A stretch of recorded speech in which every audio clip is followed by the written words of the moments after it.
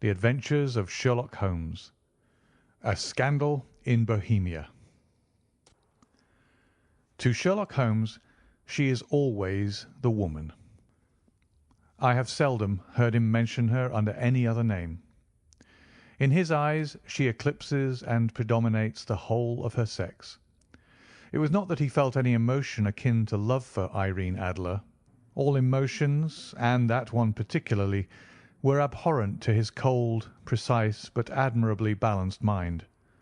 He was, I take it, the most perfect reasoning and observing machine that the world has seen. But as a lover he would have placed himself in a false position. He never spoke of the softer passions, save with a gibe and a sneer.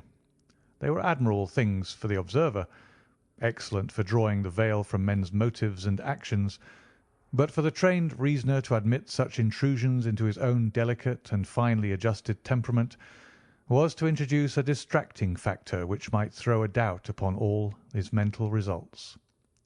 Grit in a sensitive instrument, or a crack in one of his own high-power lenses, would not be more disturbing than a strong emotion in a nature such as his. And yet there was but one woman to him, and that woman was the late Irene Adler, of dubious and questionable memory. I had seen little of Holmes lately. My marriage had drifted us away from each other. My own complete happiness, and the home-centred interests which rise up around the man who first finds himself master of his own establishment, were sufficient to absorb all my attention, while Holmes, who loathed every form of society with his whole Bohemian soul, remained in our lodgings in Baker Street, buried among his old books, and alternating from week to week between cocaine and ambition, the drowsiness of the drug and the fierce energy of his own keen nature. He was still as ever deeply attracted by the study of crime, and occupied his immense faculties and extraordinary powers of observation in following out those clues and clearing up those mysteries which had been abandoned as hopeless by the official police. From time to time I heard some vague account of his doings, of his summons to Odessa in the case of the Trepoff murder, of his clearing up of the singular tragedy of the Atkinson brothers at Trincomalee, and finally of the mission which he had accomplished so delicately and successfully for the reigning family of Holland. Beyond these signs of his activity, however, which I merely shared with all the readers of the daily press, I knew little of my former friend and companion. One night, it was on the 20th of March, 1888, I was returning from a journey to a patient, for I had now returned to civil practice, when my way led me through Baker Street. As I passed a well-remembered door, which must always be associated in my mind with my wooing and with the dark incidents of the study in Scarlet, I was seized with a keen desire to see Holmes again, and to know how he was employing his extraordinary powers. His rooms were brilliantly lit, and even as I looked up I saw his tall, spare figure pass twice in a dark silhouette against the blind. He was pacing the room swiftly, eagerly, with his head sunk upon his chest and his hands clasped behind him. To me, who knew his every mood and habit, his attitude and manner told their own story. He was at work again. He had risen out of his drug-created dreams and was hot upon the scent of some new problem. I rang the bell and was shown up to the chamber which had formerly been in part of my own.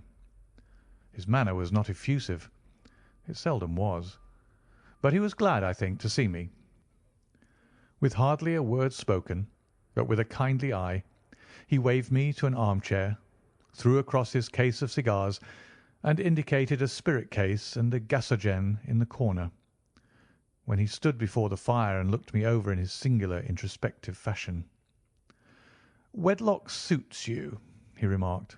"I think, Watson, that you have put on 7½ pounds since I saw you."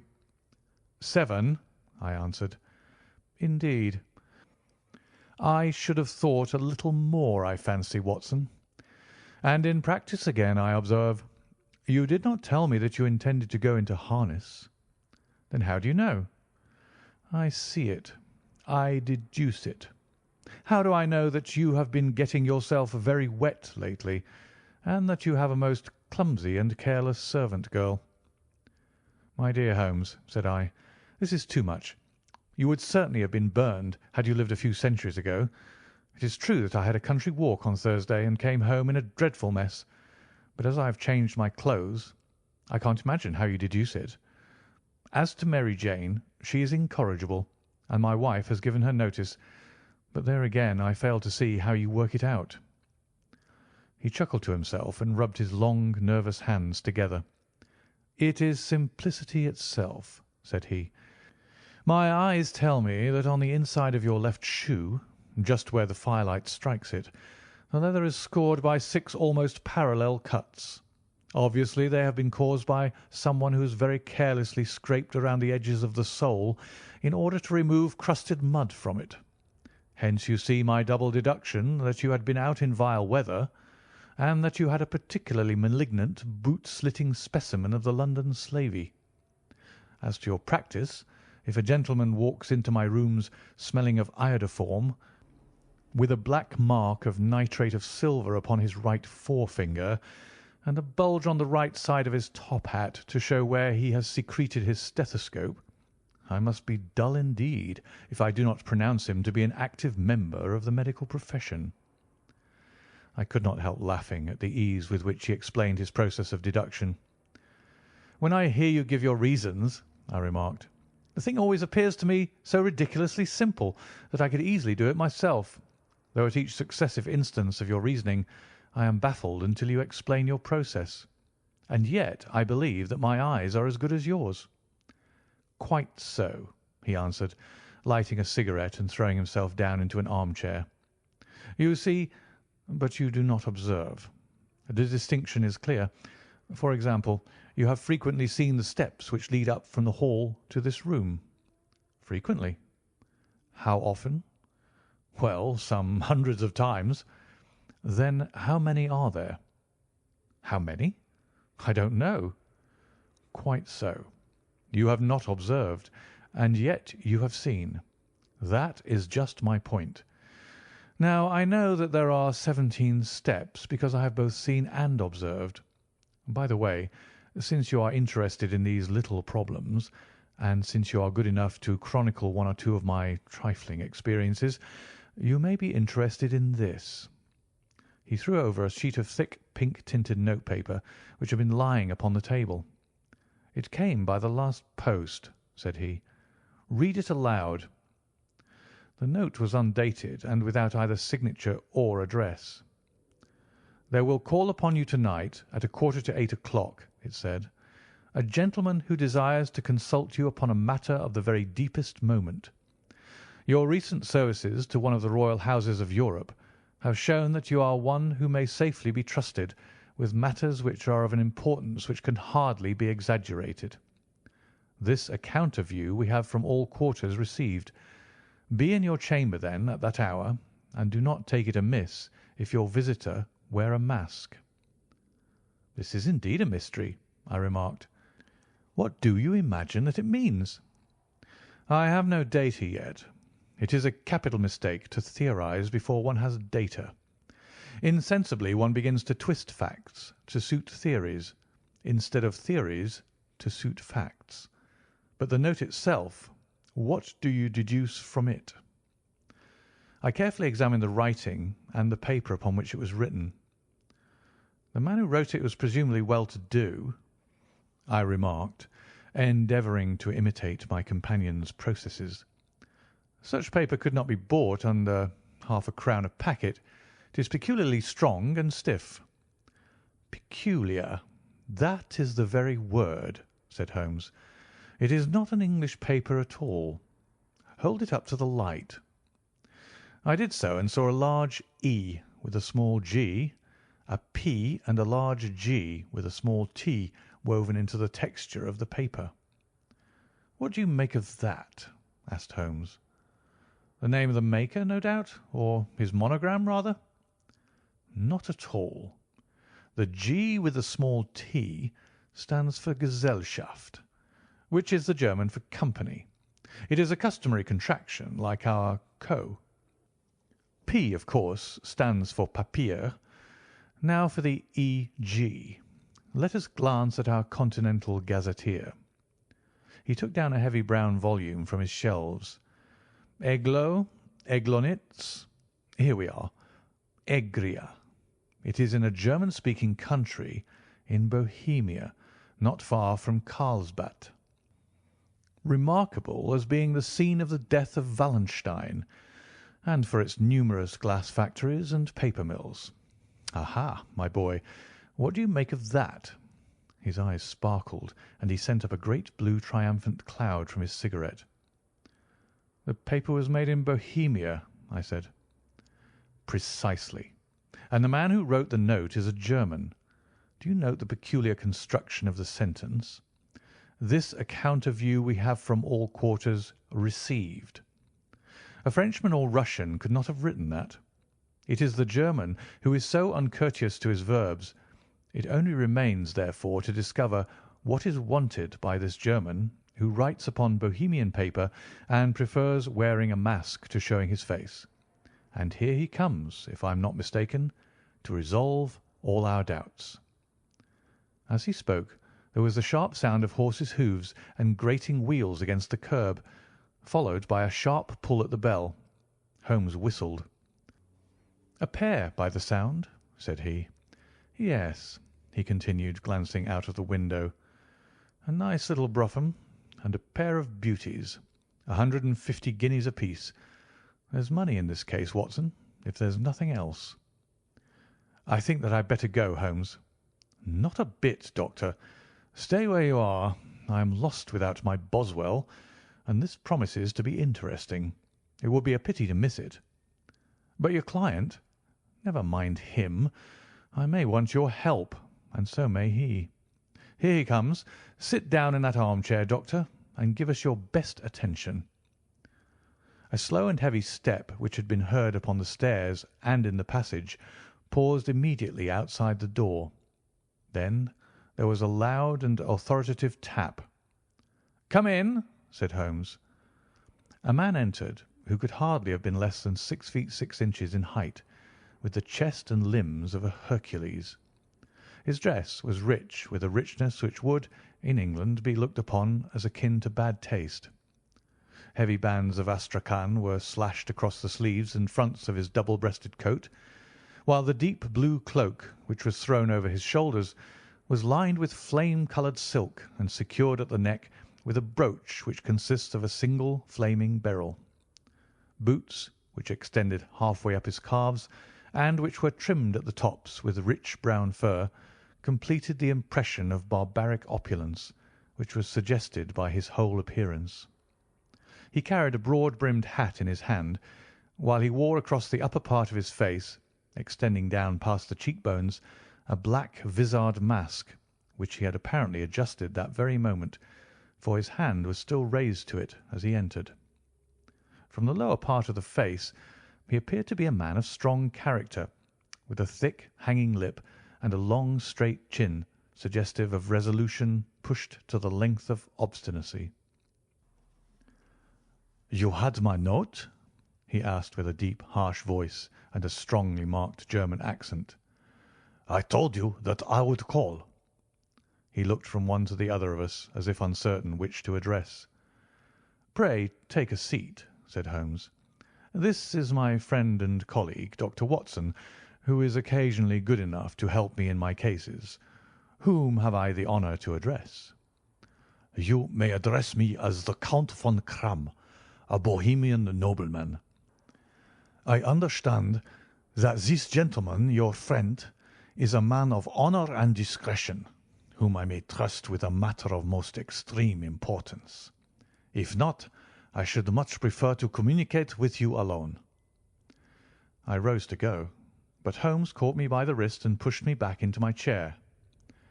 "It is both or none," said he. "You may say before this gentleman anything which you may say to me." The Count shrugged his broad shoulders.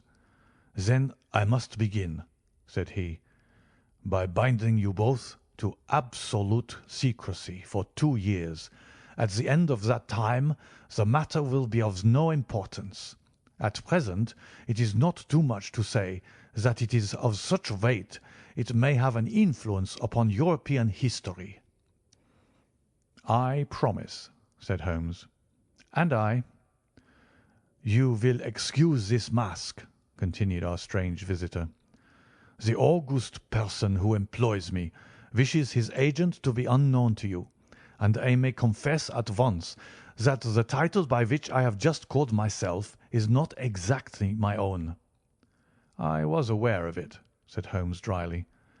"The circumstances are of great delicacy, and every precaution has to be taken to quench what might grow to be an immense scandal and seriously compromise one of the reigning families of Europe. To speak plainly, the matter implicates the great house of Ormstein, hereditary kings of Bohemia." "I was also aware of that," murmured Holmes, settling himself down in his armchair and closing his eyes. Our visitor glanced with some apparent surprise at the languid, lounging figure of the man who had been no doubt depicted to him as the most incisive reasoner and most energetic agent in Europe. Holmes slowly reopened his eyes and looked impatiently at his gigantic client. "If your Majesty would condescend to state your case," he remarked, "I should be better able to advise you." The man sprang from his chair and paced up and down the room in an uncontrollable agitation. Then, with a gesture of desperation, he tore the mask from his face and hurled it upon the ground. "You are right," he cried. "I am the king. Why should I attempt to conceal it?" "Why, indeed?" murmured Holmes. "Your Majesty had not spoken before I was aware that I was addressing Wilhelm Gottsreich Sigismund von Ormstein, Grand Duke of Cassel-Felstein and hereditary King of Bohemia." "But you can understand," said our strange visitor, sitting down once more and passing his hand over his high white forehead. "You can understand that I am not accustomed to doing such business in my own person. Yet the matter was so delicate that I could not confide it to an agent without putting myself in his power. I have come incognito from Prague for the purpose of consulting you." "Then pray consult," said Holmes, shutting his eyes once more. "The facts are briefly these. Some 5 years ago, during a lengthy visit to Warsaw, I made the acquaintance of the well-known adventuress Irene Adler. The name is no doubt familiar to you." "Kindly look her up in my index, Doctor," murmured Holmes, without opening his eyes. For many years he had adopted a system of docketing all paragraphs concerning men and things, so that it was difficult to name a subject or a person on which he could not at once furnish information. In this case I found her biography sandwiched in between that of a Hebrew rabbi and that of a staff commander who had written a monograph upon the deep-sea fishes. "Let me see," said Holmes. Born in New Jersey in the year 1858, contralto. La Scala. Prima donna Imperial Opera of Warsaw. Yes. Retired from operatic stage. Ha! Living in London. Quite so. Your Majesty, as I understand, became entangled with this young person, wrote her some compromising letters, and is now desirous of getting those letters back." "Precisely so. But how?" "Was there a secret marriage?" "None." "No legal papers or certificates?" "None." "Then I fail to follow your Majesty. If this young person should produce her letters for blackmailing or other purposes, how is she to prove their authenticity?" "There is the writing." "Pooh! Forgery." "My private notepaper." "Stolen." "My own seal." "Imitated." "My photograph." "Bought." "We were both in the photograph." "Oh, dear. That is very bad. Your Majesty has indeed committed an indiscretion." "I was mad, insane." "You have compromised yourself seriously." "I was only Crown Prince then. I was young. I am but 30 now." "It must be recovered." We have tried and failed." "Your Majesty must pay. It must be bought." "She will not sell." "Stolen, then?" 5 attempts have been made. Twice burglars in my pay ransacked her house. Once we diverted her luggage when she travelled. Twice she has been waylaid. There has been no result." "No sign of it?" "Absolutely none." Holmes laughed. "It is quite a pretty little problem," said he. "But a very serious one to me," returned the King reproachfully. "Very, indeed. And what does she propose to do with the photograph?" "To ruin me." "But how?" "I am about to be married." "So I have heard." "To Clotilde Lothman von Saxe-Meiningen, second daughter of the King of Scandinavia. You may know the strict principles of her family. She is herself the very soul of delicacy. A shadow of a doubt as to my conduct would bring the matter to an end." "And Irene Adler?" "Threatens to send them the photograph. And she will do it. I know that she will do it. You do not know her, but she has a soul of steel. She has the face of the most beautiful of women and the mind of the most resolute of men. Rather than I should marry another woman, there are no lengths to which she would not go. None." "You are sure that she has not sent it yet?" "I am sure." "And why?" "Because she has said that she would send it on the day when the betrothal was publicly proclaimed. That will be next Monday." "Oh, then we have 3 days yet," said Holmes with a yawn. "That's very fortunate, as I have 1 or 2 matters of importance to look into just at present. Your Majesty will, of course, stay in London for the present?" "Certainly. You will find me at the Langham under the name of the Count von Kramm." "Then I shall drop you a line to let you know how we progress." "Pray do so. I shall be all anxiety." "Then, as to money?" "You have carte blanche." "Absolutely?" "I tell you that I would give one of the provinces of my kingdom to have that photograph." "And for present expenses?" The King took a heavy chamois leather bag from under his cloak and laid it on the table. "There are £300 in the gold and 700 in notes," he said.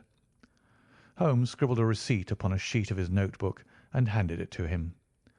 "And mademoiselle's address?" he asked. "Is Briony Lodge, Serpentine Avenue, St. John's Wood." Holmes took a note of it. "One other question," said he. "Was the photograph a cabinet?" "It was." "Then good night, Your Majesty, and I trust that we shall soon have some good news for you. And good night, Watson," he added, as the wheels of the royal brougham rolled down the street.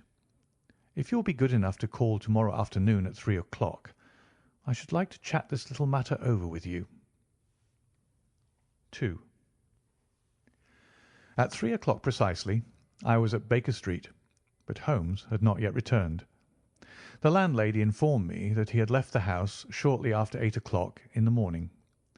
I sat down beside the fire, however, with the intention of awaiting him, however long he might be.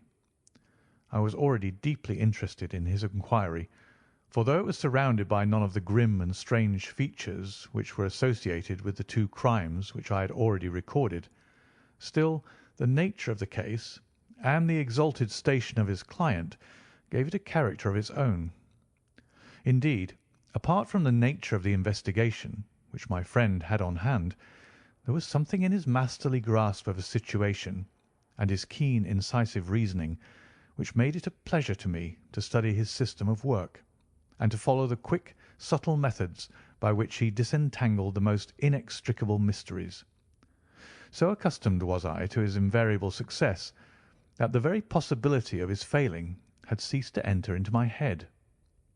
It was close upon 4 before the door opened, and a drunken-looking groom, ill-kempt and side-whiskered, with an inflamed face and disreputable clothes, walked into the room. Accustomed as I was to my friend's amazing powers in the use of disguises, I had to look 3 times before I was certain that it was indeed he. With a nod he vanished into the bedroom, whence he emerged in 5 minutes, tweed-suited and respectable, as of old. Putting his hands into his pockets, he stretched out his legs in front of the fire and laughed heartily for some minutes. "Well, really," he cried, and then he choked and laughed again until he was obliged to lie back, limp and helpless, in the chair. "What is it?" "It's quite too funny.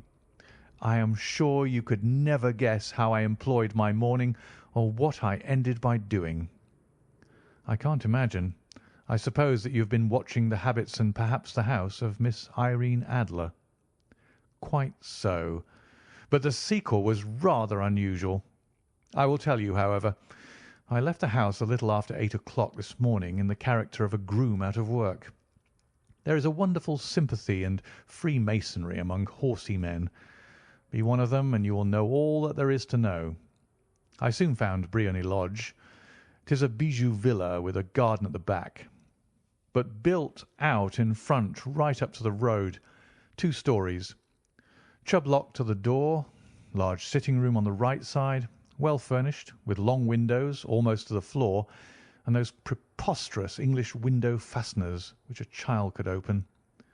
Behind there was nothing remarkable, save that the passage window could be reached from the top of the coach house. I walked round it and examined it closely from every point of view, but without noting anything else of interest. I then lounged down the street and found, as I expected, that there was a mews in a lane which runs down by one wall of the garden. I lent the ostlers a hand in rubbing down their horses, and received in exchange 2d, a glass of half and half, 2 fills of shag tobacco, and as much information as I could desire about Miss Adler, to say nothing of half a dozen other people in the neighbourhood in whom I was not the least interested, but whose biographies I was compelled to listen to. "And what of Irene Adler?" I asked. "Oh, she has turned all the men's heads down in that part. She is the daintiest thing under a bonnet on this planet. So say the Serpentine Mews to a man. She lives quietly, sings at concerts, drives out at 5 every day, and returns at 7 sharp for dinner. Seldom goes out at other times, except when she sings. Has only 1 male visitor, but a good deal of him. He is dark, handsome, and dashing, never calls less than once a day, and often twice. He is a Mr. Godfrey Norton of the Inner Temple. See the advantages of a cabman as a confidant. They had driven him home a dozen times from Serpentine Mews, and knew all about him. When I had listened to all they had to tell, I began to walk up and down near Briony Lodge once more, and to think over my plan of campaign. This Godfrey Norton was evidently an important factor in the matter. He was a lawyer. That sounded ominous. What was the relation between them, and what the object of his repeated visits? Was she his client, his friend, or his mistress? If the former, she had probably transferred the photograph to his keeping. If the latter, it was less likely. On the issue of this question depended whether I should continue my work at Briony Lodge, or turn my attention to the gentlemen's chambers in the Temple. It was a delicate point, and it widened the field of my inquiry. I fear that I bore you with these details, but I have to let you see my little difficulties if you are to understand the situation. "I am following you closely," I answered. I was still balancing the matter in my mind when a hansom cab drove up to Briony Lodge, and a gentleman sprang out. He was a remarkably handsome man, dark, aquiline, and moustached, evidently the man of whom I had heard. He appeared to be in a great hurry, shouted to the cabman to wait, and brushed past the maid, who opened the door with the air of a man who was thoroughly at home. He was in the house about half an hour, and I could catch glimpses of him in the windows of the sitting-room, pacing up and down, talking excitedly, and waving his arms. Of her I could see nothing. Presently he emerged, looking even more flurried than before. As he stepped up to the cab he pulled a gold watch from his pocket and looked at it earnestly. "Drive like the devil!" he shouted. First to Cross and Hankey's in Regent Street, and then to the Church of St. Monica in Edgware Road. Half a guinea if you do it in 20 minutes. Away they went, and I was just wondering whether I should not do well to follow them when up the lane came a neat little landau. The coachman, with his coat only half buttoned, and his tie under his ear, while all the tags of his harness were sticking out of the buckles. It hadn't pulled up before she shot out of the hall door and into it. I only caught a glimpse of her at the moment, but she was a lovely woman, with a face that a man might die for. "The Church of St. Monica, John," she cried, "and half a sovereign if you reach it in 20 minutes." This was quite too good to lose, Watson. I was just balancing whether I should run for it or whether I should perch behind her landau, when a cab came through the street. The driver looked twice at such a shabby fare, but I jumped in before he could object. "The Church of St. Monica," said I, "and half a sovereign if you reach it in 20 minutes." It was 25 minutes to 12, and of course it was clear enough what was in the wind. My cabby drove fast. I don't think I ever drove faster, but the others were there before us. The cab and the landau with their steaming horses were in front of the door when I arrived. I paid the man and hurried into the church. There was not a soul there save the two whom I had followed and a surpliced clergyman who seemed to be expostulating with them. They were all three standing in a knot in front of the altar. I lounged up the side aisle like any other idler who has dropped into a church. Suddenly, to my surprise, the three at the altar faced round to me, and Godfrey Norton came running as hard as he could towards me. "Thank God!" he cried. "You'll do. Come, come." "What then?" I asked. "Come, man, come. Only 3 minutes, or it won't be legal." I was half dragged up to the altar, and before I knew where I was, I found myself mumbling responses which were whispered in my ear, and vouching for things of which I knew nothing, and generally assisting in the secure tying up of Irene Adler, spinster, to Godfrey Norton, bachelor. It was all done in an instant, and there was the gentleman thanking me on the one side, and the lady on the other, while the clergyman beamed on me in front. It was the most preposterous position in which I have ever found myself in my life, and it was the thought of it that started me laughing just now. It seems that there had been some informality about their licence, that the clergyman absolutely refused to marry them without a witness of some sort, and that my lucky appearance saved the bridegroom from having to sally out into the streets in search of a best man. The bride gave me a sovereign, and I mean to wear it on my watch chain in memory of the occasion. "This is a very unexpected turn of affairs," said I. "And what then?" "Well, I found my plans were seriously menaced. It looked as if the pair might take an immediate departure, and so necessitate very prompt and energetic measures on my part. At the church door, however, they separated, he driving back to the Temple, and she to her own house. "I shall drive out in the park at 5 as usual," she said as she left him. I heard no more. They drove away in different directions, and I went off to make my own arrangements. "Which are?" "Some cold beef and a glass of beer," he answered, ringing the bell. "I have been too busy to think of food, and I am likely to be busier still this evening. By the way, Doctor, I shall want your cooperation." "I shall be delighted." "You don't mind breaking the law?" "Not in the least." "Nor running a chance of arrest?" "Not in a good cause." "Oh, the cause is excellent." "Then I am your man." "I was sure that I might rely on you." "But what is it you wish?" "When Mrs. Turner has brought in the tray I will make it clear to you. Now," he said, as he turned hungrily on the simple fare that our landlady had provided, "I must discuss it while I eat, for I have not much time. It is nearly 5 now. In 2 hours we must be on the scene of action. Miss Irene, or Madam, rather, returns from her drive at 7. We must be at Briony Lodge to meet her." "And what then?" "You must leave that to me. I have already arranged what is to occur. There is only one point on which I must insist. You must not interfere. Come what may, you understand." "I am to be neutral?" To do nothing whatever. There will probably be some small unpleasantness. Do not join in it. It will end in my being conveyed into the house. 4 or 5 minutes afterwards the sitting-room window will open. You are to station yourself close to that open window. Yes. You are to watch me, for I will be visible to you. Yes.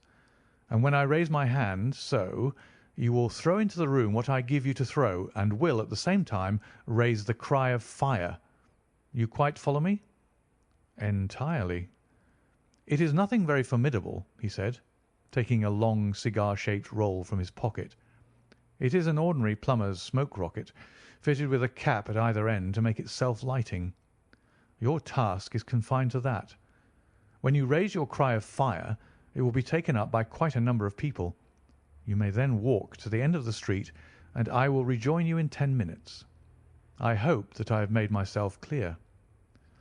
I am to remain neutral, to get near the window, to watch you, and at the signal to throw in this object, then to raise the cry of fire, and to wait you at the corner of the street. Precisely. Then you may entirely rely on me. That is excellent. I think, perhaps, it is almost time that I prepare for the new role I have to play. He disappeared into his bedroom and returned in a few minutes in the character of an amiable and simple-minded nonconformist clergyman. His broad black hat, his baggy trousers, his white tie, his sympathetic smile, and general look of peering and benevolent curiosity was such as Mr. John Hare alone could have equalled. It was not merely that Holmes changed his costume. His expression, his manner, his very soul seemed to vary with every fresh part that he assumed. The stage lost a fine actor, even as science lost an acute reasoner when he became a specialist in crime. It was 6:15 when we left Baker Street, and it still wanted 10 minutes to the hour when we found ourselves in Serpentine Avenue. It was already dusk, and the lamps were just being lighted as we paced up and down in front of Briony Lodge, waiting for the coming of its occupant. The house was just such as I had pictured it from Sherlock Holmes' succinct description, but the locality appeared to be less private than I expected. On the contrary, for a small street in a quiet neighbourhood, it was remarkably animated.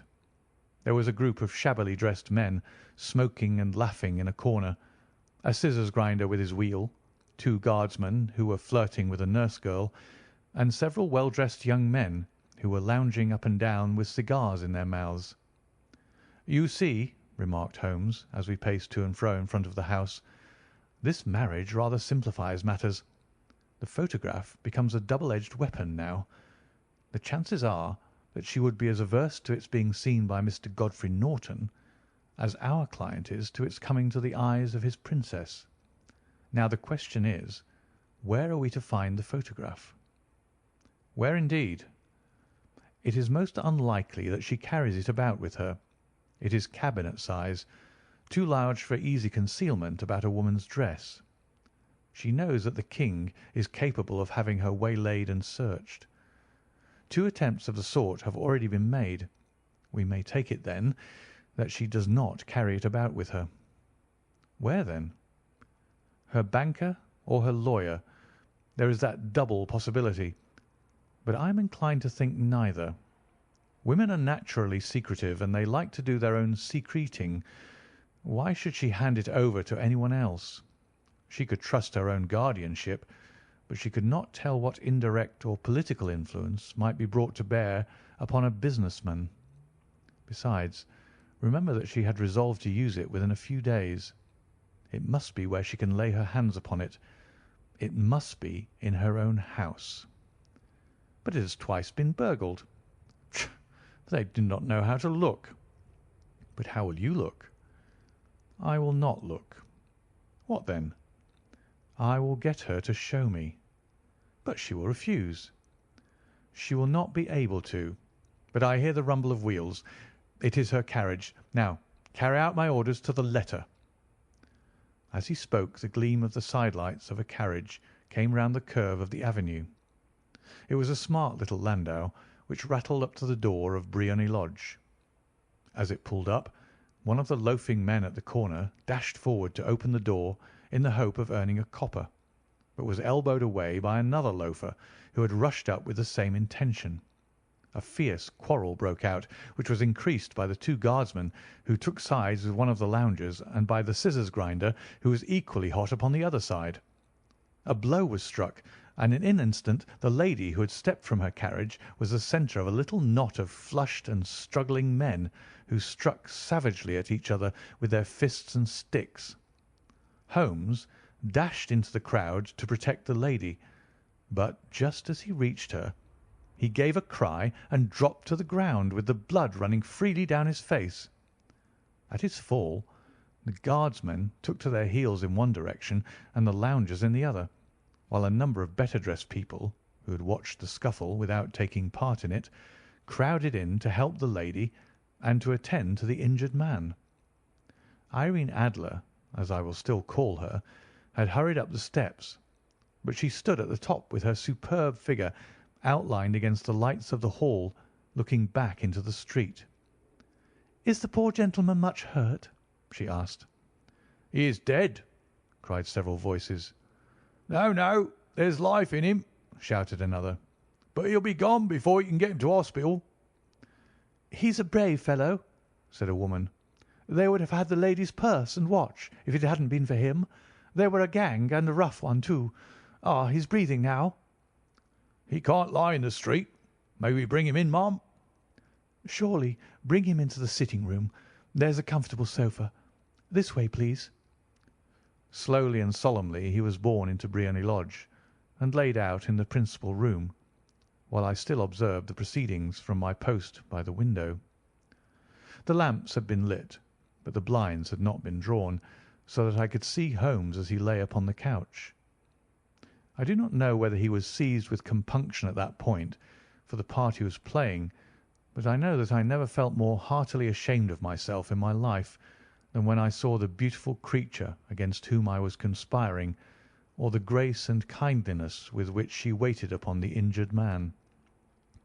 And yet it would be the blackest treachery to Holmes to draw back now from the part which he had entrusted to me.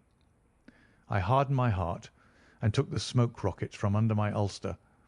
After all, I thought, we're not injuring her. We are but preventing her from injuring another. Holmes had sat upon the coach, and I saw him motion like a man who is in need of air. A maid rushed across and threw open the window.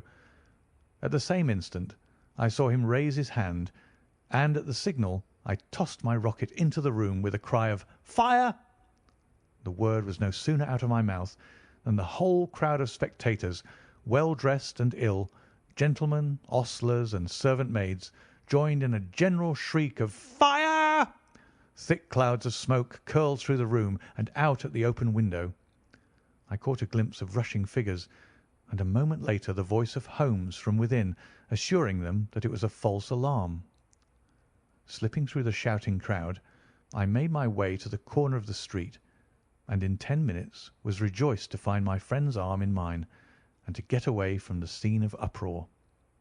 He walked swiftly and in silence for some few minutes, until we had turned down one of the quiet streets which led towards the Edgware Road. "You did it very nicely, Doctor," he remarked. "Nothing could have been better. It is all right." "You have the photograph?" "I know where it is." "And how did you find out?" "She showed me, as I told you she would." "I'm still in the dark." "I do not wish to make a mystery," said he, laughing. "The matter was perfectly simple. You, of course, saw that everyone in the street was an accomplice. They were all engaged for the evening." "I guessed as much." "Then, when the row broke out, I had a little moist red paint in the palm of my hand. I rushed forward, fell down, clapped my hand to my face, and became a piteous spectacle. It is an old trick." "That also I could fathom." "Then they carried me in. She was bound to have me in. What else could she do? And into her sitting-room, which was the very room which I suspected. It lay between that and her bedroom, and I was determined to see which. They laid me on a couch. I motioned for air. They were compelled to open the window, and you had your chance."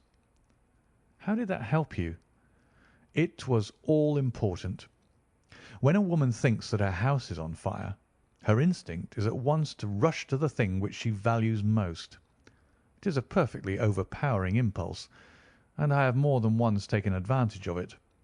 In the case of the Darlington substitution scandal, it was of use to me, and also in the Arnsworth Castle business. A married woman grabs at her baby, an unmarried one reaches for her jewel box.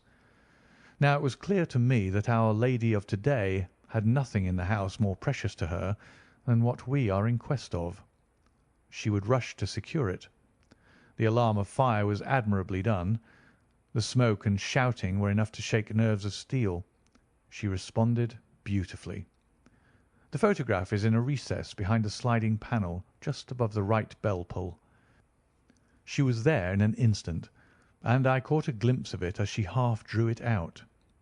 When I cried out that it was a false alarm, she replaced it, glanced at the rocket, rushed from the room, and I have not seen her since. I rose and, making my excuses, escaped from the house. I hesitated whether to attempt to secure the photograph at once, but the coachman had come in, and as he was watching me narrowly, it seemed safer to wait. A little over-precipitance may ruin all. "And now?" I asked. "Our quest is practically finished. I shall call with the King to-morrow, and with you if you care to come with us. We will be shown into the sitting-room to wait for the lady, but it is probable that when she comes she may find neither of us nor the photograph. It might be a satisfaction to His Majesty to regain it with his own hands." "And when will you call?" "At 8 in the morning. She will not be up, so that we shall have a clear field. Besides, we must be prompt, for this marriage may mean a complete change in her life and habits. I must wire to the King without delay." We had reached Baker Street and had stopped at the door. He was searching his pockets for the key when someone passing said, "Good night, Mr. Sherlock Holmes." There were several people on the pavement at the time, but the greeting appeared to come from a slim youth in an ulster who had hurried by. "I've heard that voice before," said Holmes, staring down the dimly lit street. "Now I wonder who the deuce that could have been." 3. I slept at Baker Street that night, and we were engaged upon our toast and coffee in the morning when the King of Bohemia rushed into the room.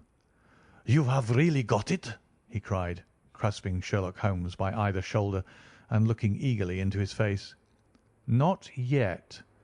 "But you have hopes?" "I have hopes." "Then come. I am all impatience to be gone." "We must have a cab." "No, my brougham is waiting." "Then that will simplify matters." We descended and started off once more for Briony Lodge. "Irene Adler is married," remarked Holmes. "Married? When?" "Yesterday." "But to whom?" "To an English lawyer named Norton." "But she could not love him?" "I am in hopes that she does." "And why in hopes?" "Because it would spare your Majesty all fear of future annoyance. If the lady loves her husband, she does not love your Majesty. If she does not love your Majesty, then there is no reason why she should interfere with your Majesty's plan." "It is true, and yet, well, I wish she had been of my own station. What a queen she would have made!" He relapsed into a moody silence, which was not broken until we drew up in Serpentine Avenue. The door of Briony Lodge was open, and an elderly woman stood upon the steps. She watched us with a sardonic eye as we stepped from the brougham. "Mr. Sherlock Holmes, I believe," said she. "I am Mr. Holmes," answered my companion, looking at her with a questioning and rather startled gaze. "Indeed. My mistress told me that you were likely to call. She left this morning with her husband by the 5:15 train from Charing Cross for the Continent." "What?" Sherlock Holmes staggered back, white with chagrin and surprise. "Do you mean that she has left England?" "Never to return." "And the papers?" asked the King hoarsely. "All is lost." "We shall see." He pushed past the servant and rushed into the drawing-room, followed by the King and myself. The furniture was scattered about in every direction, with dismantled shelves and open drawers, as if the lady had hurriedly ransacked them before her flight. Holmes rushed at the bell pull, tore back a small sliding shutter, and, plunging in his hand, pulled out a photograph and a letter. The photograph was of Irene Adler herself in evening dress. The letter was superscribed to Sherlock Holmes, Esquire, to be left till called for. My friend tore it open, and we all three read it together. It was dated at midnight of the preceding night, and ran in this way: "My dear Mr. Sherlock Holmes, you really did it very well. You took me in completely. Until after the alarm of fire I had not a suspicion. But then, when I found how I had betrayed myself, I began to think. I had been warned against you months ago. I had been told that if the King employed an agent it would certainly be you, and your address had been given to me. Yet with all this you made me reveal what you wanted to know. Even after I became suspicious, I found it hard to think evil of such a dear, kind old clergyman. But you know, I have been trained as an actress myself. Male costume is nothing new to me. I often take advantage of the freedom which it gives. I sent John the coachman to watch you, ran upstairs, got into my walking clothes, as I call them, and came down just as you departed. Well, I followed you to your door, and so made sure that I was really an object of interest to the celebrated Mr. Sherlock Holmes. Then I rather imprudently wished you good night, and started for the Temple to see my husband. We both thought the best resource was flight, when pursued by so formidable an antagonist, so you will find the nest empty when you call to-morrow. As to the photograph, your client may rest in peace. I love and am loved by a better man than he. The King may do what he will without hindrance from one whom he has cruelly wronged. I keep it only to safeguard myself, and to preserve a weapon which will always secure me from any steps which he might take in the future. I leave a photograph which he might care to possess, and I remain, dear Mr. Sherlock Holmes, very truly yours, Irene Norton, née Adler."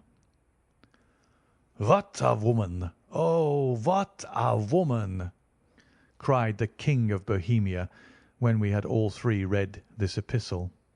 "Did I not tell you how quick and resolute she was? Would she not have made an admirable queen?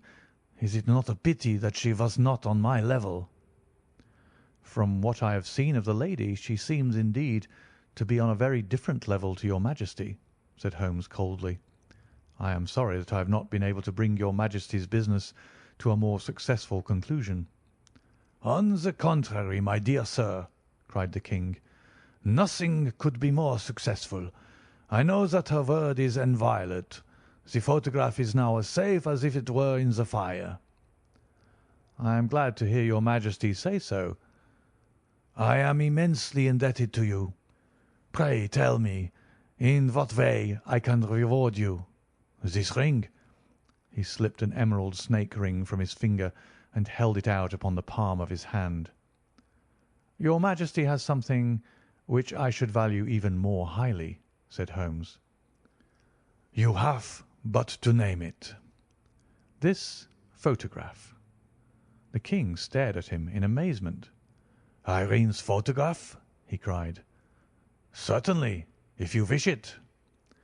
"I thank you, your Majesty. Then there is no more to be done in the matter.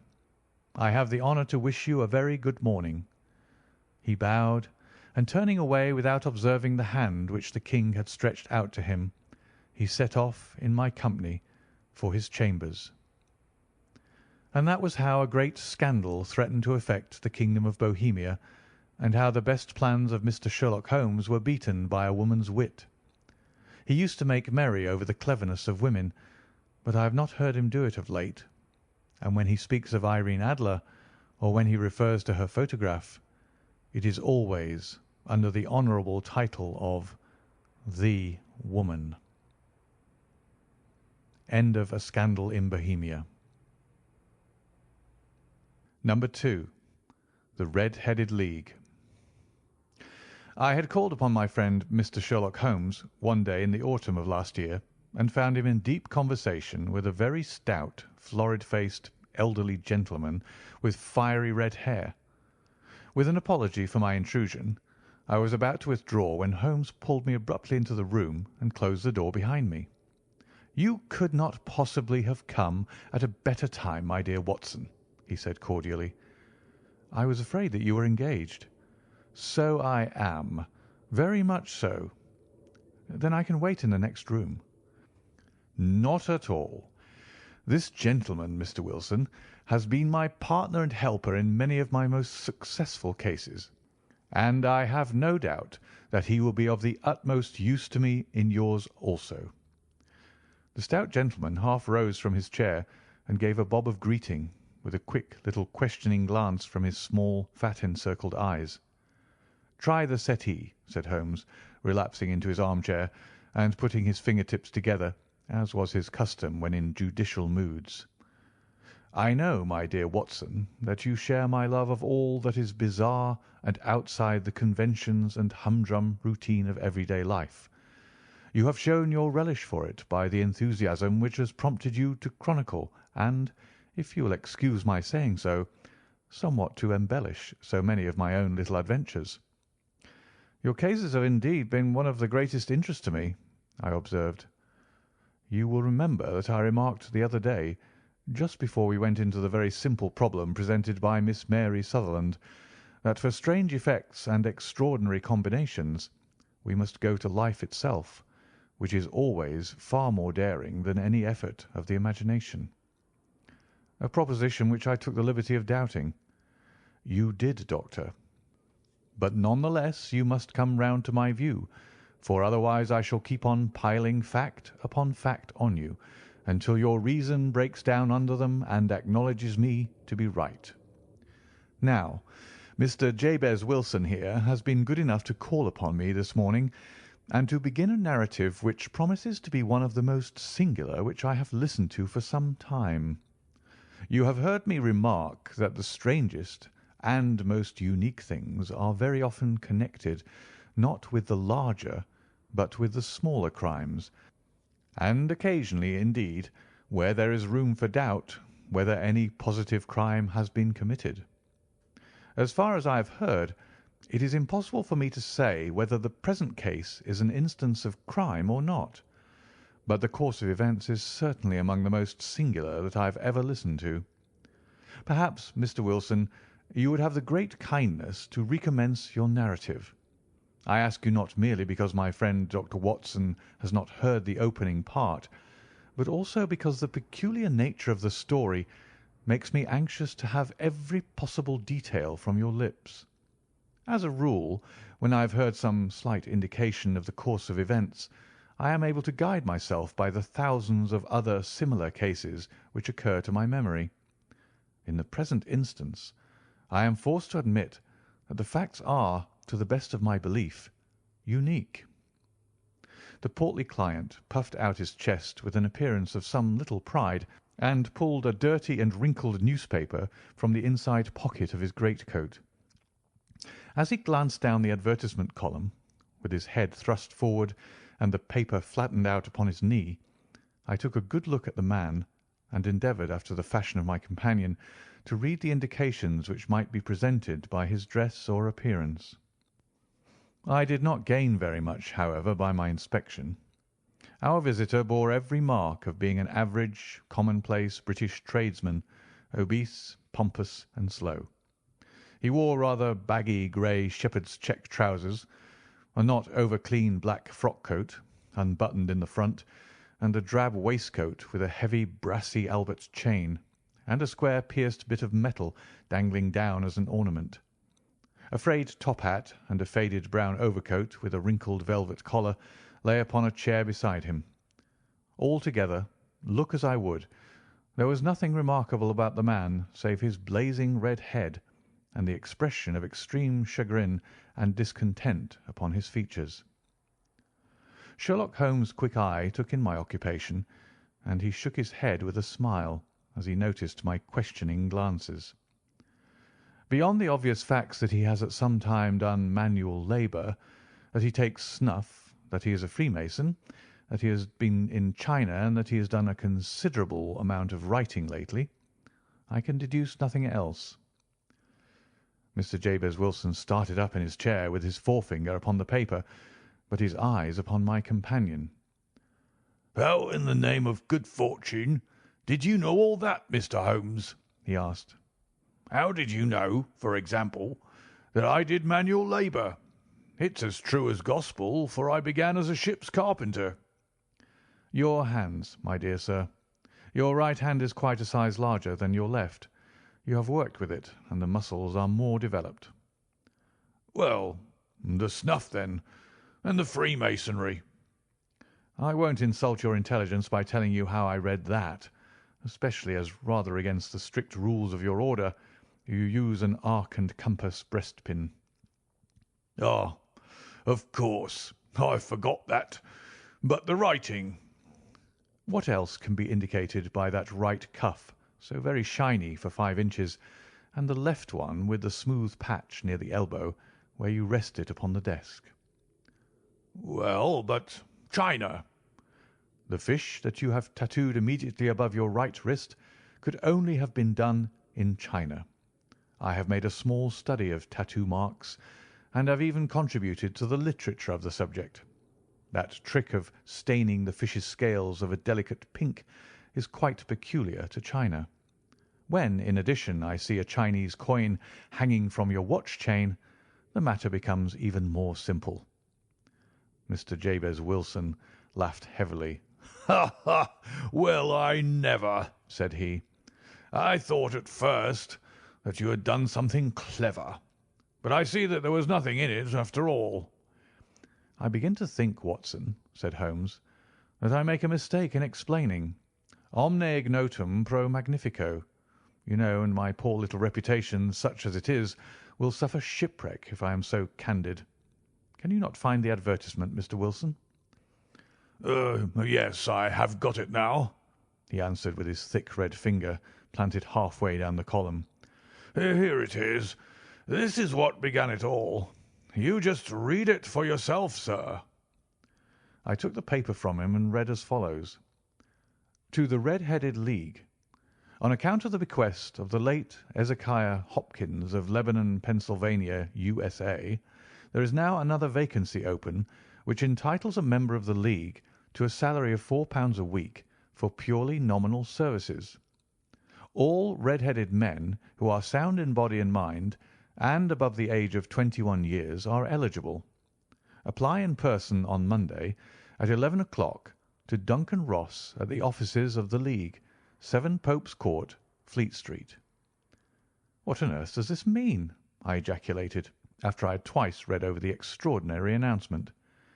Holmes chuckled and wriggled in his chair, as was his habit when in high spirits. "It is a little off the beaten track, isn't it?" said he. "And now, Mr. Wilson, off you go at scratch and tell us all about yourself, your household, and the effect which this advertisement had upon your fortunes. You will first make a note, Doctor, of the paper and the date." "It is the Morning Chronicle of April 27th, 1890. Just 2 months ago." "Very good. Now, Mr. Wilson?" "Well, it is just as I've been telling you, Mr. Sherlock Holmes," said Jabez Wilson, mopping his forehead. "I have a small pawnbroker's business at Coburg Square, near the sea. It's not a very large affair, and of late years it has not done more than just give me a living. I used to be able to keep 2 assistants, but now I only keep 1, and I would have a job to pay him, but that he is willing to come for half wages so as to learn the business." "What is the name of this obliging youth?" asked Sherlock Holmes. "His name is Vincent Spaulding, and he's not such a youth either. It's hard to say his age. I should not wish a smarter assistant, Mr. Holmes, and I know very well that he could better himself and earn twice what I'm able to give him. But after all, if he is satisfied, why should I put ideas in his head?" "Why, indeed? You seem most fortunate in having an employee who comes under the full market price. It is not a common experience among employers in this age. I don't know that your assistant is not as remarkable as your advertisement." "Oh, he has his faults too," said Mr. Wilson. "Never was such a fellow for photography.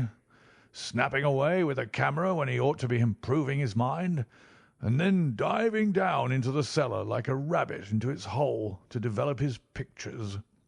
That is his main fault, but on the whole he's a good worker. There's no vice in him." "He is still with you, I presume?" "Yes, sir. He and a girl of 14 who does a bit of simple cooking and keeps the place clean. That's all I have in the house, for I am a widower and never had any family. We live very quietly, sir, the three of us, and we keep a roof over our heads and pay our debts, if we do nothing more. The first thing that put us out was that advertisement. Spaulding, he came down into the office just this day, 8 weeks, with this very paper in his hand, and he says, 'I wish to the Lord, Mr. Wilson, that I was a red-headed man.' 'Why that?' I asks. 'Why,' says he, 'here's another vacancy on the League of the Red-Headed Men. It's worth quite a little fortune to any man who gets it, and I understand that there are more vacancies than there are men, so that the trustees are at their wits' end what to do with the money. If my hair would only change colour, there's a nice little crib all ready for me to step into.' 'Why, what is it then?' I asked. 'You see, Mr. Holmes, I'm a very stay-at-home man, and as my business came to me instead of my having to go to it, I was often weeks on end without putting my foot over the door-mat. In that way, I didn't know much of what was going on outside, and I was always glad of a bit of news.' "Have you never heard of the League of the Red-Headed Men?" he asked with his eyes open. "Never? Why, I wonder at that, for you are eligible yourself for one of the vacancies." "And what are they worth?" I asked. "Oh, merely a couple of hundred a year, but the work is slight, and it need not interfere very much with one's other occupations." Well, you can easily think that that made me prick up my ears, for the business has not been over good for some years, and an extra couple of hundred would have been very handy. "Tell me all about it," said I. "Well," said he, showing me the advertisement, "you can see for yourself that the League has a vacancy, and there is the address where you should apply for particulars. As far as I can make out, the League was founded by an American millionaire, Ezekiah Hopkins, who was very peculiar in his ways. He was himself red-headed, and he had a great sympathy for all red-headed men. So when he died it was found that he had left his enormous fortune in the hands of trustees, with instructions to apply the interest to the providing of easy berths to men whose hair is of that colour. From all I hear it is splendid pay and very little to do." "But," said I, "there'd be millions of red-headed men who could apply." "Not so many as you might think," he answered. "You see, it is really confined to Londoners and to grown men. This American had started from London when he was young, and he wanted to do the old town a good turn. Then again, I have heard it is no use your applying if your hair is light red or dark red or anything but real, bright, blazing, fiery red. Now, if you cared to apply, Mr. Wilson, you would just walk in, but perhaps it would hardly be worth your while to put yourself out of the way for the sake of a few £100. Now, it is a fact, gentlemen, as you may see for yourselves, that my hair is of a very full and rich tint, so that it seemed to me that if there was to be any competition in the matter, I stood as good a chance as any man that I had ever met. Vincent Spaulding seemed to know so much about it that I thought he might prove useful. So I just ordered him to put up the shutters for the day and to come right away with me. He was very willing to have a holiday, so we shut the business up and started off for the address that was given us in the advertisement. I never hope to see such a sight as that again, Mr. Holmes. From north, south, east, and west, Every man who had a shade of red in his hair had tramped into the city to answer the advertisement. Fleet Street was choked with red-headed folk, and Pope's Court looked like a coster's orange barrow. I should not have thought there were so many in the whole country as were brought together by that single advertisement. Every shade of colour they were: straw, lemon, orange, brick, Irish setter, liver, clay. But, as Spaulding said, there were not many who had the real vivid flame-coloured tint. When I saw how many were waiting, I would have given it up in despair, but Spaulding would not hear of it. How he did it I could not imagine, but he pushed and pulled and butted until he got me through the crowd and right up to the steps which led to the office. There was a double stream upon the stair, some going up in hope and some coming back dejected. But we wedged in as well as we could, and soon found ourselves in the office. "Your experience has been a most entertaining one," remarked Holmes as his client paused and refreshed his memory with a huge pinch of snuff. "Pray continue your very interesting statement." There was nothing in the office but a couple of wooden chairs and a deal table, behind which sat a small man with a head that was even redder than mine. He said a few words to each candidate as he came up, and then he always managed to find some fault in them which would disqualify them. Getting a vacancy did not seem to be such a very easy matter after all. However, when our turn came, the little man was much more favourable to me than to any of the others, and he closed the door as we entered, so that he might have a private word with us. "This is Mr. Jabez Wilson," said my assistant. "and he is willing to fill in a vacancy in the League." "And he is admirably suited for it," the other answered. "He has every requirement. I cannot recall when I have seen anything so fine." He took a step backward, cocked his head on one side, and gazed at my hair until I felt quite bashful. Then suddenly he plunged forward, wrung my hand, and congratulated me warmly on my success. "It would be injustice to hesitate," said he.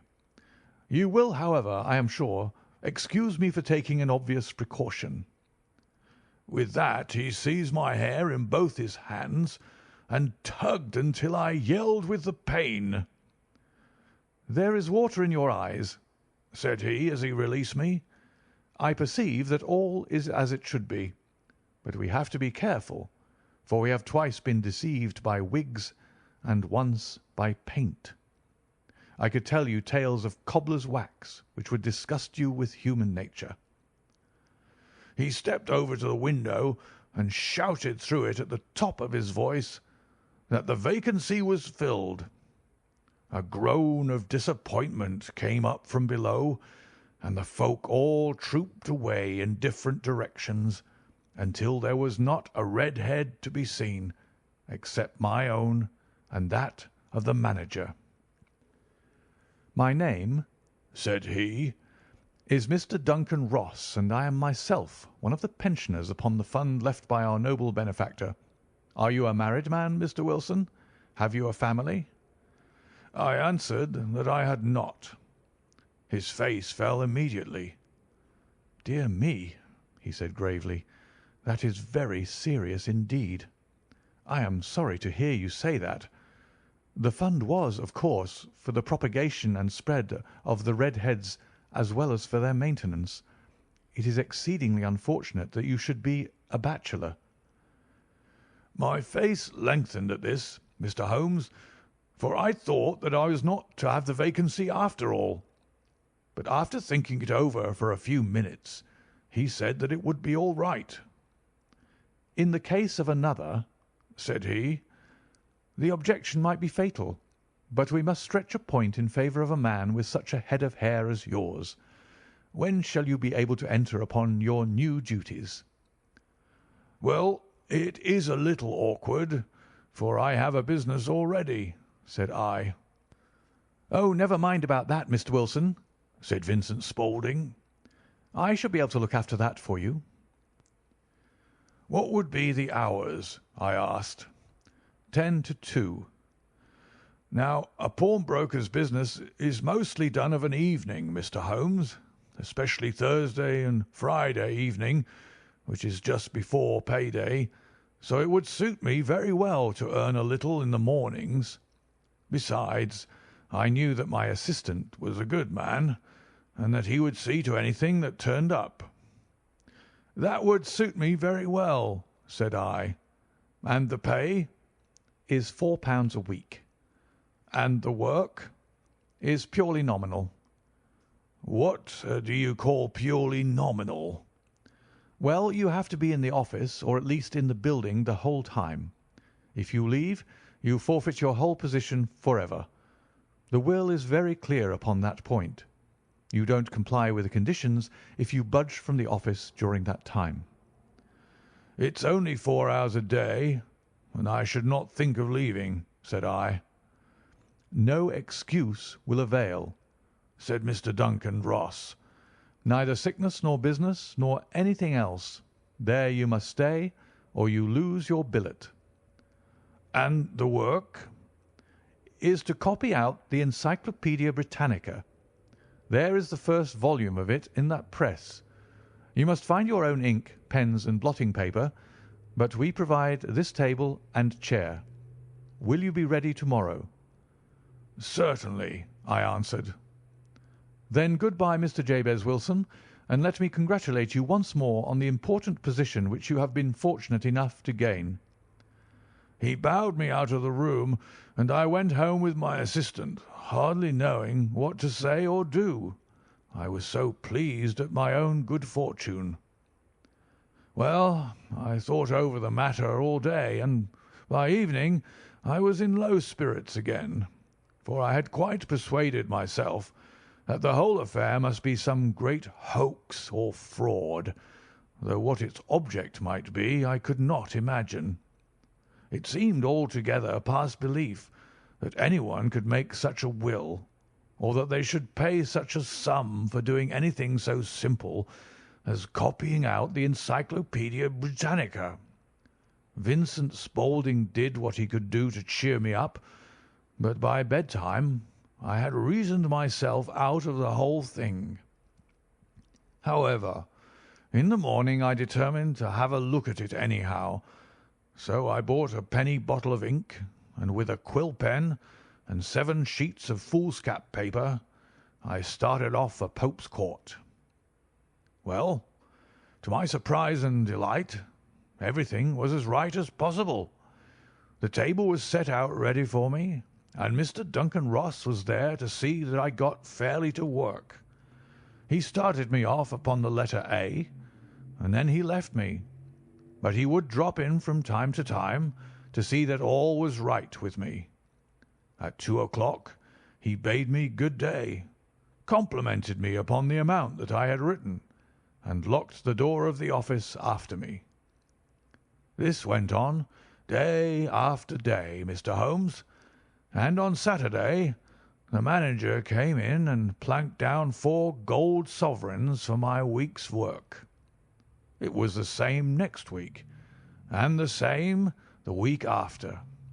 Every morning I was there at 10, and every afternoon I left at 2. By degrees, Mr. Duncan Ross took to coming in only once of a morning, and then, after a time, he did not come in at all.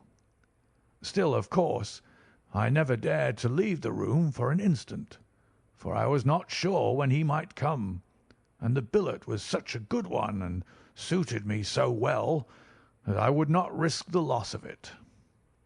8 weeks passed away like this, and I had written about abbots and archery and armour and architecture and Attica, and hoped with diligence that I might get on to the B's before very long. It cost me something in foolscap, and I had pretty nearly filled a shelf with my writings, and then suddenly the whole business came to an end." "To an end?" "Yes, sir, and no later than this morning.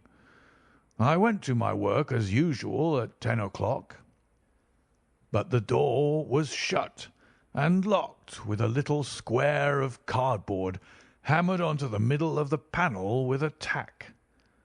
Here it is, and you can read for yourself." He held up a piece of white cardboard about the size of a sheet of notepaper. It read in this fashion: "The Red-Headed League is dissolved.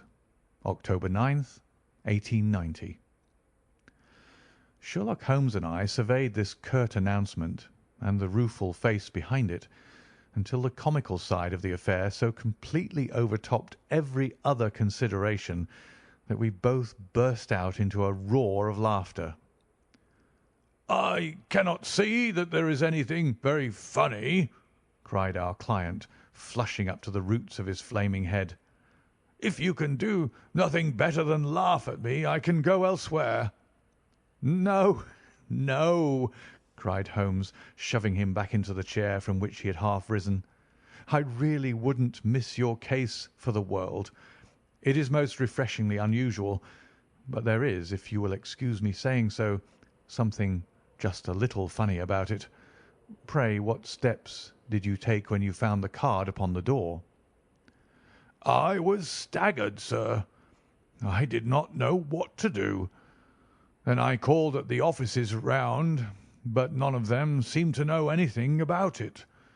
Finally I went to the landlord, who is an accountant living on the ground floor, and I asked him if he could tell me what had become of the Red-Headed League. He said that he had never heard of any such body. Then I asked him who Mr. Duncan Ross was. He answered that the name was new to him. 'Well,' said I, 'the gentleman at number 4. "What, the red-headed man?" "Yes." "Oh," said he. "His name was William Morris. He was a solicitor and was using my room as a temporary convenience until his new premises were ready. He moved out yesterday." "Where could I find him?" "Oh, at his new offices. He did tell me the address. Yes, 17 King Edward Street, near St. Paul's." "I started off, Mr. Holmes, but when I got to that address, it was a manufactory of artificial kneecaps, and no one in it had ever heard of either Mr. William Morris or Mr. Duncan Ross." "And what did you do then?" asked Holmes. "I went home to Saxe Coburg Square, and I took the advice of my assistant, but he could not help me in any way. He could only say that if I waited I should hear by post. But that was not quite good enough, Mr. Holmes. I did not wish to lose such a place without a struggle. So, as I had heard that you were good enough to give advice to poor folk who were in need of it, I came right away to you." "And you did very wisely," said Holmes. "Your case is an exceedingly remarkable one, and I shall be happy to look into it. From what you have told me, I think that it is possible that graver issues hang from it than might at first sight appear." "Grave enough," said Mr. Jabez Wilson. "Why, I have lost £4 a week." "As far as you are personally concerned," remarked Holmes, "I do not see that you have any grievance against this extraordinary league. On the contrary, you are, as I understand, richer by some £30, to say nothing of the minute knowledge which you have gained on every subject which comes under the letter A. You have lost nothing by them." "No, sir, but I want to find out about them, and who they are, and what their object was in playing this prank, if it was a prank, upon me. It was a pretty expensive joke for them, for it cost them £32. "We shall endeavour to clear up these points for you. And first, one or two questions, Mr. Wilson. This assistant of yours who first called your attention to the advertisement, How long had he been with you?" "Oh, about a month then." "How did he come?" "In answer to an advertisement." "Was he the only applicant?" "No, I had a dozen." "Why did you pick him?" "Because he was handy and would come cheap." "At half wages, in fact?" "Yes." "What is he like, this Vincent Spaulding?" "Small, stout built, very quick in his ways, no hair on his face, though he's not short of 30. Has a white splash of acid upon his forehead." Holmes sat up in his chair in considerable excitement. "I thought as much," said he. "Have you ever observed that his ears are pierced for earrings?" "Yes, sir. He told me that a gipsy had done it for him when he was a lad." "Hmm," said Holmes, sinking back in deep thought. "He is still with you?" "Oh, yes, sir. I have only just left him." "And has your business been attended to in your absence?" "Nothing to complain of, sir. There's never very much to do of a morning." "That will do, Mr. Wilson. I shall be happy to give you an opinion upon the subject in the course of a day or two. To-day is Saturday, and I hope that by Monday we may come to a conclusion." "Well, Watson," said Holmes when our visitor had left us, "what do you make of it all?" "I make nothing of it," I answered frankly. "It is a most mysterious business." "As a rule," said Holmes, "the more bizarre a thing is, the less mysterious it proves to be. It is your commonplace, featureless crimes which are really puzzling, just as a commonplace face is the most difficult to identify. But I must be prompt over this matter." "What are you going to do, then?" I asked. "To smoke," he answered. "It is quite a three-pipe problem, and I beg that you won't speak to me for 50 minutes." He curled himself up in his chair with his thin knees drawn up to his hawk-like nose, and there he sat with his eyes closed and his black clay pipe thrusting out like the bill of some strange bird. I had come to the conclusion that he had dropped asleep, and indeed was nodding myself, when he suddenly sprang out of his chair with the gesture of a man who has made up his mind and put his pipe down upon the mantelpiece. "Sarasate plays at the St. James's Hall this afternoon," he remarked. "What do you think, Watson? Could your patient spare you for a few hours?" "I have nothing to do to-day. My practice is never very absorbing." "Then put on your hat and come. I am going through the city first, and we can have some lunch on the way. I observe that there is a good deal of German music on the programme, which is rather more to my taste than Italian or French. It is introspective, and I want to introspect. Come along." We travelled by the Underground as far as Aldersgate, and a short walk took us to the Saxe Coburg Square, the scene of the singular story which we had listened to in the morning. It was a poky, little, shabby, genteel place where 4 lines of dingy, 2-storied brick houses looked out into a small, railed-in enclosure, where a lawn of weedy grass and a few clumps of faded laurel bushes made a hard fight against a smoke-laden and uncongenial atmosphere.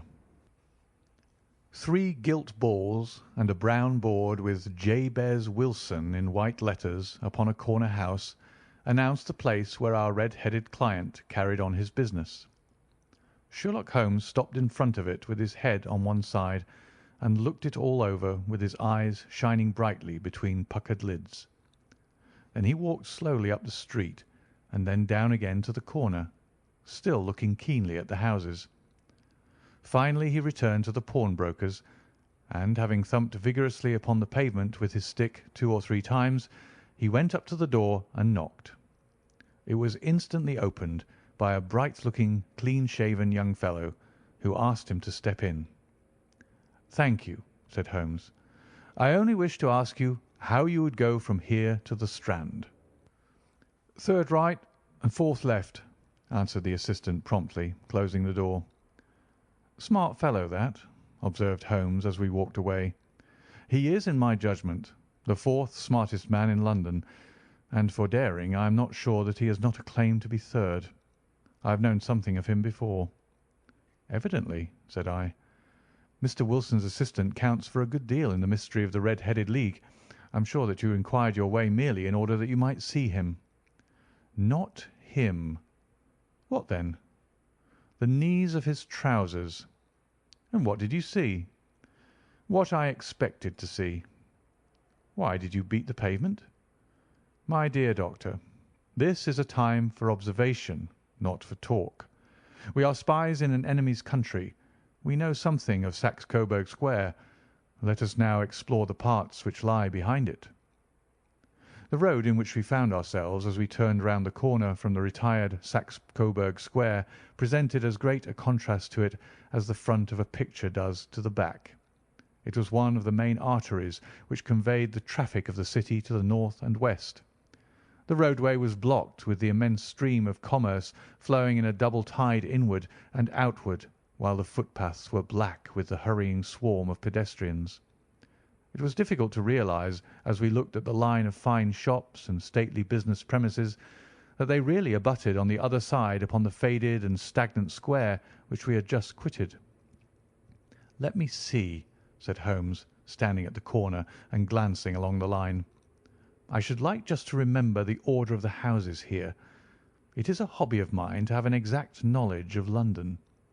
There is Mortimer's, the tobacconist, the little newspaper shop, the Coburg branch of the City and Suburban Bank, the Vegetarian Restaurant, and Macfarlane's carriage building depot.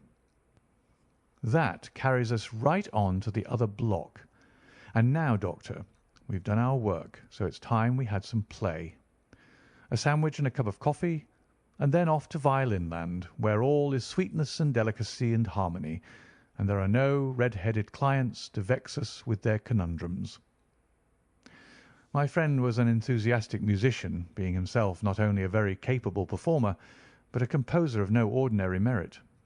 All the afternoon he sat in the stalls, wrapped in the most perfect happiness, gently waving his long, thin fingers in time to the music, while his gently smiling face and his languid, dreamy eyes were as unlike those of Holmes the sleuth-hound, Holmes the relentless, keen-witted, ready-handed criminal agent, as it was possible to conceive. In his singular character, the dual nature alternately asserted itself, and his extreme exactness and astuteness represented, as I have often thought, the reaction against the poetic and contemplative mood which occasionally predominated in him. The swing of his nature took him from extreme languor to devouring energy, and, as I knew well, he was never so truly formidable as when, for days on end, he had been lounging in his armchair amid his improvisations and his black-letter editions. Then it was that the lust of the chase would suddenly come upon him, and that his brilliant reasoning power would rise to the level of intuition, until those who were unacquainted with his methods would look askance at him as on a man whose knowledge was not that of other mortals. When I saw him that afternoon so enwrapped in the music at St. James's Hall, I felt that an evil time might be coming upon those whom he had set himself to hunt down. "You want to go home, no doubt, Doctor," he remarked as we emerged. "Yes, it would be as well. And I have some business to do which will take some hours. This business at Coburg Square is serious." "Why serious?" "A considerable crime is in contemplation. I have every reason to believe that we shall be in time to stop it. But to-day being Saturday rather complicates matters. I shall want your help to-night." "At what time?" 10 will be early enough. I shall be at Baker Street at 10. "Very well. And I say, Doctor, there may be some little danger, so kindly put your army revolver in your pocket." He waved his hand, turned on his heel, and disappeared in an instant among the crowd. I trust that I am not more dense than my neighbours, but I was always oppressed with a sense of my own stupidity in my dealings with Sherlock Holmes. Here I had heard what he had heard. I had seen what he had seen. And yet from his words it was evident that he saw clearly not only what had happened, but what was about to happen, while to me the whole business was still confused and grotesque. As I drove home to my house in Kensington, I thought over it all, from the extraordinary story of the red-headed copier of the Encyclopaedia down to the visit to Saxe Coburg Square, and the ominous words with which he had parted from me. What was this nocturnal expedition, and why should I go armed? Where were we going, and what were we to do? I had the hint from Holmes that this smooth-faced pawnbroker's assistant was a formidable man, a man who might play a deep game. I tried to puzzle it out, but gave it up in despair, and set the matter aside until night should bring an explanation. It was 9:15 when I started from home and made my way across the park and so through Oxford Street to Baker Street. 2 hansoms were standing at the door, and as I entered the passage I heard the sound of voices from above. On entering his room, I found Holmes in an animated conversation with 2 men, one of whom I recognised as Peter Jones, the official police agent, while the other was a long, thin, sad-faced man with a very shiny hat and oppressively respectable frock-coat. "Ha! Our party is complete," said Holmes, buttoning up his pea-jacket and taking his heavy hunting crop from the rack. "Watson, I think you know Mr. Jones of Scotland Yard. Let me introduce you to Mr. Merryweather, who is to be our companion in tonight's adventure." "We are hunting in couples again, Doctor, you see," said Jones in his consequential way. "Our friend here is a wonderful man for starting a chase. All he wants is an old dog to help him to do the running down." "I hope a wild goose may not prove to be the end of our chase," observed Mr. Merryweather gloomily. "You may place considerable confidence in Mr. Holmes, sir," said the police agent loftily. "He has his own little methods, which are, if you won't mind my saying so, just a little too theoretical and fantastic, but he has the makings of a detective in him. It is not too much to say that once or twice, as in that business of the Sholto murder and the Agra treasure, he has been more nearly correct than the official force." "Oh, if you say so, Mr. Jones, it is all right," said the stranger with deference. "Still, I confess that I miss my rubber. It is the first Saturday night for 27 years that I have not had my rubber." "I think you will find," said Sherlock Holmes, "that you will play for a higher stake to-night than you have ever done yet, and that the play will be more exciting.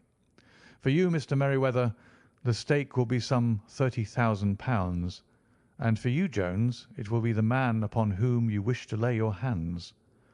"John Clay, the murderer, thief, smasher, and forger. He's a young man, Mr. Merryweather, but he is at the head of his profession, and I would rather have my bracelets on him than any criminal in London. He's a remarkable man, is young John Clay. His grandfather was a royal duke, and he himself has been to Eton and Oxford. His brain is as cunning as his fingers, and though we might meet signs of him at every turn, we never know where to find the man himself. He'll crack a crib in Scotland one week, and be raising money to build an orphanage in Cornwall the next. I've been on his track for years, and have never set eyes on him yet." "I hope that I might have the pleasure of introducing you to-night." "I've had 1 or 2 little turns also with Mr. John Clay, and I agree with you that he is at the head of his profession.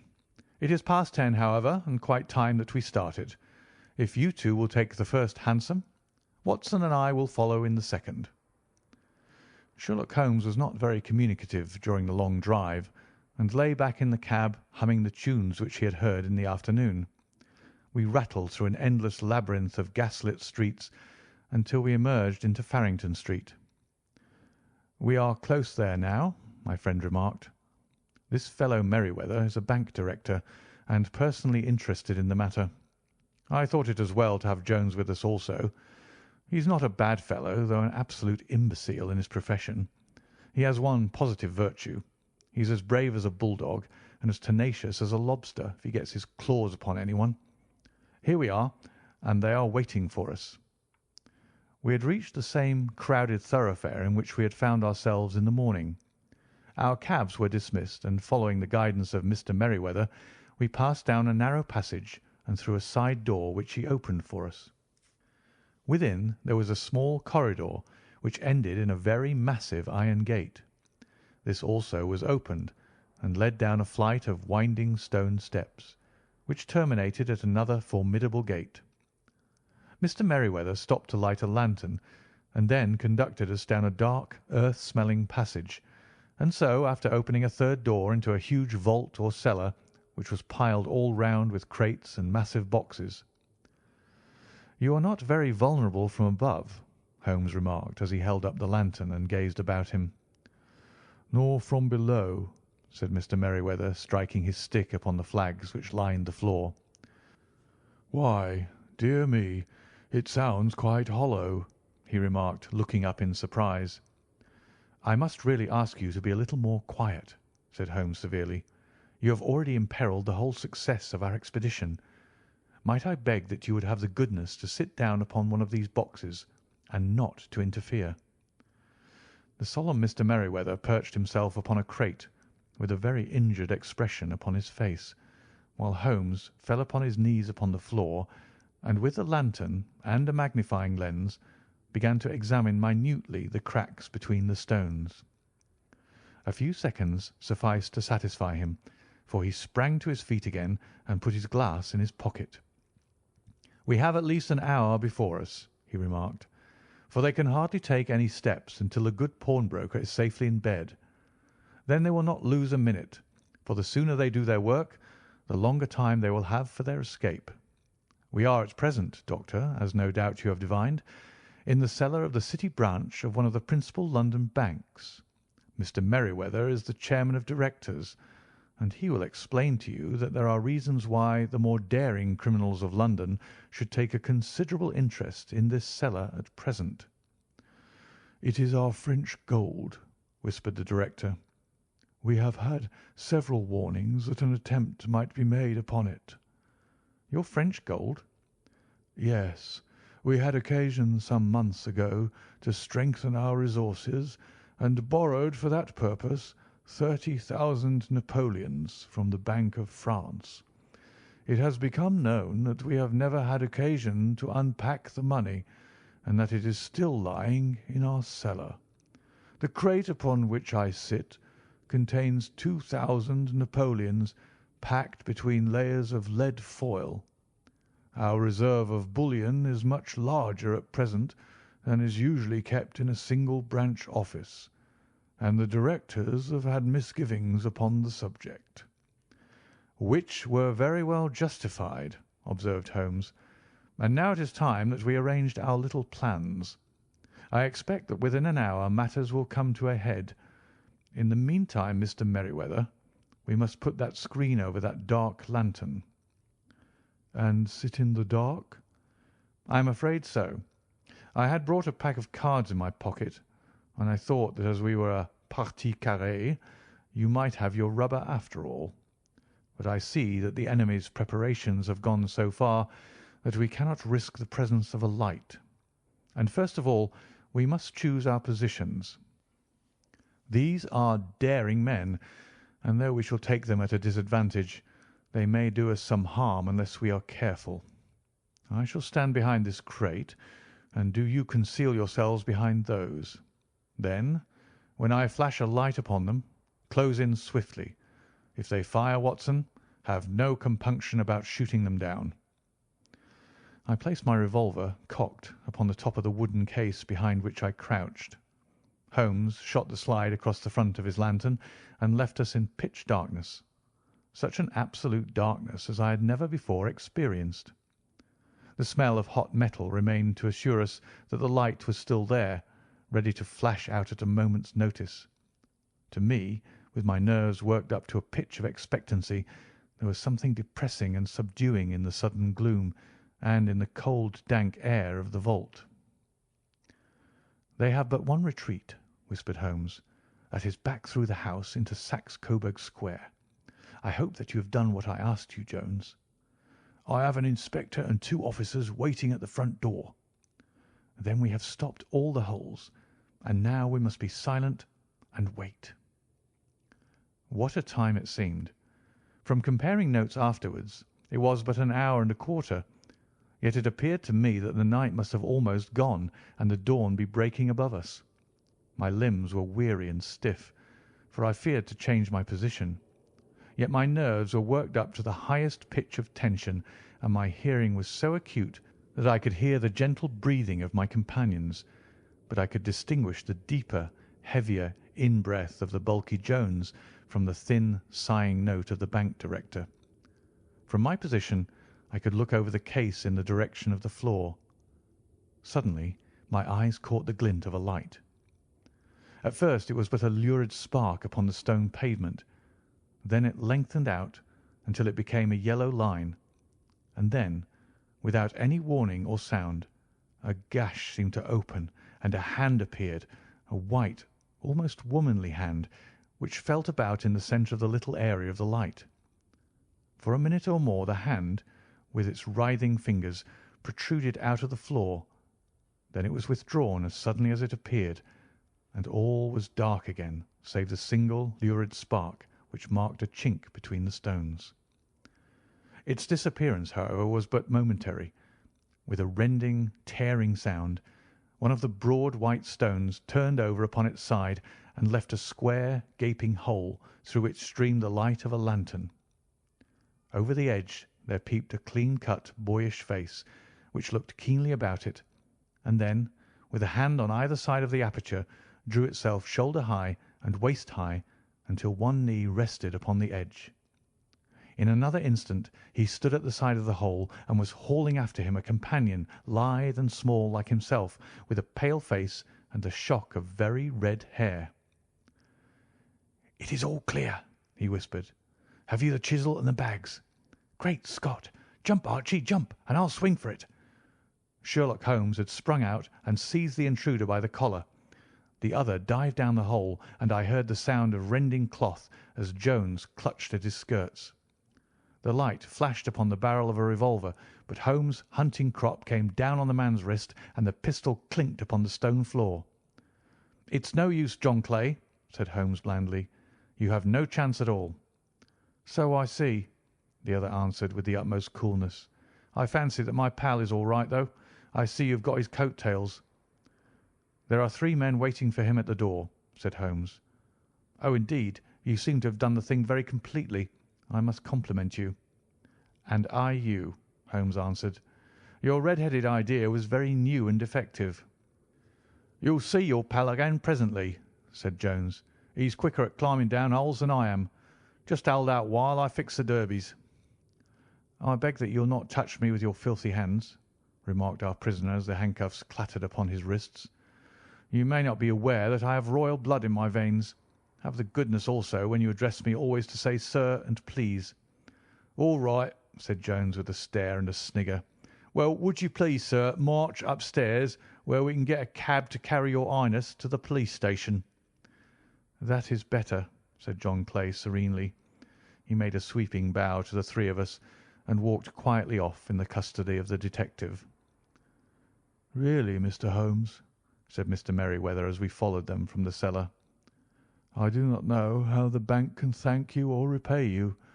There is no doubt that you have detected and defeated in the most complete manner one of the most determined attempts at bank robbery that have ever come within my experience." "I have had 1 or 2 little scores of my own to settle with Mr. John Clay," said Holmes. "I have been at some small expense over this matter, which I shall expect the bank to refund. But beyond that I am amply repaid by having had an experience which is in many ways unique, and by hearing the very remarkable narrative of the Red-Headed League. You see, Watson," he explained in the early hours of the morning as we sat over a glass of whisky and soda in Baker Street, "it was perfectly obvious from the first that the only possible object of this rather fantastic business of the advertisement of the League and the copying of the encyclopaedia must be to get this not-over-bright pawnbroker out of the way for a number of hours every day. It was a curious way of managing it, but really it would be difficult to suggest a better. The method was no doubt suggested to Clay's ingenious mind by the colour of his accomplice's hair. The £4 a week was a lure which must draw him, and what was it to them who were playing for thousands? They put in the advertisement, One rogue has the temporary office, the other rogue incites the man to apply for it, and together they manage to secure his absence every morning in the week. From the time that I heard of the assistant having come for half wages, it was obvious to me that he had some strong motive for securing the situation. But how could you guess what the motive was? Had there been women in the house, I should have suspected a mere vulgar intrigue. That, however, was out of the question. The man's business was a small one, and there was nothing in his house which could account for such elaborate preparations and such an expenditure as they were at. It must, then, be something out of the house. What could it be? I thought of the assistant's fondness for photography and his trick of vanishing into the cellar. The cellar. There was the end of this tangled clue. Then I made inquiries as to this mysterious assistant, and found that I had to deal with one of the coolest and most daring criminals in London. He was doing something in the cellar, something which took many hours a day for months on end. What could it be once more? I could think of nothing save that he was running a tunnel to some other building. So far I had got when we went to visit the scene of action. I surprised you by beating upon the pavement with my stick. I was ascertaining whether the cellar stretched out in front or behind. It was not in front. Then I rang the bell, and, as I hoped, the assistant answered it. We have had some skirmishes, but we had never set eyes upon each other before. I hardly looked at his face. His knees were what I wished to see. You must yourself have remarked how worn, wrinkled, and stained they were. They spoke of those hours of burrowing. The only remaining point was what they were burrowing for. I walked round the corner, saw the City and Suburban Bank abutted on our friend's premises, and felt that I had solved my problem. When you drove home after the concert, I called upon Scotland Yard and upon the chairman of the bank directors, with the result that you have seen. And how could you tell that they would make their attempt tonight? I asked. Well, when they closed their League offices, that was a sign that they cared no longer about Mr. Jabez Wilson's presence. In other words, that they had completed their tunnel. But it was essential that they should use it soon, as it might be discovered or the bullion might be removed. Saturday would suit them better than any other day, as it would give them 2 days for their escape. For all these reasons, I expected them to come tonight. You reasoned it out beautifully, I exclaimed in unfeigned admiration. It is so long a chain, and yet every link rings true. It saved me from ennui, he answered, yawning. Alas, I already feel it closing in upon me. My life is spent in one long effort to escape from the commonplaces of existence. These little problems help me to do so. And you are a benefactor of the race, said I. He shrugged his shoulders. Well, perhaps, after all, it is of some little use, he remarked. L'homme c'est rien, l'œuvre c'est tout, as Gustave Flaubert wrote to George Sand. End of The Red-Headed League. Story number 3. A Case of Identity. My dear fellow, said Sherlock Holmes, as we sat on either side of the fire in his lodgings at Baker Street, life is infinitely stranger than anything which the mind of man could invent. We would not dare to conceive the things which are really mere commonplaces of existence. If we could fly out of that window hand in hand, hover over this great city, gently remove the roofs, and peep in at the queer things which are going on, the strange coincidences, the plannings, the cross-purposes, the wonderful chains of events, working through generations and leading to the most outré results, it would make all fiction, with its conventionalities and foreseen conclusions, most stale and unprofitable. And yet I am not convinced of it, I answered.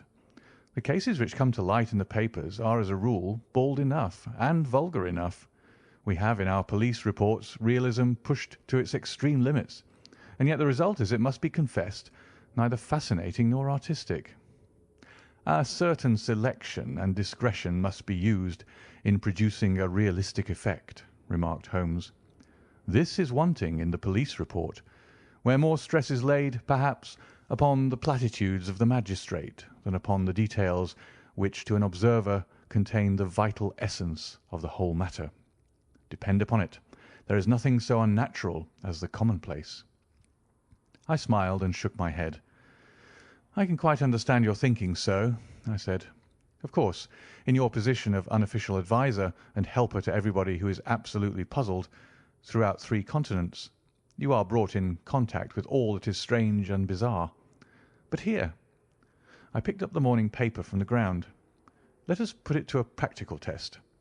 Here is the first heading upon which I come: 'A husband's cruelty to his wife.' There is half a column of print, but I know without reading it that it is all perfectly familiar to me. There is, of course, the other woman, the drink, the push, the blow, the bruise, the sympathetic sister or landlady. The crudest of writers could invent nothing more crude."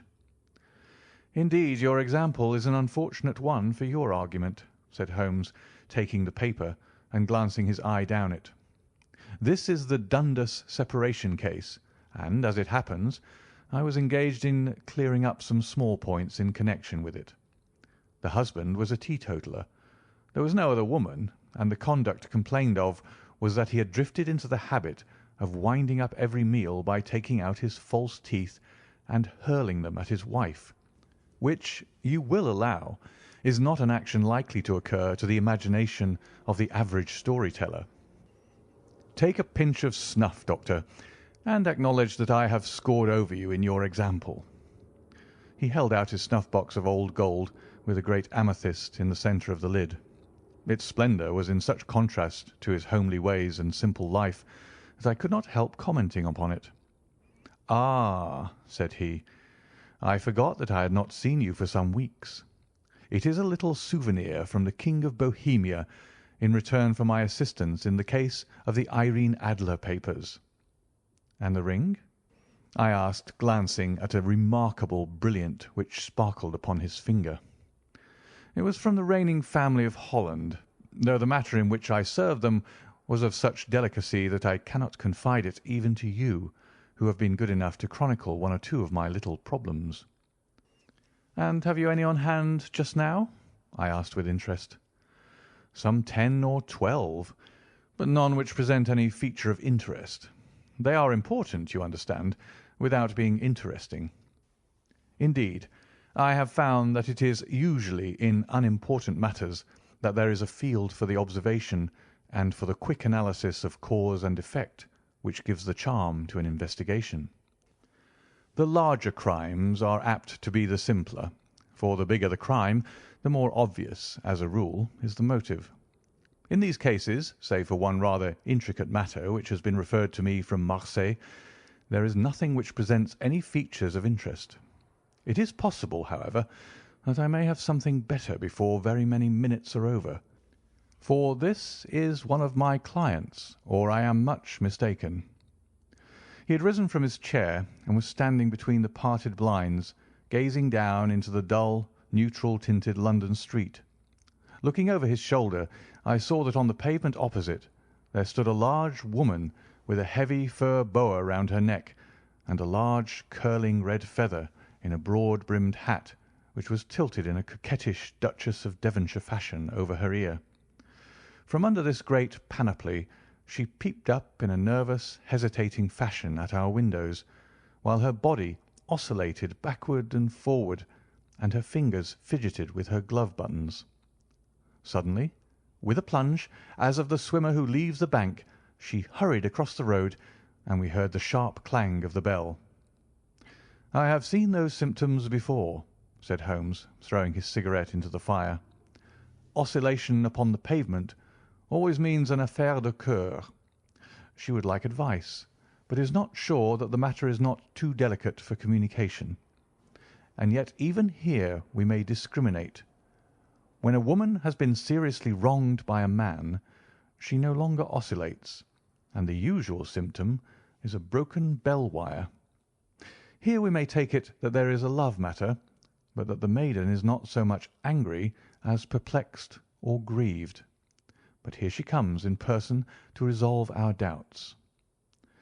As he spoke there was a tap at the door, and the boy in buttons entered to announce Miss Mary Sutherland, while the lady herself loomed behind his small black figure like a full-sailed merchantman behind a tiny pilot-boat.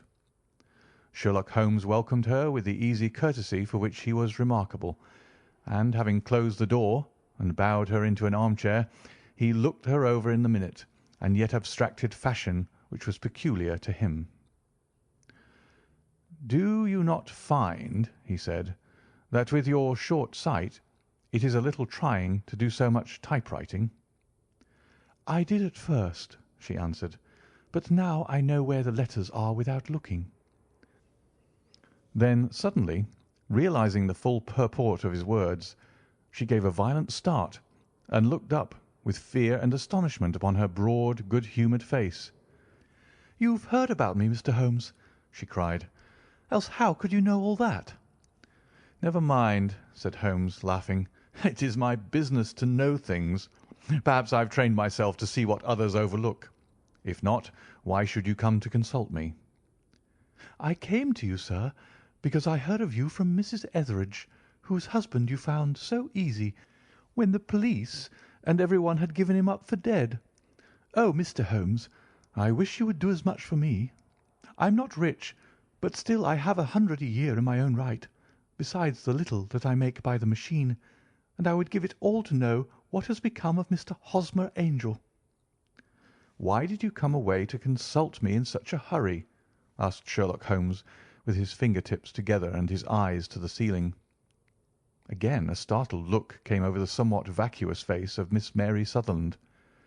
"Yes, I did bang out of the house," she said, "for it made me angry to see the easy way in which Mr. Windibank, that is, my father, took it all.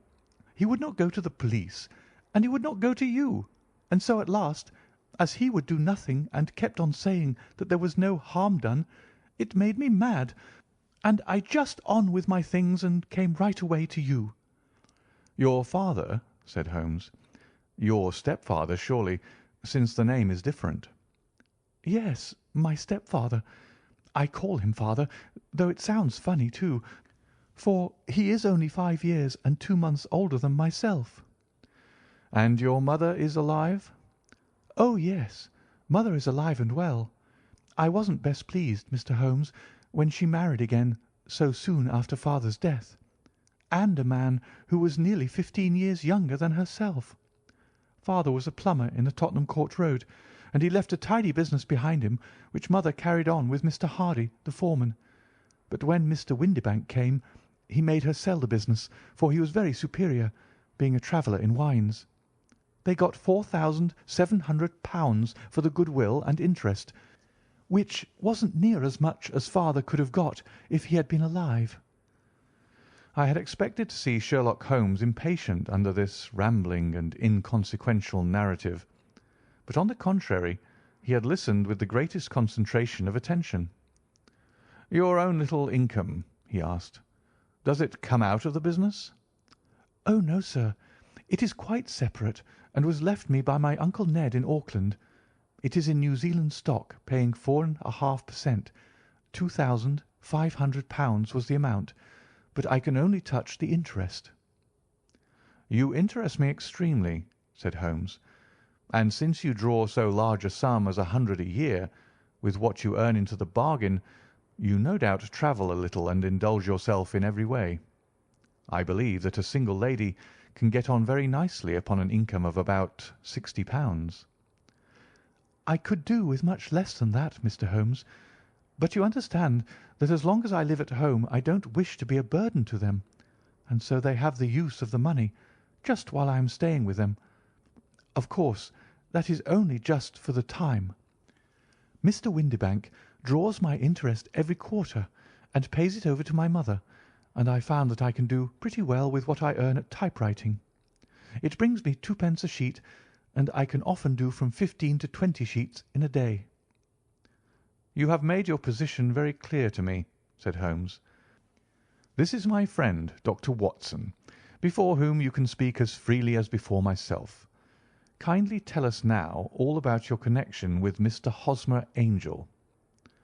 A flush stole over Miss Sutherland's face, and she picked nervously at the fringe of her jacket. "I met him first at the gasfitters' ball," she said. "They used to send father tickets when he was alive, and then afterwards they remembered us and sent them to mother. Mr. Windibank did not wish us to go. He never did wish us to go anywhere.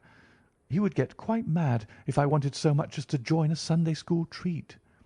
But this time I was set on going, and I would go, for what right had he to prevent? He said that folk were not fit for us to know when all father's friends were to be there.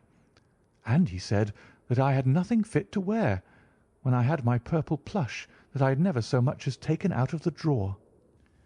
At last, when nothing else would do, he went off to France upon the business of the firm. But we went, mother and I, with Mr. Hardy, who used to be our foreman, and it was there I met Mr. Hosmer Angel." "I suppose," said Holmes, "that when Mr. Windibank came back from France he was very annoyed at your having gone to the ball." "Oh, well, he was very good about it. He laughed, I remember, and shrugged his shoulders, and said there was no use denying anything to a woman, for she would have her way." "I see.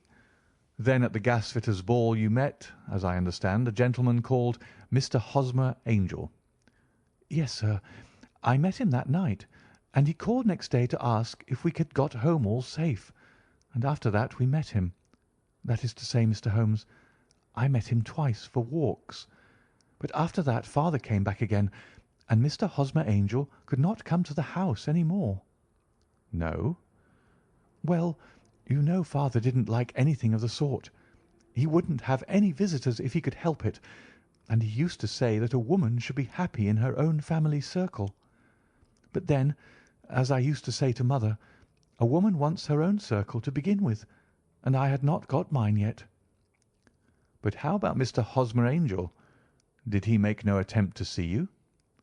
"Well, father was going off to France again in a week, and Hosmer wrote and said that it would be safer and better not to see each other until he had gone. We could write in the meantime, and he used to write every day. I took the letters in the morning, so there was no need for father to know." "Were you engaged to the gentleman at this time?"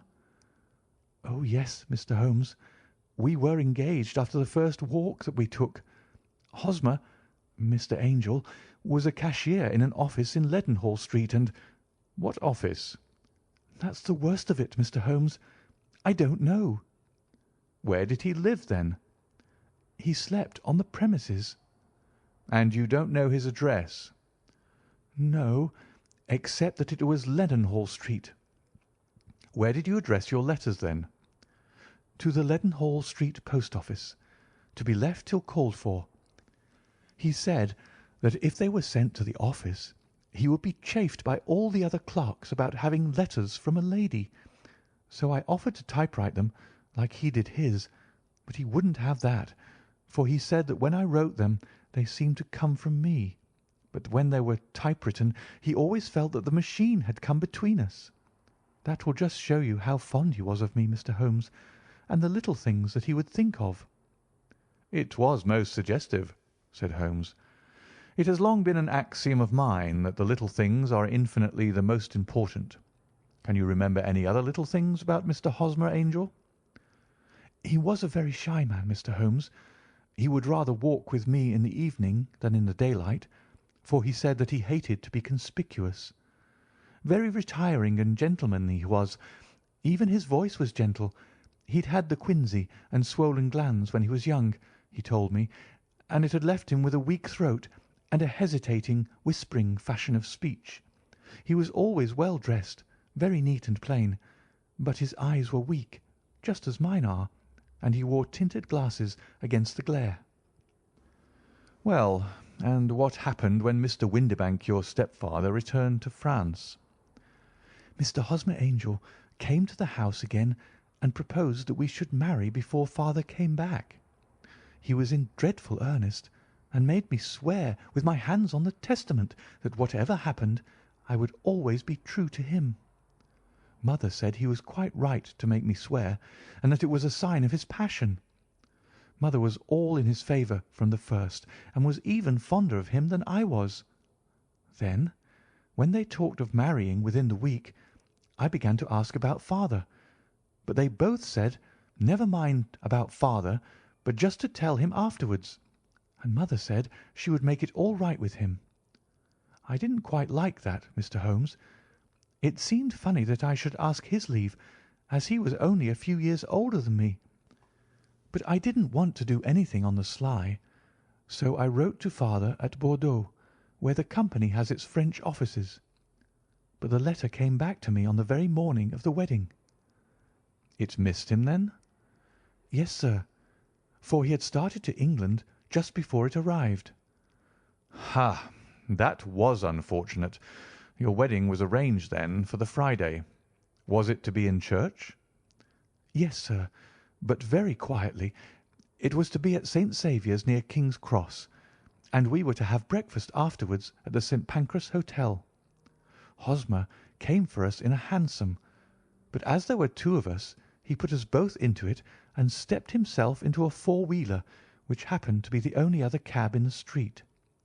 We got to the church first, and when the four-wheeler drove up we waited for him to step out.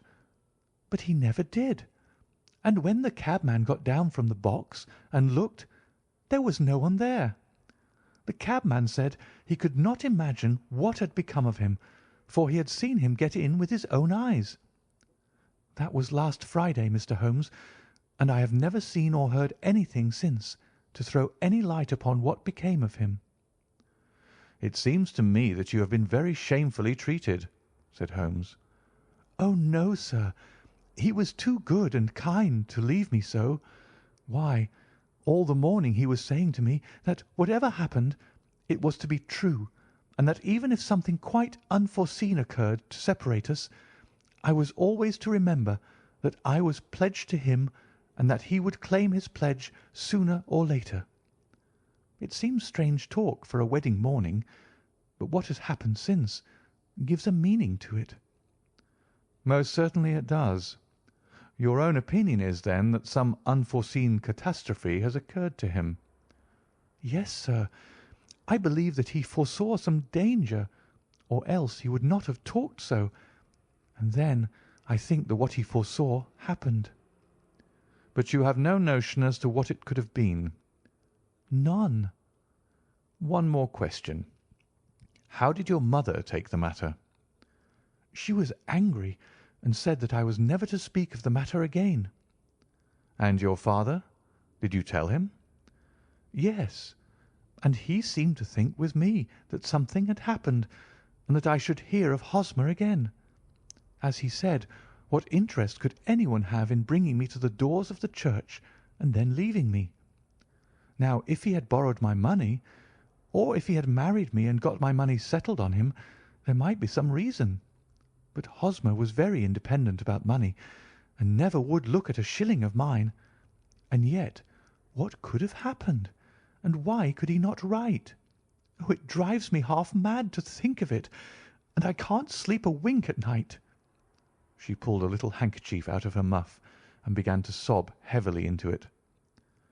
"I shall glance into the case for you," said Holmes, rising, "and I have no doubt that we shall reach some definite result. Let the weight of the matter rest upon me now, and do not let your mind dwell upon it further. Above all, try to let Mr. Hosmer Angel vanish from your memory, as he has done from your life."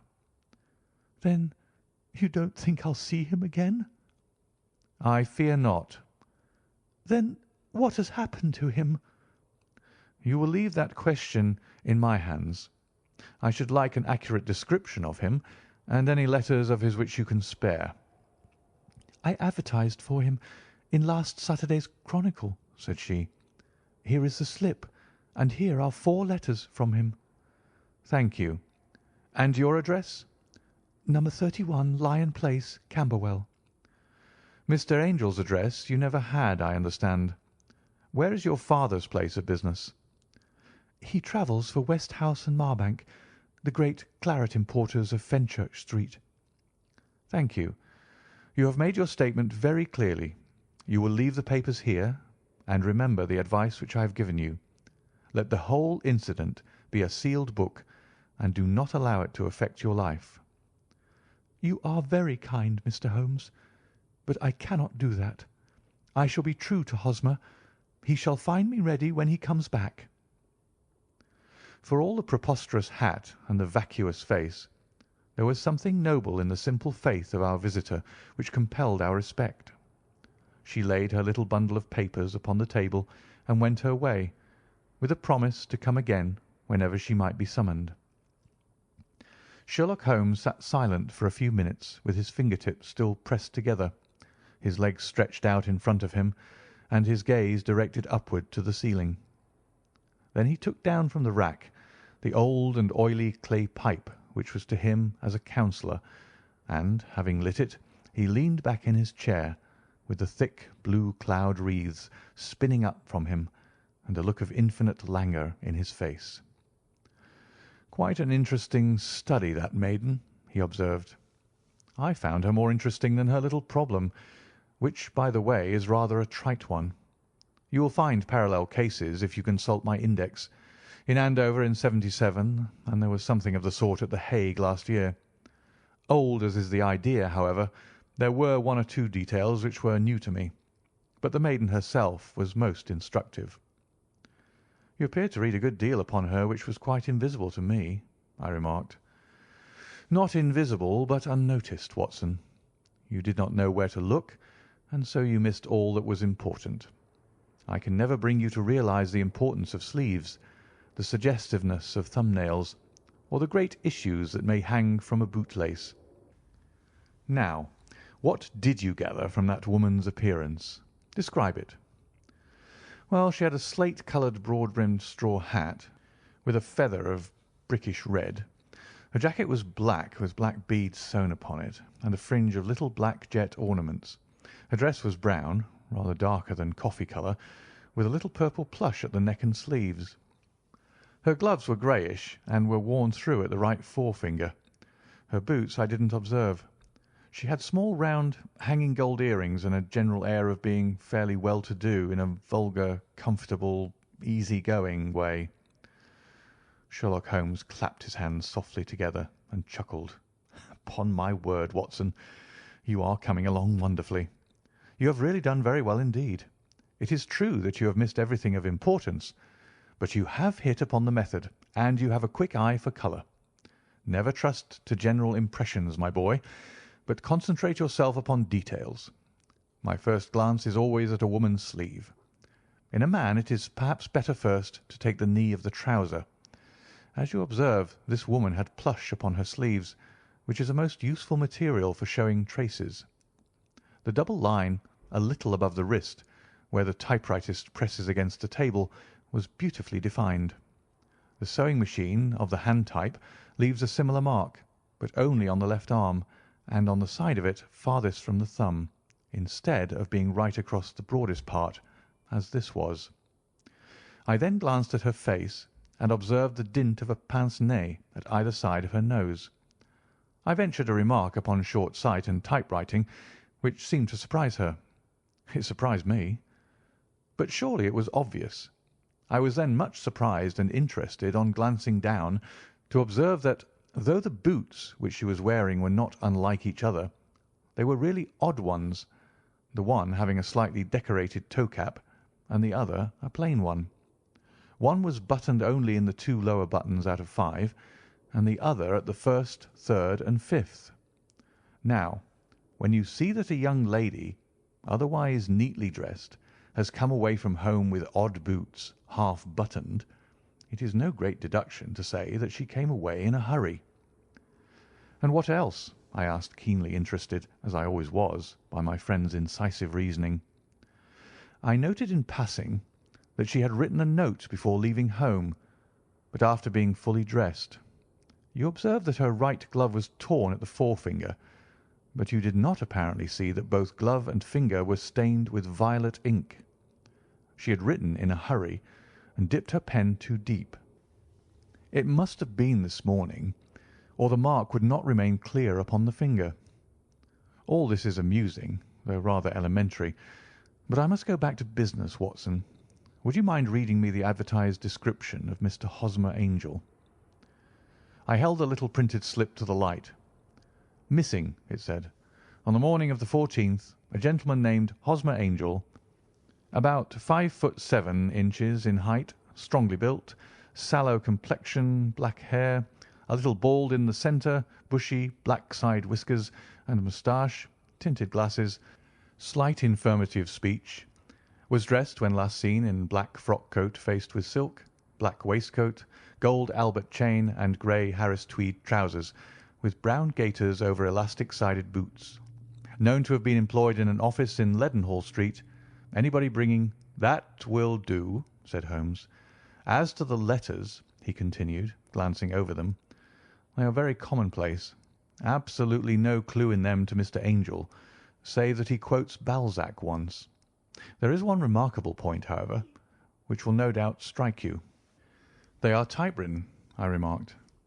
"Not only that, but the signature is typewritten. Look at the neat little Hosmer Angel at the bottom. There is a date, you see, but no superscription except Leadenhall Street, which is rather vague. The point about the signature is very suggestive. In fact, we may call it conclusive." "Of what?" "My dear fellow, is it possible you do not see how strongly it bears upon the case?" "I cannot say that I do, unless it were that he wished to be able to deny his signature if an action for breach of promise were instituted." "No, that was not the point. However, I shall write 2 letters, which should settle the matter. One is to a firm in the City, the other is to the young lady's stepfather, Mr. Windibank, asking him whether he could meet us here at 6 o'clock to-morrow evening. It is just as well that we should do business with the male relatives. And now, Doctor, we can do nothing until the answers to those letters come, so we may put our little problem upon the shelf for the interim." I had had so many reasons to believe in my friend's subtle powers of reasoning and extraordinary energy in action that I felt that he must have some solid grounds for the assured and easy demeanour with which he treated the singular mystery which he had been called upon to fathom. Once only had I known him to fail, in the case of the King of Bohemia and of the Irene Adler photograph. But when I looked back to the weird business of the sign of the 4, and the extraordinary circumstances connected with the study in Scarlet, I felt that it would be a strange tangle indeed which he could not unravel. I left him then, still puffing at his black clay pipe, with the conviction that when I came again on the next evening I would find that he held in his hands all the clues which would lead up to the identity of the disappearing bridegroom of Miss Mary Sutherland. A professional case of great gravity was engaging my own attention at the time, and the whole of the next day I was busy at the bedside of the sufferer. It was not until close upon 6 o'clock that I found myself free and was able to spring into a hansom and drive to Baker Street, half afraid that I might be too late to assist at the denouement of the little mystery.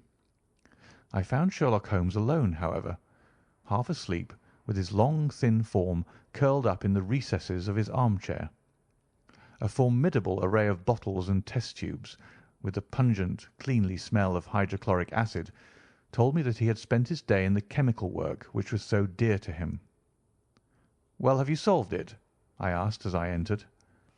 "Yes, it was the bisulphate of baryta." "No, no, the mystery!" I cried. "Oh, that! I thought of the salt that I had been working upon.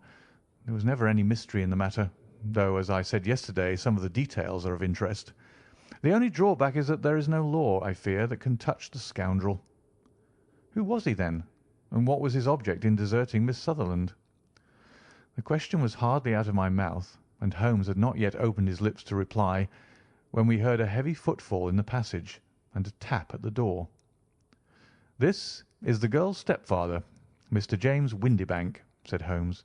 "He has written to me to say that he would be here at 6. Come in." The man who entered was a sturdy, middle-sized fellow, some 30 years of age, clean-shaven and sallow-skinned, with a bland, insinuating manner and a pair of wonderfully sharp and penetrating grey eyes. He shot a questioning glance at each of us, placed his shiny top hat upon the sideboard, and with a slight bow sidled down into the nearest chair. "Good evening, Mr. James Windibank," said Holmes. "I think that this typewritten letter is from you. in which you made an appointment with me for 6 o'clock." "Yes, sir. I'm afraid that I'm a little late, but I'm not quite my own master, you know.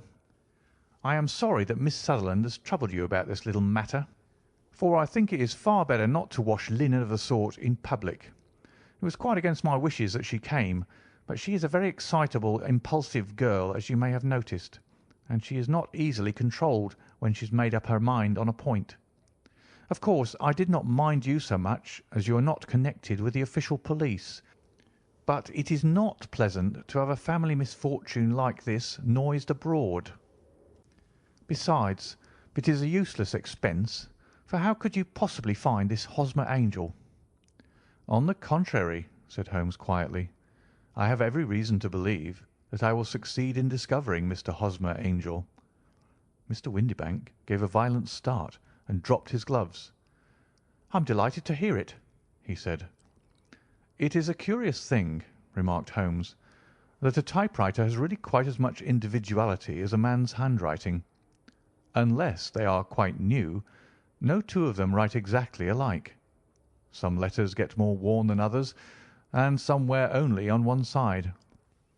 Now, you remark in this note of yours, Mr. Windibank, that in every case there is some little slurring over of the E and a slight defect in the tail of the R. There are 14 other characteristics, but those are the more obvious. We do all our correspondence with this machine at the office, and no doubt it is a little worn," our visitor answered, glancing keenly at Holmes with his bright little eyes. "And now I will show you what is really a very interesting study, Mr. Windibank," Holmes continued. "I think of writing another little monograph some of these days on the typewriter and its relation to crime. It is a subject to which I have devoted some little attention. I have here 4 letters which purport to come from the missing man. They are all typewritten. In each case not only are the E's slurred and the R's tailless, but you will observe, if you care to use my magnifying lens, that the 14 other characteristics to which I have alluded are there as well." Mr. Windibank sprang out of his chair and picked up his hat. "I cannot waste time over this sort of fantastic talk, Mr. Holmes," he said. "If you can catch the man, catch him, and let me know when you have done it." "Certainly," said Holmes, stepping over and turning the key in the door. "I let you know, then, that I have caught him." "What? Where?" shouted Mr. Windibank, turning white to his lips and glancing about him like a rat in a trap. "Oh, it won't do, really it won't," said Holmes suavely. "There is no possible getting out of it, Mr. Windibank. It is quite too transparent, and it was a very bad compliment when you said that it was impossible for me to solve so simple a question.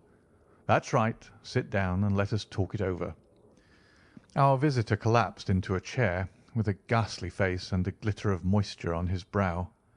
It's not actionable," he stammered. "I am very much afraid that it is not. But between ourselves, Windibank, it was as cruel and selfish and heartless a trick in a petty way as ever came before me. Now let me just run over the course of events, and you will contradict me if I go wrong." The man sat huddled up in his chair with his head sunk upon his breast, like one who is utterly crushed. Holmes stuck his feet up on the corner of the mantelpiece, and, leaning back with his hands in his pockets, began talking, rather to himself, as it seemed, than to us. "The man married a woman very much older than himself for her money," said he, "and he enjoyed the use of the money of the daughter as long as she lived with them. It was a considerable sum for people in their position, and the loss of it would have made a serious difference. It was worth an effort to preserve it. The daughter was of a good, amiable disposition, but affectionate and warm-hearted in her ways, so that it was evident that with her fair personal advantages and her little income she would not be allowed to remain single long. Now her marriage would mean, of course, the loss of 100 a year.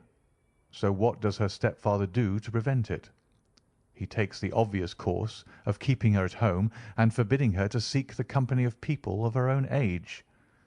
But soon he found that they would not answer for ever. She became restive, insisted upon her rights, and finally announced her positive intention of going to a certain ball. What does her clever stepfather do then? He conceives an idea more creditable to his head than to his heart. With the connivance and assistance of his wife, he disguised himself, covered those keen eyes with tinted glasses, masked the face with a moustache and a pair of bushy whiskers, sunk that clear voice into an insinuating whisper, and doubly secure on account of the girl's short sight, he appears as Mr. Hosmer Angel, and keeps off other lovers by making love himself. "It was only a joke at first," groaned our visitor. "We never thought that she would have been so carried away." "Very likely not. However that may be, the young lady was very decidedly carried away, and having quite made up her mind that her stepfather was in France, the suspicion of treachery never for an instant entered her mind. She was flattered by the gentleman's attentions, and the effect was increased by the loudly expressed admiration of her mother. Then Mr. Angel began to call, for it was obvious that the matter should be pushed as far as it would go if a real effect were to be produced. There were meetings, and an engagement which would finally secure the girl's affections from turning towards anyone else. But the deception could not be kept up for ever. These pretended journeys to France were rather cumbrous. The thing to do was clearly to bring the business to an end in such a dramatic manner that it would leave a permanent impression upon the young lady's mind, and prevent her from looking upon any other suitor for some time to come. Hence those vows of fidelity exacted upon a testament, and hence also the allusions to a possibility of something happening on the very morning of the wedding. James Windibank wished Miss Sutherland to be so bound to Hosmer Angel, and so uncertain as to his fate, that for 10 years to come, at any rate, she would not listen to another man. As far as the church door he brought her, and then, as he could go no farther, he conveniently vanished away by the old trick of stepping in at one door of a four-wheeler and out at the other. I think that was the chain of events, Mr. Windibank." Our visitor had recovered something of his assurance while Holmes had been talking, and he rose from his chair now with a cold sneer upon his pale face. "It may be so, or it may not, Mr. Holmes," said he. "But if you are so very sharp, you ought to be sharp enough to know that it is you who are breaking the law now, and not me. I have done nothing actionable from the first, but as long as you keep that door locked, you lay yourself open to an action for assault and illegal constraint." "The law cannot, as you say, touch you," said Holmes, unlocking and throwing open the door. "Yet there never was a man who deserved punishment more. If the young lady has a brother or a friend, he ought to lay a whip across your shoulders, by Jove," he continued, flushing up at the sight of the bitter sneer upon the man's face. "It is not part of my duties to my client, but here's a hunting crop handy, and I think I shall just treat myself to—" He took 2 swift steps to the whip, but before he could grasp it there was a wild clatter of steps upon the stairs, the heavy hall door banged, and from the window we could see Mr. James Windibank running at the top of his speed down the road. "There's a cold-blooded scoundrel," said Holmes, laughing as he threw himself down into his chair once more. "That fellow will rise from crime to crime until he does something very bad and ends on a gallows. The case has, in some respects, been not entirely devoid of interest." "I cannot now entirely see all the steps of your reasoning," I remarked. "Well, of course, it was obvious from the first that this Mr. Hosmer Angel must have some strong object for his curious conduct, and it was equally clear that the only man who really profited by the incident, as far as we could see, was the stepfather. Then the fact that the 2 men were never together, but that the one always appeared when the other was away, was suggestive. So were the tinted spectacles and the curious voice, which both hinted at a disguise, as did the bushy whiskers. My suspicions were all confirmed by his peculiar action in typewriting his signature, which of course inferred that his handwriting was so familiar to her that she would recognise even the smallest sample of it. You see, all these isolated facts, together with many minor ones, all pointed in the same direction. And how did you verify them? Having once spotted my man, it was easy to get corroboration. I knew the firm for which this man worked. Having taken the printed description, I eliminated everything from it which could be the result of a disguise, the whiskers, the glasses, the voice, and I sent it to the firm with a request that they would inform me whether it answered to the description of any of their travellers. I had already noticed the peculiarities of the typewriter, and I wrote to the man himself at his business address, asking him if he would come here. As I expected, his reply was typewritten and revealed the same trivial but characteristic defects. The same post brought me a letter from Westhouse and Marbank of Fenchurch Street to say that the description tallied in every respect with that of their employee, James Windibank. And Miss Sutherland? If I tell her, she will not believe me. You may remember the old Persian saying, "There is danger for him who taketh the tiger cub, and danger also for whoso snatches a delusion from a woman." There is as much sense in Hafiz as in Horace, and as much knowledge of the world. End of A Case of Identity. Story 4. The Boscombe Valley Mystery. We were seated at breakfast one morning, my wife and I, when the maid brought in a telegram. It was from Sherlock Holmes, and ran in this way: "Have you a couple of days to spare? Have just been wired for from the west of England in connection with Boscombe Valley tragedy. Shall be glad if you will come with me. Air and scenery perfect. Leave Paddington by the 11:15. "What do you say, dear?" said my wife, looking across at me. "Will you go?" "I really don't know what to say. I have a fairly long list at present." "Oh, Anstruther would do the work for you. You've been looking a little pale lately. I think that the change would do you good, and you're always so interested in Mr. Sherlock Holmes's cases." "I should be ungrateful if I were not, seeing what I gained through one of them," I answered. "But if I'm to go, I must pack at once, for I have only half an hour." My experience of camp life in Afghanistan had at least had the effect of making me a prompt and ready traveller. My wants were few and simple, so that in less than the time stated I was in a cab with my valise, rattling away to Paddington Station. Sherlock Holmes was pacing up and down the platform, his tall, gaunt figure made even gaunter and taller by his long, grey travelling cloak and close-fitting cloth cap. "It is really very good of you to come, Watson," said he.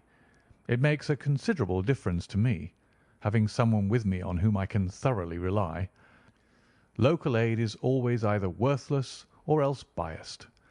If you will keep the 2 corner seats, I shall get the tickets." We had the carriage to ourselves, save for an immense litter of papers which Holmes had brought with him. Among these he rummaged and read, with intervals of note-taking and of meditation, until we were past Reading. Then he suddenly rolled them all into a gigantic ball and tossed them up onto the rack. "Have you heard anything of the case?" he asked. "Not a word. I have not seen a paper for some days. The London press has not had very full accounts. I've just been looking through all the recent papers in order to master the particulars. It seems, from what I gather, to be one of those simple cases which are so extremely difficult." "That sounds a little paradoxical." "But it is profoundly true. Singularity is almost invariably a clue. The more featureless and commonplace a crime is, the more difficult it is to bring it home. In this case, however, they have established a very serious case against the son of the murdered man." "It is a murder, then?" "Well, it is conjectured to be so. I shall take nothing for granted until I have the opportunity of looking personally into it. I will explain the state of things to you, as far as I have been able to understand it, in a very few words. Boscombe Valley is a country district not very far from Ross, in Herefordshire.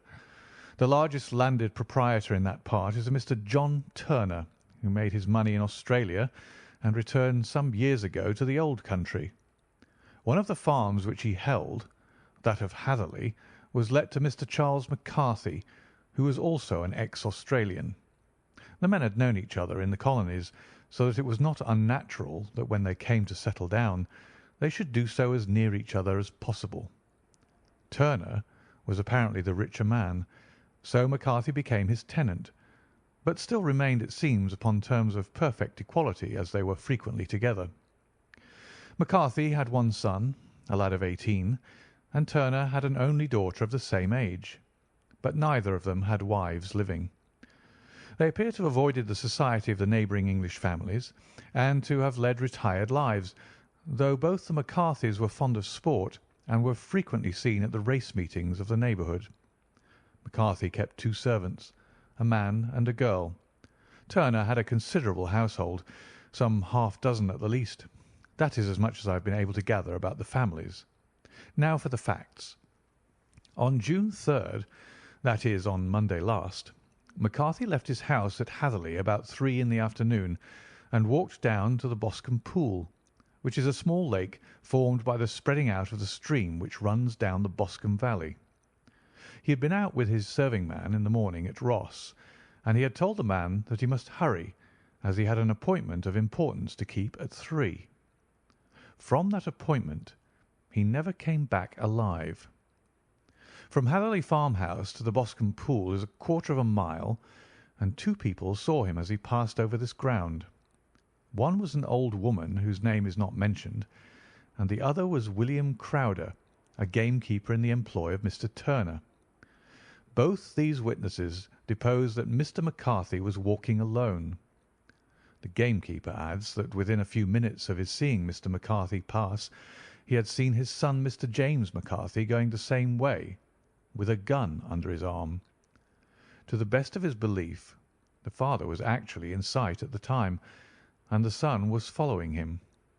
He thought no more of the matter until he heard in the evening of the tragedy that had occurred. The 2 McCarthys were seen after the time when Michael Crowder, the gamekeeper, lost sight of them. The Boscombe Pool is thickly wooded round with just a fringe of grass and of reeds round the edge. A girl of 14, Patience Moran, who is the daughter of the lodge keeper of the Boscombe Valley estate, was in one of the woods picking flowers. She states that while she was there she saw, at the border of the wood and close by the lake, Mr. McCarthy and his son, and that they appeared to be having a violent quarrel. She heard Mr. McCarthy the elder using very strong language to his son, and she saw the latter raise up his hand as if to strike his father. She was so frightened by their violence that she ran away and told her mother when she reached home that she had left the 2 McCarthys quarrelling near Boscombe Pool, and that she was afraid that they were going to fight. She had hardly said the words when young Mr. McCarthy came running up to the lodge to say that he had found his father dead in the wood, and to ask for the help of the lodge keeper. He was much excited, without either his gun or his hat, and his right hand and sleeve were observed to be stained with fresh blood. On following him they found the dead body stretched out upon the grass beside the pool. The head had been beaten in by repeated blows of some heavy and blunt weapon. The injuries were such as might very well have been inflicted by the butt end of his son's gun, which was found lying on the grass within a few paces of the body. Under these circumstances the young man was instantly arrested, and a verdict of wilful murder having been returned at the inquest on Tuesday, he was on Wednesday brought before the magistrates at Ross, who have referred the case to the next assizes. Those are the main facts of the case as they came out before the coroner and the police court. "I could hardly imagine a more damning case," I remarked. "If ever circumstantial evidence pointed to a criminal, it does so here." "Circumstantial evidence is a very tricky thing," answered Holmes thoughtfully. "It may seem to point very straight to one thing, but if you shift your own point of view a little, you may find it pointing in an equally uncompromising manner to something entirely different. It must be confessed, however, that the case looks exceedingly grave against the young man, and it is very possible that he is indeed the culprit. There are several people in the neighbourhood, however, and among them Miss Turner, the daughter of the neighbouring landowner, who believe in his innocence, and who have retained Lestrade, whom you may recollect in connection with the study in Scarlet, to work out the case in his interest. Lestrade, being rather puzzled, has referred the case to me, and hence it is that two middle-aged gentlemen are flying westward at 50 miles an hour instead of quietly digesting their breakfasts at home.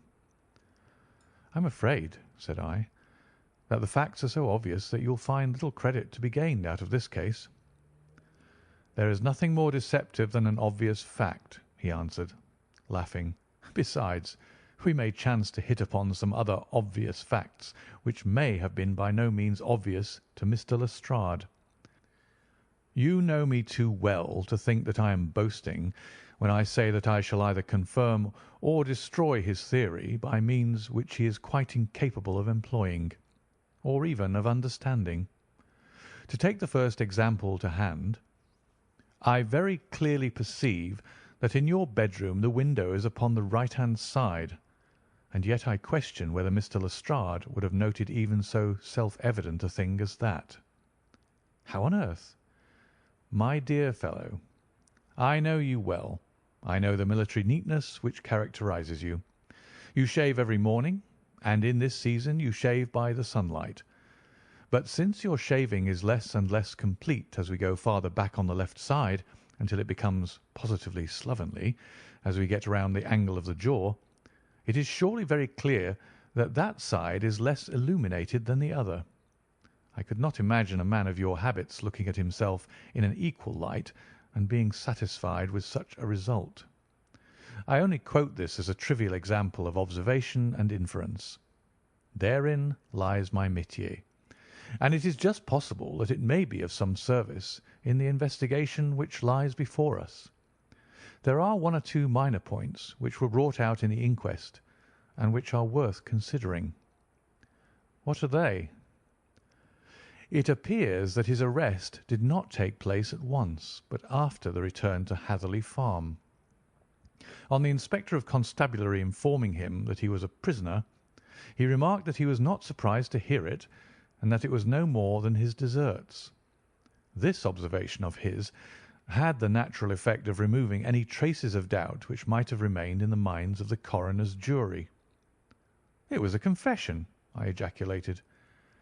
"No, for it was followed by a protestation of innocence." Coming on top of such a damning series of events, it was at least a most suspicious remark. "On the contrary," said Holmes, "it is the brightest rift which I can at present see in the clouds. However innocent he might be, he could not be such an absolute imbecile as not to see that the circumstances were very black against him. Had he appeared surprised at his own arrest, or feigned indignation at it, I should have looked upon it as highly suspicious, because such surprise or anger would not be natural under the circumstances, and yet might appear to be the best policy to a scheming man. His frank acceptance of the situation marks him either an innocent man, or else as a man of considerable self-restraint and firmness. As to his remark about his deserts, it was also not unnatural if you consider that he stood beside the dead body of his father, and that there is no doubt that he had that very day so far forgotten his filial duty as to bandy words with him, and even, according to the little girl whose evidence is so important, to raise his hand as if to strike him. The self-reproach and contrition which are displayed in his remark appear to me to be the signs of a healthy mind rather than of a guilty one. I shook my head. "Many men have been hanged on far slighter evidence," I remarked. "So they have, and many men have been wrongfully hanged." "What is the young man's own account of the matter?" "It is, I am afraid, not very encouraging to his supporters, though there are one or two points in it which are suggestive. You will find it here, and may read it for yourself." He picked out from his bundle a copy of the local Herefordshire paper, and having turned down the sheet, he pointed out the paragraph in which the unfortunate young man had given his own statement of what had occurred. I settled myself down in the corner of the carriage and read it very carefully. It ran in this way: Mr. James McCarthy, the only son of the deceased, was then called and gave evidence as follows. I had been away from home for 3 days at Bristol, and had only just returned upon the morning of last Monday, the 3rd. My father was absent from home at the time of my arrival, and I was informed by the maid that he had driven over to Ross with John Cobb, the groom. Shortly after my return, I heard the wheels of his trap in the yard, and, looking out of my window, I saw him get out and walk rapidly out of the yard, though I was not aware in which direction he was going. I then took my gun and strolled out in the direction of the Boscombe Pool, with the intention of visiting the rabbit warren, which is upon the other side. On my way, I saw William Crowder, the gamekeeper, as he had stated in his evidence, but he is mistaken in thinking that I was following my father. I had no idea that he was in front of me. When about 100 yards from the pool, I heard a cry of "Cooey," which was the usual signal between my father and myself. I then hurried forward and found him standing by the pool. He appeared to be much surprised at seeing me, and asked me rather roughly what I was doing. A conversation ensued which led to high words and almost to blows, for my father was a man of a very violent temper. Seeing that his passion was becoming ungovernable, I left him and returned towards Hatherley Farm. I had not gone more than 150 yards, however, when I heard a hideous outcry behind me, which caused me to run back again. I found my father expiring upon the ground with his head terribly injured. I dropped my gun and held him in my arms, but he almost instantly expired. I knelt beside him for some minutes, and then made my way to Mr. Turner's lodge-keeper, his house being the nearest, to ask for assistance. I saw no one near my father when I returned, and I have no idea how he came by his injuries. He was not a popular man, being somewhat cold and forbidding in his manners, but he had, as far as I know, no active enemies. I know nothing further of the matter. The Coroner: Did your father make any statement to you before he died? Witness: He mumbled a few words, but I could only catch some allusion to a rat. The Coroner: What did you understand by that? Witness: It conveyed no meaning to me. I thought that he was delirious. The Coroner: What was the point upon which you and your father had this final quarrel? Witness: I should prefer not to answer. The Coroner: I am afraid that I must press it. Witness: It is really impossible for me to tell you. I can assure you that it has nothing to do with the sad tragedy which followed. The Coroner: That is for the court to decide. I need not point out to you that your refusal to answer will prejudice your case considerably in any future proceedings which may arise. Witness: I must still refuse. The Coroner: I understand that the cry of "Cooey" was a common signal between you and your father. Witness: It was. The Coroner: How was it, then, that he uttered it before he saw you, and before he even knew that you had returned from Bristol? Witness, with considerable confusion: I don't know.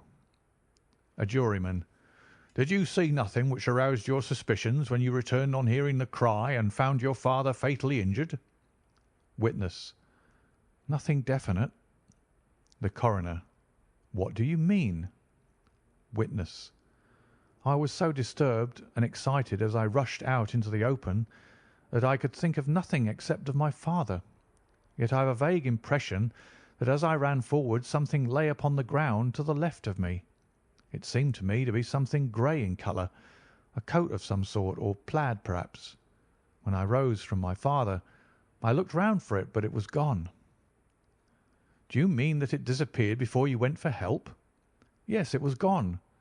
You cannot say what it was? No, I had a feeling something was there. How far from the body?" "A dozen yards or so." "And how far from the edge of the wood?" "About the same." "Then if it was removed it was while you were within a dozen yards of it?" "Yes, but with my back towards it." This concluded the examination of the witness. "I see," said I, as I glanced down the column, that the coroner in his concluding remarks was rather severe upon young McCarthy. He calls attention, and with reason, to the discrepancy about his father having signalled to him before seeing him, also to his refusal to give details of his conversation with his father, and his singular account of his father's dying words. They are all, as he remarks, very much against the son. Holmes laughed softly to himself and stretched himself out upon the cushioned seat. "Both you and the coroner have been at some pains," said he, "to single out the very strongest points in the young man's favour. Don't you see that you alternately give him credit for having too much imagination and too little? Too little if he could not invent a cause of quarrel which would give him the sympathy of the jury; too much if he evolved from his own inner consciousness anything so outré as a dying reference to a rat and the incident of the vanishing cloth. No, sir, I shall approach this case from the point of view that what this young man says is true, and we shall see whither that hypothesis will lead us. And now here is my pocket Petrarch, and not another word shall I say of this case until we are on the scene of action. We lunch at Swindon, and I see that we shall be there in 20 minutes." It was nearly 4 o'clock when we at last, having passed through the beautiful Stroud Valley and over the broad gleaming Severn, found ourselves at the pretty little country town of Ross. A lean, ferret-like man, furtive and sly-looking, was waiting for us upon the platform. In spite of the light brown dust-coat and leather leggings which he wore in deference to his rustic surroundings, I had no difficulty in recognising Lestrade of Scotland Yard. With him we drove to the Hereford Arms, where a room had already been engaged for us. "I have ordered a carriage," said Lestrade as we sat over a cup of tea. "I knew your energetic nature, and that you would not be happy until you had been on the scene of the crime."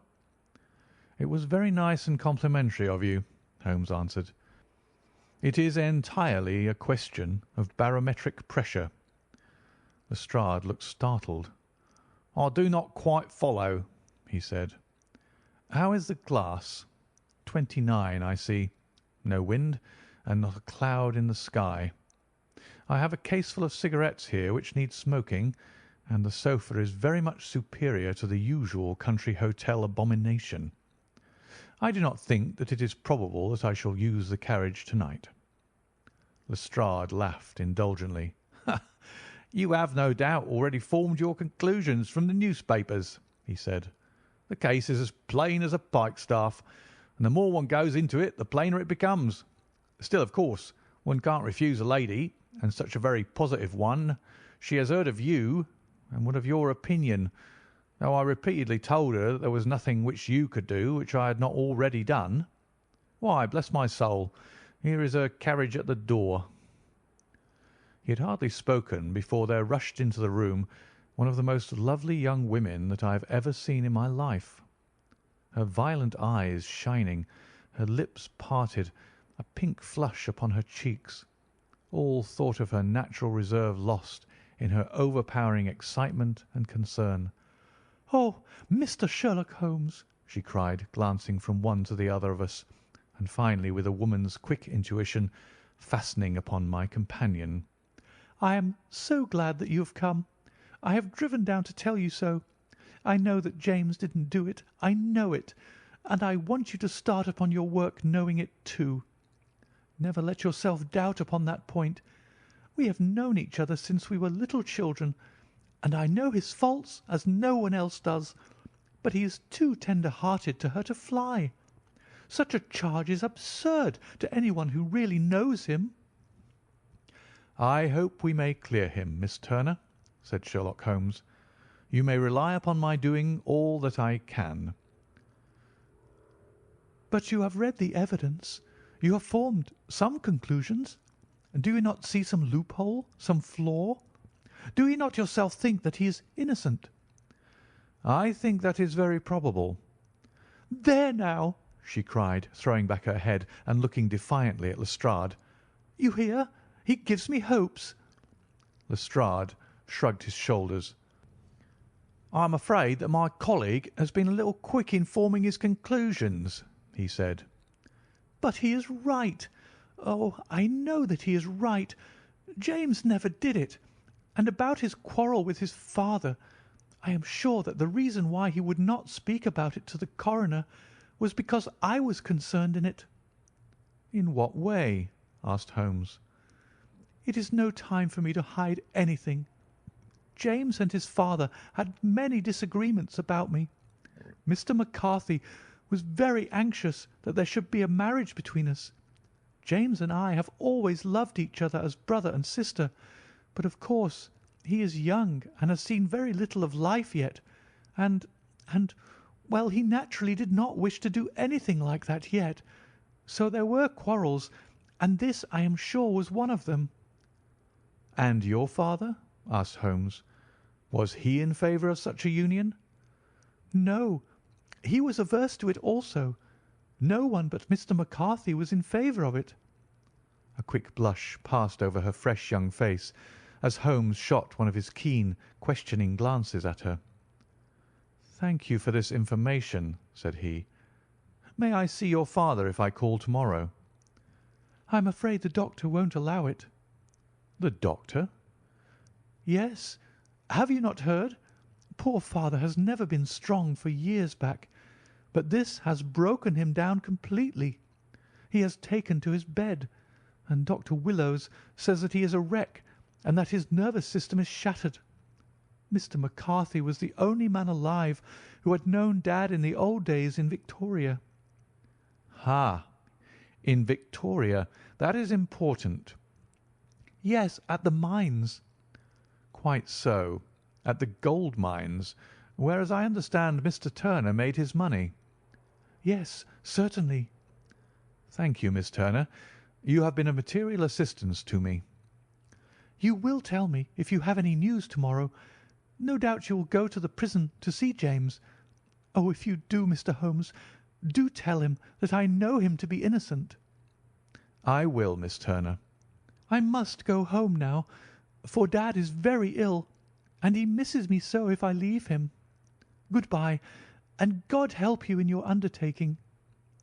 She hurried from the room as impulsively as she had entered, and we heard the wheels of her carriage rattle off down the street. "I'm ashamed of you, Holmes," said Lestrade with dignity after a few minutes' silence. "Why should you raise up hopes which you are bound to disappoint? I am not over tender of heart, but I call it cruel." "I think that I see my way to clearing James McCarthy," said Holmes. "Have you an order to see him in prison?" "Yes, but only for you and me."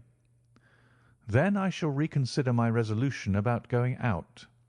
We have still time to take a train to Hereford and see him to-night?" "Ample." "Then let us do so. Watson, I fear that you will find it very slow, but I shall only be away a couple of hours." I walked down to the station with them, and then wandered through the streets of the little town, finally returning to the hotel, where I lay upon the sofa and tried to interest myself in a yellow-backed novel. The puny plot of the story was so thin, however, when compared to the deep mystery through which we were groping, and I found my attention wander so continually from the action to the fact, that I at last flung it across the room and gave myself entirely to a consideration of the events of the day. Supposing that this unhappy young man's story were absolutely true, then what hellish thing, what absolutely unforeseen and extraordinary calamity could have occurred between the time when he parted from his father and the moment when, drawn back by his screams, he rushed into the glade? It was something terrible and deadly. What could it be? Might not the nature of the injuries reveal something to my medical instincts? I rang the bell and called for the weekly county paper, which contained a verbatim account of the inquest. In the surgeon's deposition it was stated that the posterior third of the left parietal bone and the left half of the occipital bone had been shattered by a heavy blow from a blunt weapon. I marked the spot upon my own head. Clearly such a blow must have been struck from behind. That was to some extent in favour of the accused, as when seen quarrelling he was face to face with his father. Still, it did not go for very much, for the older man might have turned his back before the blow fell. Still, it might be worth while to call Holmes' attention to it. Then there was the peculiar dying reference to a rat. What could that mean? It could not be delirium. A man dying from a sudden blow does not commonly become delirious. No, it was more likely to be an attempt to explain how he met his fate. But what could it indicate? I cudgelled my brains to find some possible explanation, and then the incident of the grey cloth seen by young McCarthy. If that were true, the murderer must have dropped some part of his dress, presumably his overcoat, in his flight, and must have had the hardihood to return and to carry it away at the instant when the son was kneeling with his back turned, not a dozen paces off. What a tissue of mysteries and improbabilities the whole thing was! I did not wonder at Lestrade's opinion, and yet I had so much faith in Sherlock Holmes' insight that I could not lose hope as long as every fresh fact seemed to strengthen his conviction of young McCarthy's innocence. It was late before Sherlock Holmes returned. He came back alone, for Lestrade was staying in lodgings in the town. "The glass still keeps very high," he remarked as he sat down. "It is of importance that it should not rain before we are able to go over the ground. On the other hand, a man should be at his very best and keenest for such nice work as that, and I did not wish to do it when fagged by a long journey. I have seen young McCarthy." "And what did you learn from him?" "Nothing." "Could he throw no light?" "None at all. I was inclined to think at one time that he knew who had done it and was screening him or her, but I am convinced now that he is as puzzled as everyone else. He is not a very quick-witted youth, though comely to look at, and I should think sound at heart." "I cannot admire his taste," I remarked, "if it is indeed a fact that he was averse to a marriage with so charming a young lady as this Miss Turner." "Ah, thereby hangs a rather painful tale. This fellow is madly, insanely in love with her, but some 2 years ago, when he was only a lad and before he really knew her, for she had been away 5 years at a boarding school, what does the idiot do but get into the clutches of a barmaid in Bristol and marry her at a registry office? No one knows a word of the matter, but you can imagine how maddening it must be to him to be upbraided for not doing what he would give his very eyes to do, but what he knows to be absolutely impossible. It was sheer frenzy of this sort which made him throw his hands up into the air when his father, at their last interview, was goading him on to propose to Miss Turner. On the other hand, he had no means of supporting himself, and his father, who was by all accounts a very hard man, would have thrown him over utterly had he known the truth.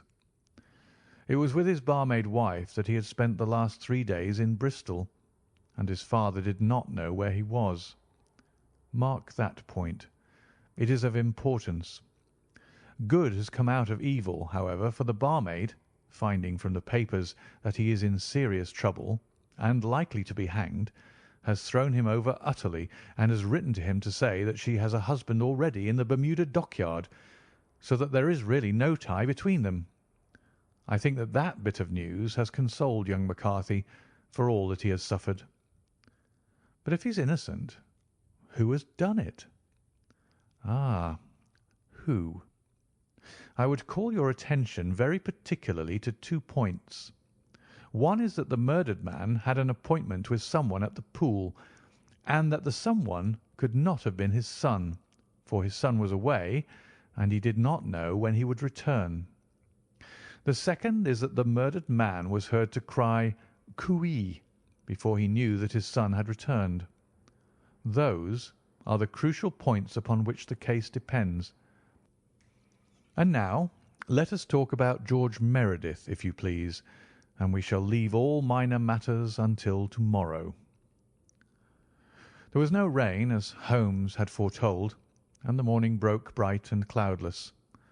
At 9 o'clock Lestrade called for us with the carriage, and we set off for Hatherley Farm and the Boscombe Pool. "There's a serious news this morning," Lestrade observed. "It is said that Mr. Turner of the Hall is so ill that his life is despaired of." "An elderly man, I presume," said Holmes. "About 60, but his constitution has been shattered by his life abroad, and he has been in failing health for some time. This business has had a very bad effect upon him. He was an old friend of McCarthy's, and, I may add, a great benefactor to him, for I have learned that he gave him Hatherley Farm rent-free." "Indeed, that is interesting," said Holmes. "Oh, yes. In 100 other ways he has helped him. Everybody about here speaks of his kindness to him." "Really? Does it not strike you as a little singular that this McCarthy, who appears to have had little of his own, and to have been under such obligations to Turner, should still talk of marrying his son to Turner's daughter, who is presumably heiress to the estate, and that in such a very cocksure manner, as if it were merely a case of a proposal and all else would follow? It is the more strange, since we know that Turner himself was averse to the idea. The daughter told us as much. Do you not deduce something from that?" "We have got to the deductions and the inferences," said Lestrade, winking at me. "I find it hard enough to tackle facts, Holmes, without flying away after theories and fancies." "You are right," said Holmes demurely. "You do find it very hard to tackle the facts." "Anyhow, I have grasped one fact which you seem to find it difficult to get hold of," replied Lestrade with some warmth. "And that is?" "That McCarthy senior met his death from McCarthy junior, and that all theories to the contrary are the merest moonshine." "Well, moonshine is a brighter thing than fog," said Holmes, laughing. "But I am very much mistaken if this is not Hatherley Farm upon the left." "Yes, that is it." It was a widespread, comfortable-looking building, two-storied, slate-roofed, with great yellow blotches of lichen upon the grey walls. The drawn blinds and the smokeless chimneys, however, gave it a stricken look, as though the weight of this horror still lay heavy upon it. We called at the door, when the maid, at Holmes's request, showed us the boots which her master wore at the time of his death, and also a pair of the son's, though not the pair which he had then had. Having measured these very carefully from 7 or 8 different points, Holmes desired to be led to the courtyard, from which we all followed the winding track which led to Boscombe Pool. Sherlock Holmes was transformed when he was hot upon such a scent as this. Men who had only known the quiet thinker and logician of Baker Street would have failed to recognize him. His face flushed and darkened. His brows were drawn into 2 hard black lines, while his eyes shone out from beneath them with a steely glitter. His face was bent downward, his shoulders bowed, his lips compressed, and the veins stood out like whipcord in his long, sinewy neck. His nostrils seemed to dilate with a purely animal lust for the chase, and his mind was so absolutely concentrated upon the matter before him that a question or remark fell unheeded upon his ears, or, at the most, only provoked a quick, impatient snarl in reply. Swiftly and silently he made his way along the track which ran through the meadows, and so by way of the woods to the Boscombe Pool. It was damp, marshy ground, as is all that district, and there were marks of many feet, both upon the path and amid the short grass which bounded it on either side. Sometimes Holmes would hurry on, sometimes stop dead, and once he made quite a little detour into the meadow. Lestrade and I walked behind him, the detective indifferent and contemptuous, while I watched my friend with the interest which sprang from the conviction that every one of his actions was directed towards a definite end. The Boscombe Pool which is a little reed-girt sheet of water some 50 yards across, is situated at the boundary between the Hatherley Farm and the private park of the wealthy Mr. Turner. Above the woods which lined it upon the farther side, we could see the red, jutting pinnacles which marked the site of the rich landowner's dwelling. On the Hatherley side of the pool the woods grew very thick, and there was a narrow belt of sodden grass 20 paces across between the edge of the trees and the reeds which lined the lake. Lestrade showed us the exact spot at which the body had been found, and indeed so moist was the ground that I could plainly see the traces which had been left by the fall of the stricken man. To Holmes, as I could see by his eager face and peering eyes, very many other things were to be read upon the trampled grass.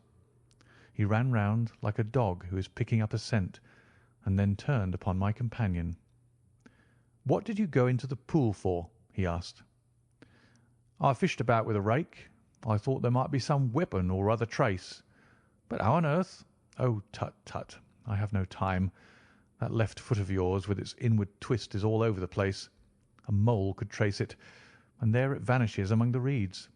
Oh, how simple it would all have been had I been here before they came like a herd of buffalo and wallowed all over it.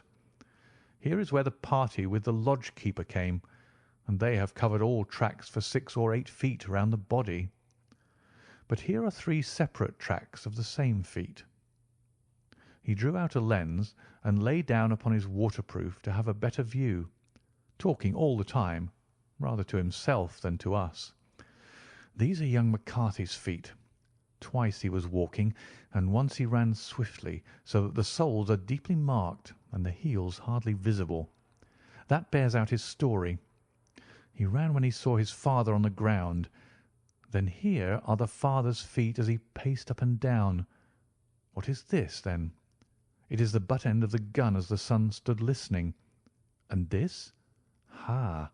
Ha! What have we here? Tiptoes? Tiptoes? Square, too, quite unusual boots. They come, they go, they come again. Of course, that was for the cloak. Now, where did they come from?"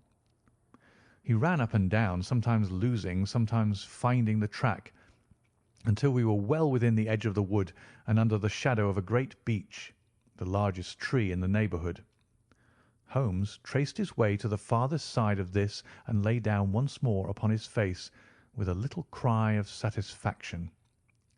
For a long time he remained there, turning over the leaves and dried sticks, gathering up what seemed to me to be dust into an envelope, and examining with his lens not only the ground but even the bark of the tree as far as he could reach. A jagged stone was lying among the moss, and this also he carefully examined and retained. Then he followed a pathway through the wood until he came to the high road where all traces were lost. "It has been a case of considerable interest," he remarked, returning to his natural manner. "I fancy that this grey house on the right must be the lodge. I think that I will go in and have a word with Moran, and perhaps write a little note. Having done that, we may drive back to our luncheon. You may walk to the cab, and I shall be with you presently."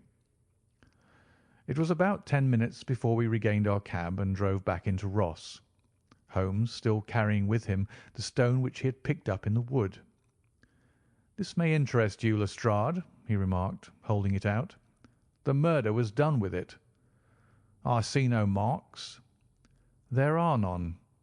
"How do you know, then?" "The grass was growing under it. It had only lain there a few days. There was no sign of a place whence it had been taken. It corresponds with the injuries. There is no sign of any other weapon." "And the murderer?" "Is a tall man, left-handed, limps with the right leg, wears thick-soled shooting boots and a grey cloak, smokes Indian cigars, uses a cigar holder, and carries a blunt penknife in his pocket. There are several other indications, but these may be enough to aid us in our search." Lestrade laughed. "I am afraid that I am still a sceptic," he said. "Theories are all very well, but we have to deal with a hard-headed British jury." "Nous verrons," answered Holmes calmly. "You work your own method, and I shall work mine. I shall be busy this afternoon, and shall probably return to London by the evening train." "And leave your case unfinished?" "No, finished." "But the mystery?" "It is solved." "Who was the criminal, then?" "The gentleman I describe." "But who is he?" "Surely it would not be difficult to find out. This is not such a populous neighbourhood." Lestrade shrugged his shoulders. "I am a practical man," he said, "and I really cannot undertake to go about the country looking for a left-handed gentleman with a gammy leg. I should become the laughing-stock of Scotland Yard." "All right," said Holmes quietly. "I have given you the chance. Here are your lodgings. Good-bye. I shall drop you a line before I leave." Having left Lestrade at his rooms, we drove to our hotel, where we found lunch upon the table. Holmes was silent and buried in thought, with a pained expression upon his face, as one who finds himself in a perplexing position. "Look here, Watson," he said when the cloth was cleared. "Just sit down in the chair and let me preach to you for a little. I don't know quite what to do, and I should value your advice. Light a cigar and let me expound." "Pray do so." "Well, now, in considering this case there are 2 points about young McCarthy's narrative which struck us both instantly, although they impressed me in his favour and you against him. One was the fact that his father should, according to his account, cry cooee before seeing him. The other was his singular dying reference to a rat. He mumbled several words, you understand, but that was all that caught the son's ear. Now, from this double point our research must commence, and we will begin it by presuming that what the lad says is absolutely true." "What of this cooee, then?" "Well, obviously it could not have been meant for the son. The son, as far as he knew, was in Bristol. It was mere chance that he was within earshot. The cooee was meant to attract the attention of whoever it was that he had the appointment with. But cooee is a distinctly Australian cry, and one which is used between Australians. There is a strong presumption that the person whom McCarthy expected to meet him at Boscombe Pool was someone who had been in Australia." "What of the rat, then?" Sherlock Holmes took a folded paper from his pocket and flattened it out on the table. "This is a map of the colony of Victoria," he said. "I wired to Bristol for it last night." He put his hand over part of the map. "What do you read?" "ARAT," I read. "And now?" He raised his hand. "Ballarat." "Quite so. That was the word the man uttered, and of which his son only caught the last 2 syllables. He was trying to utter the name of his murderer, so-and-so of Ballarat." "It is wonderful!" I exclaimed. "It is obvious. And now, you see, I had narrowed the field down considerably. The possession of a grey garment was a third point which, granting the son's statement to be correct, was a certainty. We have come now out of mere vagueness to the definite conception of an Australian from Ballarat with a grey cloak." "Certainly." "And one who was at home in the district, for the pool can only be approached by the farm or by the estate, where strangers could hardly wander." "Quite so. Then comes our expedition of to-day. By an examination of the ground I gained the trifling details which I gave to that imbecile Lestrade as to the personality of the criminal." "But how did you gain them?" "You know my method. It is founded upon the observation of trifles. His height I know that you might roughly judge from the length of his stride. His boots, too, might be told from their traces." "Yes, they were peculiar boots." "But his lameness?" "The impression of his right foot was always less distinct than his left. He put less weight upon it. Why? Because he limped. He was lame." "But his left-handedness?" You were yourself struck by the nature of the injury as recorded by the surgeon at the inquest. The blow was struck from immediately behind, and yet was upon the left side. Now, how can that be unless it were by a left-handed man? He had stood behind that tree during the interview between the father and son. He had even smoked there. I found the ash of a cigar, which my special knowledge of tobacco ashes enables me to pronounce as an Indian cigar. I have, as you know, devoted some attention to this, and written a little monograph on the ashes of 140 different varieties of pipe, cigar, and cigarette tobacco. Having found the ash, I then looked round and discovered the stump among the moss, where he had tossed it. It was an Indian cigar of the variety which are rolled in Rotterdam. And the cigar holder? I could see that the end had not been in his mouth. Therefore he used a holder. The tip had been cut off, not bitten off, but the cut was not a clean one, so I deduced a blunt penknife.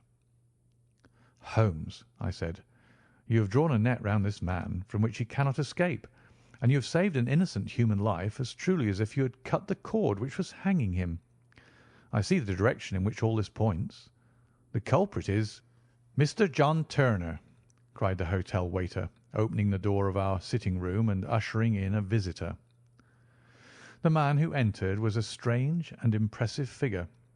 His slow, limping step and bowed shoulders gave the appearance of decrepitude, and yet his hard, deep-lined, craggy features and his enormous limbs showed that he was possessed of unusual strength of body and of character. His tangled beard, grizzled hair, and outstanding, drooping eyebrows combined to give an air of dignity and power to his appearance, but his face was of an ashen white, while his lips and the corners of his nostrils were tinged with a shade of blue. It was clear to me at a glance that he was in the grip of some deadly and chronic disease. "Pray sit down on the sofa," said Holmes gently. "You had my note?" "Yes.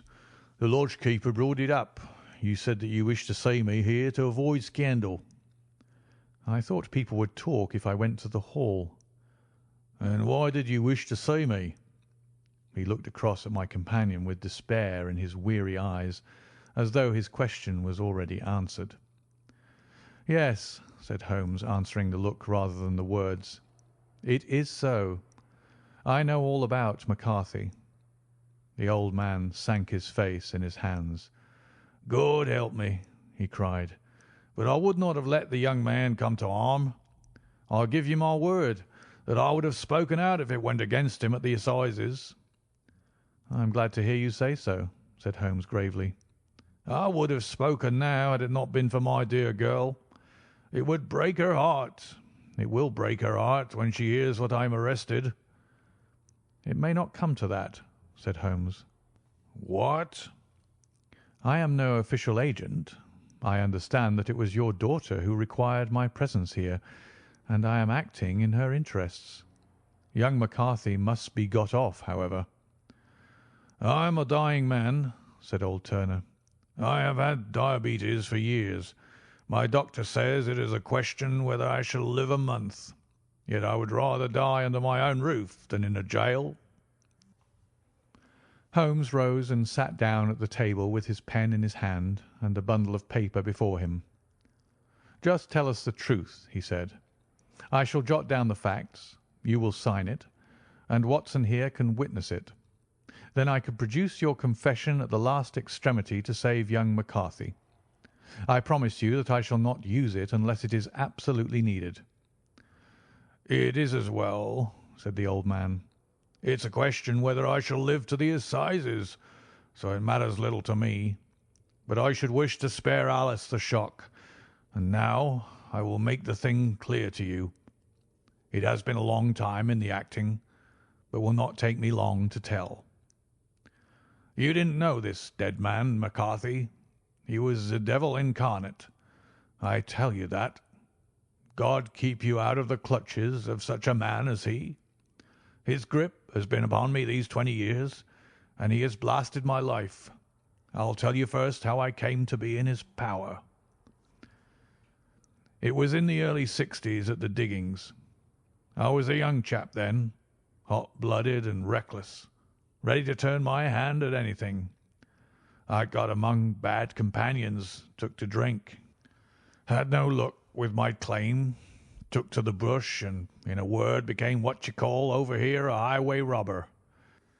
There were 6 of us, and we had a wild, free life of it, sticking up a station from time to time or stooping the wagons on the road to the diggings. Black Jack of Ballarat was the name I went under, and our party is still remembered in the colony as the Ballarat Gang. One day a gold convoy came down from Ballarat to Melbourne, and we lay in wait for it and attacked it. There were 6 troopers and 6 of us, so it was a close thing, but we emptied 4 of their saddles at the first volley.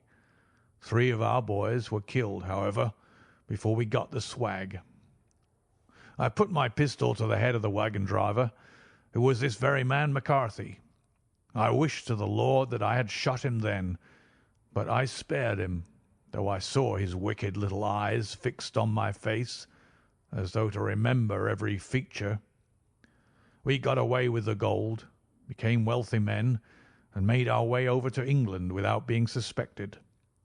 There I parted from my old pals and determined to settle down to a quiet and respectable life. I bought this estate, which chanced to be in the market, and I set myself to do a little good with my money, to make up for the way in which I had earned it. I married, too, and though my wife died young, she left me my dear little Alice. Even when she was just a baby, her wee hands seemed to lead me down the right path as nothing else has ever done. In a word, I turned over a new leaf and did my best to make up for the past. All was going well when McCarthy laid his grip upon me. I had gone up to town about an investment, and I met him in Regent Street with hardly a coat to his back or a boot to his foot. "Here we are, Jack," says he, touching me on the arm. "We'll be as good as a family to you. There's 2 of us, me and my son, and you can have the keeping of us. If you don't, it's a fine, law-abiding country is England, and there's always a policeman within hail." Well, down they came to the West Country. There was no shaking them off, and there they have lived rent-free on my best land ever since. There was no rest for me, no peace, no forgetfulness. Turn where I would, there was this cunning, grinning face at my elbow. It grew worse as Alice grew up, for he soon saw I was more afraid of her knowing my past than of the police.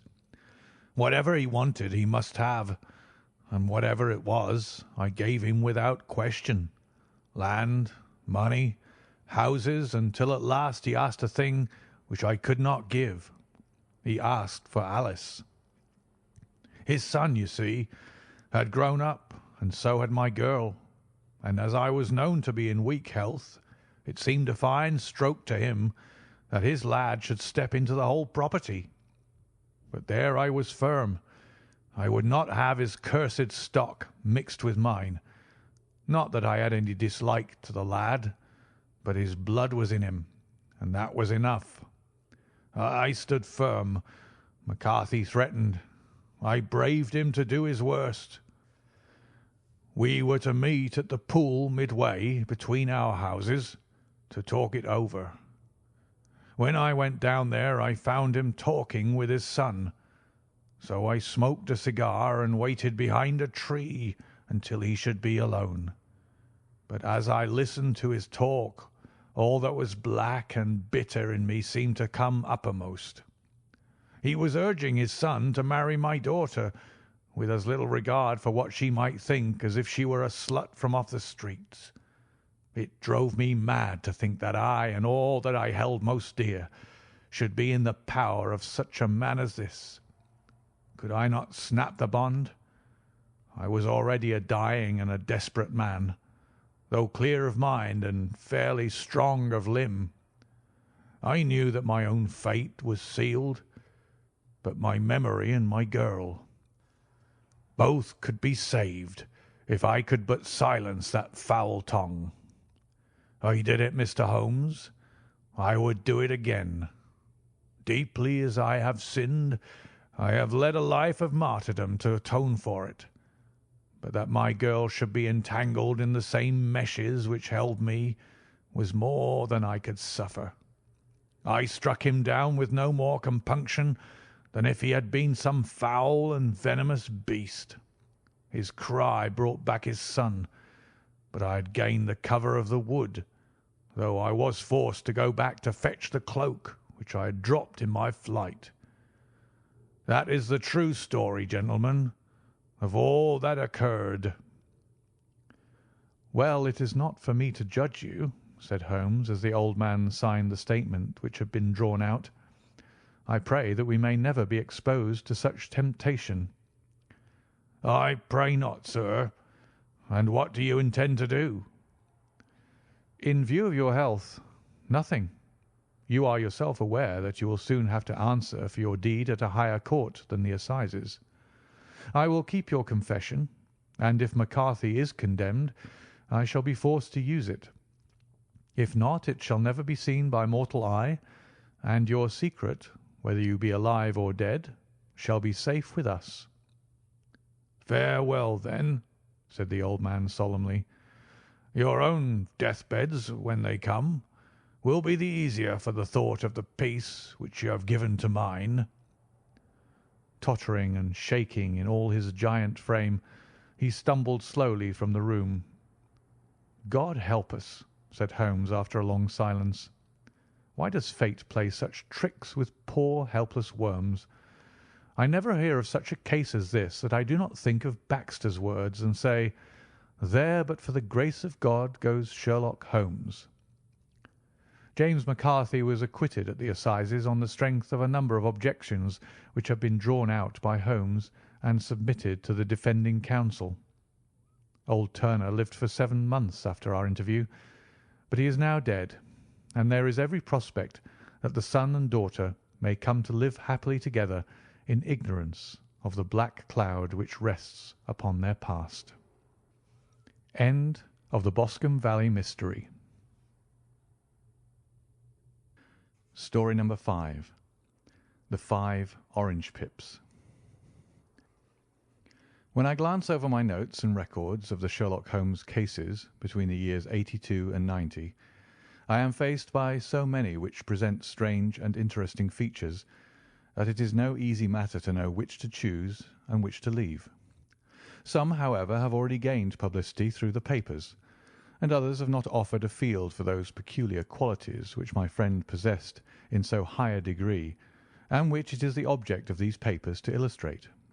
Some, too, have baffled his analytical skill, and would be as narratives, beginnings without an ending, while others have been but partially cleared up, and have their explanations founded rather upon conjecture and surmise than on that absolute logical proof which was so dear to him. There is, however, one of these last, which was so remarkable in its details, and so startling in its results, that I am tempted to give some account of it, in spite of the fact that there are points in connection with it which never have been, and probably never will be, entirely cleared up. The year 87 furnished us with a long series of cases of greater or lesser interest, of which I retain the records. Among my headings under this one 12 months I find an account of the adventure of the Paradol Chamber, of the Amateur Mendicant Society who held a luxurious club in the lower vault of a furniture warehouse, of the facts connected with the loss of the British barque Sophie Anderson, of the singular adventures of the Grice Pattersons in the islands of Uffa, and finally of the Camberwell poisoning case. In the latter, as may be remembered, Sherlock Holmes was able, by winding up the dead man's watch, to prove that it had been wound up 2 hours before, and that therefore the deceased had gone to bed within that time, a deduction which was of the greatest importance in clearing up the case. All these I may sketch out at some future date, but none of them present such singular features as the strange train of circumstances which I have now taken up my pen to describe. It was in the latter days of September, and the equinoctial gales had set in with exceptional violence. All day the wind had screamed and the rain had beaten against the windows, so that even here in the heart of great, handmade London we were forced to raise our minds for the instant from the routine of life and to recognise the presence of those great elemental forces which shriek at mankind through the bars of his civilization like untamed beasts in a cage. As evening drew in, the storm grew higher and louder, and the wind cried and sobbed like a child in the chimney. Sherlock Holmes sat moodily at one side of the fireplace, cross-indexing his records of crime, while I at the other was deep in one of Clark Russell's fine sea stories, until the howl of the gale from without seemed to blend with the text, and the splash of the rain to lengthen out into the long swash of the sea waves.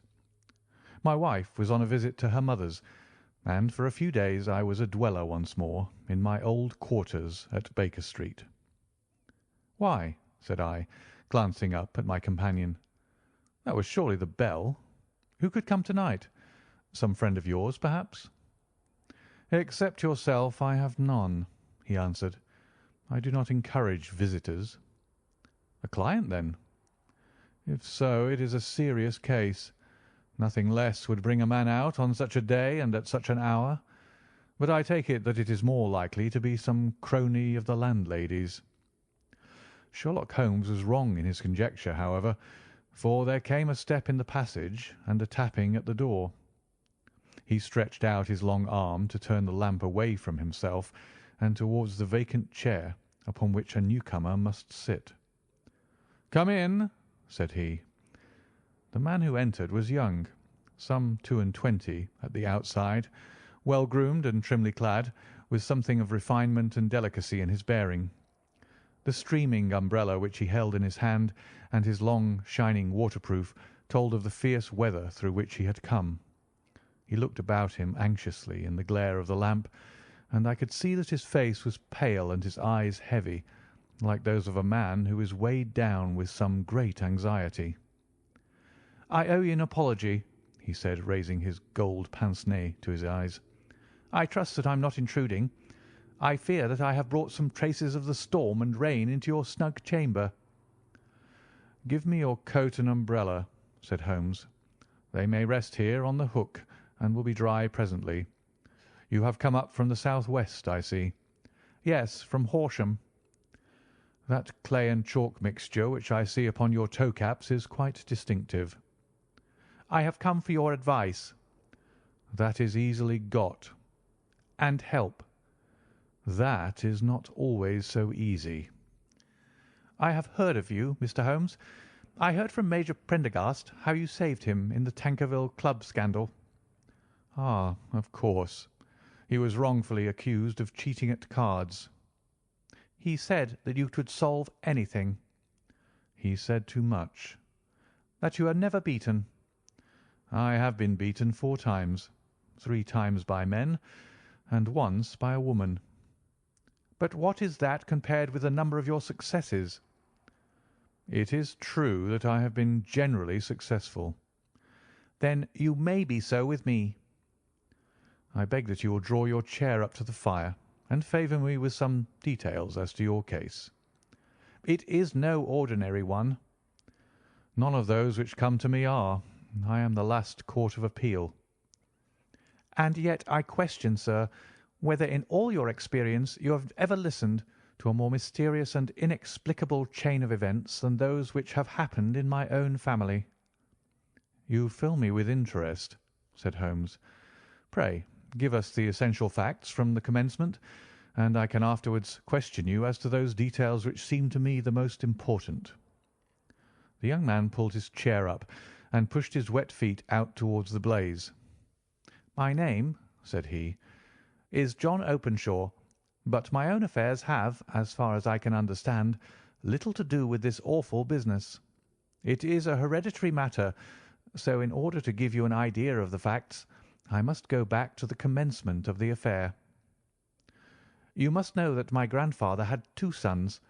my uncle Elias, and my father Joseph. My father had a small factory at Coventry, which he enlarged at the time of the invention of bicycling.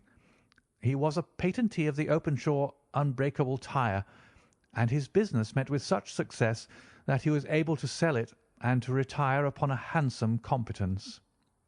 My uncle Elias emigrated to America when he was a young man and became a planter in Florida, where he was reported to have done very well.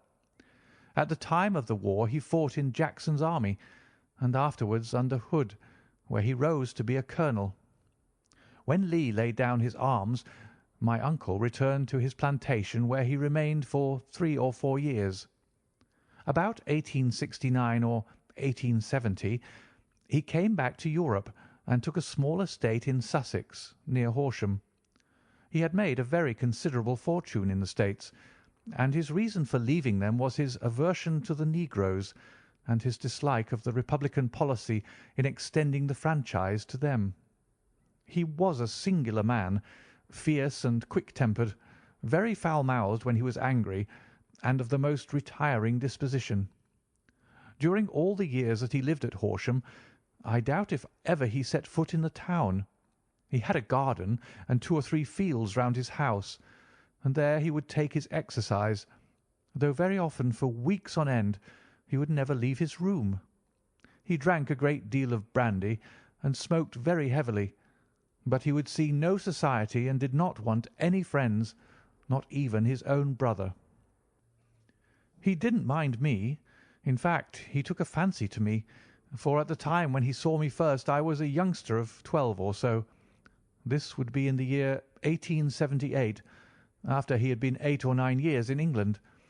He begged my father to let me live with him, and he was very kind to me in his way.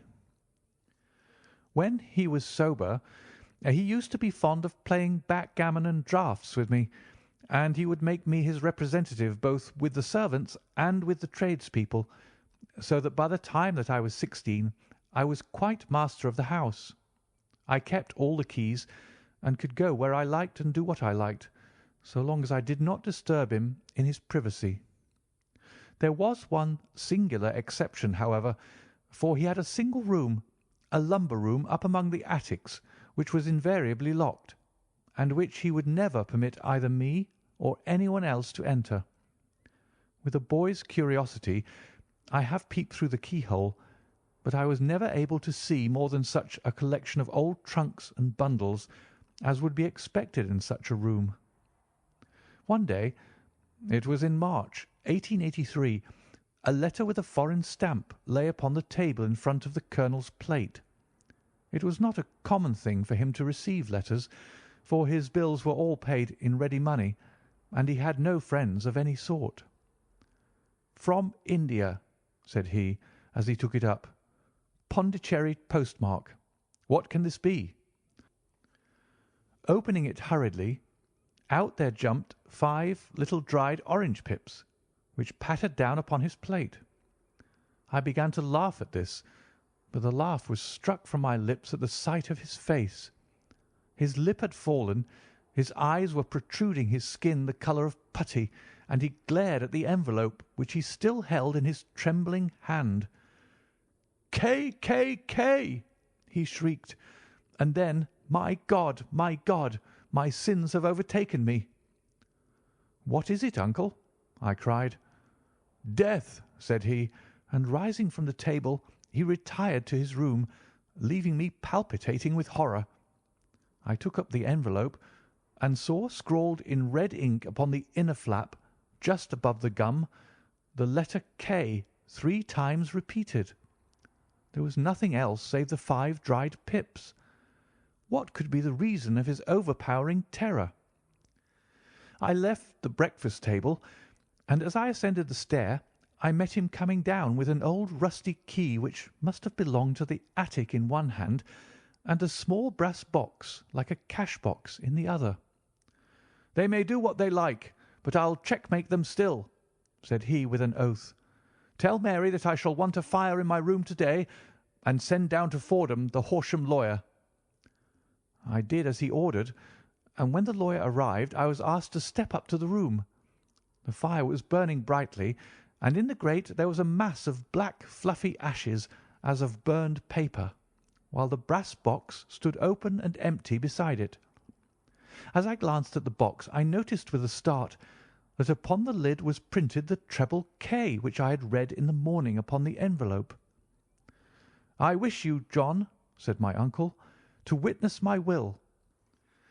I leave my estate, with all its advantages and all its disadvantages, to my brother, your father, whence it will no doubt descend to you. If you can enjoy it in peace, well and good. If you find you cannot, take my advice, my boy, and leave it to your deadliest enemy. I am sorry to give you such a two-edged thing, but I can't say what turn things are going to take. Kindly sign the paper where Mr. Fordham shows you." I signed the paper as directed, and the lawyer took it away with him.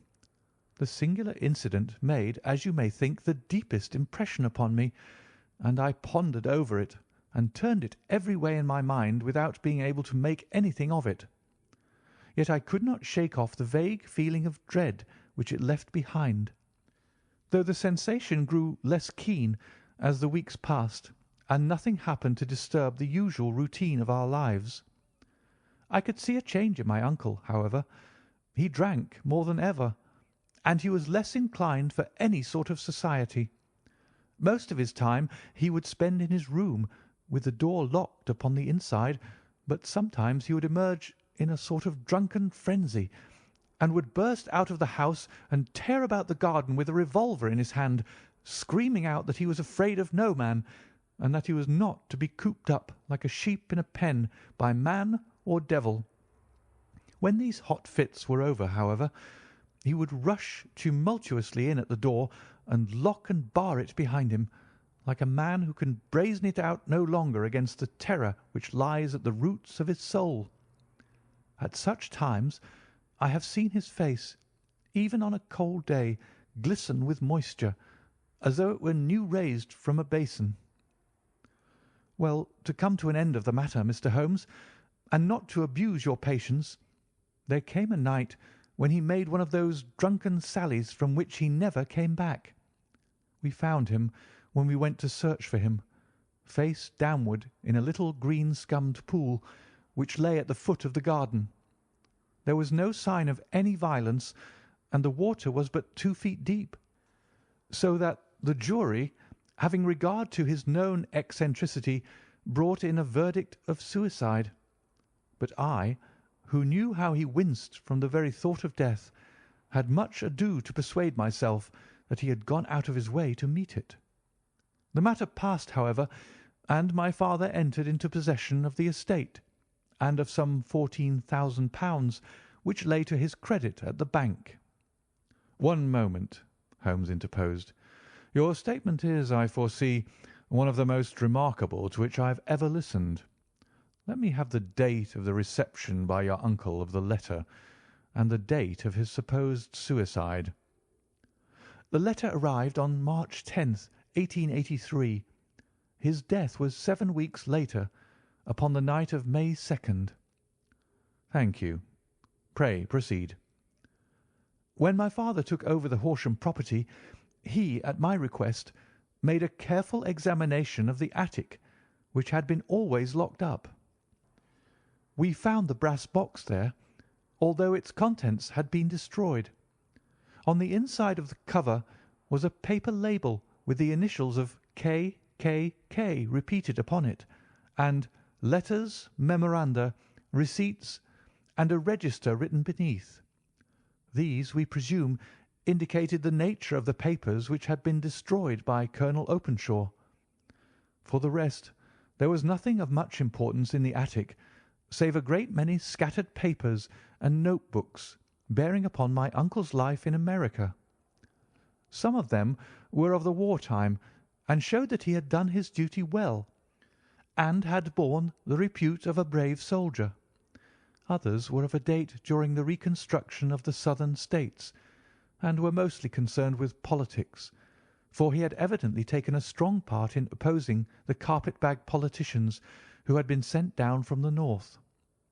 Well, it was the beginning of '84 when my father came to live at Horsham, and all went as well as possible with us until the January of '85.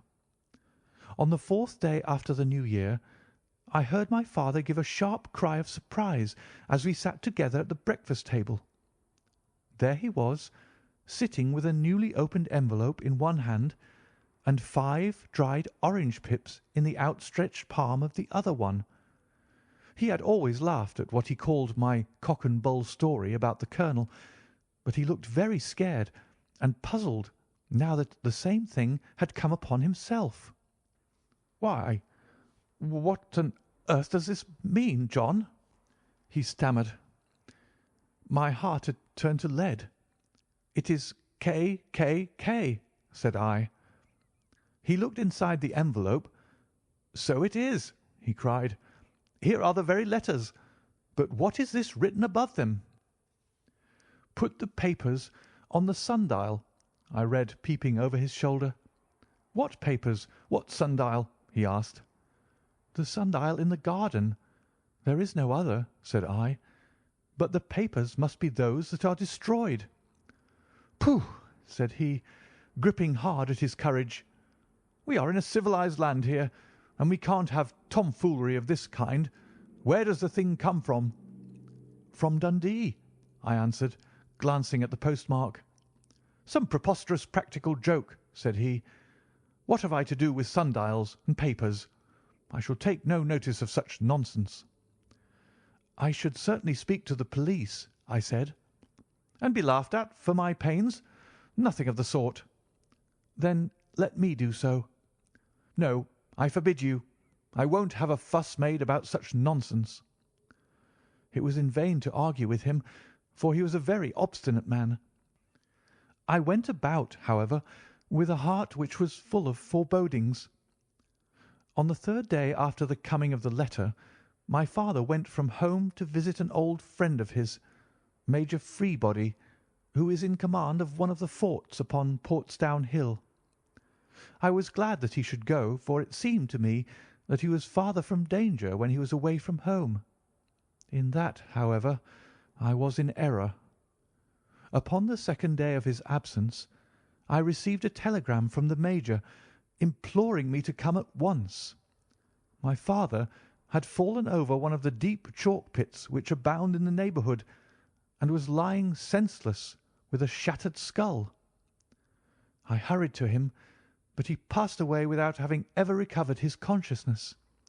He had, as it appears, been returning from Fareham in the twilight, and as the country was unknown to him and the chalk pit unfenced, the jury had no hesitation in bringing in a verdict of death from accidental causes. Carefully, as I examined every fact connected with his death, I was unable to find anything which could suggest the idea of murder. There were no signs of violence, no footmarks, no robbery, no record of strangers having been seen upon the roads, and yet I need not tell you that my mind was far from at ease, and that I was well nigh certain that some foul plot had been woven round him. In this sinister way I came into my inheritance. You will ask me why I did not dispose of it.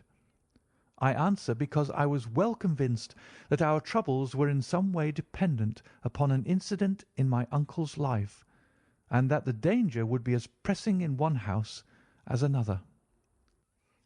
It was in January '85 that my poor father met his end, and 2 years and 8 months have elapsed since then.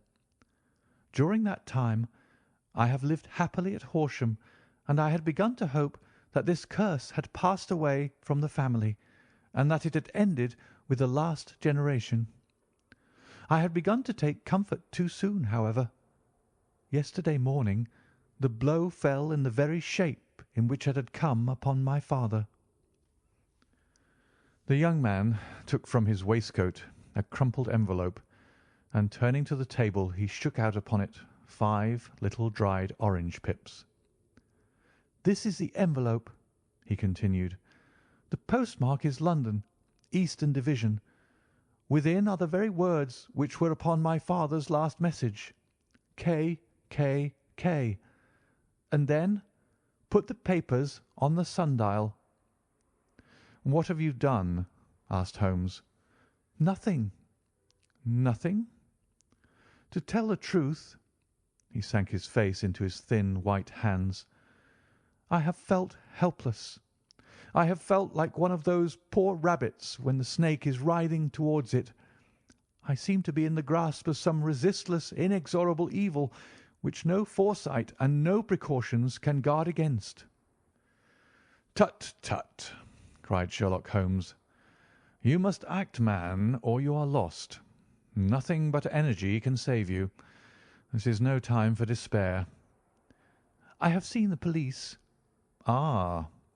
"But they listened to my story with a smile. I am convinced that the inspector has formed the opinion that the letters are all practical jokes, and that the deaths of my relations were really accidents, as the jury stated, and were not to be connected with the warnings." Holmes shook his clenched hands in the air. "Incredible imbecility!" he cried. "They have, however, allowed me a policeman, who may remain in the house with me." "Has he come with you to-night?" "No, his orders were to stay in the house." Again Holmes raved in the air. "Why did you come to me?" he cried. "And above all, why did you not come at once?" "I did not know. It was only to-day that I spoke to Major Prendergast about my troubles, and was advised by him to come to you." "It is really 2 days since you had the letter. We should have acted before this. You have no further evidence, I suppose, than that which you have placed before us? No suggestive detail which might help us?" "There is one thing," said John Openshaw. He rummaged in his coat pocket, and drawing out a piece of discoloured blue-tinted paper, he laid it out upon the table. "I have some remembrance," said he, "that on the day when my uncle burned the papers, I observed that the small unburned margins which lay amid the ashes were of this particular colour. I found this single sheet upon the floor of his room, and I am inclined to think that it may be one of the papers which has, perhaps, fluttered out from among the others, and in that way has escaped destruction. Beyond the mention of pips, I do not see that it helps us much. I think myself that it is a page from some private diary. The writing is undoubtedly my uncle's." Holmes moved the lamp, and we both bent over the sheet of paper, which showed by its ragged edge that it had indeed been torn from a book. It was headed "March, 1869," and beneath were the following enigmatical notices: "4th, Hudson came, same old platform. 7th, set the pips on Macaulay, Paramore, and John Swain of St. Augustine. 9th, Macaulay cleared. 10th, John Swain cleared. 12th, visited Paramore. All well." "Thank you," said Holmes, folding up the paper and returning it to our visitor. "And now you must on no account lose another instant. We cannot spare time even to discuss what you have told me. You must get home instantly and act." "What shall I do?" "There is but one thing to do. It must be done at once. You must put this piece of paper which you have shown us into the brass box which you have described. You must also put in a note to say that all the other papers were burned by your uncle, and that this is the only one which remains. You must assert that in such words as will carry conviction with them. Having done this, you must at once put the box out upon the sundial as directed. Do you understand?" "Entirely." "Do not think of revenge or anything of the sort at present. I think that we may gain that by means of the law, but we have our web to weave, while theirs is already woven. The first consideration is to remove the pressing danger which threatens you. The second is to clear up the mystery and to punish the guilty parties." "I thank you," said the young man, rising and pulling on his overcoat. "You have given me fresh life and hope. I shall certainly do as you advise." "Do not lose an instant. And above all take care of yourself in the meanwhile, for I do not think that there can be a doubt that you are threatened by a very real and imminent danger. How do you go back?" "By train from Waterloo." "It is not yet 9. The streets will be crowded, so I trust that you may be in safety. And yet you cannot guard yourself too closely." "I am armed." "That is well. To-morrow I shall set to work upon your case." "I shall see you at Horsham, then?" "No. Your secret lies in London. It is there that I shall seek it." "Then I shall call upon you in a day or in 2 days with news as to the box and the papers. I shall take your advice in every particular." He shook hands with us and took his leave. Outside the wind still screamed and the rain splashed and pattered against the windows. This strange wild story seemed to have come to us from amid the mad elements, blown in upon us like a sheet of seaweed in a gale, and now to have been reabsorbed by them once more. Sherlock Holmes sat for some time in silence, with his head sunk forward and his eyes bent upon the red glow of the fire. Then he lit his pipe, and leaning back in his chair, he watched the blue smoke rings as they chased each other up to the ceiling. "I think, Watson," he remarked at last, "that of all our cases we have had none more fantastic than this. Save perhaps the sign of 4. Well, yes, save perhaps that. And yet this John Openshaw seems to me to be walking amid even greater perils than did the Sholtos." "But have you," I asked, "formed any definite conception as to what these perils are?" "There can be no question as to their nature," he answered. "Then what are they? Who is this K., and why does he pursue this unhappy family?"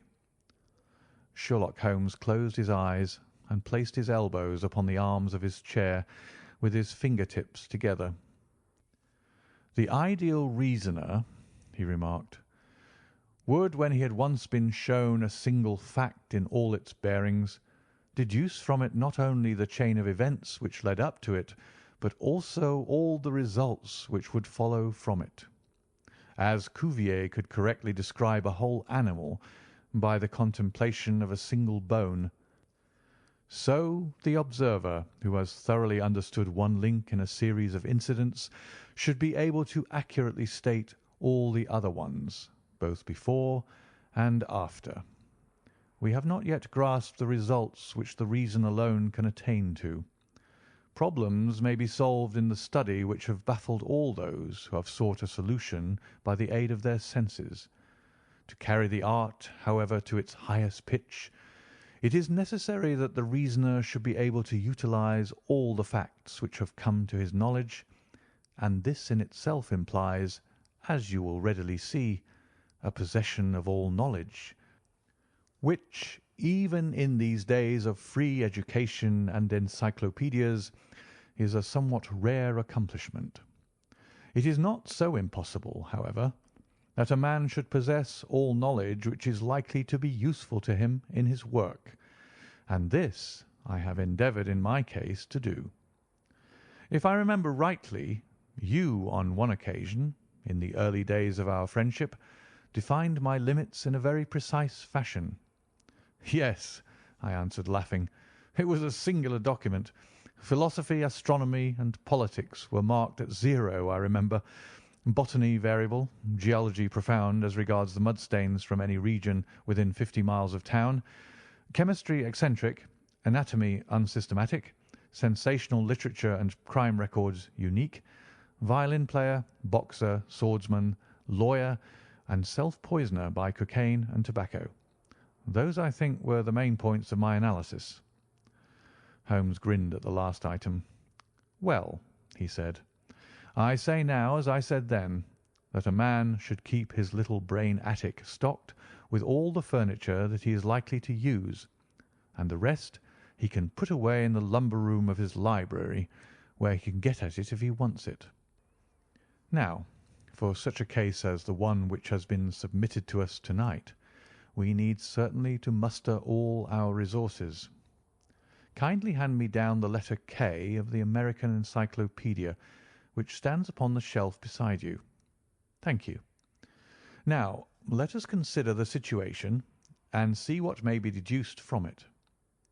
In the first place, we may start with a strong presumption that Colonel Openshaw had some very strong reason for leaving America. Men at his time of life do not change all their habits and exchange willingly the charming climate of Florida for the lonely life of an English provincial town.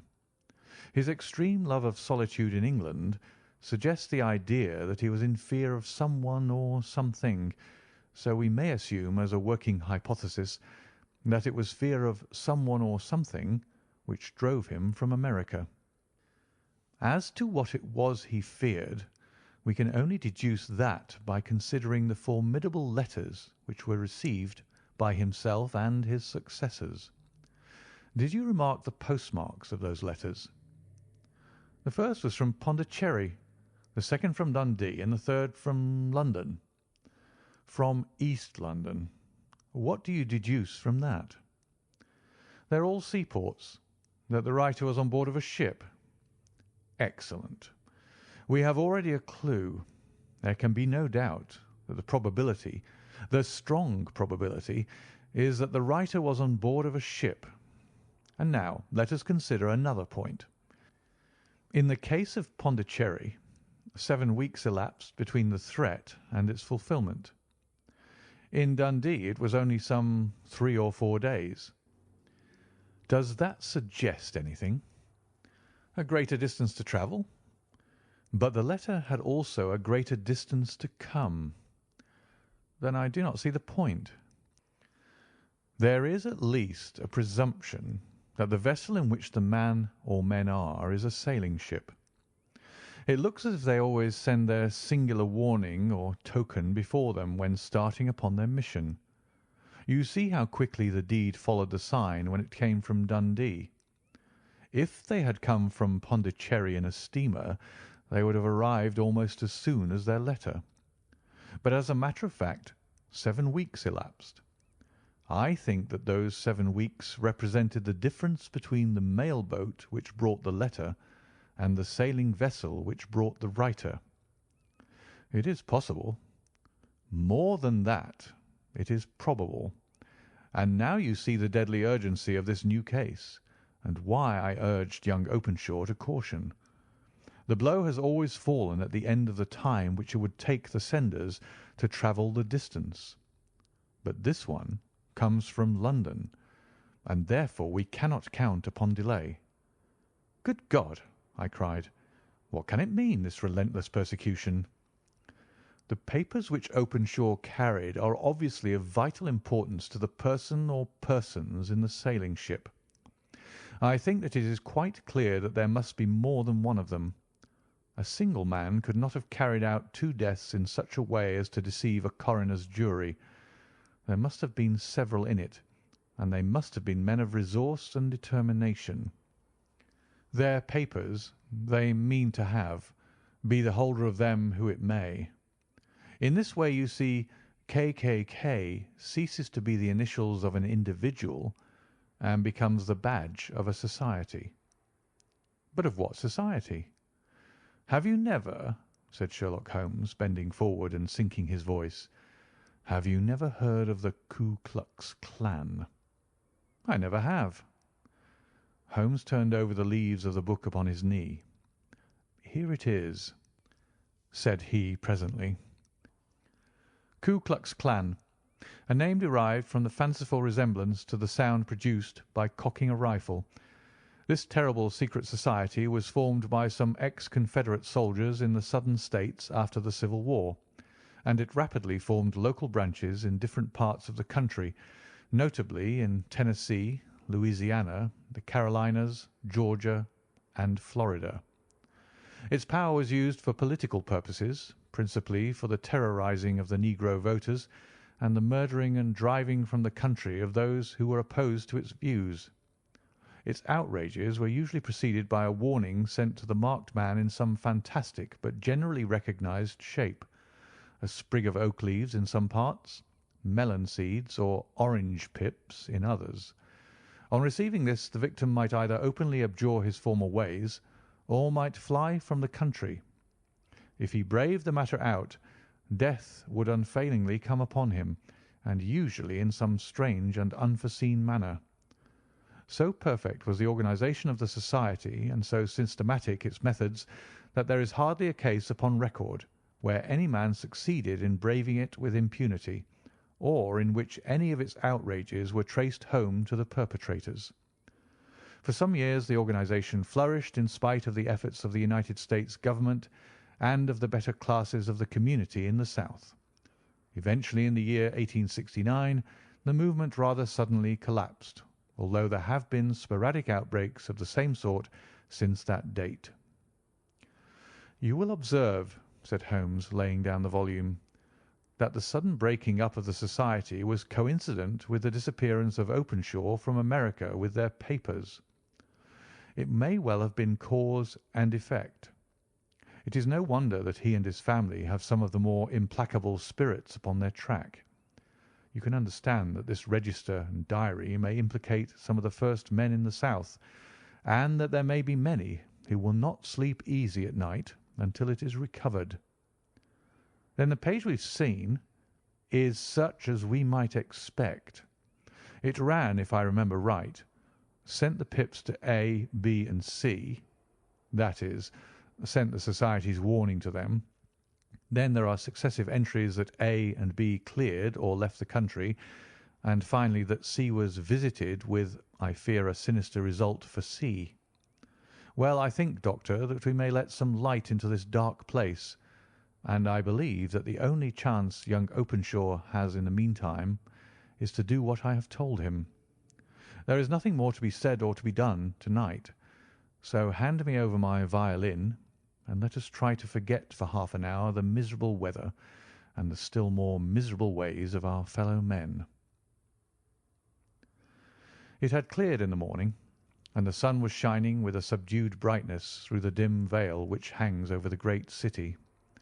Sherlock Holmes was already at breakfast when I came down. "You will excuse me for not waiting for you," said he. "I have, I foresee, a very busy day before me in looking into this case of young Openshaw's." "What steps will you take?" I asked. "It will very much depend upon the results of my first inquiries. I may have to go down to Horsham after all." "You will not go there first?" "No, I shall commence with the city. Just ring the bell, and the maid will bring up your coffee." As I waited, I lifted the unopened newspaper from the table and glanced my eye over it. It rested upon a heading which sent a chill to my heart. "Holmes," I cried, "you are too late." "Ah," said he, laying down his cup. "I feared as much. How was it done?" He spoke calmly, but I could see that he was deeply moved. "My eye caught the name of Openshaw, and the heading 'Tragedy near Waterloo Bridge.' Here is the account. Between 9 and 10 last night, Police Constable Cook of the H Division on duty near Waterloo Bridge heard a cry for help and a splash in the water. The night, however, was extremely dark and stormy, so that in spite of the help of several passers-by, it was quite impossible to effect a rescue. The alarm, however, was given, and by aid of the water police, the body was eventually recovered. It proved to be that of a young gentleman whose name, as it appears from an envelope which was found in his pocket, was John Openshaw, and whose residence is near Horsham. It is conjectured that he may have been hurrying down to catch the last train from Waterloo Station, and that in his haste and the extreme darkness he missed his path and walked over the edge of one of the small landing places for river steamboats. The body exhibited no traces of violence, and there can be no doubt that the deceased had been the victim of an unfortunate accident, which should have the effect of calling the attention of the authorities to the condition of the riverside landing stages. We sat in silence for some minutes, Holmes more depressed and shaken than I had ever seen him. "That hurts my pride, Watson," he said at last. "It is a petty feeling, no doubt, but it hurts my pride. It becomes a personal matter with me now, and if God sends me health, I shall set my hand upon this gang. That he should come to me for help, and that I should send him away to his death." He sprang from his chair and paced about the room in uncontrollable agitation, with a flush upon his sallow cheeks and a nervous clasping and unclasping of his long, thin hands. "They must be cunning devils," he exclaimed at last. "How could they have decoyed him down there? The embankment is not on the district line to the station. The bridge, no doubt, was too crowded, even on such a night, for their purpose. Well, Watson, we shall see who will win in the long run. I am going out now." "To the police?" "No, I shall be my own police. When I have spun the web they may take the flies, but not before." All day I was engaged in my professional work, and it was late in the evening before I returned to Baker Street. Sherlock Holmes had not come back yet. It was nearly 10 o'clock before he entered, looking pale and worn. He walked up to the sideboard, and tearing a piece from the loaf, he devoured it voraciously, washing it down with a long draught of water. "You are hungry?" I remarked. "Starving. It had escaped my memory. I have had nothing since breakfast." "Nothing?" "Not a bite. I had no time to think of it." "And how have you succeeded?" "Well, you have a clue?" "I have them in the hollow of my hand. Young Openshaw shall not long remain unavenged. Why, Watson, let us put their own devilish trademark upon them. It is well thought of." "What do you mean?" He took an orange from the cupboard, and tearing it to pieces, he squeezed out the pips upon the table. Of these he took 5 and thrust them into an envelope. On the inside of the flap he wrote S.H. for J.O. Then he sealed it and addressed it to Captain James Calhoun, Bark Lone Star, Savannah, Georgia. "That will await him when he enters port," said he, chuckling. "It may give him a sleepless night. He'll find it as sure a precursor of his fate as Openshaw did before him." "And who is this Captain Calhoun?" "The leader of the gang. I shall have the others, but he first." "How did you trace it, then?" He took a large sheet of paper from his pocket, all covered with dates and names. "I have spent the whole day," said he, "over Lloyd's registers and files of the old papers, following the future career of every vessel which touched at Pondicherry in January and February in '83. There were 36 ships of fair tonnage which were reported there during those months. Of these, one, the Lone Star, instantly attracted my attention, since, although it was reported as having cleared from London, the name is that which is given to one of the states of the Union. Texas, I think. I was not and am not sure which, but I knew that the ship must have an American origin." "What then?" "I searched the Dundee records, and when I found that the barque Lone Star was there in January '85, my suspicion became a certainty. I then inquired as to the vessels which lay at present in the port of London." "Yes?" "The Lone Star had arrived here last week. I went down to the Albert Dock and found that she had been taken down the river by the early tide this morning, homeward bound to Savannah. I wired to Gravesend and learned that she had passed some time ago, and as the wind is easterly, I have no doubt that she is now past the Goodwins and not very far from the Isle of Wight." "What will you do, then?" "Oh, I have my hand upon him. He and the 2 mates are, as I learn, the only native-born Americans in the ship. The others are Finns and Germans. I know also that they were all 3 away from the ship last night. I had it from the stevedore, who's been loading their cargo. By the time that their sailing ship reaches Savannah, the mail-boat will have carried this letter, and the cable will have informed the police of Savannah that these 3 gentlemen are badly wanted here upon a charge of murder. There is ever a flaw, however, in the best laid of human plans, and the murderers of John Openshaw were never to receive the orange pips which would show them that another, as cunning and as resolute as themselves, was upon their track." Very long and very severe were the equinoctial gales that year. We waited long for news of the Lone Star of Savannah, but none ever reached us. We did at last hear that somewhere, far out in the Atlantic, a shattered stern post of a boat was seen swinging in the trough of a wave, with the letters L.S. carved upon it. And that is all which we shall ever know of the fate of the Lone Star. End of the 5 Orange Pips. Story 6. The Man with the Twisted Lip. Asa Whitney, brother of the late Elias Whitney, D.D., principal of the Theological College of St. George's, was much addicted to opium. The habit grew upon him, as I understand, from some foolish freak when he was at college, for having read De Quincey's description of his dreams and sensations, he had drenched his tobacco with laudanum in an attempt to produce the same effects. He found, as so many more have done, that the practice is easier to attain than to get rid of, and for many years he continued to be a slave to the drug, an object of mingled horror and pity to his friends and relatives.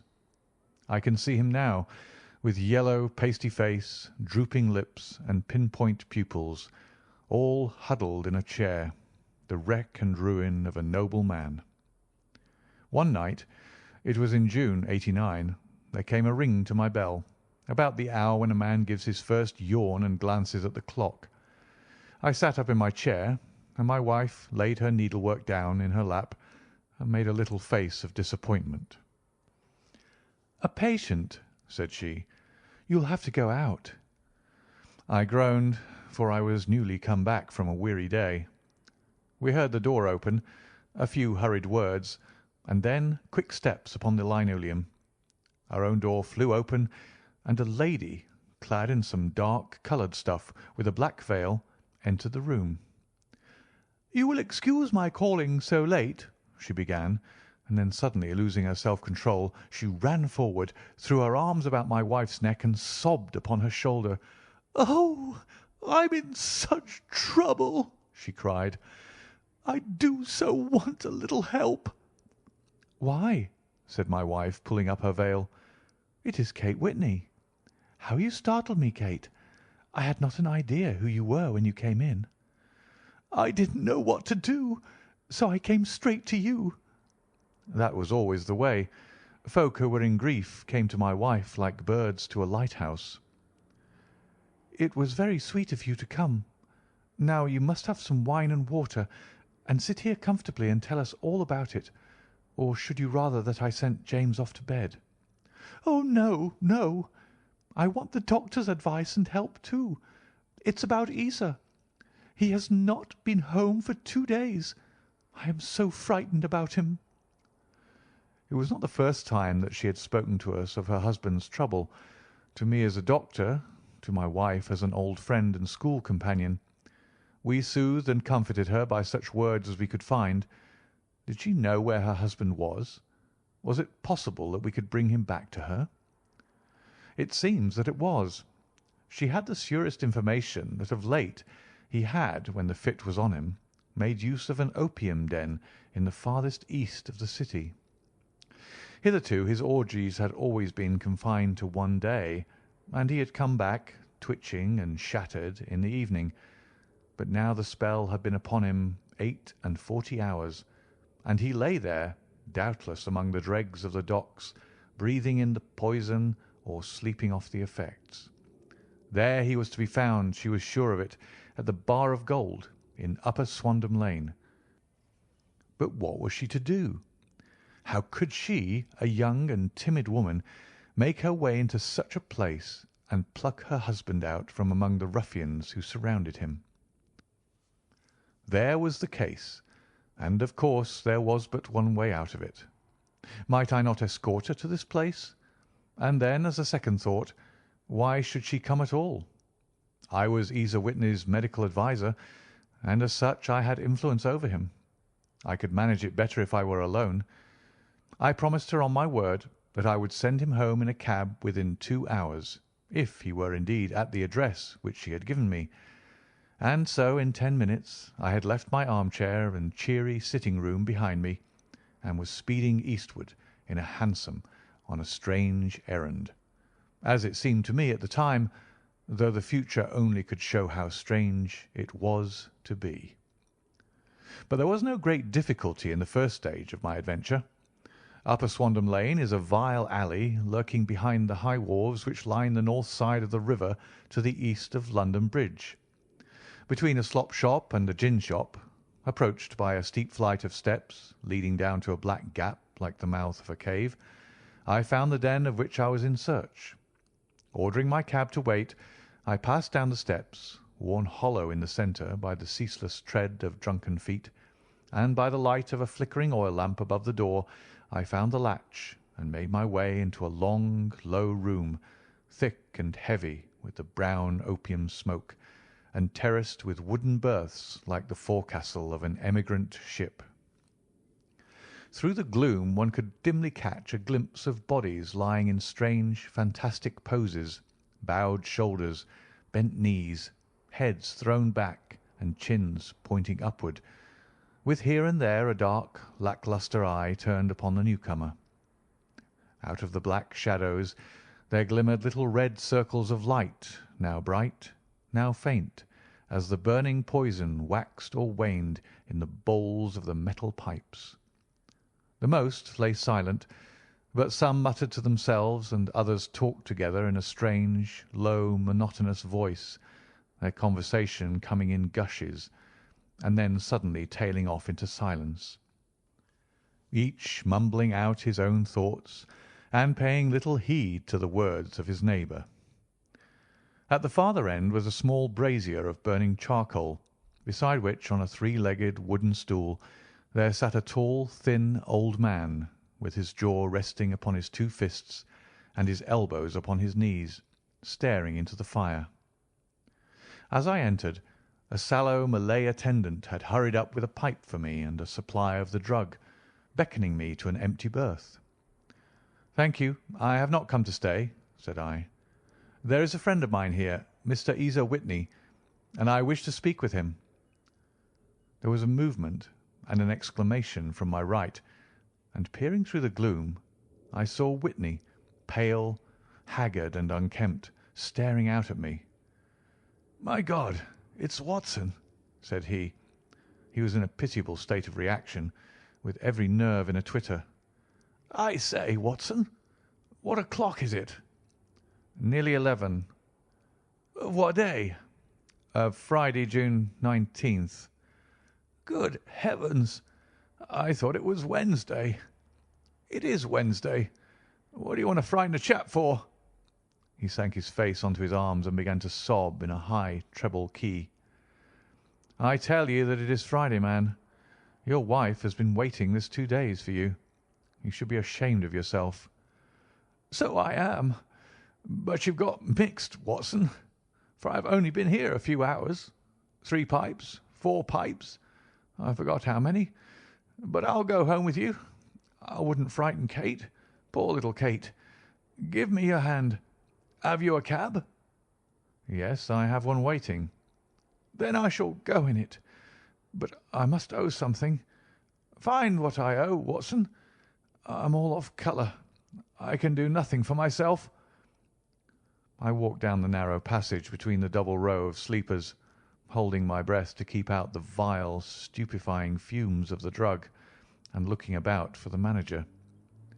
As I passed the tall man who sat by the brazier, I felt a sudden pluck at my skirt, and a low voice whispered, "Walk past me, and then look back at me." The words fell quite distinctly upon my ear. I glanced down. They could only have come from the old man at my side. And yet he sat now as absorbed as ever, very thin, very wrinkled, bent with age, an opium pipe dangling down from beneath his knees as though it had dropped in sheer lassitude from his fingers. I took 2 steps forward and looked back. It took all my self-control to prevent me from breaking out into a cry of astonishment. He had turned his back so that none could see him but I. His form had filled out. His wrinkles were gone. The dull eyes had regained their fire, and there, sitting by the fire and grinning at my surprise, was none other than Sherlock Holmes. He made a slight motion to me to approach him, and instantly, as he turned his face half round to the company once more, subsided into a doddering, loose-lipped senility. "Holmes," I whispered, "what on earth are you doing in this den?" "As low as you can," he answered. "I have excellent ears. If you would have the great kindness to get rid of that sottish friend of yours, I should be exceedingly glad to have a little talk with you." "I have a cab outside." "Then pray send him home in it. You may safely trust him, for he appears to be too limp to get into any mischief. I should recommend you also to send a note by the cabman to your wife to say that you have thrown in your lot with me. If you will wait outside, I shall be with you in 5 minutes." It was difficult to refuse any of Sherlock Holmes's requests, for they are always so exceedingly definite, and put forward with such a quiet air of mastery. I felt, however, that when Whitney was once confined in the cab, my mission was practically accomplished. And for the rest, I could not wish anything better than to be associated with my friend in one of those singular adventures which were the normal condition of his existence. In a few minutes I had written my note, paid Whitney's bill, led him out to the cab, and seen him driven through the darkness. In a very short time a decrepit figure had emerged from the opium den, and I was walking down the street with Sherlock Holmes. For 2 streets he shuffled along with a bent back and an uncertain foot. Then, glancing quickly round, he straightened himself out and burst into a hearty fit of laughter. "I suppose, Watson," said he, "that you imagine that I have added opium smoking to cocaine injections and all the other little weaknesses on which you have favoured me with your medical views. I was certainly surprised to find you there, but not more so than I to find you. I came to find a friend, and I to find an enemy." "An enemy?" "Yes, one of my natural enemies, or shall I say, my natural prey. Briefly, Watson, I am in the midst of a very remarkable inquiry, and I have hoped to find a clue in the incoherent ramblings of these sots, as I have done before now.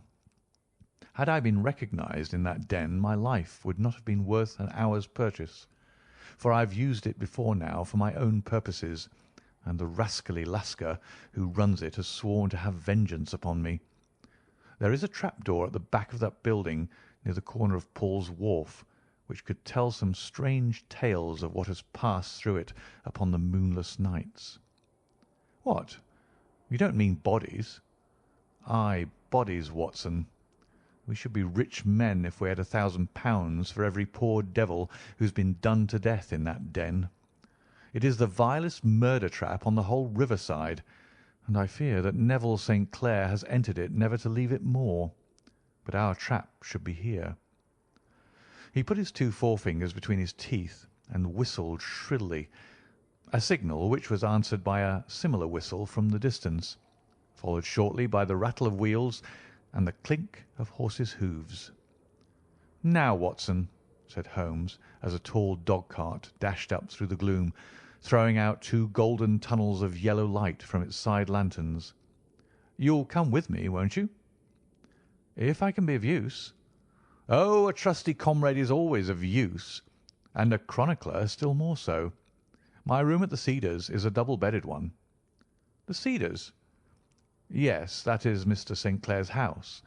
I am staying there while I conduct the inquiry." "Where is it, then?" "Near Lee, in Kent. We have a 7-mile drive before us." "But I'm all in the dark." "Of course you are. You'll know all about it presently. Jump up here. All right, John, we shall not need you. Here's £0.50. Look out for me tomorrow about 11. Give her head. So long, then." He flicked the horse with his whip, and we dashed away through the endless succession of sombre and deserted streets, which widened gradually until we were flying across a broad balustraded bridge, with the murky river flowing sluggishly beneath us. Beyond lay another dull wilderness of bricks and mortar, its silence broken only by the heavy, regular footfall of the policeman, or the songs and shouts of some belated party of revellers. A dull wrack was drifting slowly across the sky, and a star or two twinkled dimly here and there through the rifts of the clouds. Holmes drove in silence, with his head sunk upon his breast, and the air of a man who is lost in thought, while I sat beside him, curious to learn what this new quest might be which seemed to tax his powers so sorely, and yet afraid to break in upon the current of his thoughts. We had driven several miles, and were beginning to get to the fringe of the belt of suburban villas, when he shook himself, shrugged his shoulders, and lit up his pipe with the air of a man who has satisfied himself that he is acting for the best. "You have a grand gift of silence, Watson," said he. "It makes you quite invaluable as a companion. Upon my word, it is a great thing for me to have someone to talk to, for my own thoughts are not over pleasant. I was wondering what I should say to this dear little woman to-night when she meets me at the door." "You forget that I know nothing about it." "I shall just have time to tell you the facts of the case before we get to Lee. It seems absurdly simple, and yet somehow I can get nothing to go upon. There's plenty of thread, no doubt, but I can't get the end of it into my hand. Now, I'll state the case clearly and concisely to you, Watson, and maybe you can see a spark where all is dark to me." "Proceed, then." Some years ago, to be definite, in May, 1884, there came to Lee a gentleman, Neville St. Clair by name, who appeared to have plenty of money. He took a large villa, laid out the grounds very nicely, and lived generally in good style. By degrees he made friends in the neighbourhood, and in 1887 he married the daughter of a local brewer, by whom he now has 2 children. He has no occupation, but was interested in several companies, and went into town as a rule in the morning, returning by the 5:14 from Cannon Street every night. Mr. St. Clair is now 37 years of age, is a man of temperate habits, a good husband, a very affectionate father, and a man who is popular with all who know him. I may add that his whole debts at the present moment, as far as we have been able to ascertain, amount to £88 10s, while he has £220 standing to his credit in the Capital and Counties Bank. There is no reason, therefore, to think that money troubles have been weighing upon his mind. Last Monday, Mr. Neville St. Clair went into town rather earlier than usual, remarking before he started that he had 2 important commissions to perform, and that he would bring his little boy home a box of bricks. Now, by the merest chance, his wife received a telegram upon this same Monday, very shortly after his departure, to the effect that a small parcel of considerable value, which she had been expecting, was waiting for her at the offices of the Aberdeen Shipping Company. Now, if you are well up in your London, you will know that the office of the company is in Fresno Street, which branches out of Upper Swandam Lane, where you found me to-night. Mrs. St. Clair had her lunch, started for the city, did some shopping, proceeded to the company's office, got her packet, and found herself at exactly 4:35 walking through Swandam Lane on her way back to the station. Have you followed me so far? It is very clear. If you remember, Monday was an exceedingly hot day, and Mrs. St. Clair walked slowly, glancing about in the hope of seeing a cab, as she did not like the neighbourhood in which she found herself. While she was walking in this way down Swandam Lane, she suddenly heard an ejaculation or cry, and was struck cold to see her husband looking down at her and, as it seemed to her, beckoning to her from a second-floor window. The window was open, and she distinctly saw his face, which she described as being terribly agitated. He waved his hands frantically to her, and then vanished from the window so suddenly that it seemed to her that he had been plucked back by some irresistible force from behind.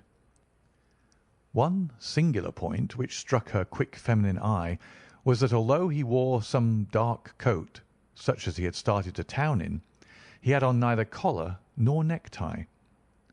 Convinced that something was amiss with him, she rushed down the steps, for the house was none other than the opium den in which you found me tonight, and running through the front room, she attempted to ascend the stairs which led to the first floor. At the foot of the stairs, however, she met this Lascar scoundrel of whom I have spoken, who thrust her back and, aided by a Dane, who acts as assistant there, pushed her out into the street. Filled with the most maddening doubts and fears, she rushed down the lane, and by rare good fortune met in Fresno Street a number of constables with an inspector, all on their way to their beat. The inspector and two men accompanied her back, and in spite of the continued resistance of the proprietor, they made their way to the room in which Mr. St. Clair had last been seen. There was no sign of him there. In fact, in the whole of that floor there was no one to be found save a crippled wretch of hideous aspect, who it seems made his home there. Both he and the Lascar stoutly swore that no one else had been in the front room during the afternoon. So determined was their denial that the inspector was staggered, and had almost come to believe that Mrs. St. Clair had been deluded, when with a cry she sprang at a small deal box which lay upon the table and tore the lid from it.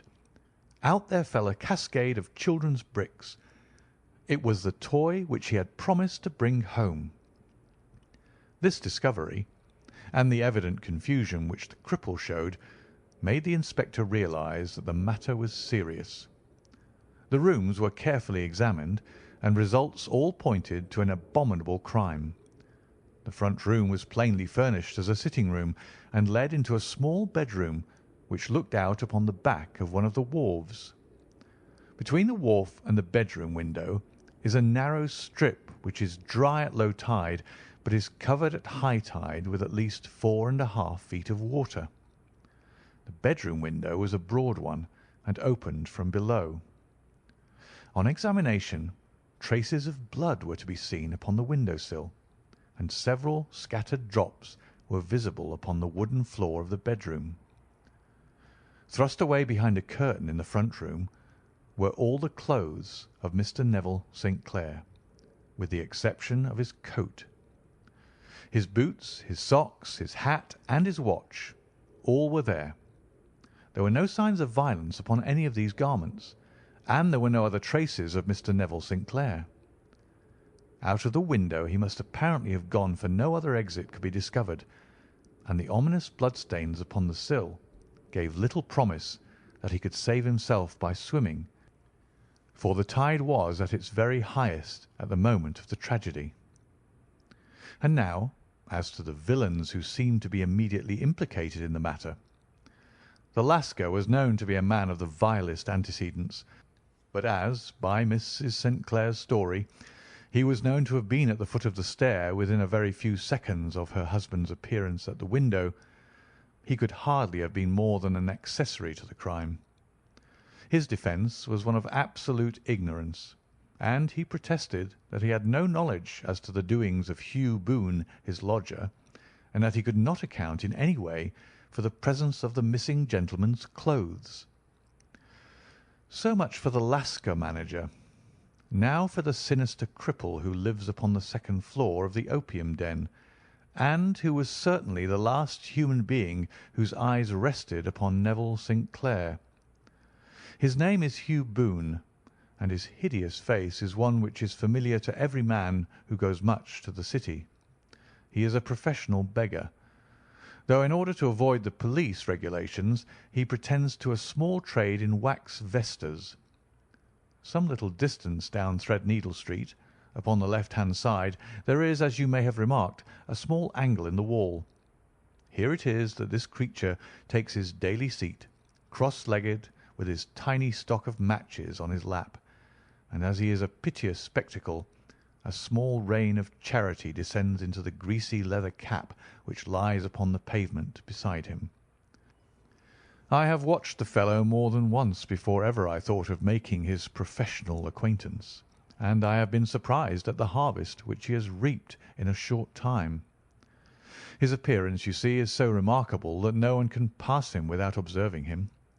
A shock of orange hair, a pale face disfigured by a horrible scar, which, by its contraction, has turned up the outer edge of his upper lip, a bulldog chin, and a pair of very penetrating dark eyes, which present a singular contrast to the colour of his hair, all mark him out from amid the common crowd of mendicants, and so, too, does his wit, for he is ever ready with a reply to any piece of chaff which may be thrown at him by the passers-by.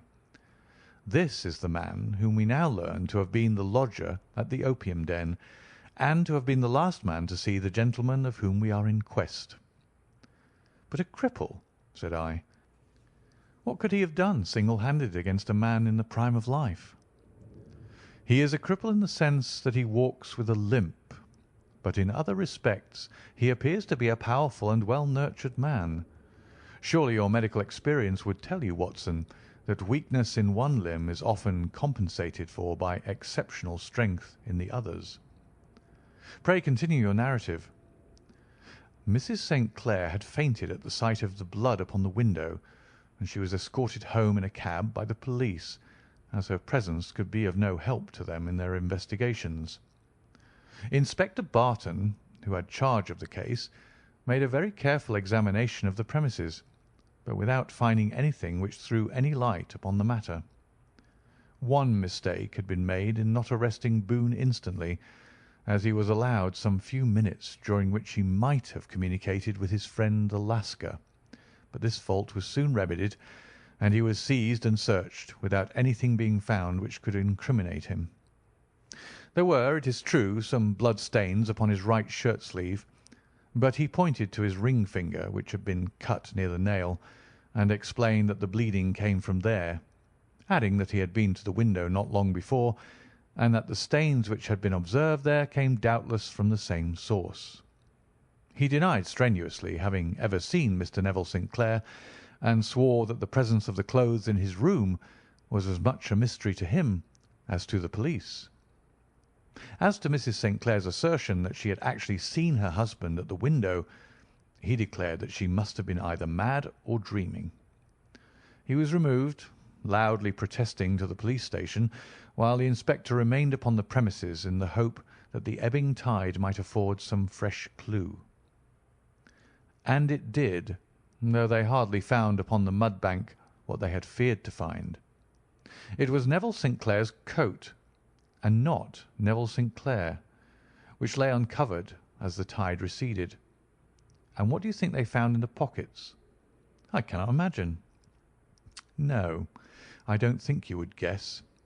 Every pocket stuffed with pennies and halfpennies, 421 pennies and 270 halfpennies. It was no wonder that it had not been swept away by the tide. But a human body is a different matter. There is a fierce eddy between the wharf and the house. It seemed likely enough that the weighted coat had remained when the stripped body had been sucked away into the river. But I understand that all the other clothes were found in the room. Would the body be dressed in a coat alone? No, sir, but the facts might be met speciously enough. Suppose that this man Boone had thrust Neville St. Clair through the window. There is no human eye which could have seen the deed. What would he do then? It would, of course, instantly strike him that he must get rid of the tell-tale garments. He would seize the coat then, and be in the act of throwing it out, when it would occur to him that it would swim and not sink. He has little time, for he has heard the scuffle downstairs when the wife tried to force her way up, and perhaps he has already heard from his Lascar confederate that the police are hurrying up the street. There is not an instant to be lost. He rushes to some secret hoard where he has accumulated the fruits of his beggary, and he stuffs all the coins upon which he can lay his hands into the pockets to make sure of the coat's sinking. He throws it out, and would have done the same with the other garments had not he heard the rush of steps below and only just had time to close the window when the police appeared. It certainly sounds feasible. Well, we will take it as a working hypothesis for want of a better. Boone, as I have told you, was arrested and taken to the station, but it could not be shown that there had ever before been anything against him. He had for years been known as a professional beggar, but his life appeared to have been a very quiet and innocent one. There the matter stands at present, and the questions which have to be solved, what Neville St. Clair was doing in the opium den, what happened to him when there, where is he now, and what Hugh Boone had to do with his disappearance, are all as far from a solution as ever. I confess that I cannot recall any case within my experience which looked at the first glance so simple, and yet which presented such difficulties. While Sherlock Holmes had been detailing this singular series of events, we had been whirling through the outskirts of the great town until the last straggling houses had been left behind, and we rattled along with a country hedge upon either side of us. Just as he finished, however, we drove through two scattered villages, where a few lights still glimmered in the windows. "We are on the outskirts of Lee," said my companion. "We have touched on 3 English counties in our short drive, starting in Middlesex, passing over an angle of Surrey, and ending in Kent. See that light among the trees? That is the Cedars, and beside that lamp sits a woman whose anxious ears have already, I have little doubt, caught the clink of our horses' feet." "But why are you not conducting the case from Baker Street?" I asked. "Because there are many inquiries which must be made out here. Mrs. St. Clair has most kindly put 2 rooms at my disposal, and you may rest assured that she will have nothing but a welcome for my friend and colleague. I hate to meet her, Watson, when I have no news of her husband. Here we are. Whoa there! Whoa!" We had pulled up in front of a large villa which stood within its own grounds. A stable boy had run out to the horse's head, and springing down, I followed Holmes up the small, winding gravel drive which led to the house. As we approached, the door flew open, and a little blonde woman stood in the opening, clad in some sort of light mousseline de soie, with a touch of fluffy pink chiffon at her neck and wrists. She stood with her figure outlined against the flood of light, one hand upon the door, one half raised in her eagerness, her body slightly bent, her head and face protruded, with eager eyes and parted lips, a standing question. "Well," she cried, "well!" And then, seeing that there were 2 of us, she gave a cry of hope which sank into a groan as she saw that my companion shook his head and shrugged his shoulders. "No good news?" "None." "No bad?" "No." "Thank God for that. But come in. You must be weary, for you have had a long day." "This is my friend Dr. Watson. He has been of most vital use to me in several of my cases, and a lucky chance has made it possible for me to bring him out and associate him with this investigation." "I am delighted to see you," said she, pressing my hand warmly.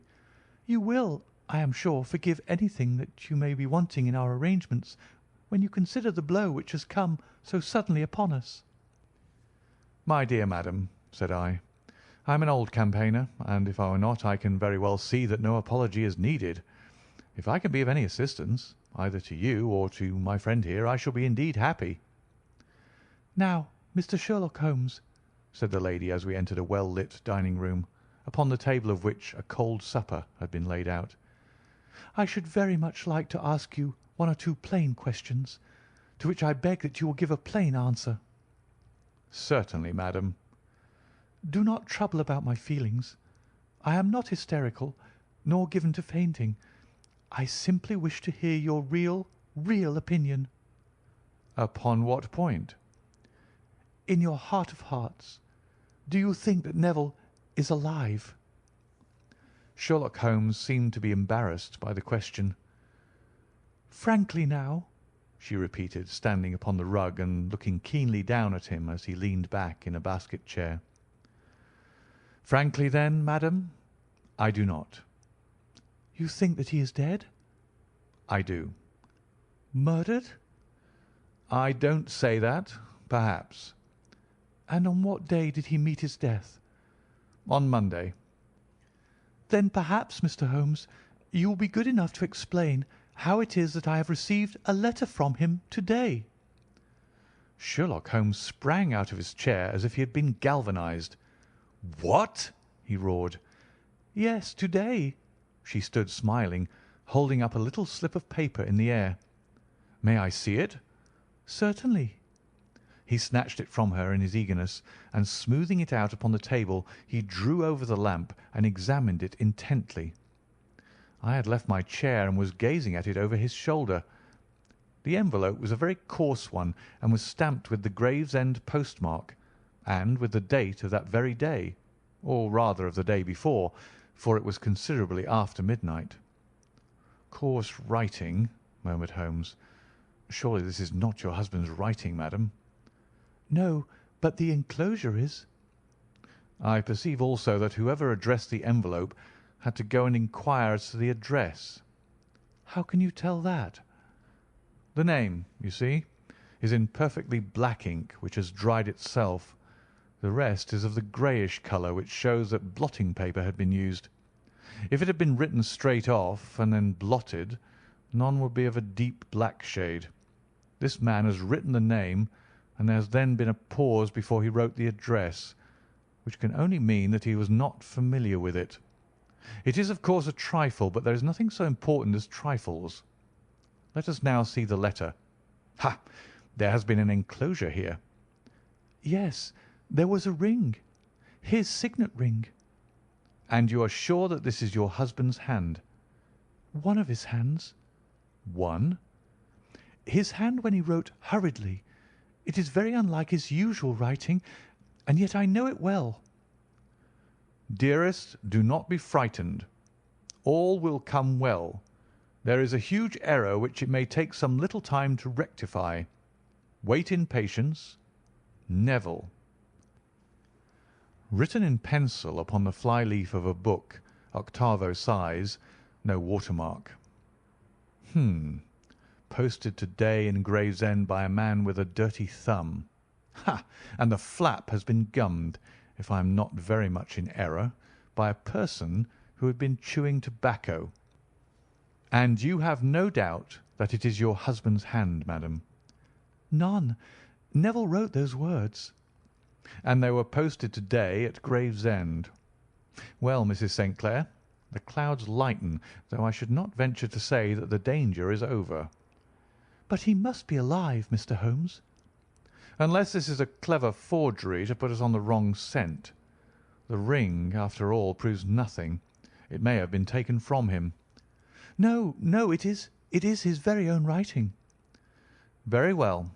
It may, however, have been written on Monday and only posted to-day." "That is possible." "If so, much may have happened between." "Oh, you must not discourage me, Mr. Holmes. I know that all is well with him. There is so keen a sympathy between us that I should know if evil came upon him. On the very day that I saw him last, he cut himself in the bedroom, and yet I in the dining-room rushed upstairs instantly with the utmost certainty that something had happened. Do you think that I would respond to such a trifle and yet be ignorant of his death?" "I have seen too much to know that the impression of a woman may be more valuable than the conclusion of an analytical reasoner. And in this letter you certainly have a very strong piece of evidence to corroborate your view. But if your husband is alive and able to write letters, why should he remain away from you?" "I cannot imagine. It is unthinkable." "And on Monday he made no remarks before leaving you?" "No." "And you were surprised to see him in Swandam Lane?" "Very much so." "Was the window open?" "Yes." "Then he might have called to you?" "He might." "He only, as I understand, gave an inarticulate cry?" "Yes." "A call for help, you thought?" "Yes, he waved his hands." "But it might have been a cry of surprise. Astonishment at the unexpected sight of you might cause him to throw up his hands." "It is possible." "And you thought he was pulled back?" "He disappeared so suddenly." "He might have leapt back. You did not see anyone else in the room?" "No, but this horrible man confessed to having been there, and the Lascar was at the foot of the stairs." "Quite so. Your husband, as far as you could see, had his ordinary clothes on." "But without his collar or tie. I distinctly saw his bare throat." "Had he ever spoken of Swandam Lane?" "Never." "Had he ever showed any signs of having taken opium?" "Never." "Thank you, Mrs. St. Clair. Those are the principal points about which I wish to be absolutely clear. We shall now have a little supper and then retire, for we may have a very busy day to-morrow." A large and comfortable double-bedded room had been placed at our disposal, and I was quickly between the sheets, for I was weary after my night of adventure. Sherlock Holmes was a man, however, who, when he had an unsolved problem upon his mind, would go for days and even a week without rest, turning it over, rearranging his facts, looking at it from every point of view until he had either fathomed it or convinced himself that his data were insufficient. It was soon evident to me that he was now preparing for an all-night sitting. He took off his coat and waistcoat, put on a large blue dressing-gown, and then wandered about the room, collecting pillows from his bed and cushions from the sofa and armchairs. With these he constructed a sort of Eastern divan, upon which he perched himself cross-legged, with an ounce of shag tobacco and a box of matches laid out in front of him. In the dim light of the lamp I saw him sitting there, an old briar pipe between his lips, his eyes fixed vacantly upon the corner of the ceiling, the blue smoke curling up from him, silent, motionless, with the light shining upon his strong-set aquiline features. So he sat as I dropped off to sleep, and so he sat when a sudden ejaculation caused me to wake up, and I found the summer sun shining into the apartment. The pipe was still between his lips, the smoke still curled upward, and the room was full of a dense tobacco haze, but nothing remained of the heap of shag which I had seen upon the previous night. "Awake, Watson?" he asked. "Yes." "Game for a morning drive?" "Certainly." "Then dress. No one is stirring yet, but I know where the stable boy sleeps, and we shall soon have the trap out." He chuckled to himself as he spoke, his eyes twinkled, and he seemed a different man to the sombre thinker of the previous night. As I dressed I glanced at my watch. It was no wonder that no one was stirring. It was 25 minutes past 4. I had hardly finished when Holmes returned with the news that the boy was putting in the horse. "I want to test a little theory of mine," said he, pulling on his boots. "I think, Watson, that you are now standing in the presence of one of the most absolute fools in Europe. I deserve to be kicked from here to Charing Cross, but I think I have the key of the affair now." "And where is it?" I asked, smiling. "In the bathroom," he answered. "Oh, yes, I am not joking," he continued, seeing my look of incredulity. "I have just been there, and I have taken it out, and I have got it in this Gladstone bag. Come on, my boy, and we shall see whether it will not fit the lock." We made our way downstairs as quietly as possible and out into the bright morning sunshine. In the road stood our horse and trap, with the half-clad stable boy waiting at the head. We both sprang in, and away we dashed down the London road. A few country carts were stirring, bearing in vegetables to the metropolis, but the lines of villas on either side were as silent and lifeless as some city in a dream. "It has been in some points a singular case," said Holmes, flicking the horse on into a gallop. "I confess that I have been as blind as a mole, but it is better to learn wisdom late than never to learn it at all." In town the earliest risers were just beginning to look sleepily from their windows as we drove through the streets of the Surrey side. Passing down the Waterloo Bridge Road, we crossed over the river, and dashing up Wellington Street, wheeled sharply to the right and found ourselves in Bow Street. Sherlock Holmes was well known to the force, and the two constables at the door saluted him. One of them held the horse's head, while the other led us in. "Who was on duty?" asked Holmes. "Inspector Bradstreet, sir." "Ah, Bradstreet. How are you?" A tall, stout official had come down the stone-flagged passage in a peaked cap and frogged jacket. "I wish to have a quiet word with you, Bradstreet." "Certainly, Mr. Holmes. Step into my room here." It was a small office-like room with a huge ledger upon the table and a telephone projecting from the wall. The inspector sat down at his desk. "What can I do for you, Mr. Holmes?" "I called about that beggarman Boone, the one who was charged with being concerned in the disappearance of Mr. Neville St. Clair of Lee." "Yes. He was brought up and remanded for further inquiries." "So I heard. You have him here?"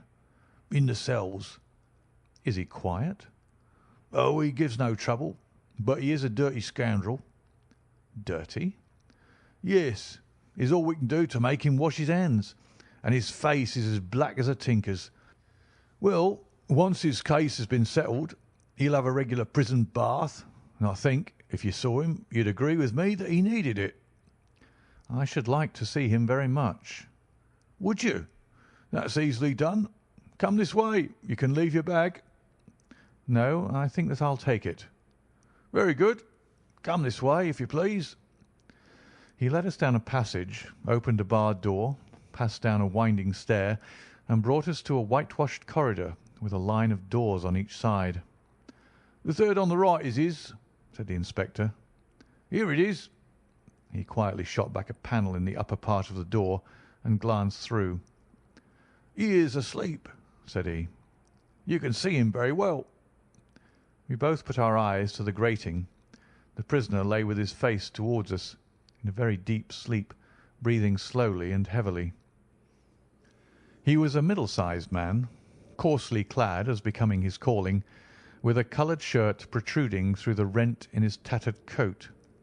He was, as the inspector had said, extremely dirty, but the grime which covered his face could not conceal its repulsive ugliness.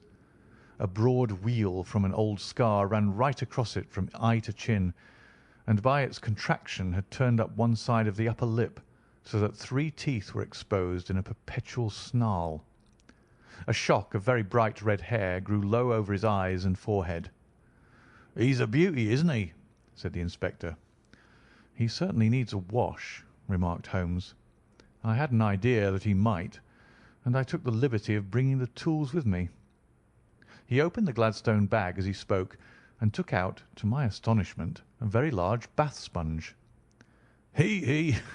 You are a funny one," chuckled the inspector. "Now, if you will have the great goodness to open that door very quietly, we will soon make him cut a much more respectable figure." "Well, I don't know why not," said the inspector. "He doesn't look a credit to the Bow Street cells, does he?" He slipped his key into the lock, and we all very quietly entered the cell. The sleeper half turned and then settled down once more into a deep slumber. Holmes stooped to the water jug, moistened his sponge, and then rubbed it twice vigorously across and down the prisoner's face. "Let me introduce you," he shouted, "to Mr. Neville St. Clair of Lee, in the county of Kent." Never in my life have I seen such a sight. The man's face peeled off under the sponge like the bark from a tree. Gone was the coarse brown tint. Gone, too, was the horrid scar which had seamed it across and the twisted lip which had given the repulsive sneer to the face. A twitch brought away the tangled red hair, and there, sitting up in his bed, was a pale, sad-faced, refined-looking man, black-haired and smooth-skinned, rubbing his eyes and staring about him with sleepy bewilderment. Then suddenly, realizing the exposure, he broke into a scream and threw himself down with his face to the pillows. "Great heavens!" cried the inspector. "It is indeed the missing man. I know him from the photograph." The prisoner turned with the reckless air of a man who abandons himself to his destiny. "Be it so," said he. "And pray, what am I charged with?" "With making away with Mr. Neville St. "Oh, come, you can't be charged with that unless they make a case of attempted suicide of it," said the inspector with a grin. "Well, I've been 27 years in the force, but this really takes the cake." "If I am Mr. Neville St. Clair, then it is obvious that no crime has been committed, and that therefore I am illegally detained."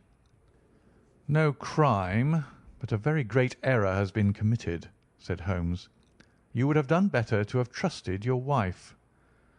"It was not the wife, it was the children," groaned the prisoner. "God help me, I would not have had them ashamed of their father. My God, what an exposure! What can I do?" Sherlock Holmes sat down beside him on the couch and patted him kindly on the shoulder. "If you leave it to a court of law to clear the matter up," said he, "of course you can hardly avoid publicity. On the other hand, if you convince the police authorities that there is no possible case against you, I do not know that there is any reason that the details should find their way into the papers. Inspector Bradstreet would, I am sure, make notes upon anything which you might tell us and submit it to the proper authorities. The case would then never go into court at all." "God bless you!" cried the prisoner passionately. "I would have endured imprisonment, aye, even execution, rather than have left my miserable secret as a family blot to my children." "You are the first who have ever heard my story. My father was a schoolmaster in Chesterfield, where I received an excellent education. I travelled in my youth, took to the stage, and finally became a reporter on an evening paper in London. One day my editor wished to have a series of articles upon begging in the metropolis, and I volunteered to supply them. There was the point from which all my adventures started. It was only by trying begging as an amateur that I could get the facts upon which to base my articles. When an actor, I had of course learned all the secrets of making up and had been famous in the green room for my skill. I took advantage now of my attainments. I painted my face, and to make myself as pitiable as possible, I made a good scar and fixed one side of my lip in a twist by the aid of a small slip of flesh-coloured plaster. Then, with a red head of hair and an appropriate dress, I took my station in the business part of the city, ostensibly as a match-seller, but really as a beggar. For 7 hours I plied my trade, and when I returned home in the evening, I found to my surprise that I had received no less than 26 shillings and fourpence. I wrote my articles and thought little more of the matter, until some time later I backed a bill for a friend and had a writ served upon me for £25. I was at my wits' end where to get the money, but a sudden idea came to me. I begged a fortnight's grace from the creditor, asked for a holiday from my employers, and spent the time in begging in the city under my disguise. In 10 days I had the money and had paid the debt. Well, you can imagine how hard it was to settle down to arduous work at £2 a week, when I knew that I could earn as much in a day by smearing my face with a little paint, laying my cap on the ground, and sitting still. It was a long fight between my pride and the money, but the dollars won at last, and I threw up reporting and sat day after day in the corner which I had first chosen, inspiring pity by my ghastly face and filling my pockets with coppers. Only one man knew my secret. He was the keeper of a low den in which I used to lodge in Swandam Lane, where I could every morning emerge as a squalid beggar, and in the evenings transform myself into a well-dressed man about town. This fellow, a Lascar, was well paid by me for his rooms, so that I knew that my secret was safe in his possession. Well, very soon I found that I was saving considerable sums of money. I do not mean that any beggar in the streets of London could earn £700 a year, which is less than my average takings, but I had exceptional advantages in my power of making up, and also in a facility of repartee, which improved my practice and made me quite a recognised character in the city. All day a stream of pennies, varied by silver, poured in upon me, and it was a very bad day in which I failed to take £2. As I grew richer, I grew more ambitious, took a house in the country, and eventually married without anyone having a suspicion as to my real occupation. My dear wife knew that I had business in the city. She little knew what. Last Monday I had finished for the day and was dressing in my room above the opium den, when I looked out of my window and saw to my horror and astonishment that my wife was standing in the street with her eyes fixed full upon me. I gave a cry of surprise, threw up my arms to cover my face, and rushing to my confidant, the Lascar, entreated him to prevent anyone from coming up to me. I heard her voice downstairs, but I knew that she could not ascend. Swiftly I threw off my clothes, pulled on those of a beggar, and put on my pigments and wig.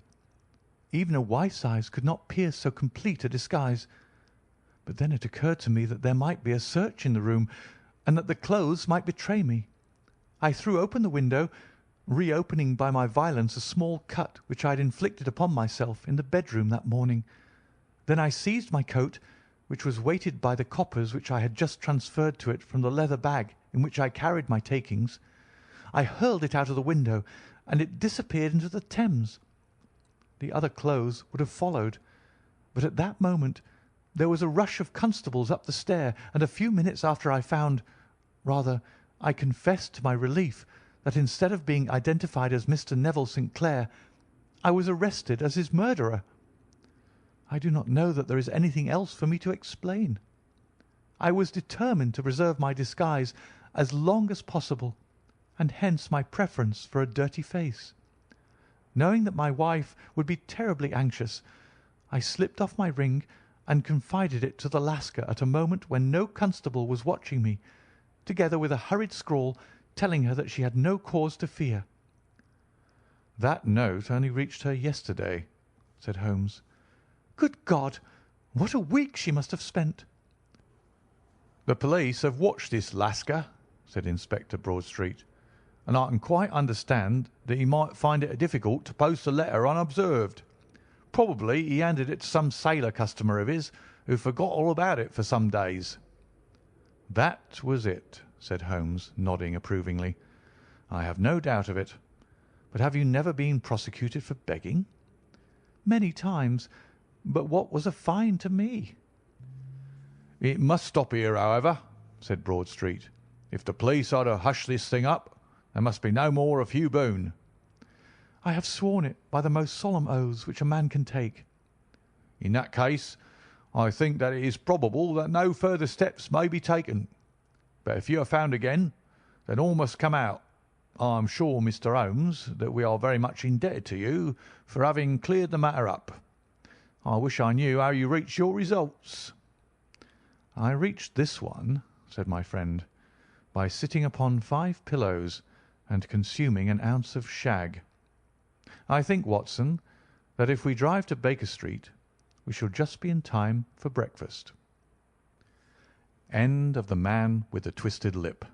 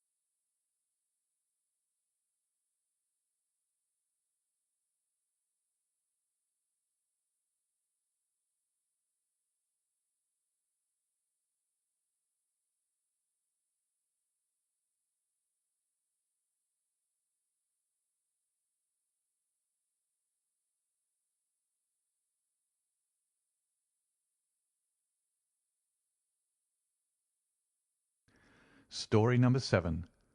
The Adventure of the Blue Carbuncle. I had called upon my friend Sherlock Holmes upon the second morning after Christmas, with the intention of wishing him the compliments of the season. He was lounging upon the sofa in a purple dressing-gown, a pipe-rack within his reach upon the right, and a pile of crumpled morning papers, evidently newly studied, near at hand. Beside the couch was a wooden chair, and on the angle of the back hung a very seedy and disreputable hard felt hat, much the worse for wear, and cracked in several places. A lens and a forceps lying upon the seat of the chair suggested that the hat had been suspended in this manner for the purpose of examination. "You are engaged," said I. "Perhaps I interrupt you." "Not at all. I am glad to have a friend with whom I can discuss my results. The matter is a perfectly trivial one." He jerked his thumb in the direction of the old hat. "But there are points in connection with it which are not entirely devoid of interest and even of instruction." I seated myself in his armchair and warmed my hands before his crackling fire, for a sharp frost had set in, and the windows were thick with the ice crystals. "I suppose," I remarked, "that, homely as it looks, this thing has some deadly story linked on to it, that it is the clue which will guide you in the solution of some mystery and the punishment of some crime." "No, no, no crime," said Sherlock Holmes, laughing. "Only one of those whimsical little incidents which will happen when you have 4,000,000 human beings all jostling each other within the space of a few square miles.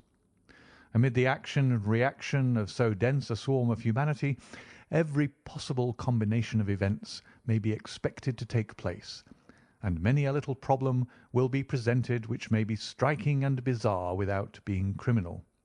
We have already had experience of such."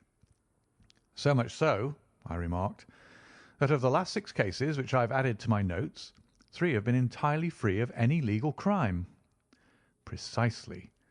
You allude to my attempt to recover the Irene Adler papers, to the singular case of Miss Mary Sutherland, and to the adventure of the man with the twisted lip.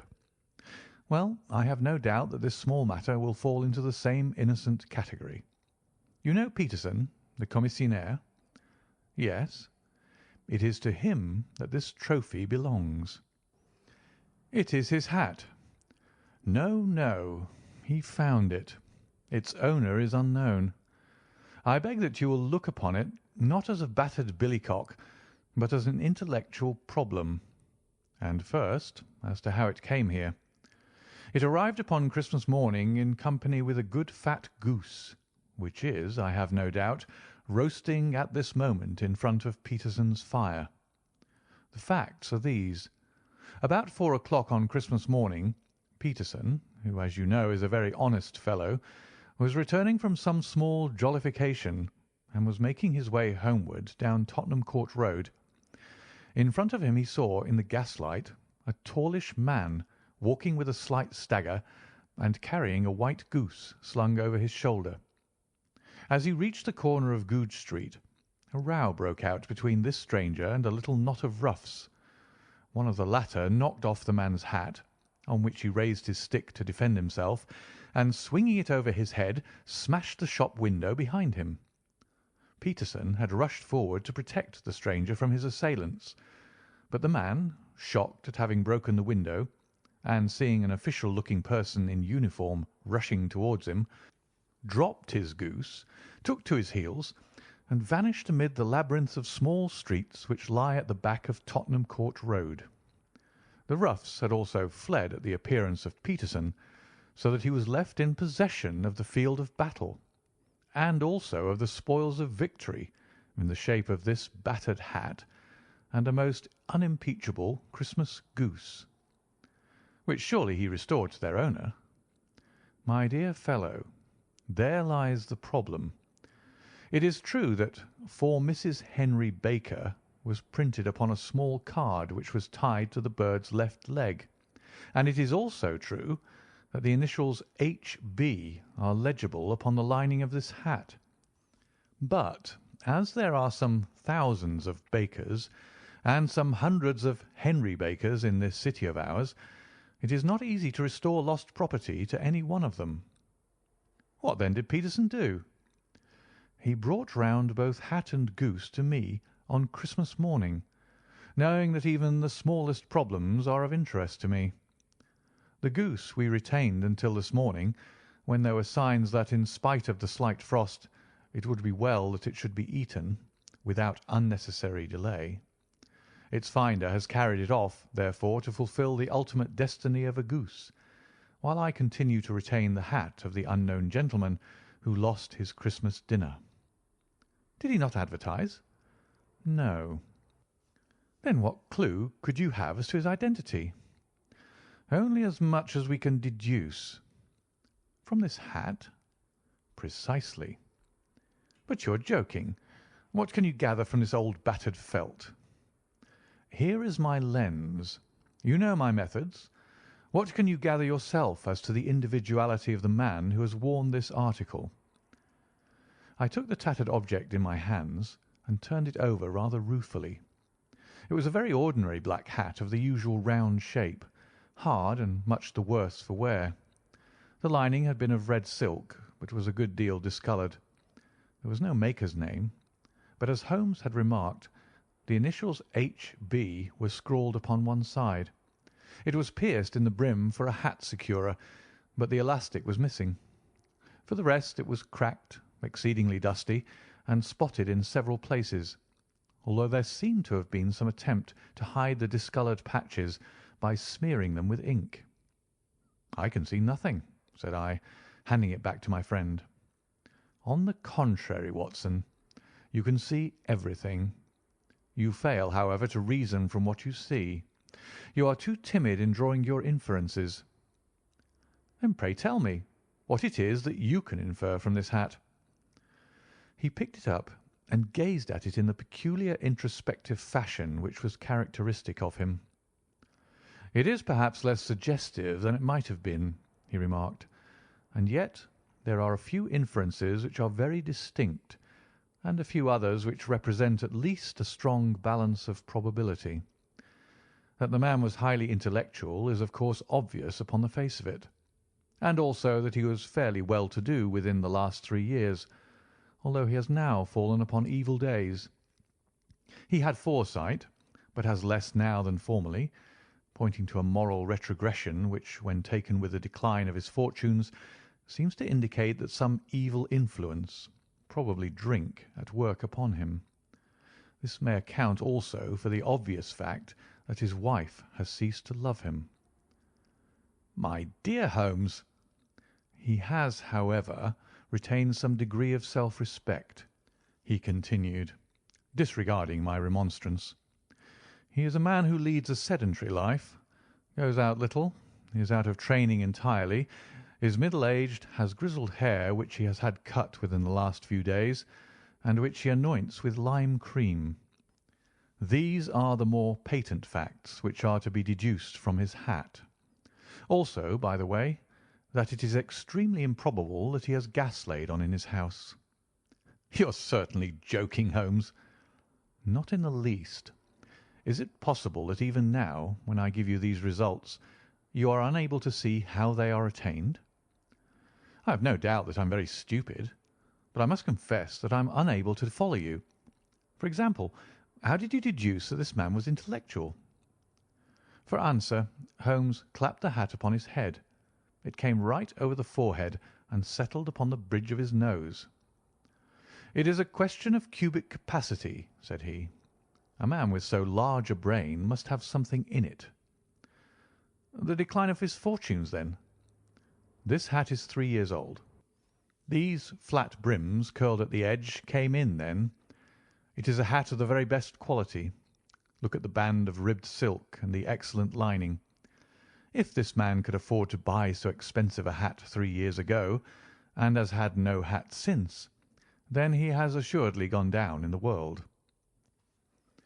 "Well, that is clear enough, certainly. But how about the foresight and moral retrogression?" Sherlock Holmes laughed. "Here is the foresight," said he, putting his finger upon the little disc and loop of the hat securer. "They are never sold upon hats.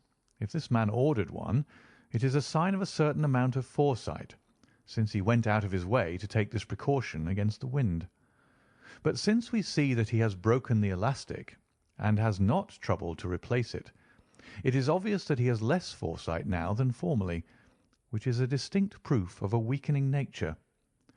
On the other hand, he has endeavoured to conceal some of these stains upon the felt by daubing them with ink, which is a sign that he has not entirely lost his self-respect. Your reasoning is certainly plausible. The further points, that he is middle-aged, that his hair is grizzled, that it has been recently cut, and that he uses lime cream, are all to be gathered from a close examination of the lower part of the lining. The lens discloses a large number of hair ends, clean cut by the scissors of the barber. They all appear to be adhesive, and there is a distinct odour of lime cream. This dust, you will observe, is not the gritty, grey dust of the street, but the fluffy brown dust of the house, showing that it has been hung up indoors most of the time, while the marks of moisture upon the inside are proof positive that the wearer perspired very freely, and could therefore hardly be in the best of training. But his wife, you said that she had ceased to love him. This hat has not been brushed for weeks. When I see you, my dear Watson, with a week's accumulation of dust upon your hat, and when your wife allows you to go out in such a state, I shall fear that you also have been unfortunate enough to lose your wife's affection. But he might be a bachelor.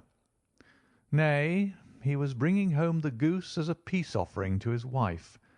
Remember the card upon the bird's leg. You have an answer to everything. But how on earth do you deduce that the gas is not laid on in his house?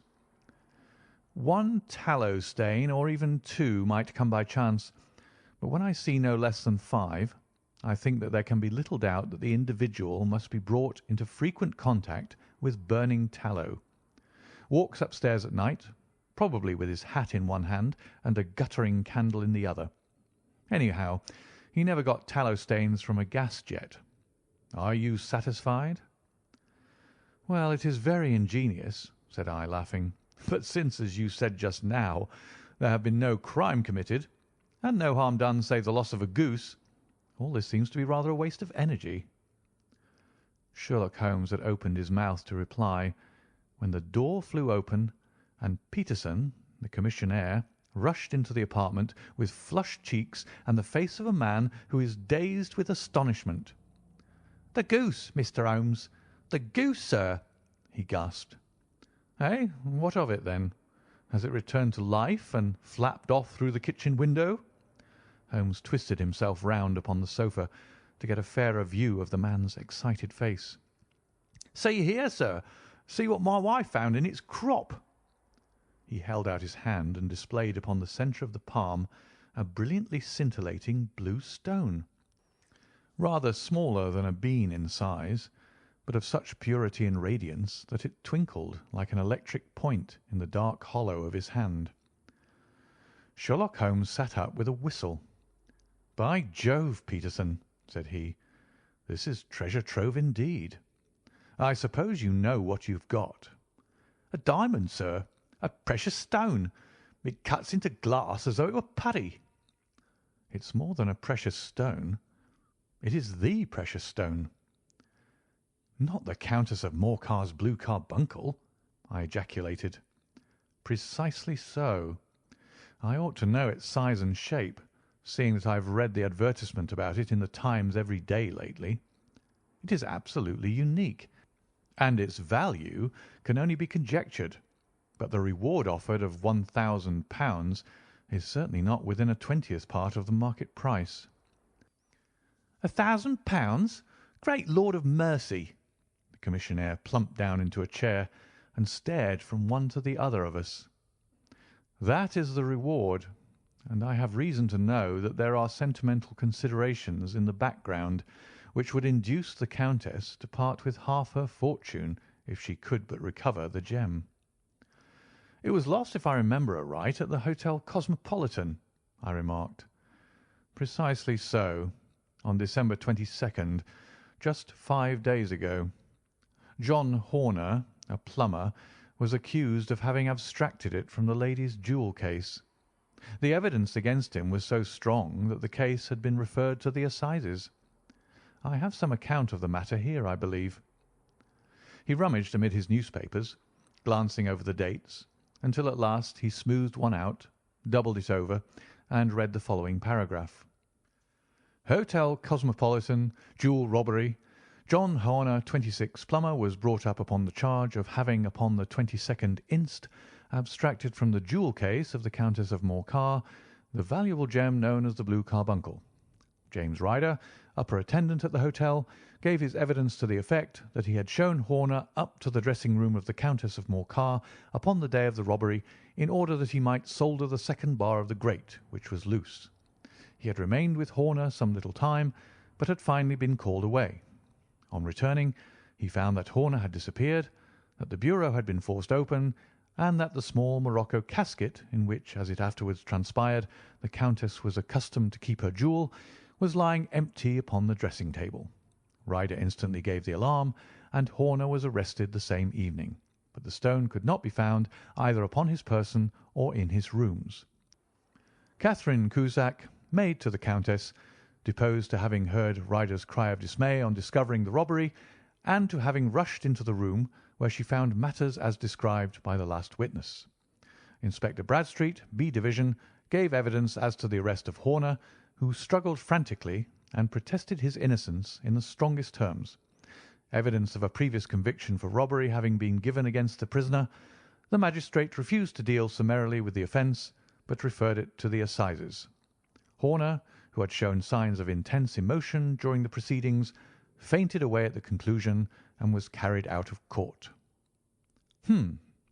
So much for the police court," said Holmes thoughtfully, tossing aside the paper. "The question for us now to solve is the sequence of events leading from a rifled jewel case at one end to the crop of a goose in Tottenham Court Road at the other. You see, Watson, our little deductions have suddenly assumed a much more important and less innocent aspect. Here is the stone. The stone came from the goose, and the goose came from Mr. Henry Baker, the gentleman with the bad hat and all the other characteristics with which I have bored you. So now we must set ourselves very seriously to finding this gentleman and ascertaining what part he had played in this little mystery. To do this, we must try the simplest means first, and these lie undoubtedly in an advertisement in all the evening papers. If this fail, I shall have recourse to other methods. What will you say? Give me a pencil and that slip of paper. Now then, found at the corner of Goodge Street a goose and a black felt hat. Mr. Henry Baker can have the same by applying at 6:30 this evening at 221B Baker Street. That is clear and concise. Very, but will he see it? Well, he is sure to keep an eye on the papers, since to a poor man the loss was a heavy one. He was clearly so scared by his mischance in breaking the window and by the approach of Peterson that he thought of nothing but flight. But since then he must have bitterly regretted the impulse which caused him to drop his bird. Then again, the introduction of his name will cause him to see it, for everyone who knows him will direct his attention to it. Here you are, Peterson. Run down to the advertising agency and have this put in the evening papers. In which, sir? Oh, in the Globe, Star, Pall Mall, St. James's, Evening News, Standard, Echo, and any others that occur to you. Very well, sir. And this stone? Ah, yes. I shall keep the stone. Thank you. And I say, Peterson, just buy a goose on your way back and leave it here with me, for we must have one to give to this gentleman in place of the one which your family is now devouring. When the commissionaire had gone, Holmes took up the stone and held it against the light. "It's a bonny thing," said he. "Just see how it glints and sparkles. Of course, it is a nucleus and focus of crime. Every good stone is. They are the devil's pet baits. In the larger and older jewels, every facet may stand for a bloody deed. This stone is not yet 20 years old. It was found in the banks of the Arnoy River in southern China, and is remarkable in having every characteristic of the carbuncle. save that it is blue in shade instead of ruby red. In spite of its youth, it has already a sinister history. There have been 2 murders, a vitriol throwing, a suicide, and several robberies brought about for the sake of this 40-grain weight of crystallized charcoal. Who would think that so pretty a toy would be a purveyor to the gallows and the prison? I'll lock it up in my strong-box now and drop a line to the Countess to say that we have it. Do you think that this man Horner is innocent? I cannot tell. Well, then, do you imagine that this other one, Henry Baker, had anything to do with the matter? It is, I think, much more likely that Henry Baker is an absolutely innocent man, who had no idea that the bird which he was carrying was of considerably more value than if it were made of solid gold. That, however, I shall determine by a very simple test if we have an answer to our advertisement. And you can do nothing until then? Nothing. In that case, I shall continue my professional round, but I shall come back in the evening at the hour you have mentioned, for I should like to see the solution of so tangled a business. Very glad to see you. I dine at 7. There is a woodcock, I believe. By the way, in view of recent occurrences, perhaps I ought to ask Mrs. Hudson to examine its crop. I had been delayed at a case, and it was a little after 6:30 when I found myself in Baker Street once more. As I approached the house, I saw a tall man in a Scotch bonnet, with a coat which was buttoned up to his chin, waiting outside in the bright semicircle which was thrown from the fanlight. Just as I arrived, the door was opened, and we were shown up together to Holmes's room. "Mr. Henry Baker, I believe," said he, rising from his armchair, and greeting his visitor with the easy air of geniality which he could so readily assume. "Pray take this chair by the fire, Mr. Baker. It is a cold night, and I observe that your circulation is more adapted for summer than for winter. Ah, Watson, you have just come at the right time. Is that your hat, Mr. Baker?" "Yes, sir, that is undoubtedly my hat." He was a large man with a rounded shoulders, a massive head, and a broad, intelligent face, sloping down to a pointed beard of grizzled brown. A touch of red in nose and cheeks, with a slight tremor of his extended hand, recalled Holmes' surmise as to his habits. His rusty black frock coat was buttoned right up in front, with the collar turned up, and his lank wrists protruded from his sleeves without a sign of cuff or shirt. He spoke in a slow, staccato fashion, choosing his words with care, and gave the impression generally of a man of learning and letters who had had ill usage at the hands of fortune. "We have retained these things for some days," said Holmes, "because we expected to see an advertisement from you giving your address. I am at a loss to know why you did not advertise." Our visitor gave a rather shamefaced laugh. "Shillings have not been so plentiful with me as they once were," he remarked. "I had no doubt that the gang of roughs who assaulted me had carried off both my hat and the bird. I did not care to spend more money in a hopeless attempt at recovering them." "Very naturally. By the way, about the bird, we were compelled to eat it." "To eat it?"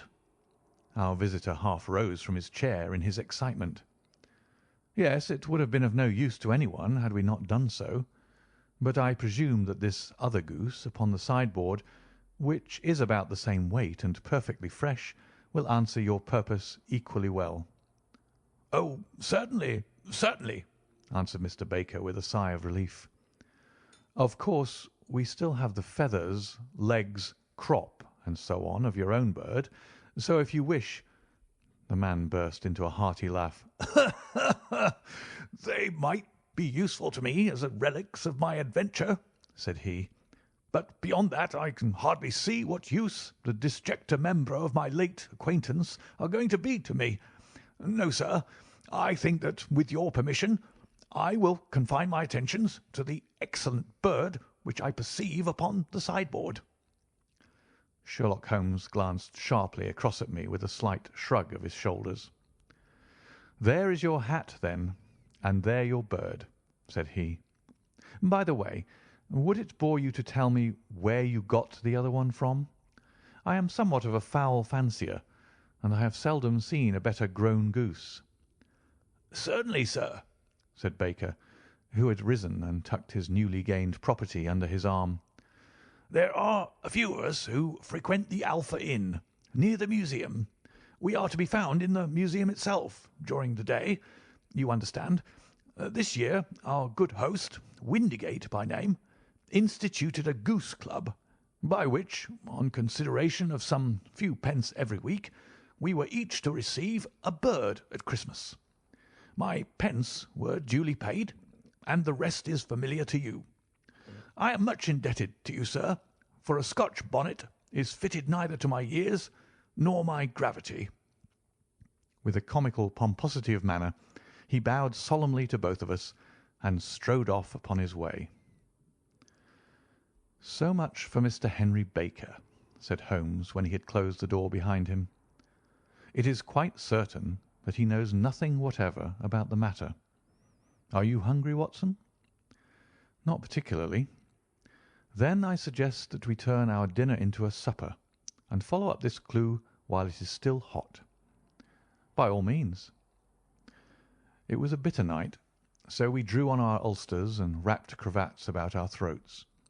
Outside, the stars were shining coldly in a cloudless sky, and the breath of the passers-by blew out into smoke like so many pistol shots.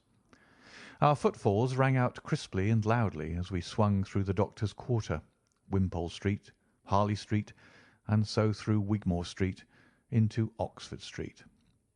In a quarter of an hour we were in Bloomsbury at the Alpha Inn, which is a small public house at the corner of one of the streets which runs down into Holborn. Holmes pushed open the door of the private bar and ordered 2 glasses of beer from the ruddy-faced, white-aproned landlord. "Your beer should be excellent if it is as good as your geese," said he. "My geese?" The man seemed surprised.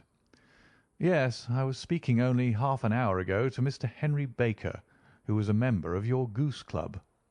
"Oh, yes, I see. But you see, sir, them's not our geese." "Indeed. Whose, then?" "Well, I got the 2 dozen from a salesman in Covent Garden." "Indeed. I know some of them. Which was it?" "Breckenridge is his name." "Ah, I don't know him. Well, here's your good health, landlord, and prosperity to your house. Good night." "Now for Mr. Breckenridge," he continued, buttoning up his coat as we came out into the frosty air. "Remember, Watson, that though we have so homely a thing as a goose at one end of this chain, we have at the other a man who will certainly get 7 years' penal servitude unless we can establish his innocence. It is possible that our inquiry may but confirm his guilt, but in any case we have a line of investigation which has been missed by the police, and which a singular chance has placed in our hands. Let us follow it out to the bitter end. Faces to the south, then, and quick march." We passed across Holborn, down Endell Street, and so through a zigzag of slums to Covent Garden Market. One of the largest stalls bore the name of Breckenridge upon it, and the proprietor, a horsey-looking man with a sharp face and trim side whiskers, was helping a boy to put up the shutters. "Good evening. It's a cold night," said Holmes. The salesman nodded and shot a questioning glance at my companion. "Sold out of geese, I see," continued Holmes, pointing at the bare slabs of marble. "Let you have 500 tomorrow morning." "That's no good." "Well, there are some on the stall with the gas flare." "Ah, but I was recommended to you." "Who by?" "The landlord of the Alpha." "Oh, yes, I sent him a couple of dozen." "Fine birds they were, too. Now, where did you get them from?" To my surprise, the question provoked a burst of anger from the salesman. "Now then, mister," said he, with his head cocked and his arms akimbo, "what are you driving at? Let's have it straight now." "It is straight enough. I should like to know who sold you the geese which you supplied to the Alpha." "Well, then, I shan't tell you. So now?" "Oh, it is a matter of no importance, but I don't know why you should be so warm over such a trifle." "Warm? You'd be as warm, maybe, if you were as pestered as I am. When I pay good money for a good article, there should be an end of the business. But it's where are the geese, and who did you sell the geese to, and what will you take for the geese? One would think that they were the only geese in the world, to hear the fuss that's made over them." "Well, I have no connection with any other people who have been making inquiries," said Holmes carelessly. "If you won't tell us, the bet is off, that is all. But I'm always ready to back my opinion on a matter of fowls, and I have a fiver on it that the bird I ate is country bred." "Well, then, you lost your fiver, for it's town bred," snapped the salesman. "It's nothing of the kind." "I say it is." "I don't believe it." "Do you think you know more about fowls than I, who have handled them ever since I was a nipper? I tell you, all those birds that went to the Alpha were town bred." "You'll never persuade me to believe that." "Will you bet, then?" "It's merely taking your money, for I know that I'm right. But I'll have a sovereign on with you, just to teach you not to be obstinate." The salesman chuckled grimly. "Bring me the books, Bill," said he. The small boy brought round a small thin volume and a great greasy-backed one, laying them out together beneath the hanging lamp. "Now then, Mr. Cockshaw," said the salesman, "I thought that I was out of geese, but before I finish you'll find that there is still one left in my shop. You see this little book? "Well?" "That's the list of the folk from whom I buy. Do you see? Well, then, here on this page are the country folk, and the numbers after their names are where their accounts are in the big ledger. Now then, you see this other page in red ink? Well, that is a list of my town suppliers. Now look at that third name. Just read it out to me." "Mrs. Oakshott, 117 Brixton Road, 249," read Holmes. "Quite so. Now turn that up in the ledger." Holmes turned to the page indicated. "Here you are. Mrs. Oakshott, 117 Brixton Road, egg and poultry supplier." "Now then, what's the last entry?" "December 22nd, 24 geese at 7s. 6d." "Quite so. There you are. And underneath?" "Sold to Mr. Windigate of the Alpha at 12s." "What have you to say now?" Sherlock Holmes looked deeply chagrined. He drew a sovereign from his pocket and threw it down upon the slab, turning away with the air of a man whose disgust is too deep for words. A few yards off he stopped under a lamp-post and laughed in the hearty, noiseless fashion which was peculiar to him. "When you see a man with the whiskers of that cut and the pink 'un protruding out of his pocket, you can always draw him by a bet," said he. "I dare say that if I had put £100 down in front of him, that man would not have given me such complete information as was drawn from him by the idea that he was doing me on a wager. Well, Watson, we are, I fancy, nearing the end of our quest, and the only point which remains to be determined is whether we should go on to this Mrs. Oakshott to-night, or whether we should reserve it for to-morrow. It is clear from what the surly fellow said that there are others besides ourselves who are anxious about the matter, and I should—" His remarks were suddenly cut short by a loud hubbub which broke out from the stall which we had just left. Turning round, we saw a little rat-faced fellow standing in the centre of the circle of yellow light which was thrown by the swinging lamp, while Breckinridge, the salesman, framed in the door of his stall, was shaking his fists fiercely at the cringing figure. "I've had enough of you and your geese," he shouted. "I wish you were all at the devil together. If you come pestering me any more with your silly talk, I'll set the dog at you. You bring Mrs. Oakshott here and I'll answer her. But what have you got to do with it? Did I buy the geese off you?" "No, but one of them was mine all the same," whined the little man. "Well, then, ask Mrs. Oakshott for it." "She told me to ask you." "Well, you can ask the King of Prussia for all I care. I've had enough of it. Get out of this." He rushed fiercely forward, and the inquirer flitted away into the darkness. "Ha! This may save us a visit to Brixton Road," whispered Holmes. "Come with me, and we will see what is to be made of this fellow." Striding through the scattered knots of people who lounged round the flaring stalls, my companion speedily overtook the little man and touched him upon the shoulder. He sprang round, and I could see in the gaslight that every vestige of colour had been driven from his face. "Who are you, then? What do you want?" he asked in a quavering voice. "You will excuse me," said Holmes blandly, "but I could not help overhearing the questions which you put to the salesman just now. I think that I could be of assistance to you." "You? Who are you? How could you know anything of the matter?" "My name is Sherlock Holmes. It is my business to know what other people don't know." "But you could know nothing of this." "Excuse me, I know everything of it.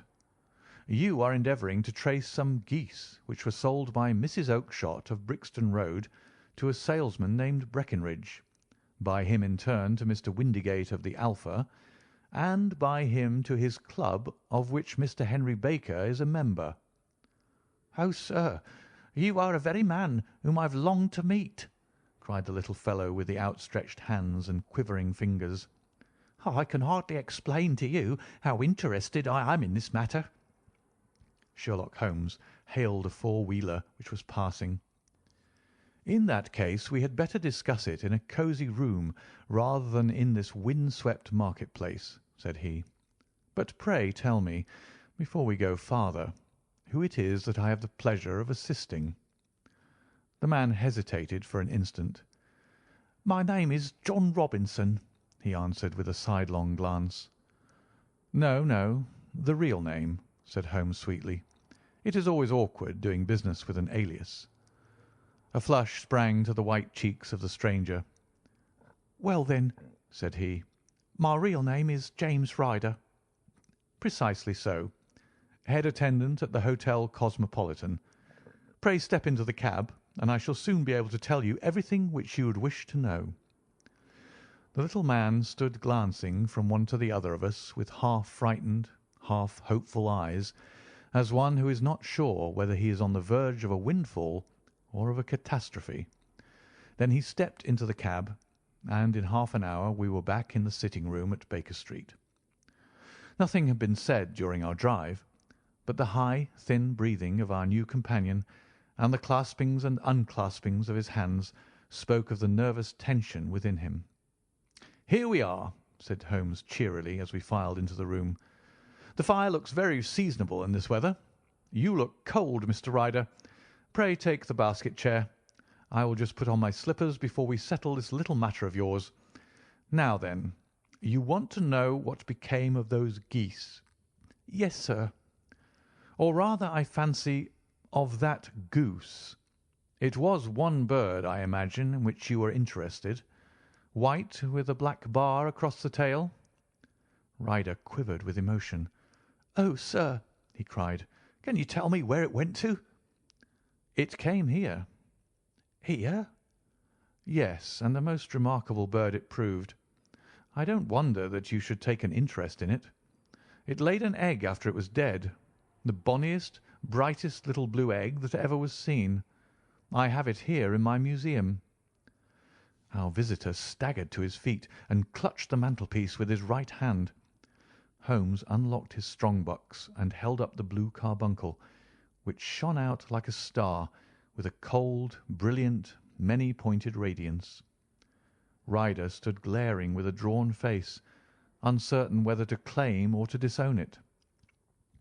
"The game's up, Ryder," said Holmes quietly. "Hold up, man, or you'll be into the fire. Give him an arm back into his chair, Watson. He's not got blood enough to go in for felony with impunity. Give him a dash of brandy. So, now he looks a little more human. What a shrimp it is, to be sure." For a moment he had staggered and nearly fallen, but the brandy brought a tinge of colour into his cheeks, and he sat staring with frightened eyes at his accuser. "I have almost every link in my hands and all the proofs which I could possibly need, so there is little which you need to tell me. Still, that little may as well be cleared up to make the case complete. You had heard, Ryder, of this blue stone of the Countess of Morcar's?" "It was Catherine Cusack who told me of it," said he in a crackling voice. "I see. Her ladyship's waiting maid. Well, the temptation of sudden wealth so easily acquired was too much for you, as it has been for better men before you, but you were not very scrupulous in the means you used. It seems to me, Ryder, that there is the making of a very pretty villain in you. You knew that this man Horner, the plumber, had been concerned in some such matter before, and that suspicion would rest the more readily upon him. What did you do then? You made some small job in my lady's room, you and your confederate Cusack, and you managed that he should be the man sent for. Then, when he had left, you rifled the jewel case, raised the alarm, and had this unfortunate man arrested. You then—" Ryder threw himself down suddenly upon the rug and clutched at my companion's knees. "For God's sake, have mercy!" he shrieked. "Think of my father, of my mother. It would break their hearts. I never went wrong before. I never will again. I swear it. I'll swear it on a Bible. Oh, don't bring it into court. For Christ's sake, don't." "Get back in your chair," said Holmes sternly. "It is very well to cringe and crawl now, but you thought little enough of this poor Horner in the dock for a crime of which he knew nothing." "I will fly, Mr. Holmes. I will leave the country, sir. Then the charge against him will break down." "Hum! We will talk about that. And now let us hear a true account of the next act. How came the stone into the goose? And how came the goose into the open market? Tell us the truth, for there lies your only hope of safety." Ryder passed his tongue over his parched lips. "I will tell you it just as it happened, sir," said he. "When Horner had been arrested, it seemed to me that it would be best for me to get away with the stone at once, for I did not know at what moment the police might not take it into their heads to search me in my room. There was no place about the hotel where it would be safe. I went out, as if on some commission, and I made for my sister's house. She had married a man named Oakshott, and lived in Brixton Road, where she fattened fowls for the market. All the way there every man I met seemed to me to be a policeman or a detective, and for all that it was a cold night, the sweat was pouring down my face before I came to the Brixton Road. My sister asked me what was the matter, and why I was so pale, but I told her that I had been upset by the jewel robbery at the hotel. Then I went into the backyard and smoked a pipe and wondered what it would be best to do. I had a friend once called Maudsley, who went to the bad, and had just been serving his time in Pentonville. One day he had met me and fell into talking about the ways of thieves and how they could get rid of what they stole.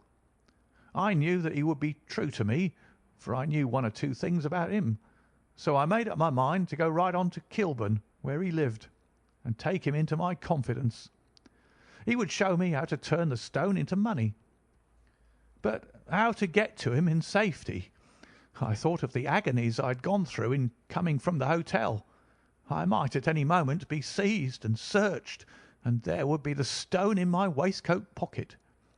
I was leaning against the wall at the time and looked at the geese which were waddling about round my feet, and suddenly an idea came into my head which showed me how I could beat the best detective that ever lived.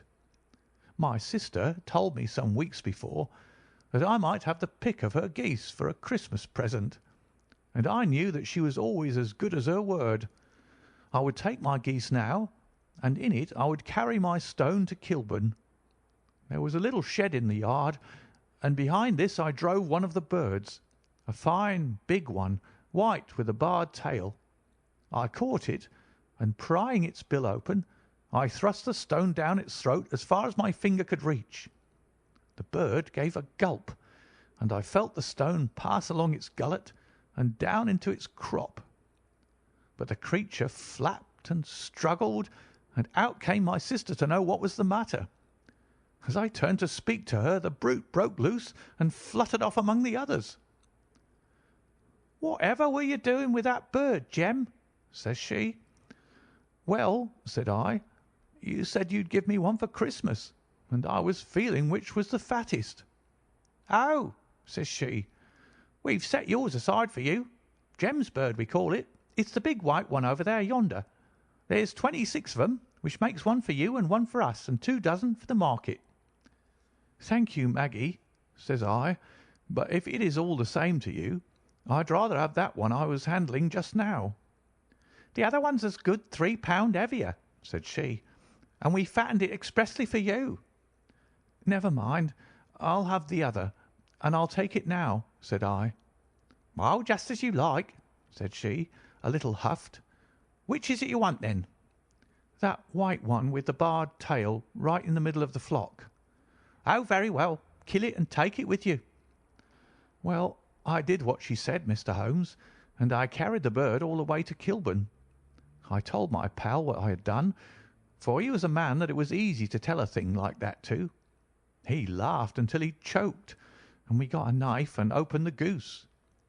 My heart turned to water, for there was no sign of the stone, and I knew that some terrible mistake had occurred. I left the bird, rushed back to my sister's, and hurried into the backyard. There was not a bird to be seen there. "'Where are they all, Maggie?' I cried. "'Gone to the dealer's, Jem.' "'Which dealer's?' "'Breckenridge of Covent Garden.' "'But was there another with a barred tail?' I asked, 'the same as the one I chose?' "'Yes, Jem. There were 2 barred tails once, and I could never tell them apart.'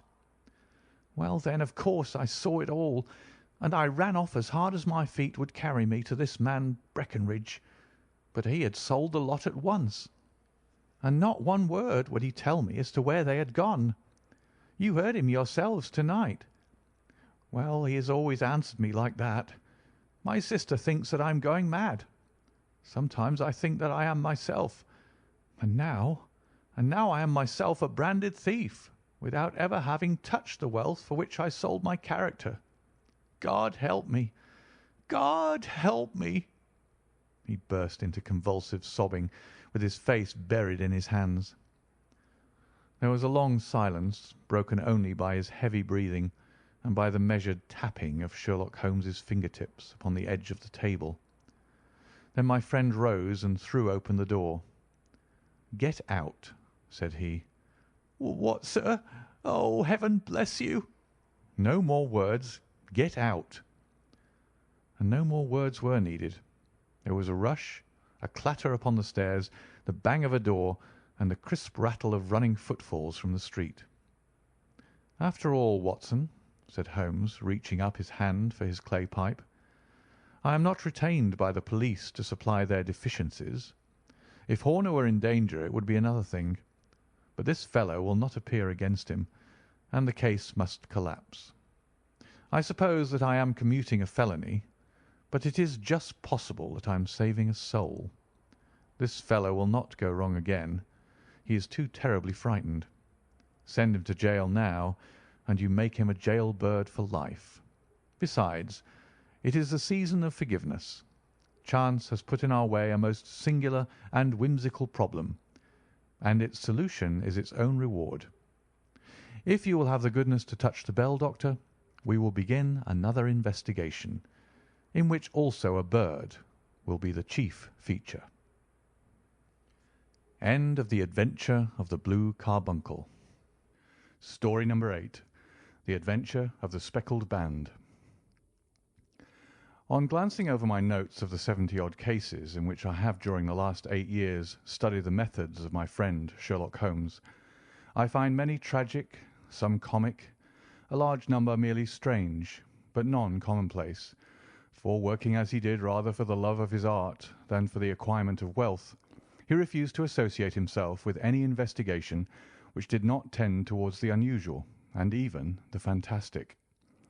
Of all these varied cases, however, I cannot recall any which presented more singular features than that which was associated with the well-known Surrey family of the Roylotts of Stoke Moran. The events in question occurred in the early days of my association with Holmes, when we were sharing rooms as bachelors in Baker Street. It is possible that I might have placed them upon record before, but a promise of secrecy was made at the time, from which I have only been freed during the last month by the untimely death of the lady to whom the pledge was given. It is perhaps as well that the facts should now come to light, for I have reasons to know that there are widespread rumours as to the death of Dr. Grimsby Roylott, which tend to make the matter even more terrible than the truth. It was early in April in the year '83 that I woke one morning to find Sherlock Holmes standing fully dressed by the side of my bed. He was a late riser, as a rule, and as the clock on the mantelpiece showed me that it was only 7:15, I blinked up at him in some surprise, and perhaps just a little resentment, for I was myself regular in my habits. "Very sorry to knock you up, Watson," said he, "but it's the common lot this morning. Mrs. Hudson has been knocked up.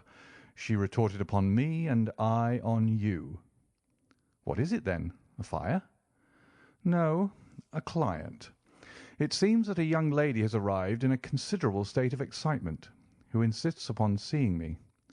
She is waiting now in the sitting-room. Now, when young ladies wander about the metropolis at this hour of the morning and knock sleepy people up out of their beds, I presume that it is something very pressing which they should have to communicate. Should it prove to be an interesting case, you would, I am sure, wish to follow it from the outset.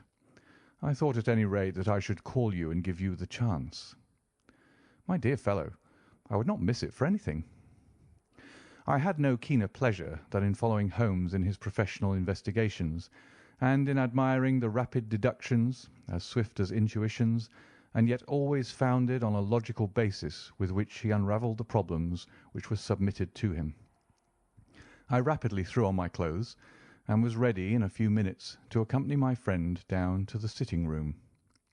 A lady dressed in black and heavily veiled, who had been sitting in the window, rose as we entered. "Good morning, madam," said Holmes cheerily. "My name is Sherlock Holmes. This is my intimate friend and associate, Dr. Watson, before whom you can speak as freely as before myself. Ha! I am glad to see that Mrs. Hudson has had the good sense to light the fire.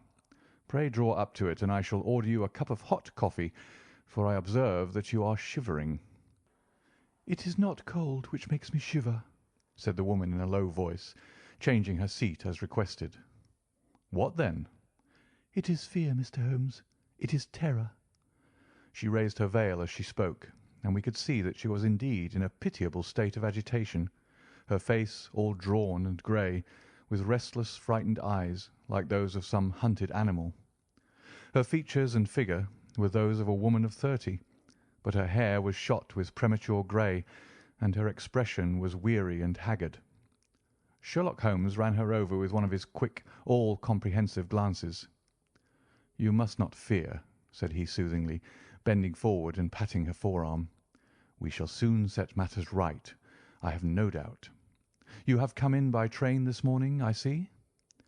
"You know me, then?" "No, but I observed the second half of a return ticket in the palm of your left glove. You must have started early, and yet you had a good drive in a dog-cart along heavy roads before you reached the station." The lady gave a violent start, and stared in bewilderment at my companion.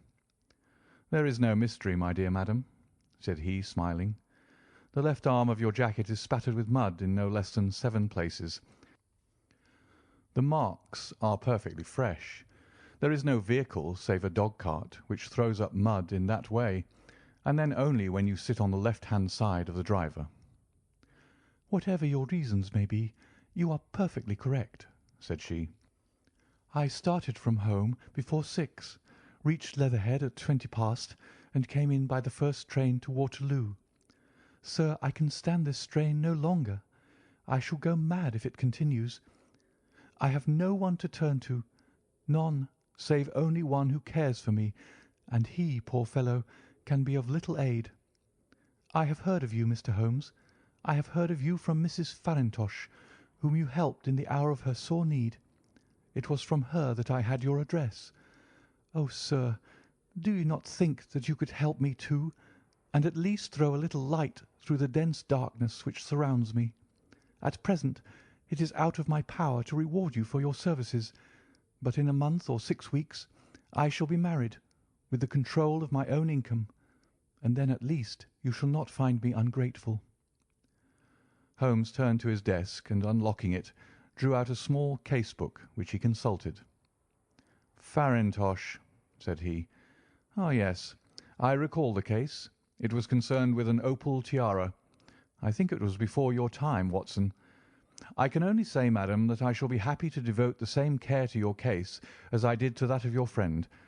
As to reward, my profession is its own reward, but you are at liberty to defray whatever expenses I may be put to at the time which suits you best. And now I beg that you will lay before us everything that may help us in forming an opinion upon the matter."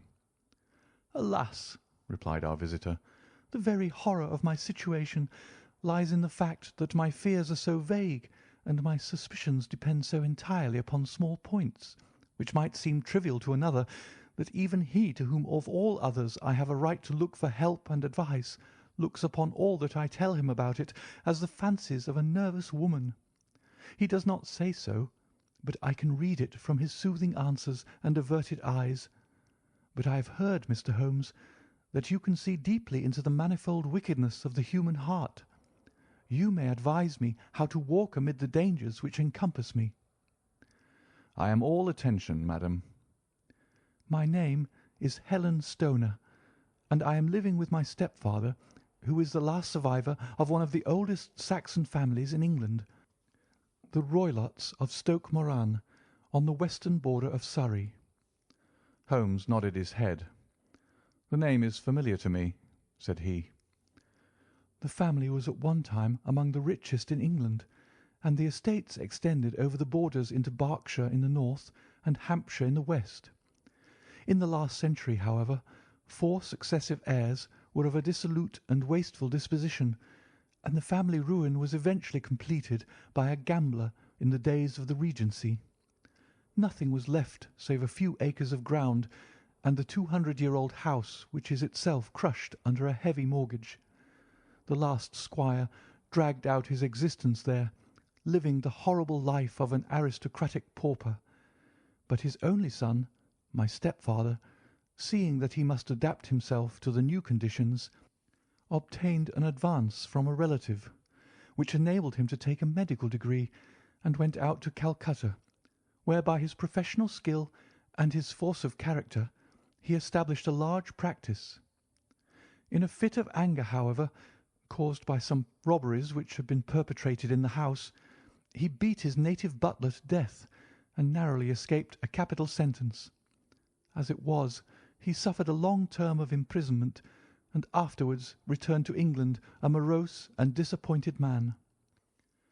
When Dr. Roylott was in India, he married my mother, Mrs. Stoner, the young widow of Major General Stoner, of the Bengal Artillery. My sister Julia and I were twins, and we were only 2 years old at the time of my mother's remarriage. She had a considerable sum of money, not less than £1,000 a year, and this she bequeathed to Dr. Roylott entirely while we resided with him, with a provision that a certain annual sum should be allowed to each of us in the event of our marriage. Shortly after our return to England, my mother died. She was killed 8 years ago in a railway accident near Crewe. Dr. Roylott then abandoned his attempts to establish himself in practice in London, and took us to live with him in the old ancestral house at Stoke Moran. The money which my mother had left was enough for all our wants, and there seemed to be no obstacle to our happiness. But a terrible change came over our stepfather about this time. Instead of making friends and exchanging visits with our neighbours, who had at first been overjoyed to see a Roylott of Stoke Moran back in the old family seat, he shut himself up in his house and seldom came out, save to indulge in ferocious quarrels with whoever might cross his path. Violence of temper, approaching to mania, has been hereditary in the men of the family, and in my stepfather's case it had, I believe, been intensified by his long residence in the tropics. A series of disgraceful brawls took place, 2 of which ended in the police court, until at last he became the terror of the village, and the folks would fly at his approach, for he is a man of immense strength and absolutely uncontrollable in his anger. Last week he hurled the local blacksmith over a parapet into a stream, and it was only by paying over all the money which I could gather together that I was able to avert another public exposure. He had no friends at all save the wandering gipsies, and he would give these vagabonds leave to encamp upon the few acres of bramble-covered land which represent the family estate, and would accept in return the hospitality of their tents, wandering away with them sometimes for weeks on end. He has a passion also for Indian animals, which are sent over to him by a correspondent, and he has at this moment a cheetah and a baboon which wander freely over his grounds, and are feared by the villagers almost as much as their master. You can imagine from what I say that my poor sister Julia and I had no great pleasure in our lives. No servant would stay with us, and for a long time we did all the work of the house. She was but 30 at the time of her death, and yet her hair had already begun to whiten, even as mine has. Your sister is dead, then? She died just 2 years ago, and it is of her death that I wish to speak to you. You can understand that, living the life which I have described, we were little likely to see anyone of our own age and position. We had, however, an aunt, my mother's maiden sister, Miss Honoria Westphale, who lives near Harrow, and we were occasionally allowed to pay short visits at this lady's house. Julia went there at Christmas 2 years ago, and met there a half-pay major of marines, to whom she became engaged. My stepfather learned of the engagement when my sister returned, and offered no objection to the marriage, but within a fortnight of the day which had been fixed for the wedding, the terrible event occurred which has deprived me of my only companion." Sherlock Holmes had been leaning back in his chair, with his eyes closed and his head sunk in a cushion, but he half opened his lids now and glanced across at his visitor.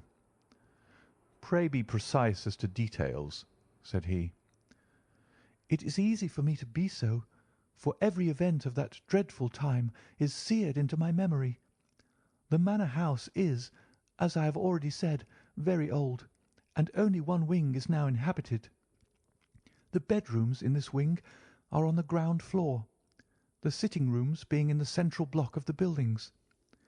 Of these bedrooms, the first is Dr. Roylott's, the second my sister's, and the third my own. There is no communication between them, but they all open out into the same corridor. Do I make myself plain?" "Perfectly so." "The windows of the 3 rooms open out upon the lawn. That fatal night Dr. Roylott had gone to his room early, though we knew that he had not retired to rest, for my sister was troubled by the smell of the strong Indian cigars which it was his custom to smoke. She left her room, therefore, and came into mine, where she sat for some time, chatting about her approaching wedding. At 11 o'clock she rose to leave me, but she paused at the door and looked back. "Tell me, Helen," said she, "have you ever heard anyone whistle in the dead of the night?" "Never," said I. "I suppose that you could not possibly whistle yourself in your sleep?" "Certainly not. But why?" "Because during the last few nights I have always, about 3 in the morning, heard a low, clear whistle. I am a light sleeper, and it has awakened me. I cannot tell where it came from, perhaps from the next room, perhaps from the lawn. I thought that I would just ask you whether you had heard it." "No, I have not. It must be those wretched gipsies in the plantation." "Very likely, and yet if it were on the lawn, I wonder that you did not hear it also." "Ah, but I sleep more heavily than you." "Well, it is of no great consequence at any rate." She smiled back at me, closed my door, and a few moments later I heard her key turn in the lock. "Indeed," said Holmes. "Was it your custom always to lock yourselves in at night?" "Always." "And why?" "I think that I mentioned to you that the doctor kept a cheetah and a baboon. We had no feeling of security unless our doors were locked." "Quite so. Pray proceed with your statement." "I could not sleep that night. A vague feeling of impending misfortune impressed me. My sister and I, you will recollect, were twins, and you know how subtle are the links which bind two souls which are so closely allied. It was a wild night. The wind was howling outside, and the rain was beating and splashing against the windows. Suddenly, amid all the hubbub of the gale, there burst forth the wild scream of a terrified woman. I knew that it was my sister's voice. I sprang from my bed, wrapped a shawl around me, and rushed into the corridor. As I opened my door, I seemed to hear a low whistle, such as my sister described, and a few moments later a clanging sound, as if a mass of metal had fallen. As I ran down the passage, my sister's door was unlocked and revolved slowly upon its hinges. I stared at it, horror-stricken, not knowing what was about to issue from it. By the light of the corridor lamp, I saw my sister appear at the opening, her face blanched with terror, her hands groping for help, her whole figure swaying to and fro like that of a drunkard. I ran to her and threw my arms around her, but at that moment her knees seemed to give way and she fell to the ground. She writhed as one who is in terrible pain, and her limbs were dreadfully convulsed. At first I thought that she had not recognized me, but as I bent over her, she suddenly shrieked out in a voice which I shall never forget, "Oh, my God, Helen! It was the band, the speckled band!" There was something else which she would fain have said, and she stabbed with her finger into the air in the direction of the doctor's room. But a fresh convulsion seized her and choked her words. I rushed out, calling loudly for my stepfather, and I met him hastening from his room in his dressing-gown. When he reached my sister's side, she was unconscious, and though he poured brandy down her throat and sent for medical aid from the village, all efforts were in vain, for she slowly sank and died without having recovered her consciousness. Such was the dreadful end of my beloved sister. "One moment," said Holmes. "Are you sure about this whistle and metallic sound? Could you swear to it?" That was what the county coroner asked me at the inquiry. It is my strong impression that I heard it, and yet, among the crash of the gale and the creaking of the old house, I may possibly have been deceived. Was your sister dressed? No, she was in her nightdress. In her right hand was found the charred stump of a match, and in her left a matchbox. Showing that she had struck a light and looked about her when the alarm took place. That is important. And what conclusions did the coroner come to? He investigated the case with great care, for Dr. Roylott's conduct had long been notorious in the county, but he was unable to find any satisfactory cause of death. My evidence showed that the door had been fastened upon the inner side, and the windows were blocked by old-fashioned shutters with broad iron bars, which were secured every night. The walls were carefully sounded, and were shown to be quite solid all round, and the flooring was also thoroughly examined, with the same result. The chimney is wide, but is barred up by 4 large staples. It is certain, therefore, that my sister was quite alone when she met her end. Besides, there were no marks of any violence upon her. How about poison? The doctors examined her for it, but without success. What do you think that this unfortunate lady died of, then? It is my belief that she died of pure fear and nervous shock, though what it was that frightened her I cannot imagine. Were there gipsies in the plantation at the time? Yes, there are nearly always some there. Ah, and what did you gather from this allusion to a band, a speckled band? Sometimes I have thought that it was merely the wild talk of delirium, sometimes that it may have referred to some band of people, perhaps to these very gipsies in the plantation. I do not know whether the spotted handkerchiefs which so many of them wear over their heads might have suggested the strange adjective which she used. Holmes shook his head like a man who is far from being satisfied. "These are very deep waters," said he. "Pray, go on with your narrative." 2 years have passed since then, and my life has been until lately lonelier than ever. A month ago, however, a dear friend, whom I have known for many years, has done me the honour to ask my hand in marriage. His name is Armitage, Percy Armitage, the second son of Mr. Armitage of Crane Water, near Reading. My stepfather has offered no opposition to the match, and we are to be married in the course of the spring. 2 days ago some repairs were started in the west wing of the building, and my bedroom wall has been pierced, so that I have had to move into the chamber in which my sister died, and to sleep in the very bed in which she slept. Imagine, then, my thrill of terror when last night, as I lay awake thinking over her terrible fate, I suddenly heard in the silence of the night the low whistle which had been the herald of her own death. I sprang up and lit the lamp, but nothing was to be seen in the room. I was too shaken to go to bed again, however, so I dressed, and as soon as it was daylight I slipped down, got a dog-cart at the Crown Inn, which is opposite, and drove to Leatherhead, from whence I have come on this morning with the one object of seeing you and asking your advice." "You have done wisely," said my friend. "But have you told me all?" "Yes, all."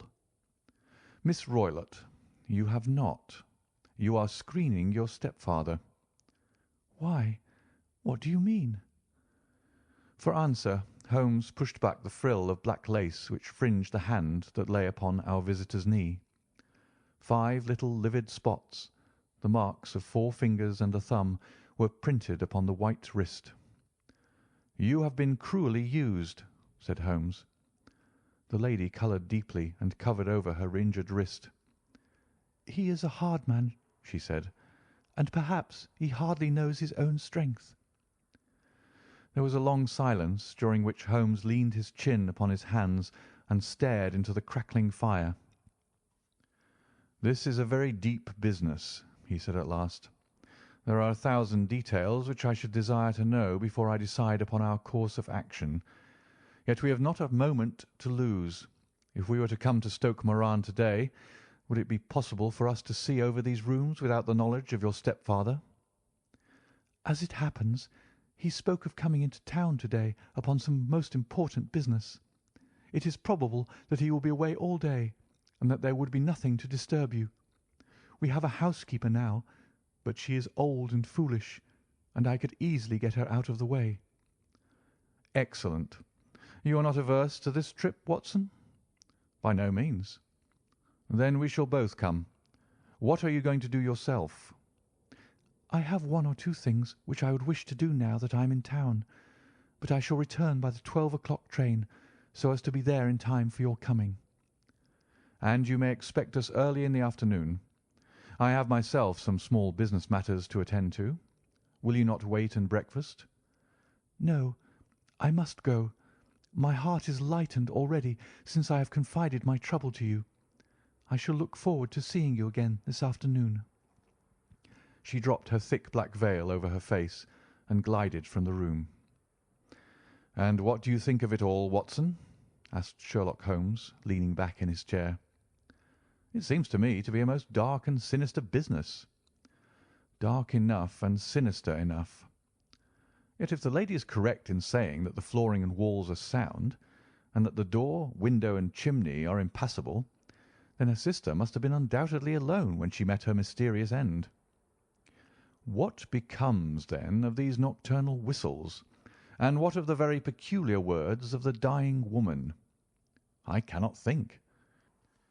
When you combine the ideas of whistles at night, the presence of a band of gipsies who are on intimate terms with this old doctor, the fact that we have every reason to believe that the doctor has an interest in preventing his stepdaughter's marriage, the dying allusion to a band, and finally the fact that Miss Helen Stoner heard a metallic clang, which might have been caused by one of those metal bars that secured the shutters falling back into its place, I think that there is good ground to think that the mystery may be cleared along those lines. But what then did the gipsies do? I cannot imagine. I see many objections to any such theory. And so do I. It is precisely for that reason that we are going to Stoke Moran this day. I want to see whether the objections are fatal, or if they may be explained away." "But what in the name of the devil—" The ejaculation had been drawn from my companion by the fact that our door had been suddenly dashed open and that a huge man had framed himself in the aperture.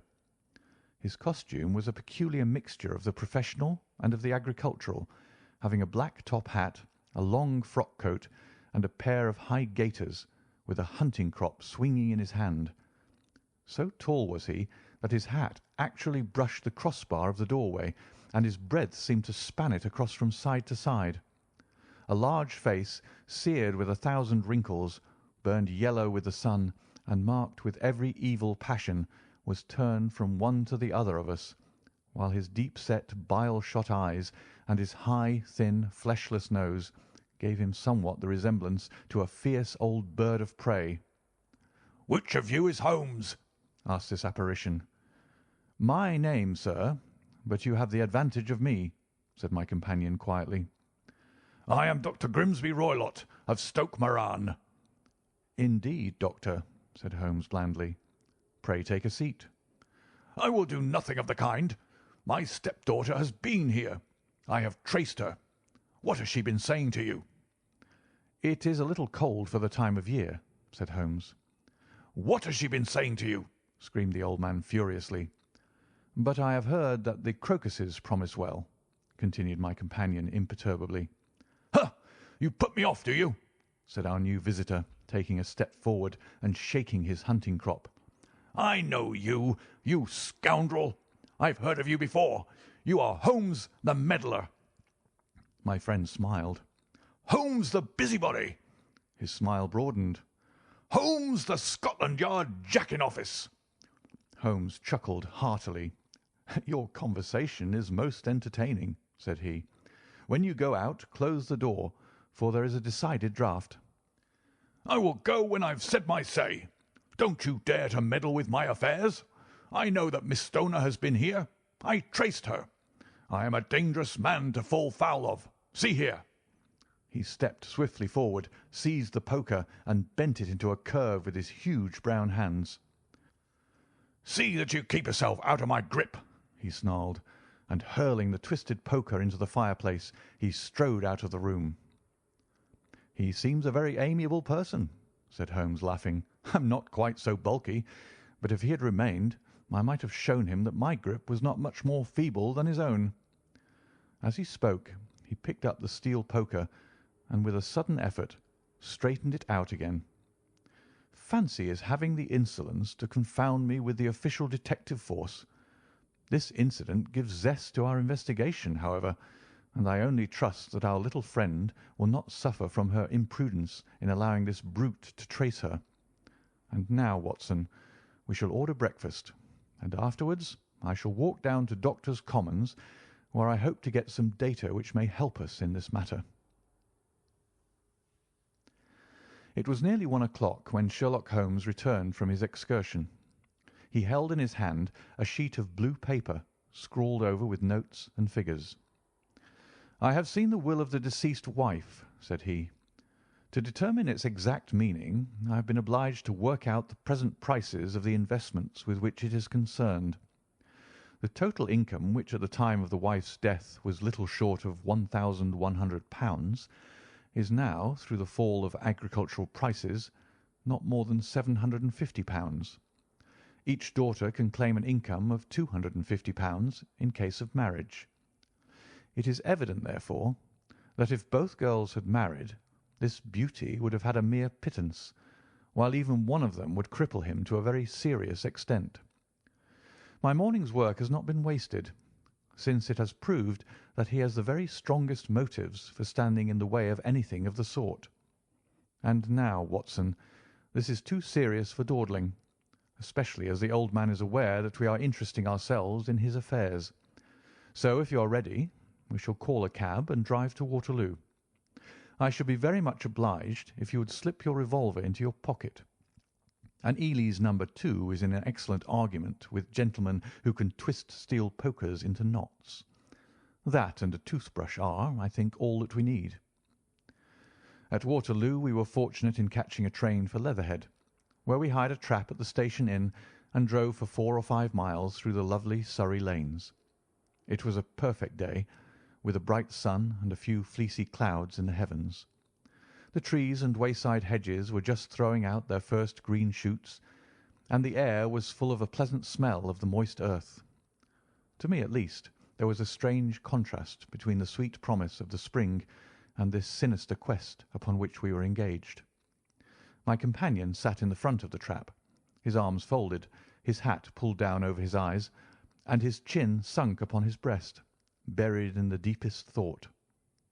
Suddenly, however, he started, tapped me on the shoulder, and pointed over the meadows. "Look there," said he. A heavily timbered park stretched up in a gentle slope, thickening into a grove at the highest point. From amid the branches there jutted out the grey gables and high roof tree of a very old mansion. "Stoke Moran?" said he. "Yes, sir, that be the house of Dr. Grimsby Roylott," remarked the driver. "There is some building going on there," said Holmes.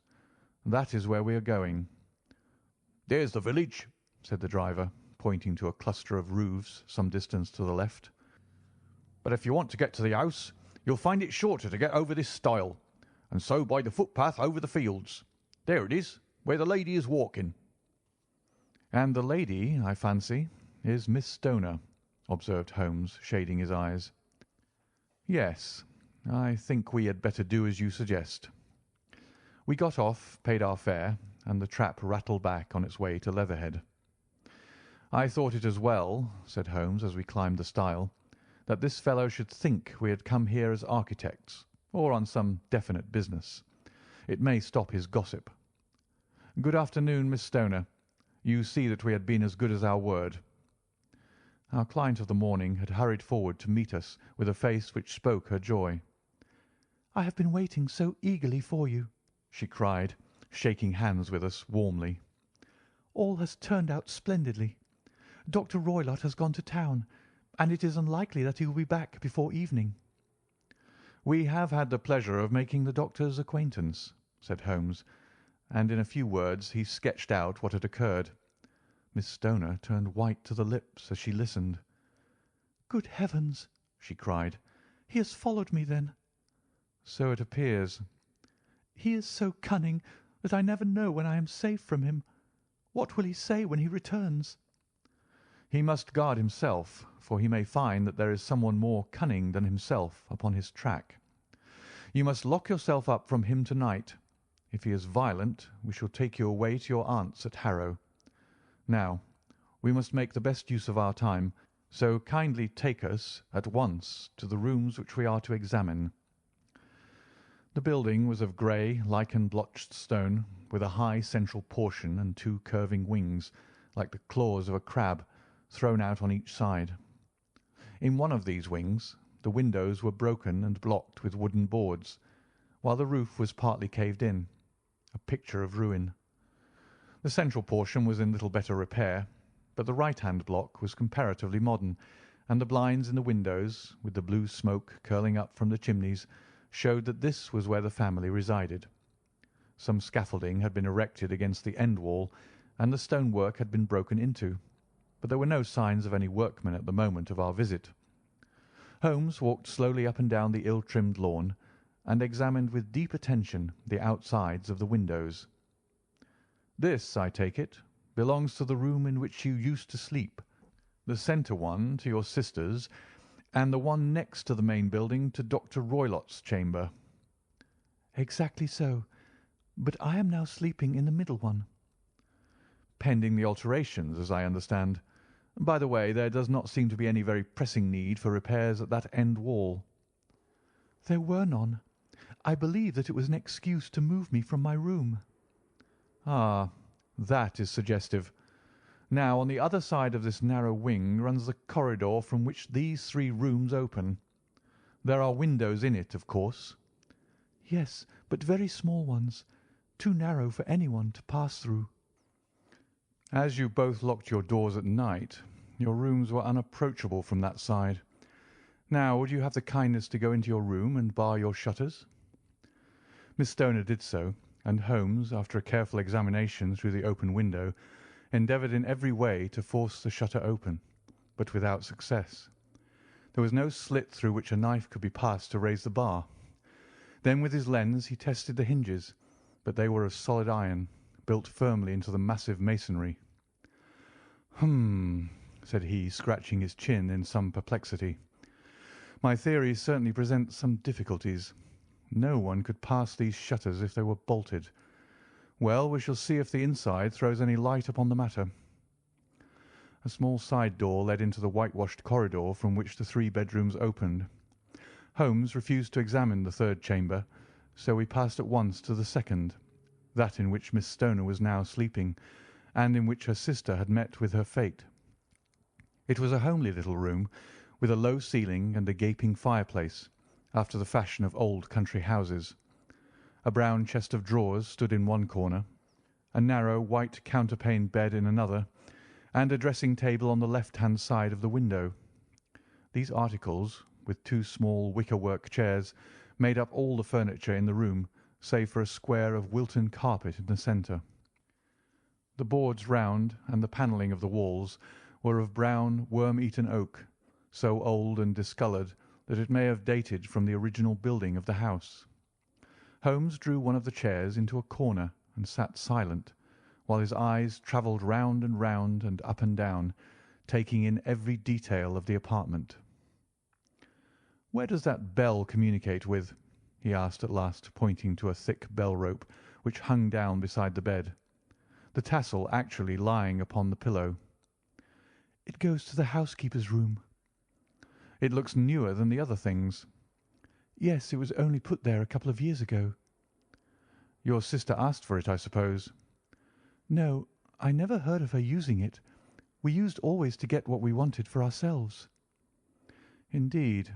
It seemed unnecessary to put so nice a bell-pull there.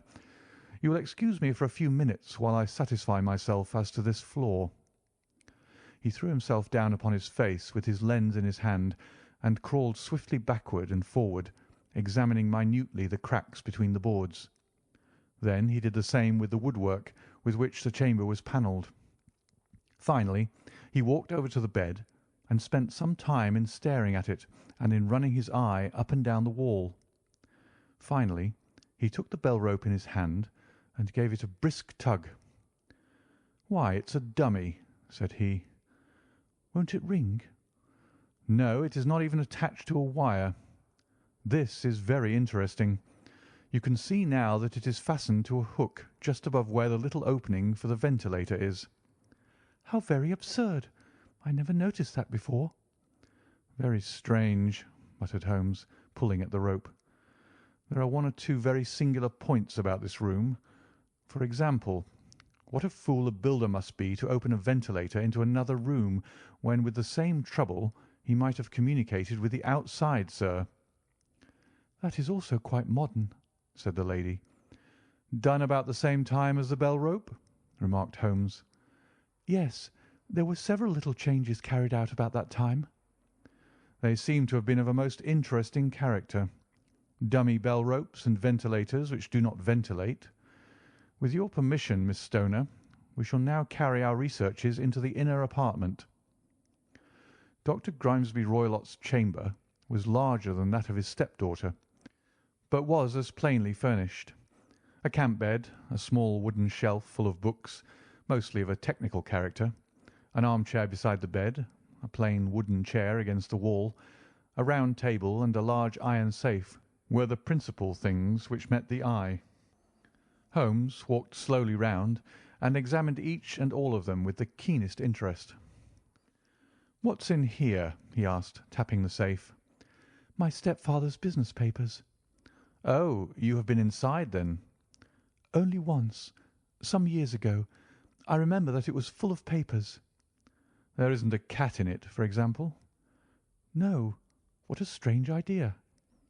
"Well, look at this." He took up a small saucer of milk which stood on top of it. "No, we don't keep a cat, but there is a cheetah and a baboon." "Ah, yes, of course. Well, a cheetah is just a big cat. and yet a saucer of milk does not go very far in satisfying its wants, I dare say. There is one point which I should wish to determine." He squatted down in front of the wooden chair and examined the seat of it with the greatest attention. "Thank you. That is quite settled," said he, rising and putting his lens in his pocket. "Hullo! There is something interesting." The object which had caught his eye was a small dog lash hung on one corner of the bed. The lash, however, was curled upon itself and tied so as to make a loop of whipcord. "What do you make of that, Watson?" "It's a common enough lash, but I don't know why it should be tied." "That is not quite so common, is it? Ah me, it's a wicked world, and when a clever man turns his brains to crime it is the worst of all. I think that I have seen enough now, Miss Stoner, and with your permission we shall walk out upon the lawn." I had never seen my friend's face so grim or his brow so dark as it was when we turned from the scene of this investigation. We had walked several times up and down the lawn, neither Miss Stoner nor myself liking to break in upon his thoughts before he roused himself from his reverie. "It is very essential, Miss Stoner," said he, "that you should absolutely follow my advice in every respect." "I shall most certainly do so." "The matter is too serious for any hesitation. Your life may depend upon your compliance." "I assure you that I am in your hands." "In the first place, both my friend and I must spend the night in your room." Both Miss Stoner and I gazed at him in astonishment. "Yes, it must be so. Let me explain. I believe that this is the village inn over there."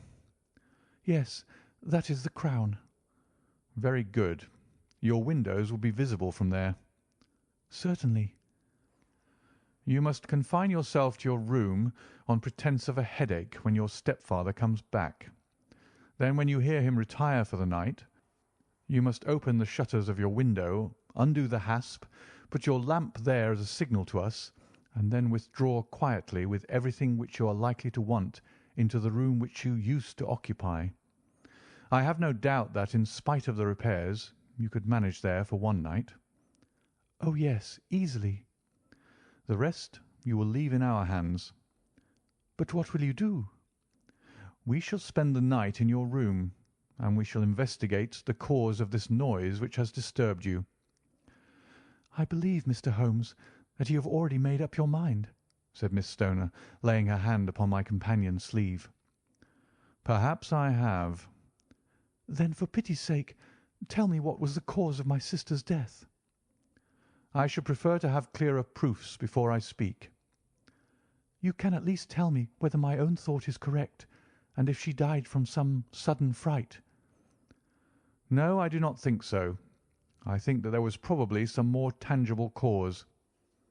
And now, Miss Stoner, we must leave you, for if Dr. Roylott returned and saw us, our journey would be in vain. Good-bye, and be brave, for if you will do what I have told you, you may rest assured that we shall soon drive away the dangers that threaten you." Sherlock Holmes and I had no difficulty in engaging a bedroom and sitting-room at the Crown Inn. They were on the upper floor, and from our window we could command a view of the avenue gate and of the inhabited wing of Stoke Moran Manor House. At dusk we saw Dr. Grimesby Roylott drive past, his huge form looming up beside the little figure of the lad who drove him. The boy had some slight difficulty in undoing the heavy iron gates, and we heard the hoarse roar of the doctor's voice and saw the fury with which he shook his clinched fists at him. The trap drove on, and a few minutes later we saw a sudden light spring up among the trees as the lamp was lit in one of the sitting-rooms. "Do you know, Watson," said Holmes as we sat together in the gathering darkness, "I have really some scruples as to taking you to-night. There is a distinct element of danger. Can I be of assistance? Your presence might be invaluable. Then I shall certainly come. It is very kind of you. You speak of danger. You've evidently seen more in these rooms than was visible to me." "No, but I fancy that I may have deduced a little more. I imagine that you saw all that I did." "I saw nothing remarkable save the bell rope. and what purpose that could answer, I confess, is more than I imagine." "You saw the ventilator too?" "Yes, but I don't think that it's such a very unusual thing to have a small opening between two rooms. It was so small that a rat could hardly pass through." "I knew that we should find a ventilator before ever we came to Stoke Moran." "My dear Holmes." "Oh, yes, I did. You remember in her statement she said that her sister could smell Dr. Roylott's cigar. Now, of course, that suggested at once that there must be a communication between the two rooms. It could only be a small one, or it would have been remarked upon at the coroner's inquiry. I deduced a ventilator. But what harm can there be in that? Well, there is at least a curious coincidence of dates. A ventilator is made, a cord is hung, and a lady who sleeps in the bed dies. Does not that strike you?" "I cannot as yet see any connection." "Did you observe anything very peculiar about that bed?" "No." "It was clamped to the floor. Did you ever see a bed fastened like that before?" "I can't say that I have." "The lady could not move her bed. It must always be in the same relative position to the ventilator and to the rope, or so we may call it, since it was clearly never meant for a bell pull." "Holmes," I cried, "I seem to see dimly what you are hinting at. We are only just in time to prevent some subtle and horrible crime." "Subtle enough and horrible enough. When a doctor does go wrong, he is the first of criminals. He has nerve and he has knowledge. Palmer and Pritchard were among the heads of their profession. This man strikes even deeper, but I think, Watson, that we shall be able to strike deeper still. But we shall have horrors enough before the night is over. For goodness' sake, let us have a quiet pipe and turn our minds for a few hours to something more cheerful." About 9 o'clock the light among the trees was extinguished, and all was dark in the direction of the manor house. 2 hours passed slowly away, and then suddenly, just at the stroke of 11, a single bright light shone out right in front of us. "That is our signal," said Holmes, springing to his feet. "It comes from the middle window." As we passed out he exchanged a few words with the landlord, explaining that we were going on a late visit to an acquaintance, and that it was possible that we might spend the night there. A moment later we were out on the dark road, a chill wind blowing in our faces, and one yellow light twinkling in front of us through the gloom to guide us on our sombre errand. There was little difficulty in entering the grounds, for unrepaired breaches gaped in the old park wall. Making our way among the trees, we reached the lawn, crossed it, and were about to enter through the window when out from a clump of laurel bushes there darted what seemed to be a hideous and distorted child, who threw itself upon the grass with writhing limbs and then ran swiftly across the lawn into the darkness. "My God!" I whispered. "Did you see it?" Holmes was for the moment as startled as I. His hand closed like a vice upon my wrist in his agitation. Then he broke into a low laugh and put his lips to my ear. "It is a nice household," he murmured. "That is the baboon." I had forgotten the strange pets which the doctor affected. There was a cheetah, too. Perhaps we might find it upon our shoulders at any moment. I confess that I felt easier in my mind when, after following Holmes's example and slipping off my shoes, I found myself inside the bedroom. My companion noiselessly closed the shutters, moved the lamp onto the table, and cast his eyes round the room. All was as we have seen it in the daytime. Then creeping up to me and making a trumpet of his hand, he whispered into my ear again so gently that it was all that I could do to distinguish the words. "The least sound would be fatal to our plans." I nodded to show that I had heard. "We must sit without light. He would see it through the ventilator." I nodded again. "Do not go asleep. Your very life may depend upon it. Have your pistol ready in case we should need it. I will sit on the side of the bed, and you in that chair." I took out my revolver and laid it on the corner of the table. Holmes had brought up a long, thin cane. and this he placed upon the bed beside him. By it he laid the box of matches and the stump of a candle. Then he turned down the lamp, and we were left in darkness. How shall I ever forget that dreadful vigil? I could not hear a sound, not even the drawing of a breath, and yet I knew that my companion sat open-eyed within a few feet of me, in the same state of nervous tension in which I was myself. The shutters cut off the least ray of light, and we waited in absolute darkness. From outside came the occasional cry of a night bird, and once at our very window a long-drawn cat-like whine, which told us that the cheetah was indeed at liberty. Far away we could hear the deep tones of the parish clock, which boomed out every quarter of an hour.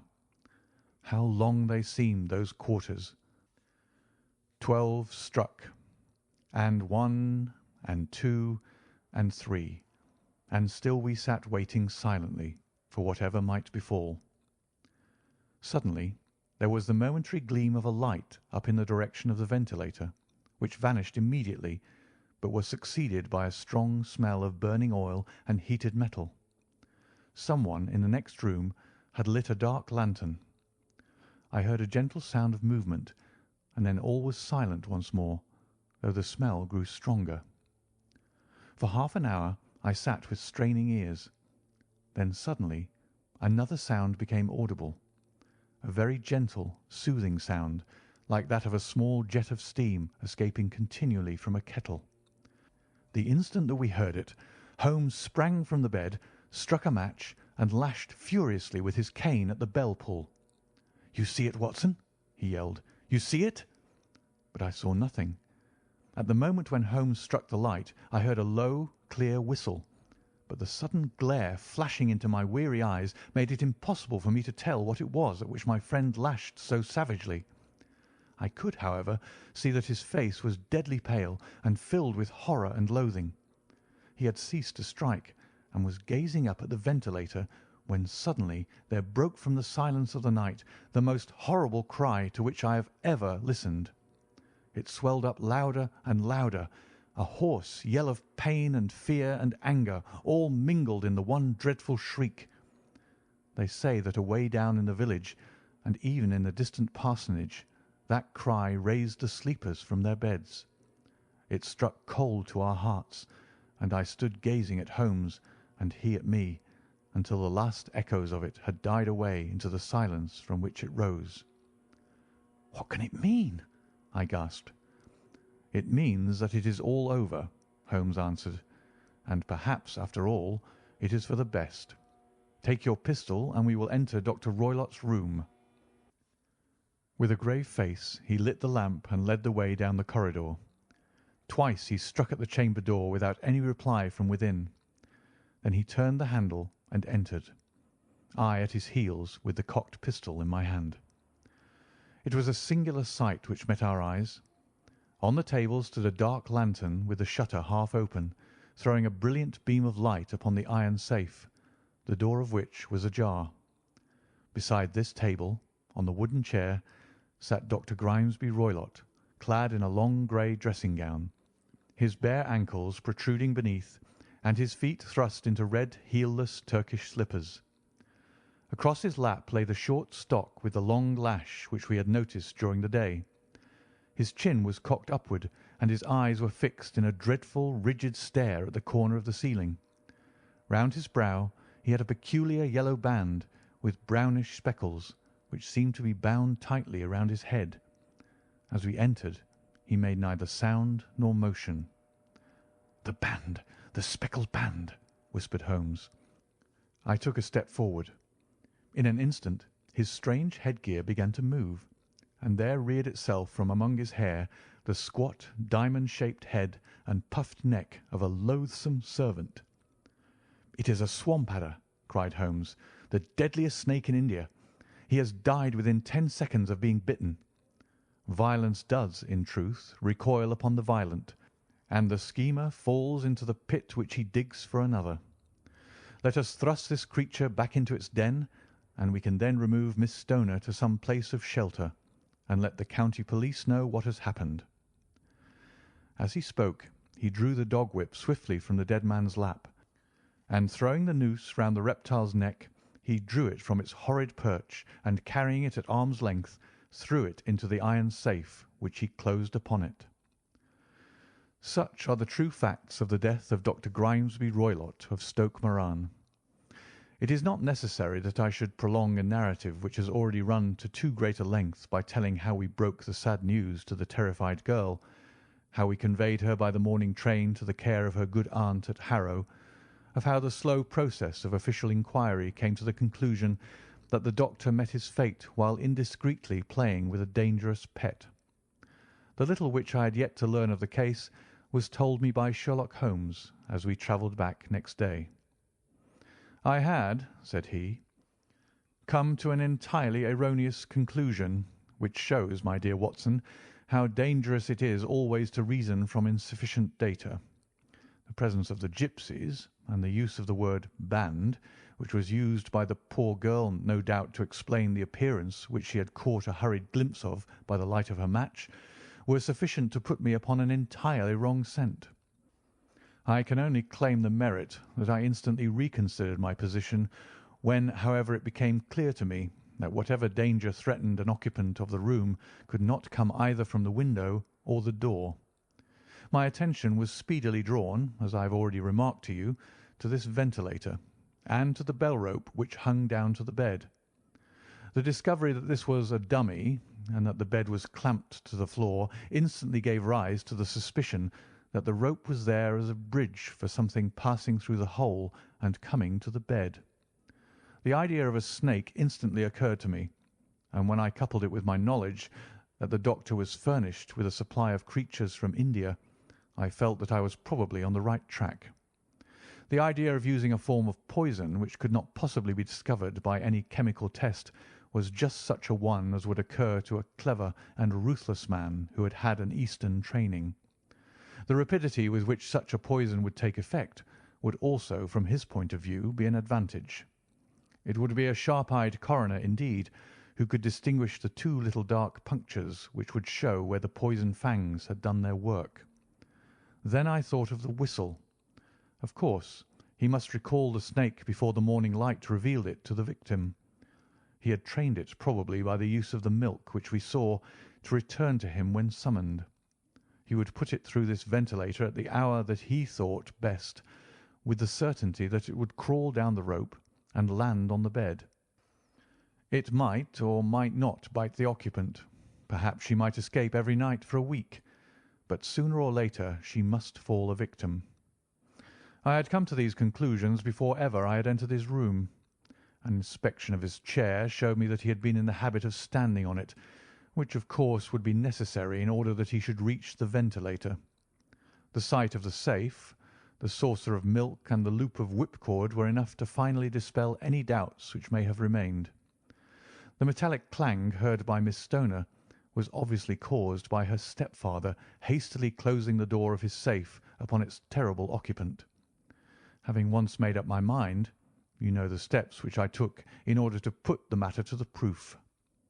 I heard the creature hiss, as I have no doubt that you did also, and I instantly lit the light and attacked it, with the result of driving it through the ventilator, and also with the result of causing it to turn upon its master at the other side. Some of the blows of my cane came home and roused its snakish temper, so that it flew upon the first person it saw. In this way, I am no doubt indirectly responsible for Dr. Grimesby Roylott's death, and I cannot say that it is likely to weigh very heavily upon my conscience. End of The Adventure of the Speckled Band. Story number 9. The Adventure of the Engineer's Thumb. Of all the problems which have been submitted to my friend, Mr. Sherlock Holmes, for solution during the years of our intimacy, there were only two which I was the means of introducing to his notice, that of Mr. Hatherley's thumb and that of Colonel Warburton's madness. Of these the latter may have afforded a finer field for an acute and original observer, but the other was so strange in its inception and so dramatic in its details that it may be the more worthy of being placed upon record, even if it gave my friend fewer openings for those deductive methods of reasoning by which he achieved such remarkable results. The story has, I believe, been told more than once in the newspapers, but, like all such narratives, its effect is much less striking when set forth en bloc in a single half-column of print than when the facts slowly evolve before your own eyes, and the mystery clears gradually away as each new discovery furnishes a step which leads on to the complete truth. At the time the circumstances made a deep impression upon me, and the lapse of 2 years has hardly served to weaken the effect. It was in the summer of '89, not long after my marriage, that the events occurred which I am now about to summarize. I had returned to civil practice, and had finally abandoned Holmes in his Baker Street rooms, although I continually visited him, and occasionally even persuaded him to forego his Bohemian habits so far as to come and visit us. My practice had steadily increased, and as I happened to live at no very great distance from Paddington Station, I got a few patients from among the officials. One of these, whom I had cured of a painful and lingering disease, was never weary of advertising my virtues, and of endeavouring to send me on every sufferer over whom he might have any influence. One morning, at a little before 7 o'clock, I was awakened by the maid tapping at the door to announce that 2 men had come from Paddington and were waiting in the consulting room. I dressed hurriedly, for I knew by experience that railway cases were seldom trivial, and hastened downstairs.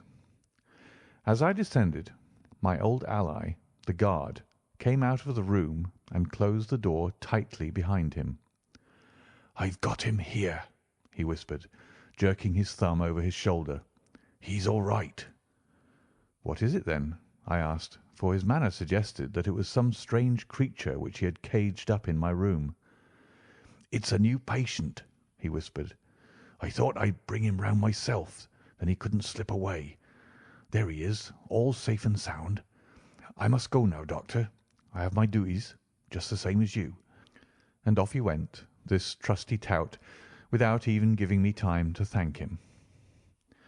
I entered my consulting room and found a gentleman seated by the table.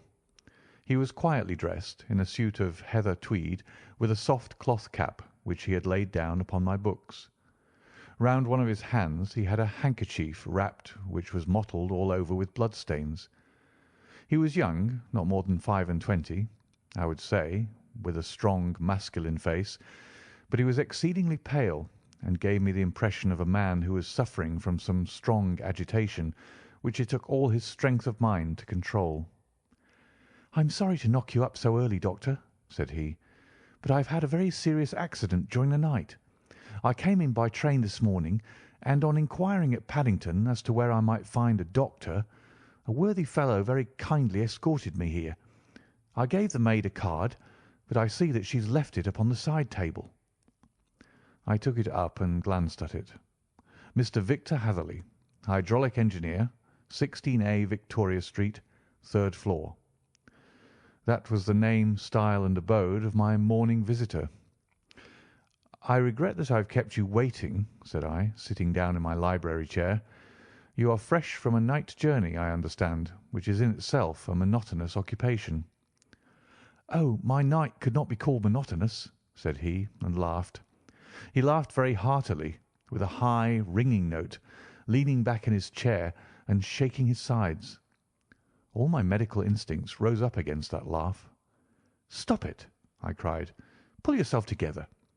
And I poured out some water from a carafe. It was useless, however. He was off in one of those hysterical outbursts which come upon a strong nature when some great crisis is over and gone. Presently he came to himself once more, very weary and pale-looking. "I have been making a fool of myself," he gasped. "Not at all. Drink this." I dashed some brandy into the water, and the colour began to come back to his bloodless cheeks. "That's better," said he. "And now, Doctor, perhaps you would kindly attend to my thumb, or rather to the place where my thumb used to be." He unwound the handkerchief and held out his hand. It gave even my hardened nerves a shudder to look at it. There were 4 protruding fingers, and a horrid red spongy surface where the thumb should have been. It had been hacked or torn right out from the roots. "Good heavens!" I cried. "This is a terrible injury. It must have bled considerably." "Yes, it did. I fainted when it was done, and I think that I must have been senseless for a long time. When I came to, I found that it was still bleeding, so I tied one end of my handkerchief very tightly around the wrist and braced it up with a twig." "Excellent. You should have been a surgeon." "It is a question of hydraulics, you see, and came within my own province." "This has been done," said I, examining the wound, "by a very heavy and sharp instrument." "A thing like a cleaver," said he. "An accident, I presume?" "By no means." "What? A murderous attack?" "Very murderous indeed." "You horrify me." I sponged the wound, cleaned it, dressed it, and finally covered it over with cotton wadding and carbolized bandages. He lay back without wincing, though he bit his lip from time to time. "How is that?" I asked when I had finished. "Capital. Between your brandy and your bandage, I feel a new man. I was very weak, but I've had a good deal to go through." "Perhaps you had better not speak of the matter. It is evidently trying to your nerves." "Oh, no, not now. I shall have to tell my tale to the police. But, between ourselves, if it were not for the convincing evidence of this wound of mine, I should be surprised if they believe my statement, for it is a very extraordinary one, and I have not much in the way of proof with which to back it up. And even if they believe me, the clues which I can give them are so vague that it is a question whether justice will be done." "Ha!" cried I. "If it is anything in the nature of a problem which you desire to see solved, I should strongly recommend you to come to my friend, Mr. Sherlock Holmes, before you go to the official police." "Oh, I have heard of that fellow," answered my visitor, "and I should be very glad if he would take the matter up, though of course I must use the official police as well. Would you give me an introduction to him?" "I'll do better. I'll take you round to him myself." "I shall be immensely obliged to you." "We'll call a cab and go together. We shall just be in time to have a little breakfast with him. Do you feel equal to it?" "Yes. I shall not feel easy until I've told my story." "Then my servant will call a cab, and I shall be with you in an instant." I rushed upstairs, explained the matter shortly to my wife, and in 5 minutes was inside a hansom, driving with my new acquaintance to Baker Street. Sherlock Holmes was, as I expected, lounging about his sitting-room in his dressing-gown, reading the agony column of the Times, and smoking his before-breakfast pipe, which was composed of all the plugs and dottles left from his smokes of the day before, all carefully dried and collected on the corner of the mantelpiece. He received us in his quietly genial fashion, ordered fresh rashers and eggs, and joined us in a hearty meal. When it was concluded, he settled our new acquaintance upon the sofa, placed a pillow beneath his head, and laid a glass of brandy and water within his reach. "It is easy to see that your experience has been no common one, Mr. Hatherley," said he. "Pray, lie down there and make yourself absolutely at home. Tell us what you can, but stop when you're tired, and keep up your strength with a little stimulant." "Thank you," said my patient, "but I have felt another man since the doctor bandaged me, and I think that your breakfast has completed the cure.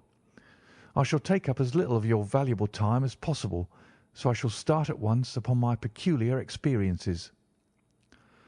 Holmes sat in his big armchair with the weary, heavy-lidded expression which veiled his keen and eager nature, while I sat opposite to him, and we listened in silence to the strange story which our visitor detailed to us. "You must know," said he, "that I am an orphan and a bachelor, residing alone in lodgings in London. By profession I am a hydraulic engineer, and I've had considerable experience of my work during the 7 years that I was apprenticed to Venner and Matheson, the well-known firm of Greenwich. 2 years ago, having served my time, and having also come into a fair sum of money through my poor father's death, I determined to start in business for myself, and took professional chambers in Victoria Street. I suppose that everyone finds his first independent start in business a dreary experience. To me it has been exceptionally so. During 2 years I have had 3 consultations and 1 small job, and that is absolutely all that my profession has brought to me. My gross takings amount to £27 10s. Every day from 9 in the morning until 4 in the afternoon I waited in my little den until at last my heart began to sink, and I came to believe that I should never have any practice at all. Yesterday, however, just as I was thinking of leaving the office, my clerk entered to say there was a gentleman waiting who wished to see me upon business. He brought up a card, too, with the name of Colonel Lysander Stark engraved upon it. Close at his heels came the colonel himself, a man rather over the middle size, but of an exceeding thinness. I do not think that I have ever seen so thin a man. His whole face sharpened away into nose and chin, and the skin of his cheeks was drawn quite tense over his outstanding bones. Yet this emaciation seemed to be his natural habit, and due to no disease, for his eye was bright, his step brisk, and his bearing assured. He was plainly but neatly dressed, and his age, I should judge, would be nearer 40 than 30. "Mr. Hatherley," said he, with something of a German accent, "you have been recommended to me, Mr. Hatherley, as being a man who is not only proficient in his profession, but is also discreet and capable of preserving a secret." I bowed, feeling as flattered as any young man would at such an address. "May I ask who it was who gave me so good a character?" "Well, perhaps it is better that I should not tell you that just at this moment. I have it from the same source that you are both an orphan and a bachelor, and are residing alone in London." "That is quite correct," I answered, "but you will excuse me if I say that I cannot see how all this bears upon my professional qualifications. I understand that it was on a professional matter that you wished to speak to me." "Undoubtedly so. But you will find that all I say is really to the point. I have a professional commission for you, but absolute secrecy is quite essential. Absolute secrecy. You understand? And of course we may expect that more from a man who is alone than from one who lives in the bosom of his family." "If I promise to keep a secret," said I, "you may absolutely depend upon my doing so." He looked very hard at me as I spoke, and it seemed to me that I had never seen so suspicious and questioning an eye. "Do you promise, then?" said he at last. "Yes, I promise." "Absolute and complete silence before, during, and after. No reference to the matter at all, either in word or writing." "I have already given you my word." "Very good." He suddenly sprang up, and darting like lightning across the room, he flung open the door. The passage outside was empty. "That's all right," said he, coming back. "I know that clerks are sometimes curious as to their master's affairs. Now we can talk in safety." He drew up his chair very close to mine, and began to stare at me again with the same questioning and thoughtful look. A feeling of repulsion and of something akin to fear had begun to rise within me at the strange antics of this fleshless man. Even my dread of losing a client could not restrain me from showing my impatience. "I beg that you will state your business, sir," said I.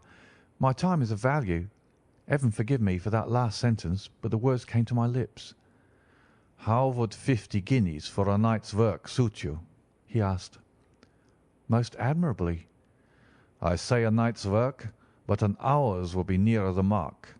I simply want your opinion about a hydraulic stamping machine which has got out of gear. If you show us what is wrong, we shall soon set it right ourselves. What do you think of such a commission as that?" "The work appears to be light and the pay munificent." "Precisely so. We shall want you to come to-night by the last train." "Where to?" "To Eyford in Berkshire. It is a little place near the borders of Oxfordshire, and within 7 miles of Reading. There is a train from Paddington which would bring you there at about 11:15. "Very good." "I shall come down in a carriage to meet you." "There is a drive, then?" Yes, our little place is quite out in the country. It is a good 7 miles from Eyford Station." "Then we can hardly get there before midnight. I suppose there will be no chance of a train back. I shall be compelled to stop the night." "Yes, we could easily give you a shakedown." "That is very awkward. Could I not come at some more convenient hour?" "We have judged it best that you should come late. It is to recompense you for any inconvenience that we are paying to you, a young and unknown man, a fee which would buy an opinion from the very heads of your profession. Still, of course, if you would like to draw out of the business, there is plenty of time to do so." I thought of the 50 guineas, and how very useful that would be to me. "Not at all," said I. "I shall be very happy to accommodate myself to your wishes. I should like, however, to understand a little more clearly what it is that you wish me to do." "Quite so. It is very natural that the pledge of secrecy which we have exacted from you should have aroused your curiosity. I have no wish to commit you to anything without your having it all laid before you. I suppose that we are absolutely safe from eavesdroppers." "Entirely." "Then the matter stands thus. You are probably aware that Fuller's Earth is a valuable product, and that it is only found in 1 or 2 places in England." "I have heard so." "Some little time ago I bought a small place, a very small place, within 10 miles of Reading. I was fortunate enough to discover that there was a deposit of Fuller's Earth in one of my fields. On examining it, however, I found that its deposit was a comparatively small one, and that it formed a link between 2 very much larger ones upon the right and left, both of them, however, in the grounds of my neighbours.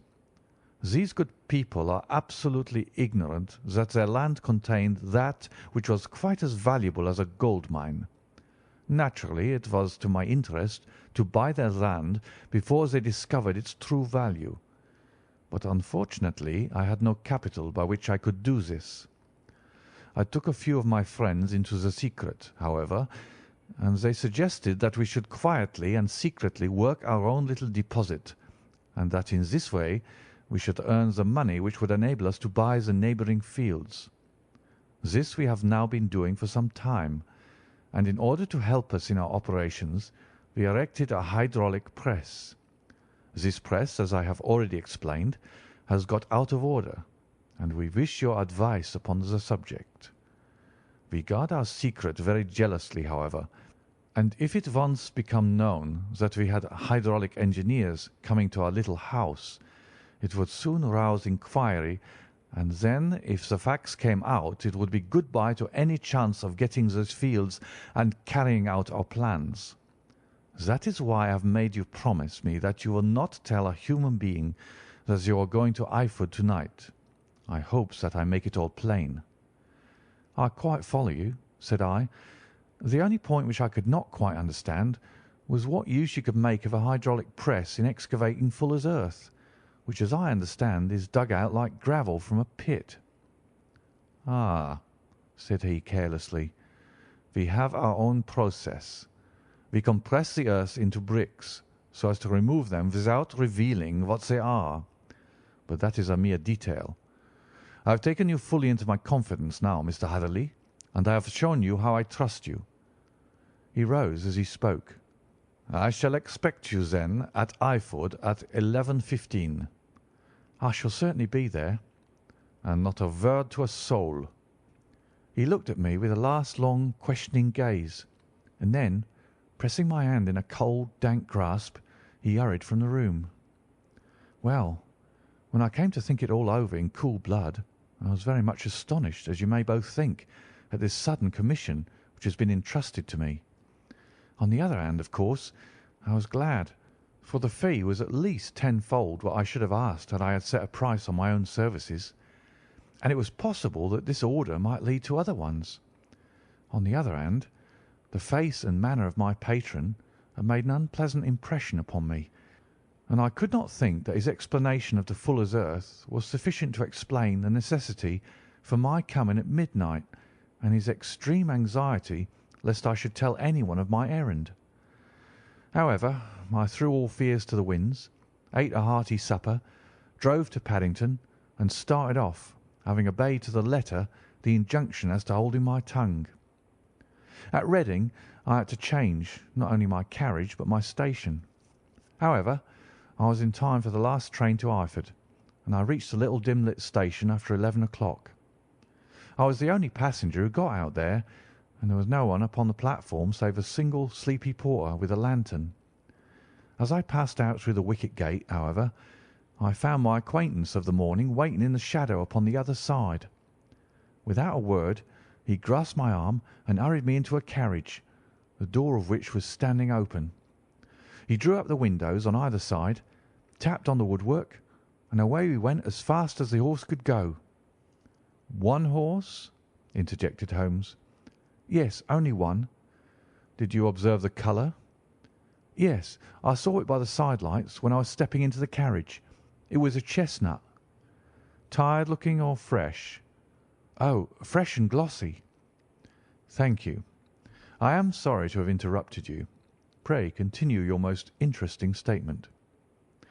"Away we went then, and we drove for at least an hour. Colonel Lysander Stark had said that it was only 7 miles, but I should think, from the rate that we seemed to go, and from the time that we took, that it must have been nearer 12. He sat at my side in silence all the time, and I was aware more than once, when I glanced in his direction, that he was looking at me with great intensity. The country roads seemed to be not very good in that part of the world, for we lurched and jolted terribly. I tried to look out the window to see something of where we were, but they were made of frosted glass, and I could make out nothing save the occasional bright blur of a passing light. Now and then I hazarded some remark to break the monotony of the journey, but the colonel answered only in monosyllables, and the conversation soon flagged. At last, however, the bumping of the road was exchanged for the crisp smoothness of a gravel drive, and the carriage came to a stand. Colonel Lysander Stark sprang out, and as I followed after him, pulled me swiftly into a porch which gaped in front of us. We stepped, as it were, right out of the carriage and into the hall, so that I failed to catch the most fleeting glance of the front of the house. The instant that I had crossed the threshold, the door slammed heavily behind us, and I heard faintly the rattle of the wheels as the carriage drove away. It was pitch dark inside the house, and the colonel fumbled about looking for matches and muttering under his breath. Suddenly a door opened at the other end of the passage, and a long golden bar of light shot out in our direction. It grew broader, and a woman appeared with a lamp in her hand, which she held above her head, pushing her face forward and peering at us. I could see that she was pretty, and from the gloss with which the light shone upon her dark dress, I knew that it was a rich material. She spoke a few words in a foreign tongue, in a tone as though asking a question, and when my companion answered in a gruff monosyllable, she gave such a start that the lamp nearly fell from her hand.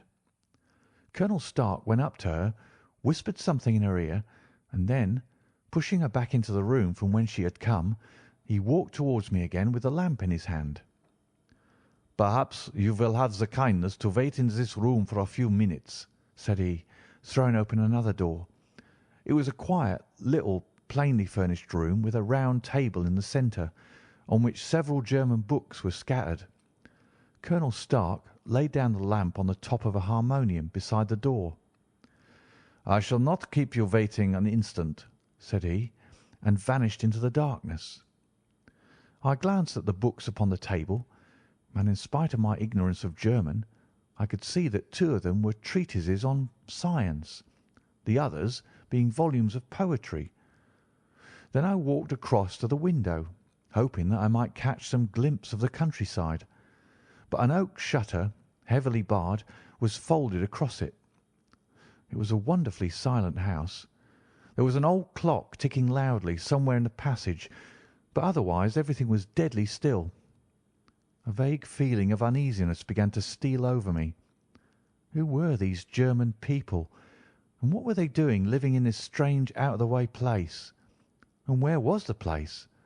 I was 10 miles or so from Eyford, that was all I knew, but whether north, south, east, or west I had no idea. For that matter, Reading and possibly other large towns were within that radius, so the place might not be so secluded after all. Yet it was quite certain, from the absolute stillness, that we were in the country. I paced up and down that room, humming a tune under my breath to keep up my spirits, and feeling that I was thoroughly earning my 50 guineas fee. Suddenly, without any preliminary sound in the midst of all the utter stillness, the door in my room swung slowly open. The woman was standing in the aperture, the darkness of the hall behind her, the yellow light from my lamp beating upon her eager and beautiful face. I could see at a glance that she was sick with fear, and the sight sent a chill to my own heart. She held up one shaking finger to warn me to be silent, and she shot a few whispered words of broken English at me, her eyes glancing back like those of a frightened horse into the gloom behind her. "I would go," said she, trying hard, as it seemed to me, to speak calmly. "I would go. I should not stay here. There is no good for you to do." "But, madam," said I have not yet done what I came for. I cannot possibly leave until I have seen the machine." "It is not worth your while to wait," she went on.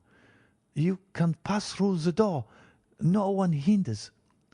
And then, seeing that I smiled and shook my head, she suddenly threw aside her constraint and made a step forward with her hands wrung together. "For the love of heaven," she whispered, "get away from here before it is too late." But I'm somewhat headstrong by nature, and the more ready to engage in an affair when there's some obstacle in the way. I thought of my 50-guinea fee, of my wearisome journey, and of the unpleasant night which seemed to be before me. Was it all to go for nothing? Why should I slink away without having carried out my commission, and without the payment which was my due? This woman might, for all I know, be a monomaniac. With a stout bearing, therefore, though her manner had shaken me more than I cared to confess, I still shook my head and declared my intention of remaining where I was. She was about to renew her entreaties when a door slammed overhead, and the sound of several footsteps were heard upon the stairs. She listened for an instant, threw up her hands with a despairing gesture, and vanished as suddenly and as noiselessly as she had come. The newcomers were Colonel Lysander Stark and a short, thick man with a chinchilla beard growing out of the creases of his double chin, who was introduced to me as Mr. Ferguson. "This is my secretary and manager," said the colonel. "By the way, I was under the impression that I left this door shut just now. I fear that you have felt the draught."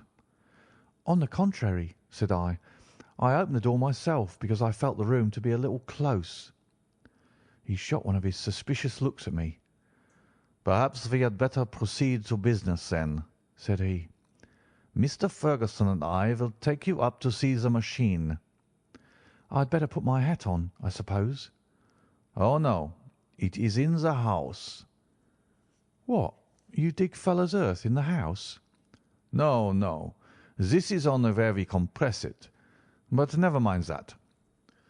All we wish you to do is to examine the machine and to let us know what is wrong with it." We went upstairs together, the colonel first with the lamp, the fat manager and I behind him. It was a labyrinth of an old house, with corridors, passages, narrow winding staircases, and little low doors, the thresholds of which were hollowed out by the generations who crossed them. There were no carpets and no signs of any furniture above the ground floor, while the plaster was peeling off the walls, and the damp was breaking through in green, unhealthy blotches. I tried to put on as unconcerned an air as possible, but I had not forgotten the warnings of the lady, even though I disregarded them, and I kept a keen eye upon my two companions. Ferguson appeared to be a morose and silent man, but I could see from the little that he said that he was at least a fellow countryman. Colonel Lysander Stark stopped at last before a low door, which he unlocked. Within was a small square room, in which the three of us could hardly get in one time. Ferguson remained outside, and the colonel ushered me in. "We are now," said he, "actually within the hydraulic press. and it would be a particularly unpleasant thing for us if anyone were to turn it on. The ceiling of this small chamber is really the end of the descending piston, and it comes down with the force of many tons upon this metal floor. There are small lateral columns of water outside which receive the force, and which transmit and multiply it in the manner which is familiar to you. The machine goes readily enough, but there is some stiffness in the working of it, and it has lost a little of its force. Perhaps you will have the goodness to look it over and to show us how we can set it right." I took the lamp from him, and I examined the machine very thoroughly. It was indeed a gigantic one, and capable of exercising enormous pressure. When I passed outside, however, and pressed down the levers which controlled it, I knew at once by the whishing sound that there was a slight leakage which allowed a regurgitation of water through one of the side cylinders. An examination showed that one of the india-rubber bands which was round the head of a driving rod had shrunk so as not quite to fill the socket along which it worked. This was clearly the cause of the loss of power, and I pointed it out to my companions, who followed my remarks very carefully and asked several practical questions as to how they should proceed to set it right. When I had made it clear to them, I returned to the main chamber of the machine and took a good look at it to satisfy my own curiosity. It was obvious at a glance that the story of the fuller's earth was the merest fabrication, for it would be absurd to suppose that so powerful an engine could be designed for so inadequate a purpose.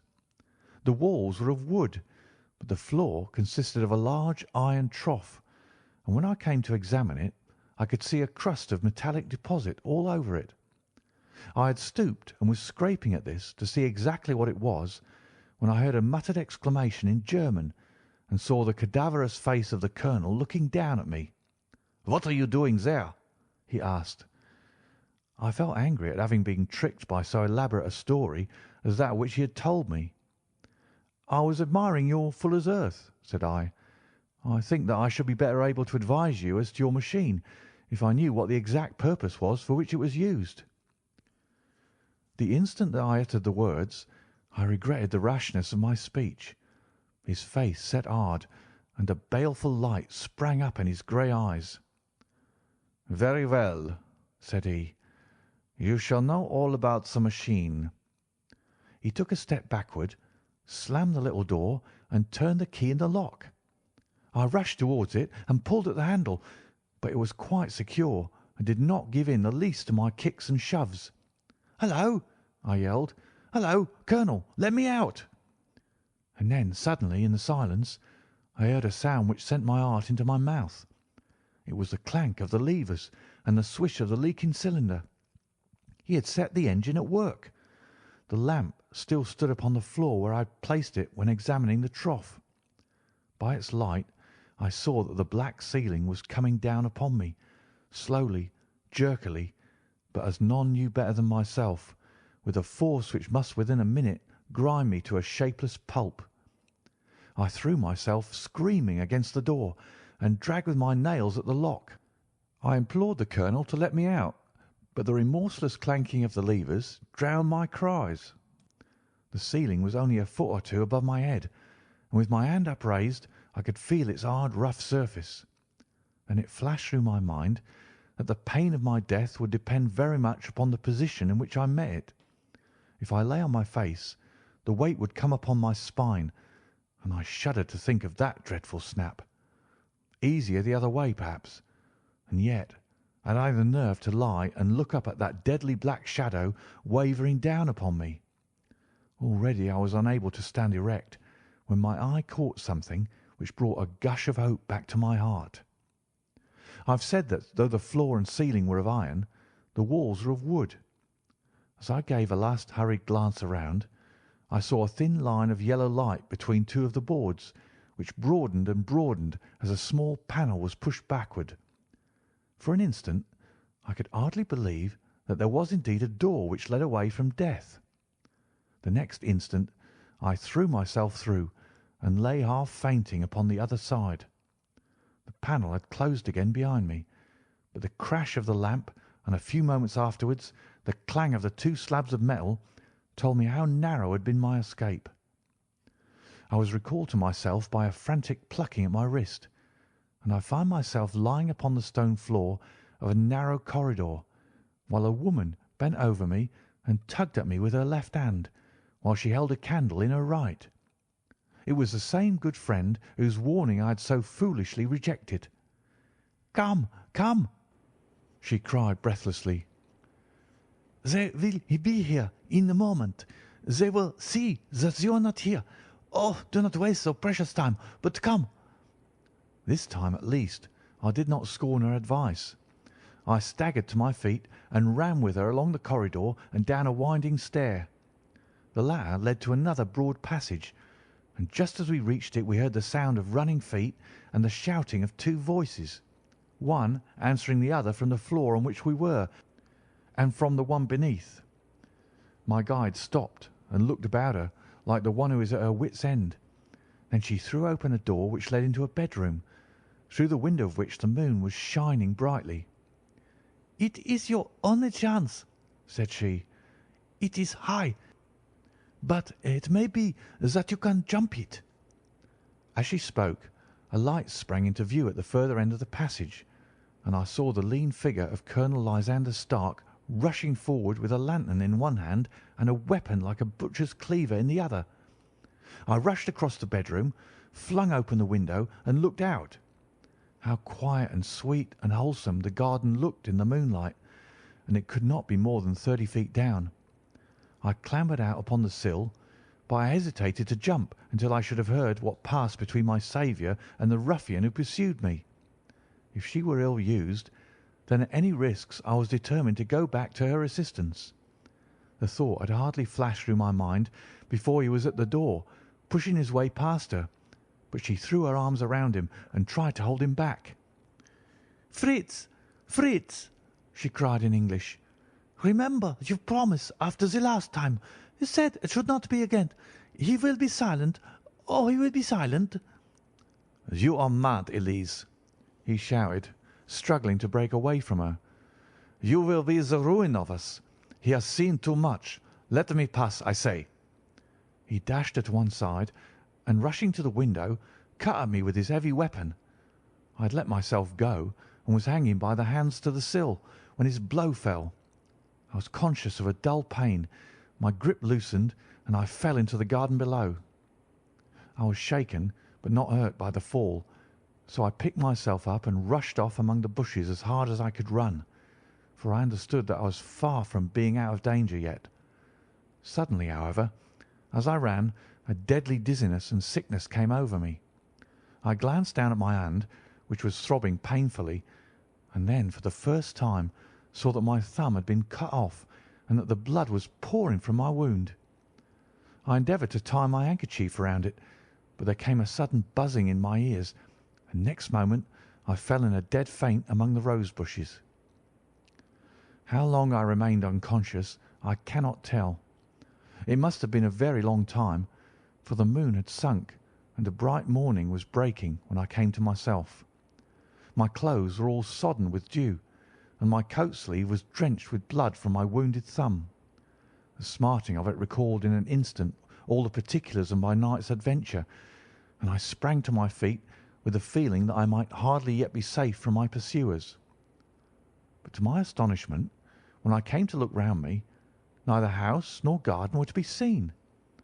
I had been lying in an angle of the hedge close by the high road, and just a little lower down was a long building, which proved, upon my approaching it, to be the very station at which I had arrived upon the previous night.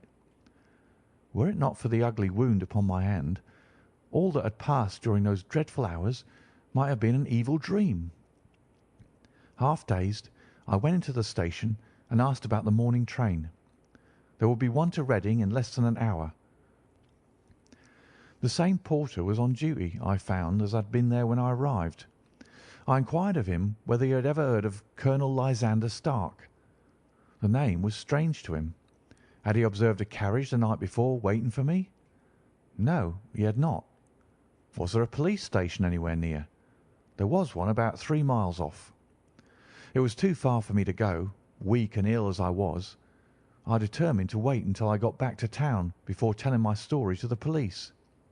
It was a little past 6 when I arrived, so I went first to have my wound dressed, and then the doctor was kind enough to bring me along here. I put the case into your hands, and shall do exactly what you advise." We both sat in silence for some little time after listening to this extraordinary narrative. Then Sherlock Holmes pulled down from the shelf one of the ponderous commonplace books in which he placed his cuttings. "Here is an advertisement which will interest you," said he. "It appeared in all the papers about a year ago. Listen to this. 'Lost on the 9th inst. Mr. Jeremiah Hayling, aged 26, a hydraulic engineer, left his lodgings at 10 o'clock at night and has not been heard of since.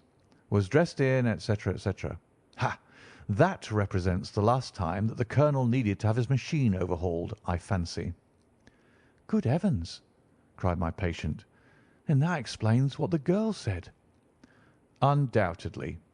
It is quite clear that the colonel was a cool and desperate man who was absolutely determined that nothing should stand in the way of his little game, like those out-and-out pirates who will leave no survivor from a captured ship. Well, every moment now is precious, so if you feel equal to it we shall go down to Scotland Yard at once as a preliminary to starting for Eyford." Some 3 hours or so afterwards we were all in the train together, bound from Reading to the little Berkshire village. There were Sherlock Holmes, the hydraulic engineer, Inspector Bradstreet of Scotland Yard, a plainclothes man, and myself. Bradstreet had spread an ordnance map of the county out upon the seat, and was busy with his compasses drawing a circle with Eyford for its centre. "There you are," said he. "That circle is drawn at a radius of 10 miles from the village. The place we want must be somewhere near that line. You said 10 miles, I think, sir?" "It was an hour's good drive." "And you think that they brought you back all that way when you were unconscious?" "They must have done so. I have a confused memory, too, of having been lifted and conveyed somewhere." "What I cannot understand," said I, "is why they should have spared you when they found you lying fainting in the garden. Perhaps the villain was softened by the woman's entreaties." "I hardly think that likely. I never saw a more inexorable face in my life." "Oh, we shall soon clear up all that," said Bradstreet. "Well, I've drawn my circle, and I only wish I knew at what point upon it the folk that we are in search of are to be found." "I think I could lay my finger on it," said Holmes quietly. "Really now," cried the inspector, "you have formed your opinion? Come now, we shall see who agrees with you. I say it's south, for the country is more deserted there." "And I say east," said my patient. "I am for the west," remarked the plainclothes man. "There are several quiet little villages up there." "And I am for the north," said I, "because there are no hills there, and our friend says that he did not notice the carriage go up any." "Come," cried the inspector, laughing, "it's a very pretty diversity of opinion. We've boxed the compass among us. Who do you give your casting vote to?" "You are all wrong." "But we can't all be." "Oh, yes, you can. This is my point." He placed his finger in the centre of the circle. "This is where we shall find them." "But the 12-mile drive!" gasped Hatherley.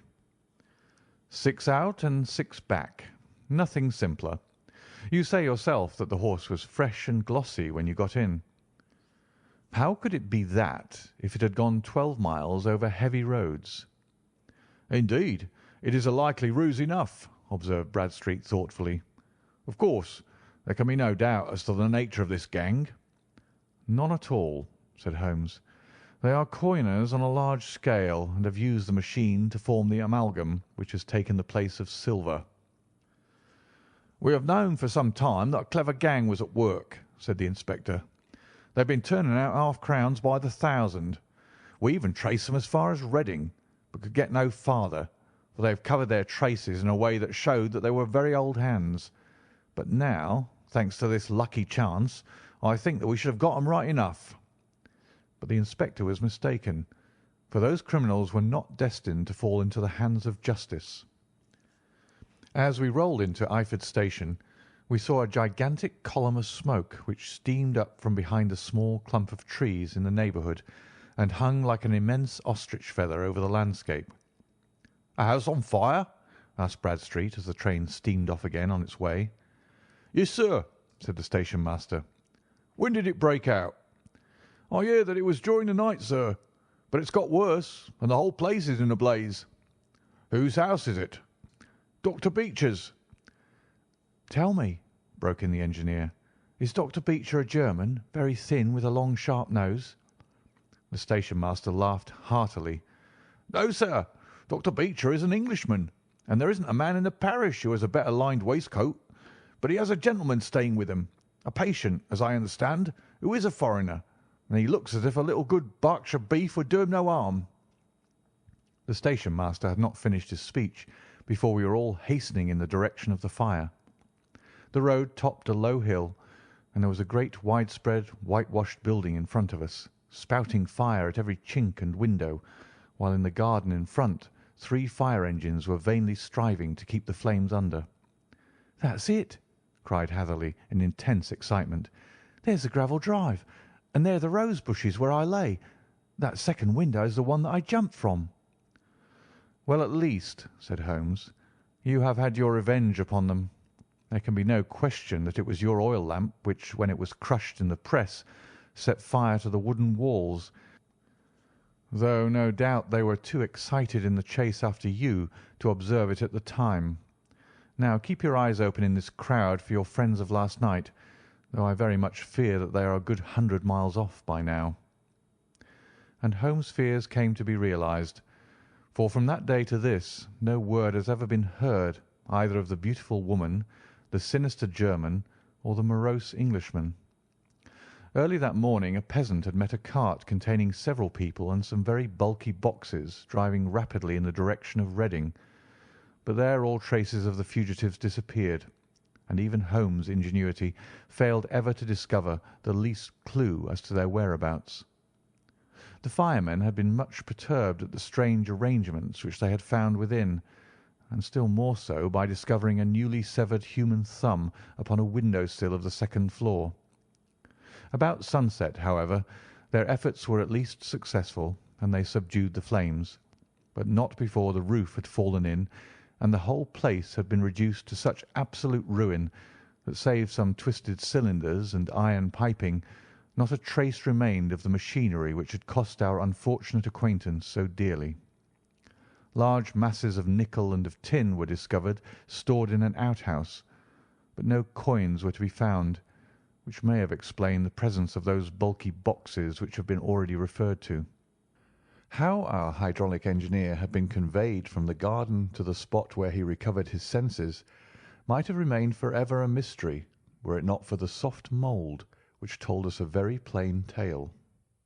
He had evidently been carried down by 2 persons, one of whom had remarkably small feet and the other unusually large ones. On the whole, it was most probable that the silent Englishman, being less bold or less murderous than his companion, had assisted the woman to bear the unconscious man out of the way of danger. "Well," said our engineer ruefully as we took our seats to return once more to London, "it has been a pretty business for me. I've lost my thumb, and I've lost a 50-guinea fee. And what have I gained?" "Experience," said Holmes, laughing. "Indirectly it may be of value, you know. You have only to put it into words to gain the reputation of being excellent company for the remainder of your existence." End of The Adventure of the Engineer's Thumb. Story 10. The Adventure of the Noble Bachelor. The Lord St. Simon marriage and its curious termination have long ceased to be a subject of interest in those exalted circles in which the unfortunate bridegroom moves. Fresh scandals have eclipsed it, and their more piquant details have drawn the gossips away from this 4-year-old drama. As I have reason to believe, however, that the full facts have never been revealed to the general public, and as my friend Sherlock Holmes had a considerable share in clearing the matter up, I feel that no memoir of him would be complete without some little sketch of this remarkable episode. It was a few weeks before my own marriage. during the days when I was still sharing rooms with Holmes in Baker Street, that he came home from an afternoon stroll to find a letter on the table waiting for him. I had remained indoors all day, for the weather had taken a sudden turn to rain, with high autumnal winds, and the Jezail bullet which I had brought back in one of my limbs as a relic of my Afghan campaign throbbed with dull persistence. With my body in one easy chair and my legs upon another, I had surrounded myself with a cloud of newspapers, until at last, saturated with the news of the day, I tossed them all aside and lay listless, watching the huge crest and monogram upon the envelope upon the table, and wondering lazily who my friend's noble correspondent could be. "Here is a very fashionable epistle," I remarked as he entered. "Your morning letters, if I remember right, were from a fishmonger and a tide-waiter." "Yes, my correspondence is certainly the charm of variety," he answered, smiling, "and the humbler are usually the more interesting. This looks like one of those unwelcome social summonses which call upon a man either to be bored or to lie." He broke the seal and glanced over the contents. "Oh, come, it may prove to be something of interest after all." "Not social, then?" "No, distinctly professional." "And from a noble client?" "One of the highest in England." "My dear fellow, I congratulate you." "I assure you, Watson, without affectation, that the status of my client is a matter of less moment to me than the interest of his case. It is just possible, however, that also may not be wanting in this new investigation. You have been reading the papers diligently of late, have you not?" "It looks like it," said I ruefully, pointing to a huge bundle in the corner. "I have had nothing else to do." "It is fortunate, for you will perhaps be able to post me up. I read nothing except the criminal news and the agony column. The latter is always instructive, but if you have followed recent events so closely, you must have read about Lord St. Simon and his wedding." "Oh, yes, with the deepest interest." "That is well. The letter which I hold in my hand is from Lord St. Simon. I will read it to you, and in return you must turn over these papers and let me have whatever bears upon the matter. This is what he says: "My dear Mr. Sherlock Holmes, Lord Backwater tells me that I may place implicit reliance upon your judgment and discretion. I have determined, therefore, to call upon you and to consult you in reference to the very painful event which has occurred in connection with my wedding. Mr. Lestrade, of Scotland Yard, is acting already in the matter, but he assures me that he sees no objection to your cooperation, and that he even thinks that it might be of some assistance. I will call at 4 o'clock in the afternoon, and should you have any other engagement at that time, I hope that you will postpone it, as this matter is of paramount importance. Yours faithfully, St. Simon." It is dated from Grosvenor Mansions, written with a quill pen, and the noble lord has had the misfortune to get a smear of ink upon the outer side of his right little finger, remarked Holmes as he folded up the epistle. "He says 4 o'clock. It's 3 now. He'll be here in an hour." "Then I have just time, with your assistance, to get clear upon the subject. Turn over those papers and arrange the extracts in their order of time, while I take a glance as to who our client is." He picked a red-covered volume from a line of books of reference beside the mantelpiece. "Here he is," said he, sitting down and flattening it out upon his knee. "Lord Robert Walsingham de Vere St. Simon, second son of the Duke of Balmoral. Arms azure, 3 caltrops in chief over a fess sable, born in 1846. He is 41 years of age, which is mature for marriage. Was Under-Secretary for the Colonies in a late administration. The Duke, his father, was at one time Secretary for Foreign Affairs. They inherit Plantagenet blood by direct descent, and Tudor on the distaff side. Ha! Well, there's nothing very instructive in all this. I think that I must turn to you, Watson, for something more solid." "I have very little difficulty in finding what I want," said I, "for the facts are quite recent, and the matter struck me as remarkable." I feared to refer them to you, however, as I knew that you had an inquiry on hand and that you disliked the intrusion of other matters. Oh, you mean the little problem of the Grosvenor Square furniture van. That is quite cleared up now, though. Indeed, it was obvious from the first. Pray, give me the results of your newspaper selections. Here is the first notice which I can find. It is in the personal column of the Morning Post, and dates, as you see, some weeks back. A marriage has been arranged, it says, and will, if rumour is correct, very shortly take place, between Lord Robert St. Simon, second son of the Duke of Balmoral, and Miss Hattie Doran, the only daughter of Aloysius Doran, Esquire, of San Francisco, California, USA. That is all. Terse and to the point, remarked Holmes, stretching his long, thin legs towards the fire. There was a paragraph amplifying this in one of the society papers of the same week. Here it is. There will soon be a call for protection in the marriage market, for the present free trade principle appears to tell heavily against our home product. One by one the management of the noble houses of Great Britain is passing into the hands of our fair cousins from across the Atlantic. An important addition has been made during the last week to the list of the prizes which have been borne away by these charming invaders. Lord St. Simon, who has shown himself for over 20 years proof against the little god's arrows, has now definitely announced his approaching marriage with Miss Hattie Doran, the fascinating daughter of a California millionaire. Miss Doran, whose graceful figure and striking face attracted much attention at the Westbury House festivities, is an only child, and it is currently reported that her dowry will run to considerably over the 6 figures, with expectancies for the future.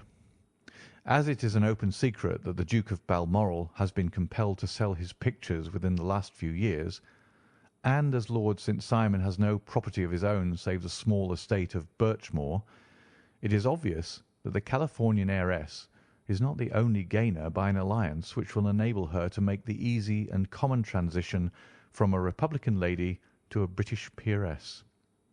"Anything else?" asked Holmes, yawning. "Oh, yes, plenty. Then there is another note in the Morning Post to say that the marriage will be an absolutely quiet one, that it will be at St. George's, Hanover Square, that only half a dozen intimate friends will be invited, and that the party would return to the furnished house at Lancaster Gate which has been taken by Mr. Aloysius Doran. 2 days later, that is on Wednesday last, there is a curt announcement that the wedding had taken place, and that the honeymoon would be passed at Lord Backwater's place near Petersfield. Those are all the notices which appeared before the disappearance of the bride." "Before the what?" asked Holmes with a start. "The vanishing of the lady." "When did she vanish, then?" "At the wedding breakfast." "Indeed. This is more interesting than it promised to be. Quite dramatic, in fact." "Yes, it struck me as being a little out of the common." "They often vanish before the ceremony, and occasionally during the honeymoon, but I cannot call to mind anything quite so prompt as this. Pray let me have the details." "I warn you that they are very incomplete." "Perhaps we may make them less so." "Such as they are set forth in a single article of a morning paper of yesterday, which I will read to you. It is headed, 'Singular Occurrence at a Fashionable Wedding.' The family of Lord Robert St. Simon has been thrown into the greatest consternation by the strange and painful episodes which have taken place in connection with his wedding. The ceremony, as shortly announced in the papers of yesterday, occurred on the previous morning, but it is only now that it has been possible to confirm the strange rumours which have been so persistently floating about. In spite of the attempts of the friends to hush the matter up, so much public attention has now been drawn to it that no good purpose can be served by affecting to disregard what is a common subject for conversation. The ceremony, which was performed at St. George's, Hanover Square, was a very quiet one, no one being present save the father of the bride, Mr. Aloysius Doran, the Duchess of Balmoral, Lord Backwater, Lord Eustace, and Lady Clara St. Simon, the younger brother and sister of the bridegroom, and Lady Alicia Whittington. The whole party proceeded afterwards to the house of Mr. Aloysius Doran at Lancaster Gate, where breakfast had been prepared.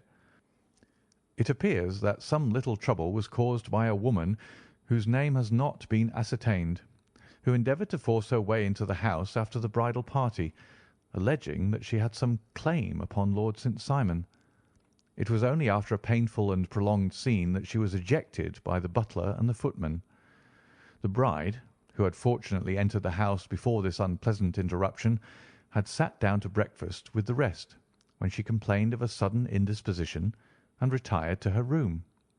Her prolonged absence having caused some comment, her father followed her, but learned from her maid that she had only come up to her chamber for an instant, caught up an ulster and bonnet, and hurried down to the passage. One of the footmen declared that he had seen a lady leave the house thus apparelled, but had refused to credit that it was his mistress, believing her to be with the company. On ascertaining that his daughter had disappeared, Mr. Aloysius Doran, in conjunction with the bridegroom, instantly put themselves in communication with the police, and very energetic inquiries are being made, which will probably result in a speedy clearing up of this very singular business. Up to a late hour last night, however, nothing had transpired as to the whereabouts of the missing lady. There are rumours of foul play in the matter, and it is said that the police have caused the arrest of the woman who had caused the original disturbance, in the belief that from jealousy or some other motive she may have been concerned in the strange disappearance of the bride. And that is all? Only one little item in another of the morning papers, but it is a suggestive one. And it is that Miss Flora Miller, the lady who had caused the disturbance, has actually been arrested. It appears that she was formerly a danseuse at the Allegro, and that she has known the bridegroom for some years.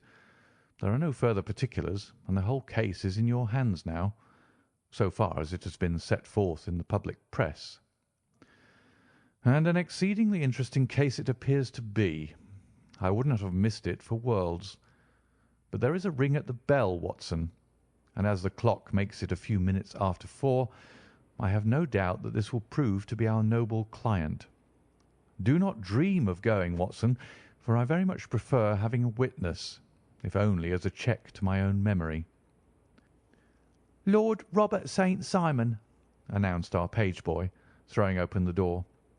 A gentleman entered with a pleasant, cultured face, high-nosed and pale, with something perhaps of petulance about the mouth, and with the steady, well-opened eye of a man whose pleasant lot it had ever been to command and to be obeyed. His manner was brisk, and yet his general appearance gave an undue impression of age, for he had a slight forward stoop and a little bend of the knees as he walked. His hair, too, as he swept off his very curly-brimmed hat, was grizzled round the edges and thin upon the top. As to his dress, it was careful to the verge of foppishness, with high collar, black frock-coat, white waistcoat, yellow gloves, patent leather shoes, and light-coloured gaiters. He advanced slowly into the room, turning his head from left to right, and swinging in his right hand the cord which held his golden eyeglasses. "Good day, Lord St. Simon," said Holmes, rising and bowing. "Pray take the basket chair. This is my friend and colleague, Dr. Watson. Draw up a little to the fire, and we will talk this matter over." "A most painful matter to me, as you can most readily imagine, Mr. Holmes. I have been cut to the quick. I understand that you have already managed several delicate cases of this sort, though I presume that they were hardly from the same class of society." "No, I am descending." "I beg pardon?" "My last client of the sort was a king." "Oh, really? I had no idea. And which king?" "The King of Scandinavia." "What? Had he lost his wife?" "You can understand," said Holmes suavely, "that I extend to the affairs of my other clients the same secrecy which I promised to you in yours." "Of course. Very right. Very right. I'm sure I beg pardon. As to my own case, I am ready to give you any information which may assist you in forming an opinion." "Thank you. I have already learned all that is in the public prints, nothing more. I presume that I may take it as correct, this article, for example, as to the disappearance of the bride. Lord St. Simon glanced over it. Yes, it is correct as far as it goes. But it needs a great deal of supplementing before anyone could offer an opinion. I think that I may arrive at my facts most directly by questioning you. Pray do so. When did you first meet Miss Hattie Doran? In San Francisco a year ago. You were travelling in the States? Yes. Did you become engaged then? No. But you were on a friendly footing. I was amused by her society, and she could see that I was amused. Her father is very rich. He is said to be the richest man on the Pacific slope. And how did he make his money? In mining. He had nothing a few years ago. Then he struck gold, invested it, and came up by leaps and bounds. Now, what is your own impression as to the young lady's, your wife's character? The nobleman swung his glasses a little faster and stared down into the fire. You see, Mr. Holmes, said he, my wife was 20 before her father became a rich man. During that time she ran free in a mining camp and wandered through woods or mountains, so that her education has come from nature rather than from the schoolmaster. She is what we call in England a tomboy, with a strong nature, wild and free, unfettered by any sort of traditions. She is impetuous, volcanic, I was about to say. She is swift in making up her mind, and fearless in carrying out her resolutions. On the other hand, I would not have given her the name which I have the honour to bear," he gave a little stately cough, "had I not thought her to be at bottom a noble woman. I believe that she is capable of heroic self-sacrifice, and that anything dishonourable would be repugnant to her." "Have you her photograph?" "I brought this with me." He opened a locket and showed us the full face of a very lovely woman. It was not a photograph, but an ivory miniature, and the artist had brought out the full effect of the lustrous black hair, the large dark eyes, and the exquisite mouth. Holmes gazed long and earnestly at it. Then he closed the locket and handed it back to Lord St. Simon. "The young lady came to London, then, and you renewed your acquaintance?" "Yes. Her father brought her over for this last London season. I met her several times, became engaged to her, and have now married her." "She brought, I understand, a considerable dowry." "A fair dowry, not more than is usual in my family." "And this, of course, remains to you, since the marriage is a fait accompli." "I really have made no inquiries on the subject." "Very naturally not. Did you see Miss Doran on the day before the wedding?" "Yes." "Was she in good spirits?" "Never better. She kept talking of what we should do in our future lives." "Indeed. That is very interesting. And on the morning of the wedding?" "She was as bright as possible, at least until after the ceremony." "And did you observe any change in her then?" "Well, to tell the truth, I saw then the first signs that I had ever seen that her temper was just a little sharp. The incident, however, was too trivial to relate, and can have no possible bearing upon the case." "Pray let us have it, for all that." "Oh, it is childish. She dropped her bouquet as we went towards the vestry. She was passing the front pew at the time, and it fell over into the pew. There was a moment's delay, but the gentleman in the pew handed it up to her again, and it did not appear to be the worse for the fall. Yet when I spoke to her of the matter, she answered me abruptly, and in the carriage on our way home she seemed absurdly agitated over this trifling cause." "Indeed. You say that there was a gentleman in the pew. Some of the general public were present then?" "Oh, yes. It is impossible to exclude them when the church is open." "This gentleman was not one of your wife's friends?" "No, no. I call him a gentleman by courtesy, but he was quite a common-looking person. I hardly noticed his appearance. But really, I think that we are wandering rather far from the point." Lady St. Simon, then, returned from the wedding in a less cheerful frame of mind than she had gone to it. What did she do on re-entering her father's house? "I saw her in conversation with her maid." "And who is her maid?" "Alice is her name. She is an American, and came from California with her." "A confidential servant?" "A little too much so. It seemed to me that her mistress allowed her to take great liberties. Still, of course, in America they look upon these things in a different way." "How long did she speak to this Alice?" "Oh, a few minutes. I had something else to think of." "You did not overhear what they said?" "Lady St. Simon said something about jumping a claim. She was accustomed to use slang of the kind. I have no idea what she meant." "American slang is very expressive sometimes. And what did your wife do when she finished speaking to her maid?" "She walked into the breakfast room." "On your arm?" "No, alone. She was very independent in little matters like that. Then, after we had sat down for 10 minutes or so, she rose hurriedly, muttered some words of apology, and left the room.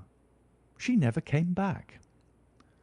"But this maid Alice, as I understand, deposes that she went to her room, covered her bride's dress with a long ulster, put on a bonnet, and went out." "Quite so. And she was afterwards seen walking into Hyde Park in company with Flora Miller, a woman who is now in custody, and who had already made a disturbance at Mr. Doran's house that morning." "Ah, yes. I should like a few particulars as to this young lady, and your relations to her." Lord St. Simon shrugged his shoulders and raised his eyebrows. "We have been on a friendly footing for some years.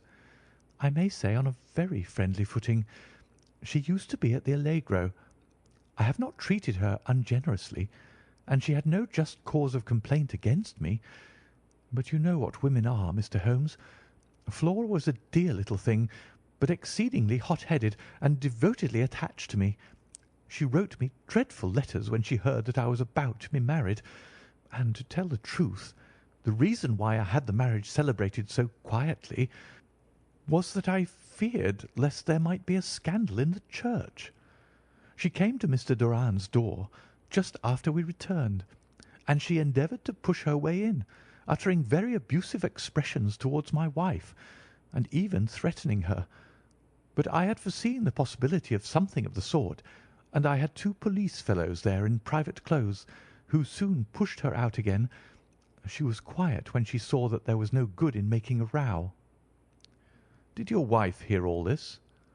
"No, thank goodness, she did not." "And she was seen walking with this very woman afterwards?" "Yes. That is what Mr. Lestrade of Scotland Yard looks upon as so serious. It is thought that Flora decoyed my wife out and laid some terrible trap for her." "Well, it is a possible supposition." "You think so too?" "I did not say a probable one, but you do not yourself look upon this as likely." "I do not think Flora would hurt a fly." "Still, jealousy is a strange transformer of characters. Pray, what is your own theory as to what took place?" "Well, really, I came to seek a theory, not to propound one. I have given you all the facts. Since you ask me, however, I may say that it has occurred to me as possible that the excitement of this affair, the consciousness that she had made so immense a social stride, had the effect of causing some little nervous disturbance in my wife." "In short, that she had become suddenly deranged?" "Well, really, when I consider that she has turned her back, I will not say upon me, but upon so much that many have aspired to without success, I can hardly explain it in any other fashion." "Well, certainly that is also a conceivable hypothesis," said Holmes, smiling. And now, Lord St. Simon, I think that I have nearly all my data. May I ask whether you were seated at the breakfast table so that you could see out of the window?" "We could see the other side of the road and the park." "Quite so. Then I do not think that I need to detain you longer. I shall communicate with you." "Should you be fortunate enough to solve this problem," said our client, rising. "I have solved it." "Eh? What was that?" "I say that I have solved it." "Where, then, is my wife?" "That is a detail which I shall speedily supply." Lord St. Simon shook his head. "I am afraid that it will take wiser heads than yours or mine," he remarked, and bowing in a stately, old-fashioned manner, he departed. "It is very good of Lord St. Simon to honour my head by putting it on a level with his own," said Sherlock Holmes, laughing. "I think that I shall have a whisky and soda and a cigar after all this cross-questioning. I had formed my conclusions as to the case before our client came into the room. My dear Holmes, I have notes of several similar cases, though none, as I remarked before, which were quite as prompt. My whole examination served to turn my conjecture into a certainty. Circumstantial evidence is occasionally very convincing, as when you find a trout in the milk, to quote Thoreau's example. But I've heard all that you've heard. Without, however, the knowledge of pre-existing cases, which serves me so well. There was a parallel instance in Aberdeen some years back, and something on very much the same lines at Munich the year after the Franco-Prussian War. It is one of these cases. But hullo, here is Lestrade. Good afternoon, Lestrade. You will find an extra tumbler upon the sideboard, and there are cigars in the box." The official detective was attired in a pea jacket and cravat, which gave him a decidedly nautical appearance, and he carried a black canvas bag in his hand. With a short greeting, he seated himself and lit the cigar which had been offered to him. "What's up, then?" asked Holmes with a twinkle in his eye. "You look dissatisfied." "And I feel dissatisfied. It is this infernal St. Simon marriage case. I can make neither head nor tail of the business." "Really? You surprise me." "Who ever heard of such a mixed affair? Every clue seems to slip through my fingers. I've been at work upon it all day." "And very wet it seems to have made you," said Holmes, laying his hand upon the arm of the pea jacket. "Yes, I've been dragging the Serpentine." "In heaven's name, what for?" "In search of the body of the Lady St. Simon." Sherlock Holmes leaned back in his chair and laughed heartily. "Have you dragged the basin of Trafalgar Square fountain?" he asked. "Why? What do you mean?" "Because you have just as good a chance of finding this lady in the one as in the other." Lestrade shot an angry glance at my companion.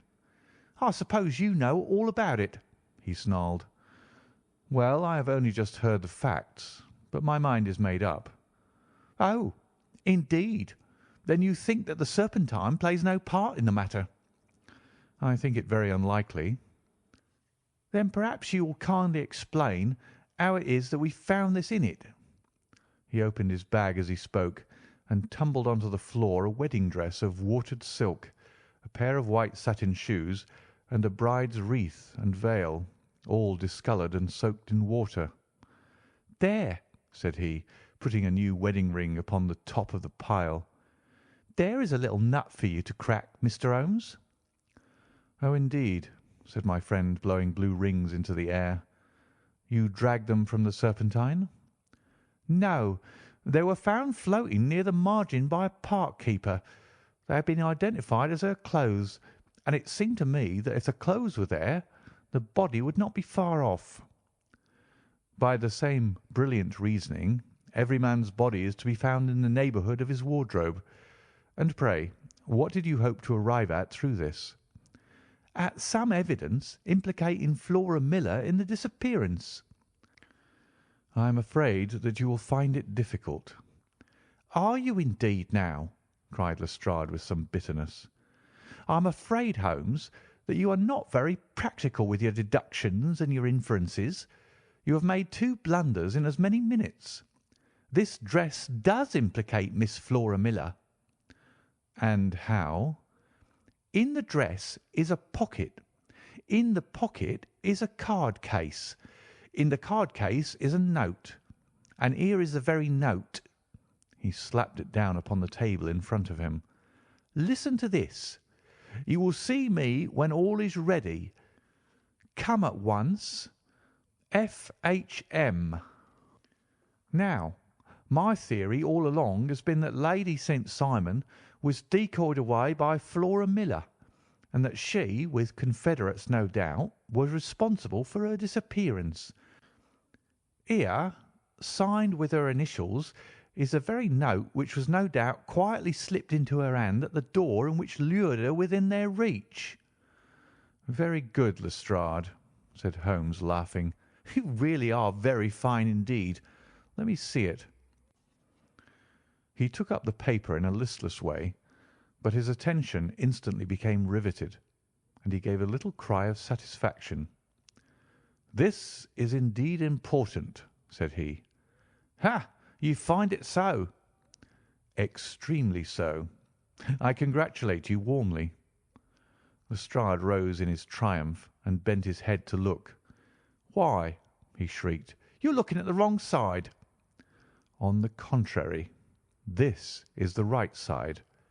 "The right side? You're mad. Here is the note written in pencil over here." "And over here is what appears to be the fragment of a hotel bill, which interests me deeply." "There's nothing in it. I looked at it before," said Lestrade. "October 4th, rooms 8 shillings, breakfast 2 shillings 6pence, cocktail 1 shilling, lunch 2 shillings 6pence, glass sherry 8 pence. I see nothing in that." "Very likely not. It is most important all the same. As to the note, it is important also, or at least the initials are. So I congratulate you again." "I've wasted time enough," said Lestrade, rising. "I believe in hard work and not in sitting by the fire spinning fine theories. Good day, Mr. Holmes, and we shall see which gets to the bottom of the matter first." He gathered up the garments, thrust them into the bag, and made for the door. "Just one hint to you, Lestrade," drawled Holmes before his rival vanished. "I will tell you the true solution of the matter. Lady St. Simon is a myth. There is not, and there never has been, any such person." Lestrade looked sadly at my companion. Then he turned to me, tapped his forehead 3 times, shook his head solemnly, and hurried away. He had hardly shut the door behind him when Holmes rose to put on his overcoat. "There is something in what the fellow says about outdoor work," he remarked. "So I think, Watson, that I must leave you to your papers for a little." It was after 5 o'clock when Sherlock Holmes left me, but I had no time to be lonely, for within an hour there arrived a confectioner's man with a very large flat box. This he unpacked with the help of a youth whom he had brought with him, and presently, to my very great astonishment, a quite Epicurean little cold supper began to be laid out upon our humble lodging-house mahogany. There were a couple of brace of cold woodcock, a pheasant, a pâté de foie gras pie, with a group of ancient and cobwebby bottles. Having laid out all these luxuries, my 2 visitors vanished away, like the genii of the Arabian Nights, with no explanation save that the things had been paid for and were ordered to this address. Just before 9 o'clock Sherlock Holmes stepped briskly into the room.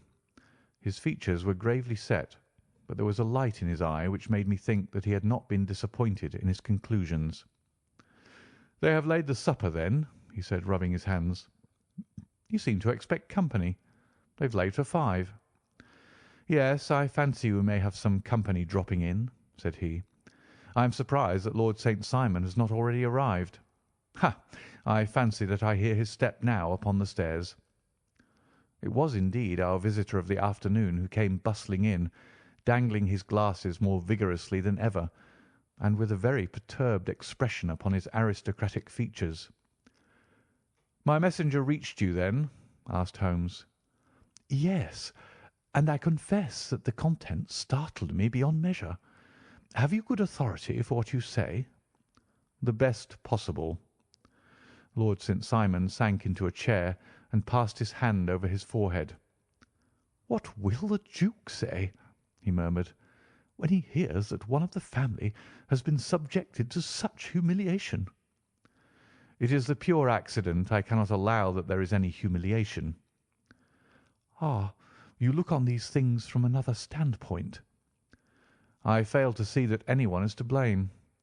I can hardly see how the lady could have acted otherwise, though her abrupt method of doing it was undoubtedly to be regretted. Having no mother, she had no one to advise her at such a crisis." "It was a slight, sir, a public slight," said Lord St. Simon, tapping his fingers upon the table. "You must make allowance for this poor girl, placed in so unprecedented a position." "I will make no allowance. I am very angry indeed, and I have been shamefully used." "I think that I heard a ring," said Holmes. "Yes, there are steps on the landing. If I cannot persuade you to take a lenient view of the matter, Lord St. Simon, I have brought an advocate here who may be more successful." He opened the door and ushered in a lady and gentleman. "Lord St. Simon," said he, "allow me to introduce you to Mr. and Mrs. Francis Hay Moulton. The lady, I think, you have already met." At the sight of these newcomers our client had sprung from his seat and stood very erect, with his eyes cast down and his hand thrust into the breast of his frock-coat, a picture of offended dignity. The lady had taken a quick step forward and had held out her hand to him, but he still refused to raise his eyes. It was as well for his resolution, perhaps, for her pleading face was one which it is hard to resist. "You're angry, Robert," said she. "Well, I guess you have every cause to be." "Pray make no apology to me," said Lord Simon bitterly. "Oh, yes, I know that I have treated you real bad, and that I should have spoken to you before I went. But I was kind of rattled, and from the time when I saw Frank here again, I just didn't know what I was doing or saying. I only wonder I didn't fall down and do a faint right there before the altar." "Perhaps, Mrs. Moulton, you would like my friend and me to leave the room while you explain this matter." "If I may give an opinion," remarked the strange gentleman, "we've had just a little too much secrecy over this business already. For my part, I should like all Europe and America to hear the rights of it." He was a small, wiry, sunburnt man, clean-shaven, with a sharp face and alert manner.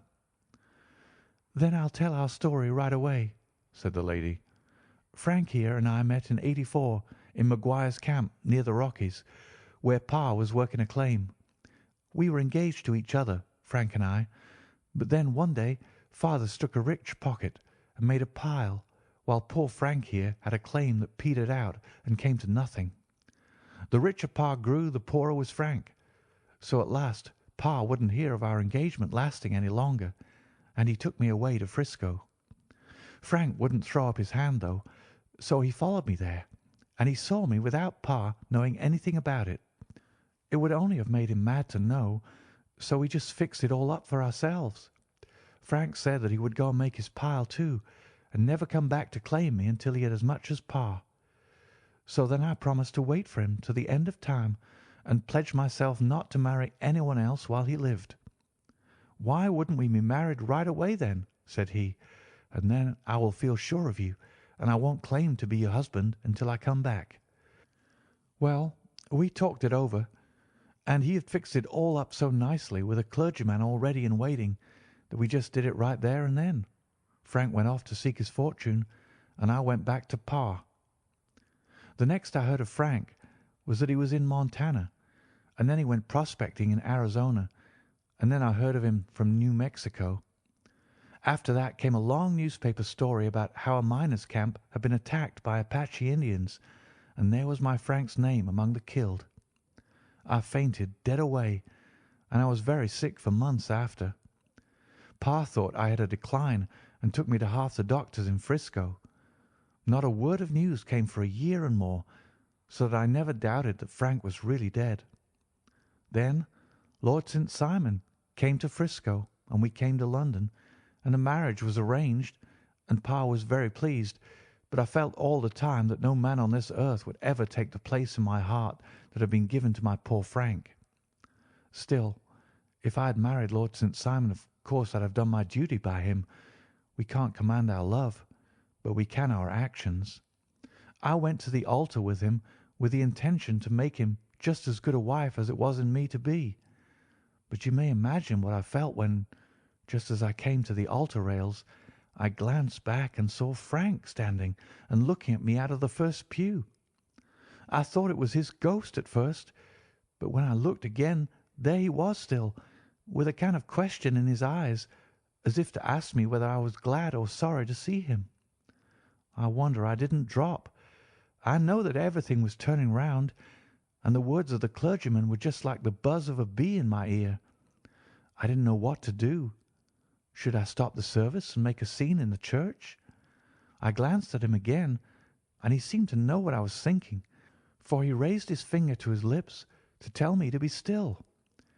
Then I saw him scribble on a piece of paper, and I knew that he was writing me a note. As I passed his pew on the way out, I dropped my bouquet over to him, and he slipped the note into my hand when he returned me the flowers. It was only a line asking me to join him when he made the sign to me to do so. Of course, I never doubted for a moment that my first duty was now to him, and I determined to do just whatever he might direct. When I got back, I told my maid, who had known him in California and had always been his friend. I ordered her to say nothing, but to get a few things packed and my ulster ready. I know I ought to have spoken to Lord St. Simon, but it was dreadful hard before his mother and all those great people. I just made up my mind to run away and explain afterwards. I hadn't been at the table 10 minutes before I saw Frank out of the window at the other side of the road. He beckoned to me and then began walking into the park. I slipped out, put on my things, and followed him. Some woman came talking something or other about Lord St. Simon to me. Seemed to me from the little I heard as if he had had a little secret of his own before marriage also.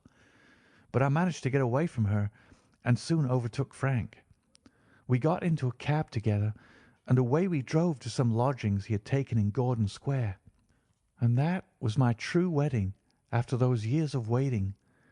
Frank had been a prisoner among the Apaches, had escaped, came on to Frisco, found that I had given him up for dead and had gone to England, followed me there, and had come upon me at last on the very morning of my second wedding. "I saw it in a paper," explained the American. "It gave the name and the church, but not where the lady lived." Then we had a talk as to what we should do, and Frank was all for openness. But I was so ashamed of it all that I felt as if I should like to vanish away and never see any of them again, just sending a line to Pa, perhaps, to show him that I was alive. It was awful to me to think of all those lords and ladies sitting round that breakfast table and waiting for me to come back. So Frank took my wedding clothes and things and made a bundle of them so that I should not be traced, and dropped them away somewhere where no one could find them. It is likely that we should have gone on to Paris tomorrow, only that this good gentleman, Mr. Holmes, came round to us this evening, though how he found us is more than I can think, and he showed us very clearly and kindly that I was wrong and that Frank was right, and that we should be putting ourselves in the wrong if we were so secret. Then he offered to give us a chance of talking to Lord St. Simon alone, and so we came right away round to his rooms at once. Now, Robert, you've heard it all, and I'm very sorry if I've given you pain, and I hope that you do not think very meanly of me." Lord St. Simon had by no means relaxed his rigid attitude, but had listened with a frowning brow and a compressed lip to this long narrative. "Excuse me," he said, "but it is not my custom to discuss my most intimate personal affairs in this public manner." "Then you won't forgive me? You won't shake hands before I go?" "Oh, certainly, if it would give you any pleasure." He put out his hand and coldly grasped that which she extended to him. "I had hoped," suggested Holmes, that you would have joined us in a friendly supper." "I think that there you ask a little too much," responded his lordship. "I may be forced to acquiesce in these recent developments, but I can hardly be expected to make merry over them. I think that with your permission I will now wish you all a very good night." He included us all in a sweeping bow and stalked out of the room. "Then I trust that you will at least honour me with your company," said Sherlock Holmes. "It is always a joy to meet an American, Mr. Moulton, for I am one of those who believe that the folly of a monarch and the blundering of a minister in far gone years will not prevent our children from being some day citizens of the same world-wide country under a flag which shall be a quartering of the Union Jack with the stars and stripes." "The case has been an interesting one," remarked Holmes when our visitors had left us, "because it serves to show very clearly how simple the explanation may be of an affair which at first sight seems to be almost inexplicable. Nothing could be more natural than the sequence of events as narrated by this lady, and nothing stranger than the result when viewed, for instance, by Mr. Lestrade of Scotland Yard." "You are not yourself at fault at all, then?" "From the first, two facts were very obvious to me. The one, that the lady had been quite willing to undergo the wedding ceremony. The other, that she had repented of it within a few minutes of returning home.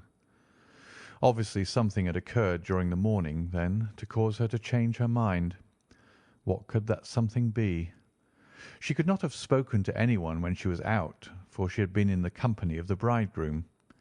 Had she seen someone, then? If she had, it must be someone from America, because she had spent so short a time in this country that she could hardly have allowed anyone to acquire so deep an influence over her that the mere sight of him would induce her to change her plans so completely. You see, we have already arrived, by a process of exclusion, at the idea that she might have seen an American. Then, who could this American be, and why should he possess so much influence over her? It might be a lover, it might be a husband. Her young womanhood had, I knew, been spent in rough scenes and under strange conditions. So far I had got before I ever heard Lord St. Simon's narrative. When he told us of a man in a pew, of the change in the bride's manner, of so transparent a device for obtaining a note as the dropping of a bouquet, of her resort to her confidential maid, and of a very significant allusion to claim jumping, which in miners' parlance means taking possession of that which another person has a prior claim to, the whole situation became absolutely clear. She had gone off with a man, and the man was either a lover or was a previous husband, the chances being in the favour of the latter. And how in the world did you find them?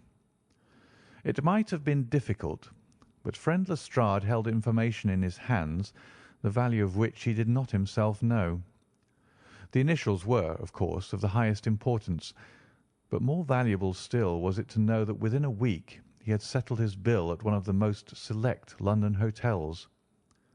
How did you deduce the select? By the select prices. 8 shillings for a bed and 8 pence for a glass of sherry pointed to one of the most expensive hotels. There are not many in London which charge at that rate. In the second one, which I visited in Northumberland Avenue, I learned by an inspection of the book that Francis H. Moulton, an American gentleman, had left only the day before, and on looking over the entries against him I came upon the very items which I had seen in the duplicate bill. His letters were to be forwarded to 226 Gordon Square.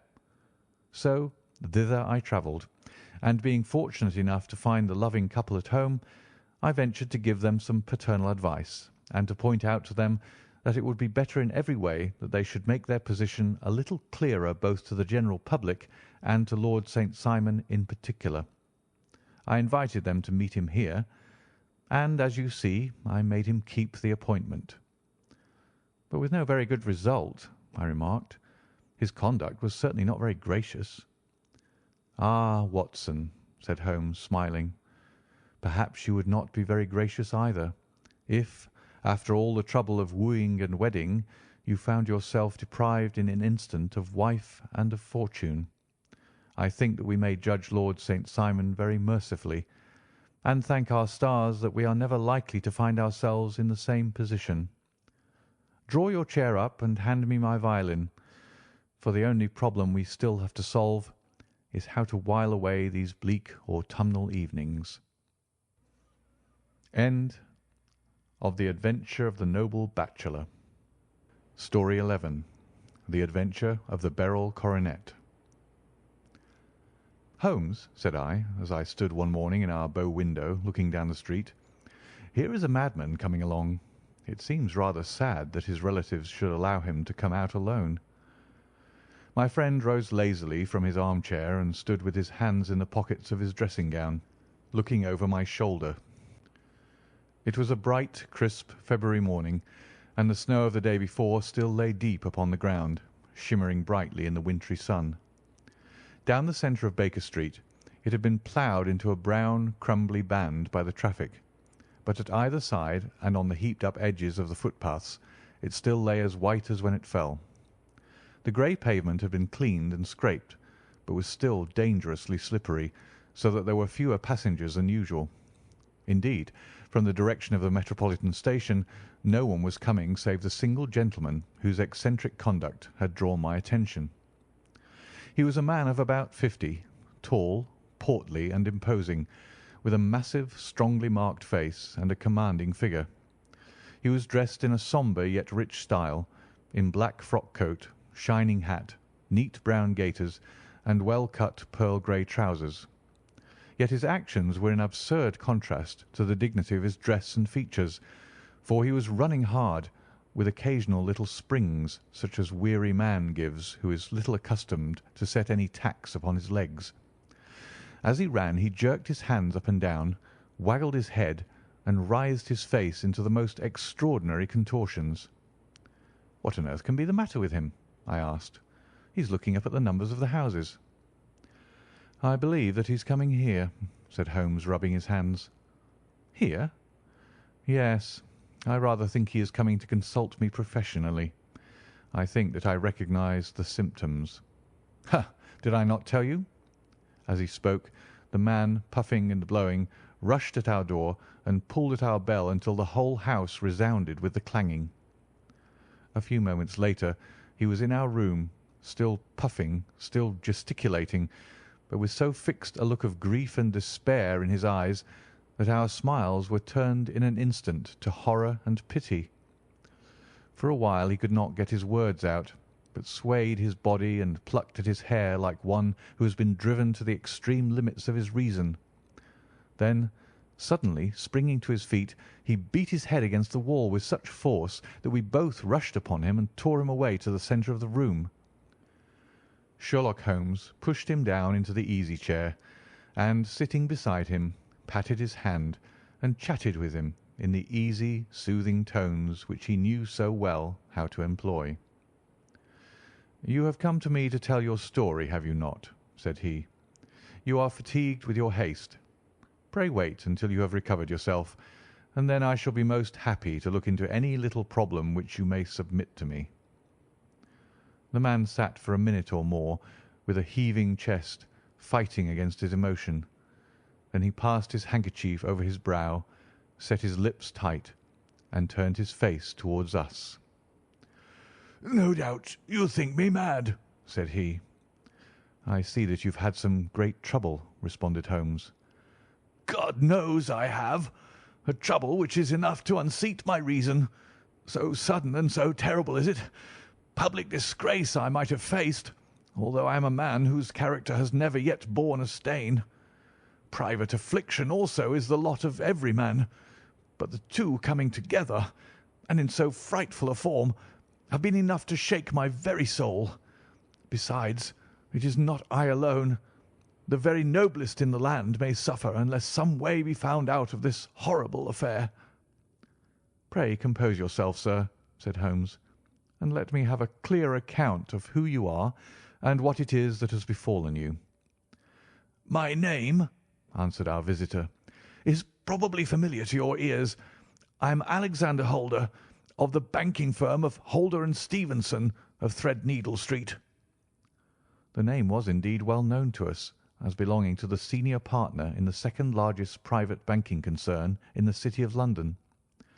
What could have happened, then, to bring one of the foremost citizens of London to this most pitiable pass? We waited, all curiosity, until with another effort he braced himself to tell his story.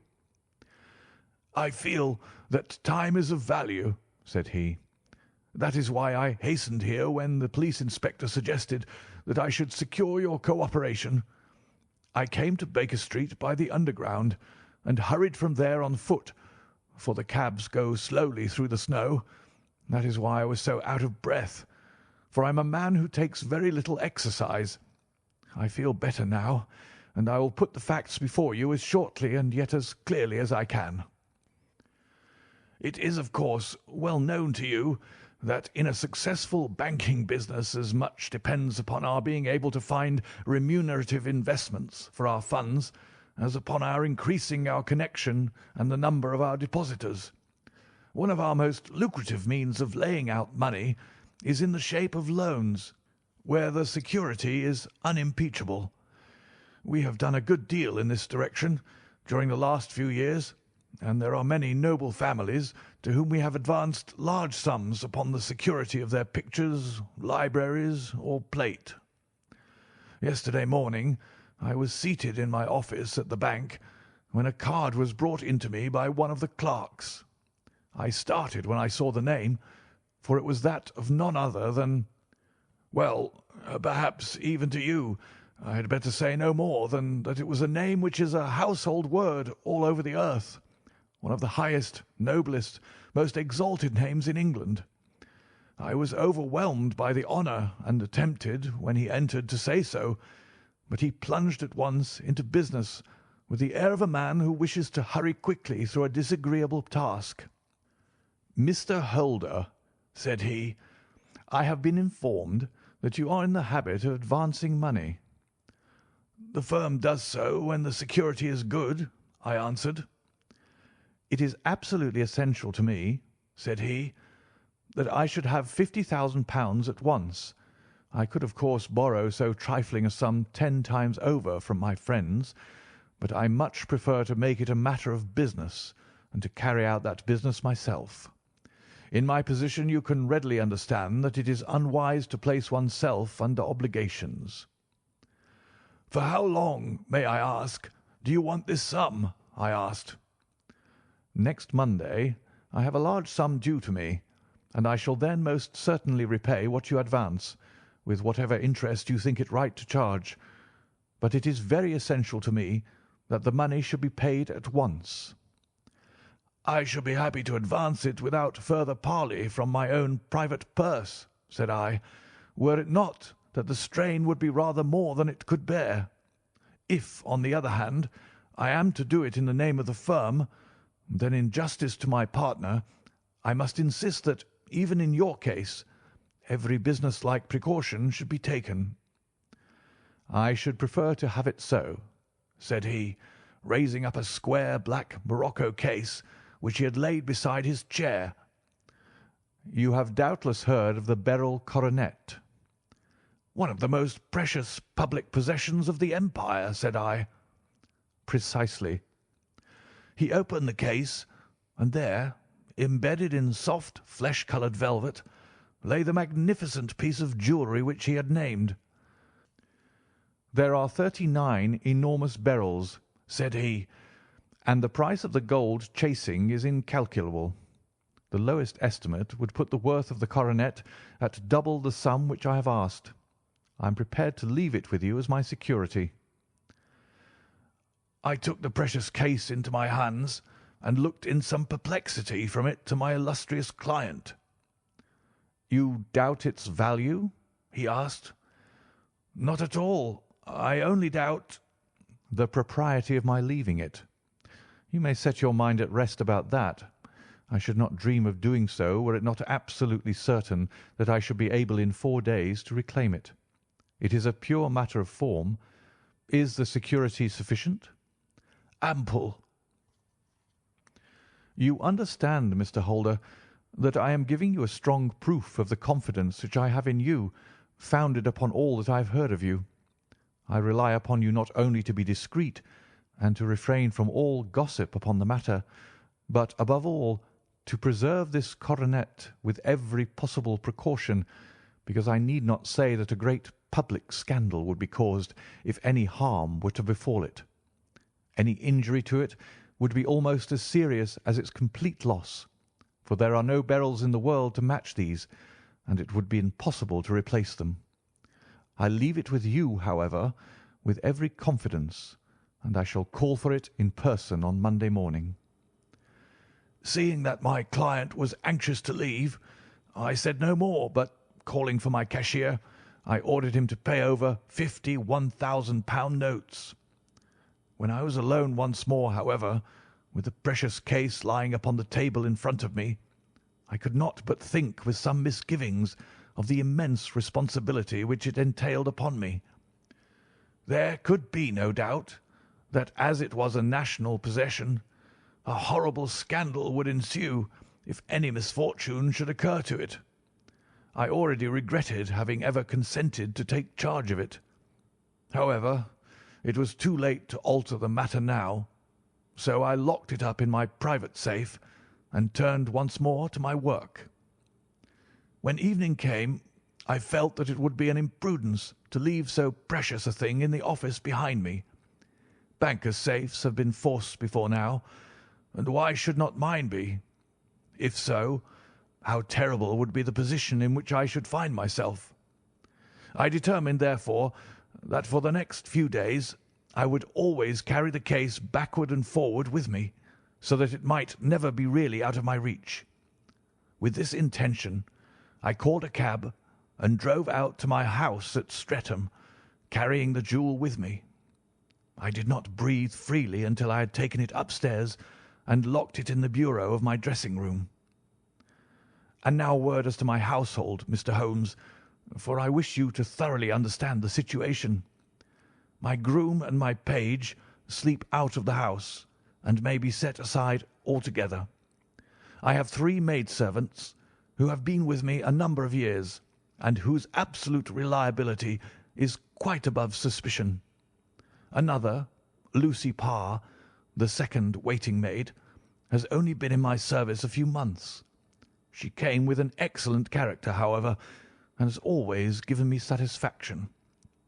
She is a very pretty girl and has attracted admirers who have occasionally hung about the place. That is the only drawback which we have found to her, but we believe her to be a thoroughly good girl in every way. So much for the servants. My family itself is so small that it will not take me long to describe it. I am a widower and have an only son, Arthur. He has been a disappointment to me, Mr. Holmes, a grievous disappointment. I have no doubt that I am myself to blame. People tell me that I have spoiled him. Very likely I have. When my dear wife died, I felt that he was all I had to love. I could not bear to see the smile fade even for a moment from his face. I have never denied him a wish.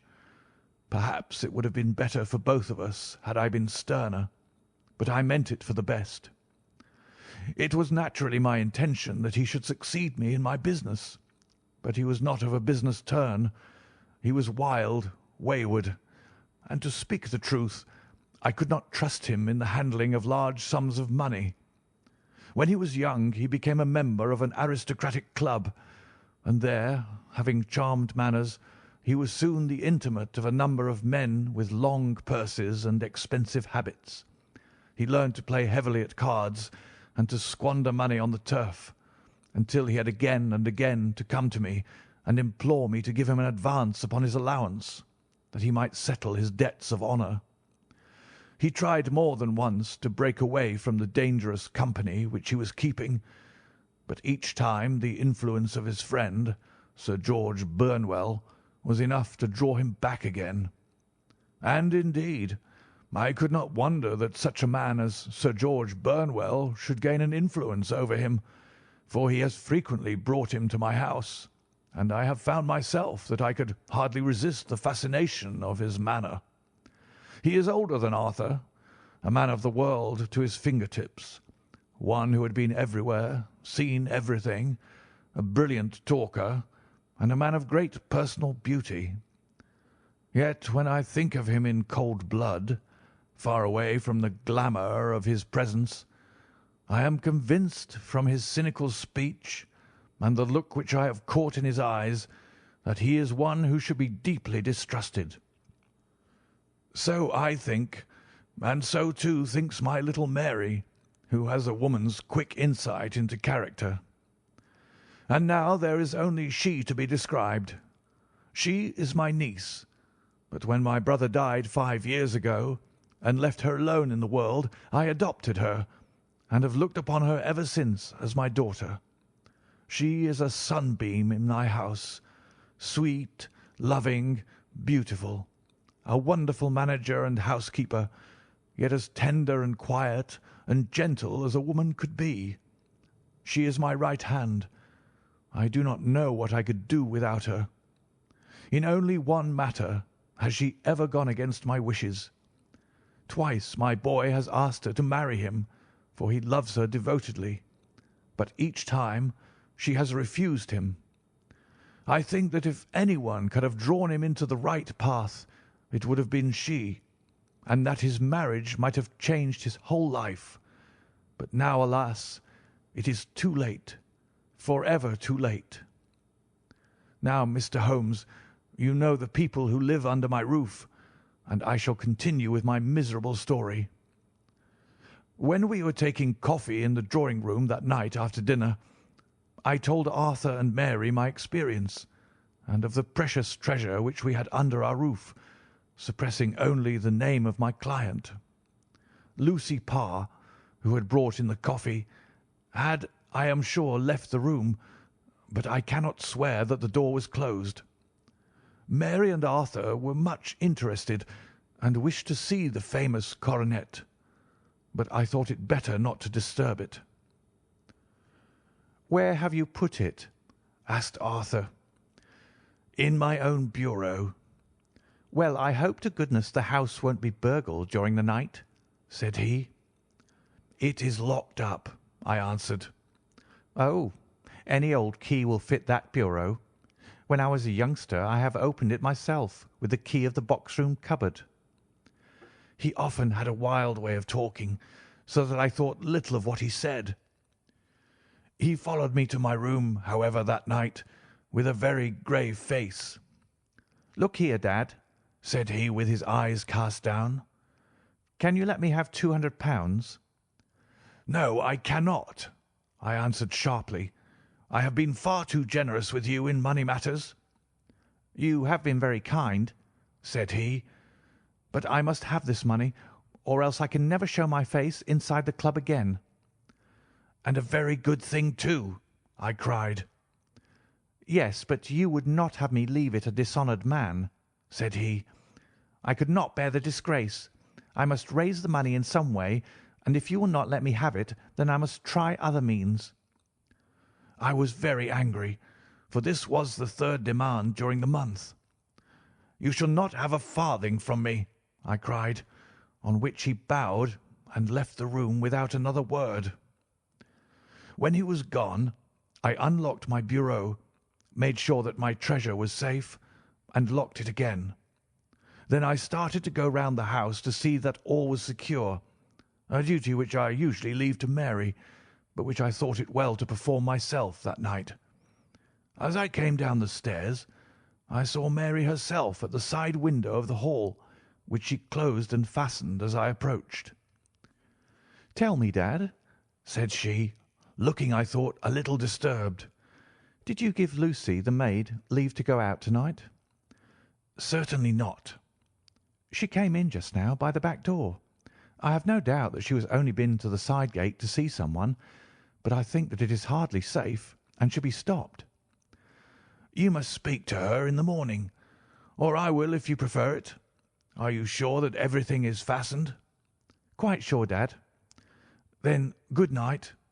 I kissed her and went up to my bedroom again, where I was soon asleep. I am endeavouring to tell you everything, Mr. Holmes, which may have any bearing upon the case, but I beg that you will question me upon any point which I do not make clear." "On the contrary, your statement is singularly lucid." "I come to a part of my story now in which I should wish to be particularly so. I am not a very heavy sleeper, and the anxiety in my mind tended, no doubt, to make me even less so than usual. About 2 in the morning, then, I was awakened by some sound in the house. It had ceased ere I was wide awake, but it had left an impression behind it as though a window had gently closed somewhere. I lay listening with all my ears. Suddenly, to my horror, there was a distinct sound of footsteps moving softly in the next room. I slipped out of bed, all palpitating with fear, and peeped round the corner of my dressing-room door. "Arthur!" I screamed. "You villain! You thief! How dare you touch that coronet?" The gas was half up as I had left it, and my unhappy boy, dressed only in his shirt and trousers, was standing beside the light, holding the coronet in his hands. He appeared to be wrenching at it or bending it with all his strength. At my cry he dropped it from his grasp and turned as pale as death. I snatched it up and examined it. One of the gold corners, with 3 of the beryls in it, was missing. "You blackguard!" I shouted, beside myself with rage. "You have destroyed it! You have dishonoured me for ever! Where are the jewels which you have stolen?" "Stolen?" he cried. "Yes, thief!" I roared, shaking him by the shoulder. "There are none missing. There cannot be any missing," said he. "There are 3 missing, and you know where they are. Must I call you a liar as well as a thief? Did I not see you trying to tear off another piece?" "You have called me names enough," said he. "I will not stand it any longer. I shall not say another word about the business, since you have chosen to insult me. I will leave your house in the morning and make my own way in the world." "You shall leave it in the hands of the police," I cried, half mad with grief and rage. "I shall have this matter probed to the bottom." "You shall learn nothing from me," said he with a passion such as I should not have thought it was in his nature. "If you choose to call the police, let the police find what they can." By this time the whole house was astir, for I had raised my voice in my anger. Mary was the first to rush into my room, and at the sight of the coronet and of Arthur's face, she read the whole story and, with a scream, fell down senseless on the ground. I sent the housemaid for the police, and put the investigation into their hands at once. When the inspector and the constable entered the house, Arthur, who had stood sullenly with his arms folded, asked me whether it was my intention to charge him with theft. I answered that it had ceased to be a private matter, but had become a public one, since the ruined coronet was national property. I was determined that the law should have its way in everything. "At least," said he, "you will not have me arrested at once. It would be to your advantage as well as mine if I might leave the house for 5 minutes." "That you might get away, or perhaps that you may conceal what you have stolen?" said I, and then, realizing the dreadful position in which I was placed, I implored him to remember that not only my honour, but that of one who was far greater than I was at stake, and that he threatened to raise a scandal which would convulse the nation. He might avert it all if he would but tell me what he had done with the 3 missing stones. "You may as well face the matter," said I. "You have been caught in the act, and no confession could make your guilt more heinous. If you but make such reparation as is in your power, by telling us where the beryls are, all shall be forgiven and forgotten." "Keep your forgiveness for those who ask for it," he answered, turning away from me with a sneer. I saw that he was too hardened for any words of mine to influence him. There was but one way for it. I called in the inspector and gave him into custody. A search was made at once, not only of his person, but of his room and of every portion of the house where he could possibly have concealed the gems. But no trace of them could be found, nor would the wretched boy open his mouth for all our persuasions and our threats. This morning he was removed to a cell, and I, after going through all the police formalities, have hurried round to you to implore you to use your skill in unravelling the matter. The police have openly confessed that they can at present make nothing of it. You may go to any expense which you think necessary. I have already offered a reward of £1,000. My God, what shall I do? I have lost my honour, my gems, and my son in one night. Oh, what shall I do?" He put a hand on either side of his head and rocked himself to and fro, droning to himself like a child whose grief has got beyond words. Sherlock Holmes sat silent for some few minutes, with his brows knitted and his eyes fixed upon the fire. "Do you receive much company?" he asked. "None, save my partner with his family and an occasional friend of Arthur's. Sir George Burnwell has been several times lately. No one else, I think." "Do you go out much in society?" "Arthur does. Mary and I stay at home. We neither of us care for it." "That is unusual in a young girl." "She is of a quiet nature. Besides, she is not so very young. She is 24. "This matter, from what you say, seems to have been a shock to her also." "Terrible. She is even more affected than I." "You have neither of you any doubt as to your son's guilt?" "How can we have when I saw him with my own eyes, with the coronet in his hands?" "I hardly consider that a conclusive proof. Was the remainder of the coronet at all injured?" "Yes, it was twisted." "Do you not think, then, that he might have been trying to straighten it?" "God bless you. You are doing what you can for him and for me, but it is too heavy a task. What was he doing there at all? If his purpose were innocent, why did he not say so?" "Precisely. And if it were guilty, why did he not invent a lie? His silence appears to me to cut both ways.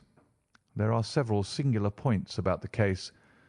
What did the police think of the noise which awoke you from your sleep?" "They considered that it might be caused by Arthur's closing his bedroom door." "A likely story. As if a man bent on felony would slam his door so as to wake a household. What did they say, then, of the disappearance of those gems?" "They are still sounding the planking and probing the furniture in the hope of finding them." "Have they thought of looking outside the house?" "Yes, they have shown extraordinary energy.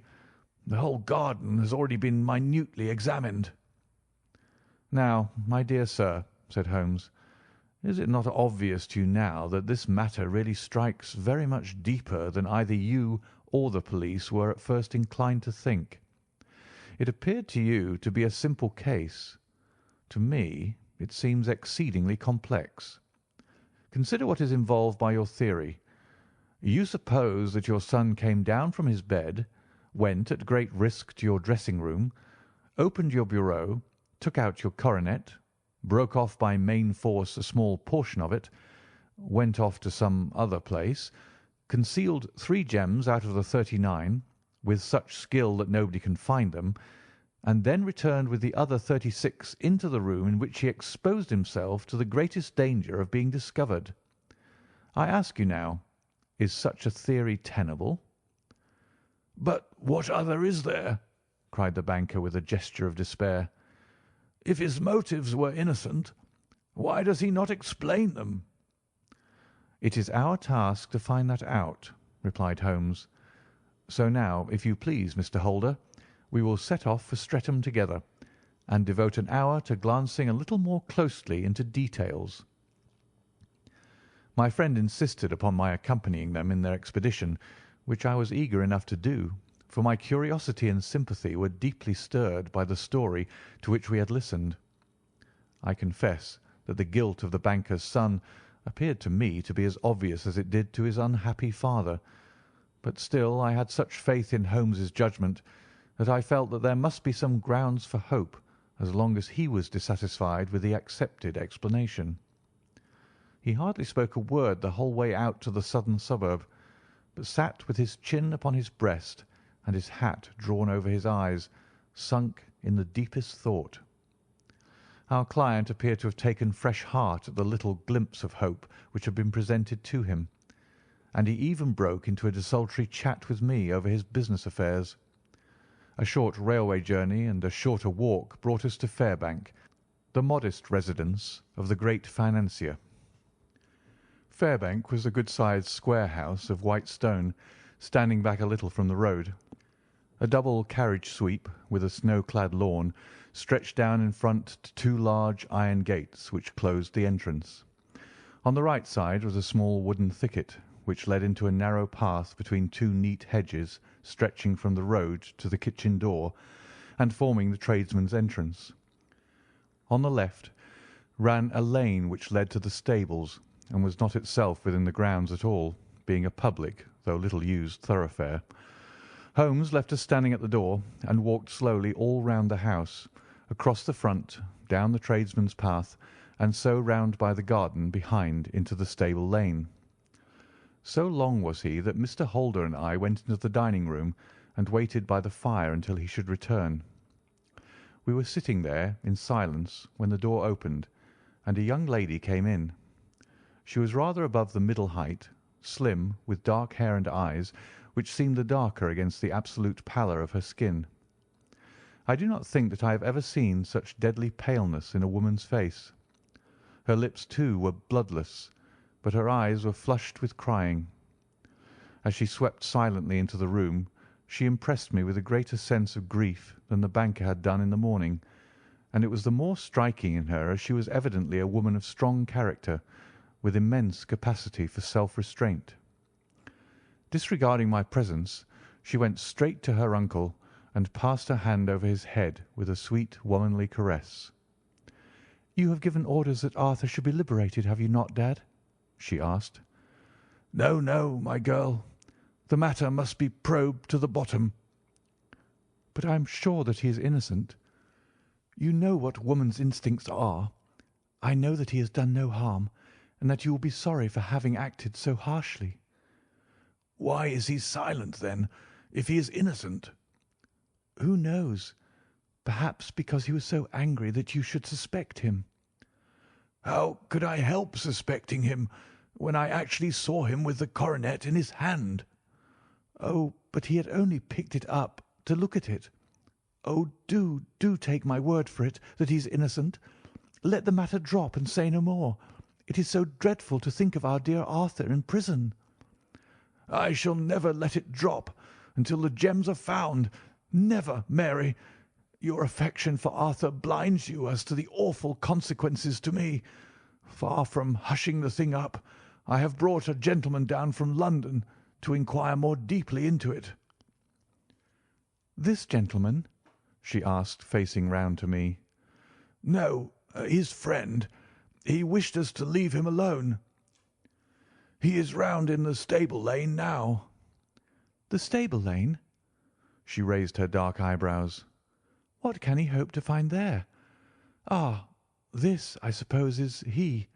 I trust, sir, that you will succeed in proving what I feel sure is the truth, that my cousin Arthur is innocent of this crime." "I fully share your opinion, and I trust with you that we may prove it," returned Holmes, going back to the mat to knock the snow from his shoes. "I believe I have the honour of addressing Miss Mary Holder. Might I ask you a question or two?" "Pray do, sir, if it may help to clear this horrible affair up." "You heard nothing yourself last night?" "Nothing, until my uncle here began to speak loudly. I heard that, and I came down." "You shut up the windows and doors the night before? Did you fasten all the windows?" "Yes." "Were they all fastened this morning?" "Yes." "You have a maid who has a sweetheart. I think that you remarked to your uncle last night that she had been out to see him." Yes, and she was the girl who waited in the drawing-room and who may have heard uncle's remarks about the coronet." "I see. You infer that she may have gone out to tell her sweetheart, and that the two may have planned the robbery." "But what is the good of all these vague theories?" cried the banker impatiently, "when I have told you that I saw Arthur with the coronet in his hands?" "Wait a little, Mr. Holder. We must come back to that. About this girl, Miss Holder. You saw her return by the kitchen door, I presume?" "Yes. When I went to see if the door was fastened for the night, I met her slipping in. I saw the man, too, in the gloom." "Do you know him?" "Oh, yes. He is the greengrocer who brings our vegetables round. His name is Francis Prosper." "He stood," said Holmes, "to the left of the door. That is to say, farther up the path than is necessary to reach the door." "Yes, he did." "And he is a man with a wooden leg." Something like fear sprang up in the young lady's expressive black eyes. "Why, you are like a magician," said she. "How do you know that?" She smiled, but there was no answering smile in Holmes' thin, eager face. "I shall be very glad now to go upstairs," said he. "I shall probably wish to go over the outside of the house again. Perhaps I had better take a look at the lower windows before I go up." He walked swiftly round from one to the other, pausing only at the large one which looked from the hall onto the stable lane. This he opened and made a very careful examination of the sill with his powerful magnifying lens. "Now we shall go upstairs," said he at last. The banker's dressing-room was a plainly furnished little chamber, with a grey carpet, a large bureau, and a long mirror. Holmes went to the bureau first and looked hard at the lock. "Which key was used to open it?" he asked. "That which my son himself indicated. That of the cupboard of the lumber room." "Have you it here?" "That is it on the dressing-table." Sherlock Holmes took it up and opened the bureau. "It is a noiseless lock," said he. "It is no wonder that it did not wake you. This case, I presume, contains the coronet. We must have a look at it." He opened the case, and taking out the diadem, he laid it upon the table. It was a magnificent specimen of the jeweller's art, and the 36 stones were the finest that I have ever seen. At one side of the coronet was a cracked edge, where a corner holding 3 gems had been torn away. "Now, Mr. Holder," said Holmes, "here is the corner which corresponds to that which has been so unfortunately lost. Might I beg that you will break it off?" The banker recoiled in horror. "I should not dream of trying," said he. "Then I will." Holmes suddenly bent his strength upon it, but without result. "I feel it give a little," said he, "but though I am exceptionally strong in the fingers, it would take me all my time to break it. An ordinary man could not do it. Now, what do you think would happen if I did break it, Mr. Holder? There would be a noise like a pistol shot. Do you tell me that all this happened within a few yards of your bed, and that you heard nothing of it?" "I do not know what to think. It is all dark to me." "But perhaps it may grow lighter as we go. What do you think, Miss Holder?" "I confess that I still share my uncle's perplexity."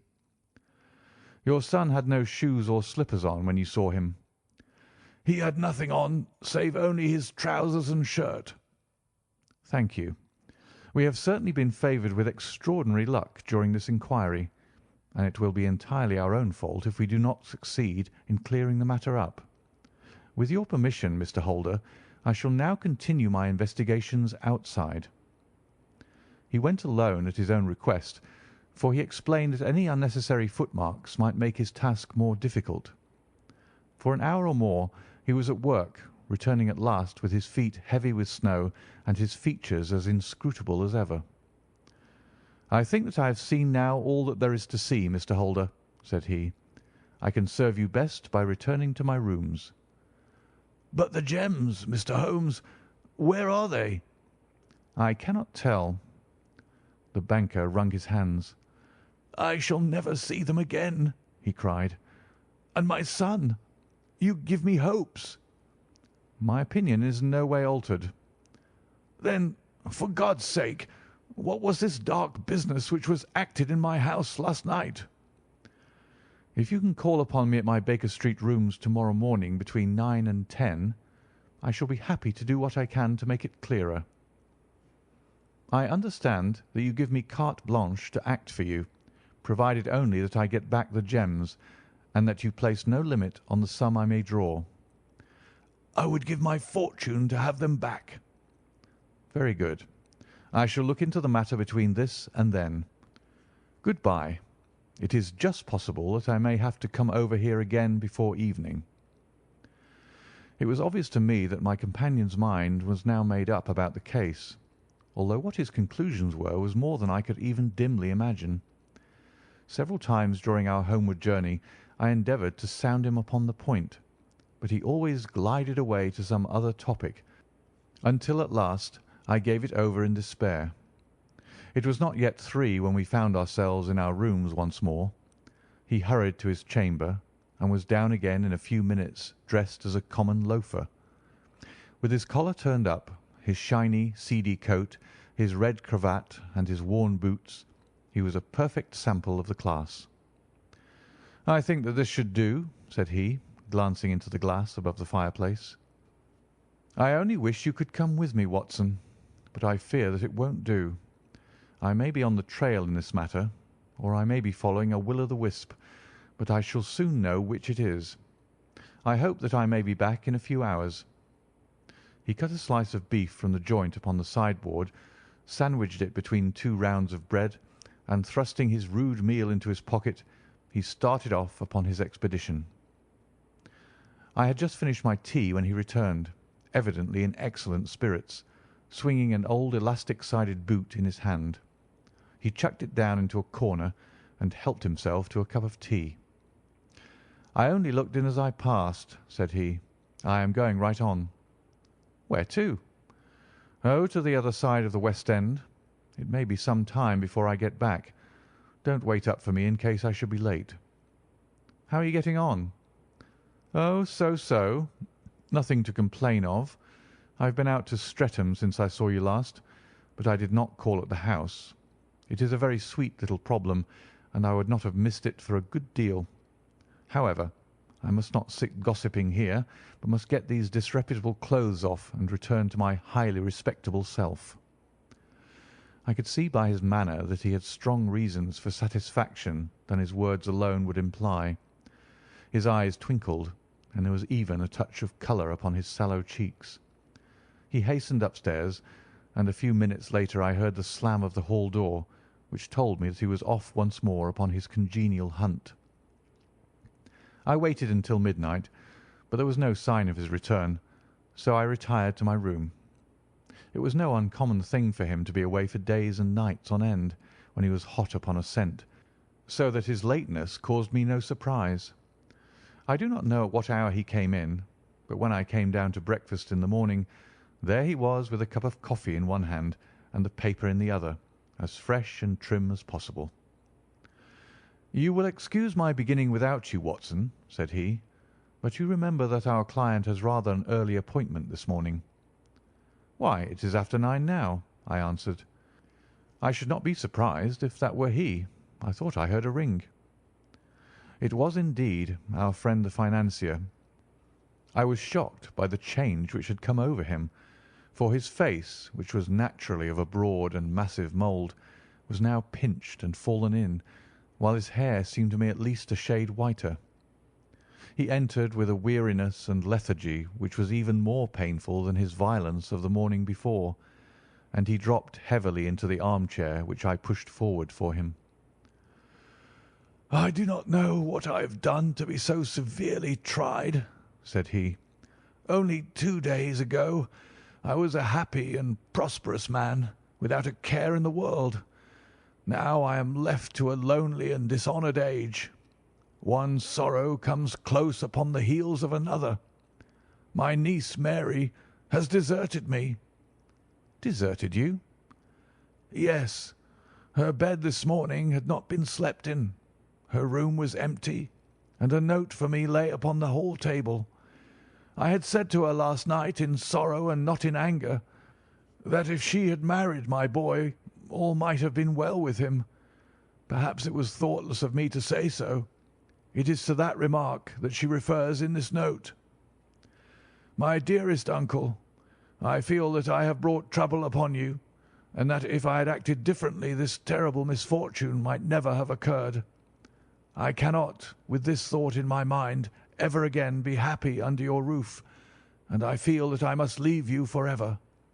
Do not worry about my future, for that is provided for, and above all, do not search for me, for it will be fruitless labour and an ill service to me. In life or in death, I am ever your loving Mary. What could she mean by that note, Mr. Holmes? Do you think it points to suicide? No, no, nothing of the kind. It is perhaps the best possible solution. I trust, Mr. Holder, that you are nearing the end of your troubles. Ha! You say so. You have heard something, Mr. Holmes? You have learned something? Where are the gems? You would not think £1,000 apiece an excessive sum for them? I would pay 10. That would be unnecessary. The 1,000 will cover the matter, and there is a little reward, I fancy. Have you your cheque-book? Here is a pen. Better make it out for £4,000. With a dazed face, the banker made out the required cheque. Holmes walked over to his desk, took out a little triangular piece of gold with 3 gems in it, and threw it down upon the table. With a shriek of joy, our client clutched it up. "You have it!" he gasped. "I am saved! I am saved!" The reaction of joy was as passionate as his grief had been, and he hugged his recovered gems to his bosom. "There is one other thing you owe, Mr. Holder," said Sherlock Holmes rather sternly. "Oh!" He caught up a pen. "Name the sum, and I will pay it." "No, the debt is not to me. You owe a very humble apology to that noble lad, your son, who has carried himself in this matter as I should be proud to see my own son do, should I ever chance to have one." "Then it was not Arthur who took them?" "I told you yesterday, and I repeat to-day, that it was not." "You are sure of it? Then let us hurry to him at once to let him know that the truth is known." "He knows it already. When I had cleared it all up I had an interview with him, and finding that he would not tell me the story, I told it to him, on which he had to confess that I was right, and to add the very few details which were not yet quite clear to me. Your news of this morning, however, may open his lips." "For heaven's sake, tell me, then, what is this extraordinary mystery?" "I will do so, and I will show you the steps by which I reached it. And let me say to you first that which it is hardest for me to say and for you to hear. There has been an understanding between Sir George Burnwell and your niece Mary. They have now fled together." "My Mary? Impossible!" "It is unfortunately more than possible. It is certain. Neither you nor your son knew the true character of this man when you admitted him into your family circle. He is one of the most dangerous men in England, a ruined gambler, an absolutely desperate villain, a man without heart or conscience. Your niece knew nothing of such men. When he breathed his vows to her, as he had done to 100 before her, she flattered herself that she alone had touched his heart. The devil knows best what he said, but at least she became his tool, and was in the habit of seeing him nearly every evening." "I cannot, and I will not believe it," cried the banker with an ashen face. "I will tell you then what occurred in your house last night. Your niece, when you had, as she thought, gone to your room, slipped down and talked to her lover through the window which leads into the stable lane. His footmarks had pressed right through the snow, so long had he stood there. She told him of the coronet. His wicked lust for gold kindled at the news, and he bent her to his will. I have no doubt that she loved you, but there are women in whom the love of a lover extinguishes all other loves, and I think that she must have been one. She had hardly listened to his instructions when she saw you coming downstairs, on which she closed the window rapidly and told you about one of the servants' escapade with her wooden-legged lover, which was all perfectly true. Your boy Arthur went to bed after his interview with you, but he slept badly on account of his uneasiness about his club debts. In the middle of the night he heard a soft tread pass his door, so he rose and, looking out, was surprised to see his cousin walking very stealthily along the passage until she disappeared into your dressing-room. Petrified with astonishment, the lad slipped on some clothes and waited there in the dark to see what would come of this strange affair. Presently she emerged from the room again, and in the light of the passage lamp your son saw that she carried the precious coronet in her hands. She passed down the stairs, and he, thrilling with horror, ran along and slipped behind the curtain near your door, whence he could see what passed in the hall beneath. He saw her stealthily open the window, hand out the coronet to someone in the gloom, and then, closing it once more, hurry back to her room, passing quite close to where he stood hid behind the curtain. As long as she was on the scene he could not take any action without a horrible exposure of the woman whom he loved.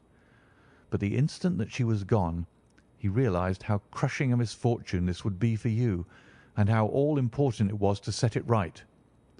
He rushed down, just as he was, in his bare feet, opened the window, sprang out into the snow, and ran down the lane, where he could see a dark figure in the moonlight. Sir George Burnwell tried to get away, but Arthur caught him, and there was a struggle between them, your lad tugging at one side of the coronet, and his opponent at the other. In the scuffle your son struck Sir George and cut him over the eye. Then something suddenly snapped, and your son, finding that he had the coronet in his hands, rushed back, closed the window, ascended to your room, and had just observed that the coronet had been twisted in the struggle, and was endeavouring to straighten it, when you appeared upon the scene. "Is it possible?" gasped the banker. You then roused his anger by calling him names at a moment when he felt that he had deserved your warmest thanks. He could not explain the true state of affairs without betraying one who certainly deserved little enough consideration at his hands. He took the more chivalrous view, however, and preserved her secret. "And that was why she shrieked and fainted when she saw the coronet," cried Mr. Holder. "Oh, my God, what a blind fool I have been! And his asking to be allowed to go out for 5 minutes. The dear fellow wanted to see if the missing piece were at the scene of the struggle. How cruelly I have misjudged him!" "When I arrived at the house," continued Holmes, "I at once went very carefully round it to observe if there were any traces in the snow which might help me. I knew that none had fallen since the evening before, and also that there had been a strong frost to preserve impressions. I passed along the tradesman's path, but found it all trampled down and indistinguishable. Just beyond it, however, at the far side of the kitchen door, a woman had stood and talked with a man, whose round impressions on one side showed that he had a wooden leg. I could even tell that they had been disturbed, for the woman had run back swiftly to the door, as was shown by the deep toe and light heel marks, while Wooden Leg had waited a little and then had gone away. I thought at the time that this might be the maid and her sweetheart, of whom you had already spoken to me, and inquiry showed it was so. I passed round the garden without seeing anything more than random tracks, which I took to be the police. But when I got into the stable lane, a very long and complex story was written in the snow in front of me. There was a double line of tracks of a booted man, and a second double line, which I saw with delight belonged to a man with naked feet. I was at once convinced from what you had told me that the latter was your son. The first had walked both ways, but the other had run swiftly, and as his tread was marked in places over the depression of the boot, it was obvious that he had passed after the other. I followed them up and found they led to the hall window, where Boots had worn all the snow away while waiting. Then I walked to the other end, which was 100 yards or more down the lane. I saw where Boots had faced round, where the snow was cut up as though there had been a struggle, and finally where a few drops of blood had fallen to show me that I was not mistaken. Boots had then run down the lane, and another little smudge of blood showed that it was he who had been hurt. When he came to the high road at the other end, I found that the pavement had been cleared, so there was an end to that clue. On entering the house, however, I examined, as you remember, the sill and framework of the hall window with my lens, and I could at once see that someone had passed out. I could distinguish the outline of an instep where the wet foot had been placed in coming in. I was then beginning to be able to form an opinion as to what had occurred. A man had waited outside the window. Someone had brought the gems. The deed had been overseen by your son. He had pursued the thief, had struggled with him. They had each tugged at the coronet, their united strength causing injuries which neither alone could have effected. He had returned with the prize, but had left a fragment in the grasp of his opponent. So far I was clear. The question now was, who was the man, and who was it brought him the coronet? It is an old maxim of mine that when you have excluded the impossible, whatever remains, however improbable, must be the truth. Now I knew that it was not you who had brought it down, so there only remained your niece and the maids. But if it were the maids, why should your son allow himself to be accused in their place? There could be no possible reason. As he loved his cousin, however, there was an excellent explanation why he should retain her secret, the more so as the secret was a disgraceful one. When I remembered that you had seen her at that window and how she had fainted on seeing the coronet again, my conjecture became a certainty. And who could it be who was her confederate? A lover, evidently, for who else could outweigh the love and gratitude which she must feel to you? I knew that you went out little, and that your circle of friends was a very limited one, but among them was Sir George Burnwell. I had heard of him before as being a man of evil reputation among women. It must have been he who wore those boots and retained the missing gems. Even though he knew that Arthur had discovered him, he might still flatter himself that he was safe, for the lad could not say a word without compromising his own family. Well, your own good sense will suggest what measures I took next. I went in the shape of a loafer to Sir George's house, managed to pick up an acquaintance with his valet, learned that his master had cut his head the night before, and finally, at the expense of 6 shillings, made all sure by buying a pair of his cast-off shoes. With these I journeyed down to Streatham and saw that they exactly fitted the tracks. "I saw an ill-dressed vagabond in the lane yesterday evening," said Mr. Holder. Precisely. It was I. I found that I had my man, so I came home and changed my clothes. It was a delicate part which I had to play then, for I saw that a prosecution must be avoided to avert scandal, and I knew that so astute a villain would see that our hands were tied in the matter. I went and saw him. At first, of course, he denied everything, but when I gave him every particular that had occurred, he tried to bluster and took down a life-preserver from the wall. I knew my man, however, and I clapped a pistol to his head before he could strike. Then he became a little more reasonable. I told him that we would give him a price for the stones he held, £1,000 apiece. That brought out the first signs of grief that he had shown. "Why, dash it all," said he, "I've let them go at 600 for the 3." I soon managed to get the address of the receiver who had them, on promising him that there would be no prosecution. Off I set to him, and after much chaffering, I got our stones at £1,000 apiece. Then I looked in upon your son, told him that all was right, and eventually got to my bed about 2 o'clock, after what I may recall a really hard day's work. "A day which has saved England from a great public scandal," said the banker, rising. "Sir, I cannot find words to thank you, but you shall not find me ungrateful for what you have done. Your skill has indeed exceeded all that I have heard of it, and now I must fly to my dear boy to apologize to him for the wrong which I have done him. As to what you tell me of poor Mary, it goes to my very heart. Not even your skill can inform me where she is now." "I think that we may safely say," returned Holmes, "that she is wherever Sir George Burnwell is.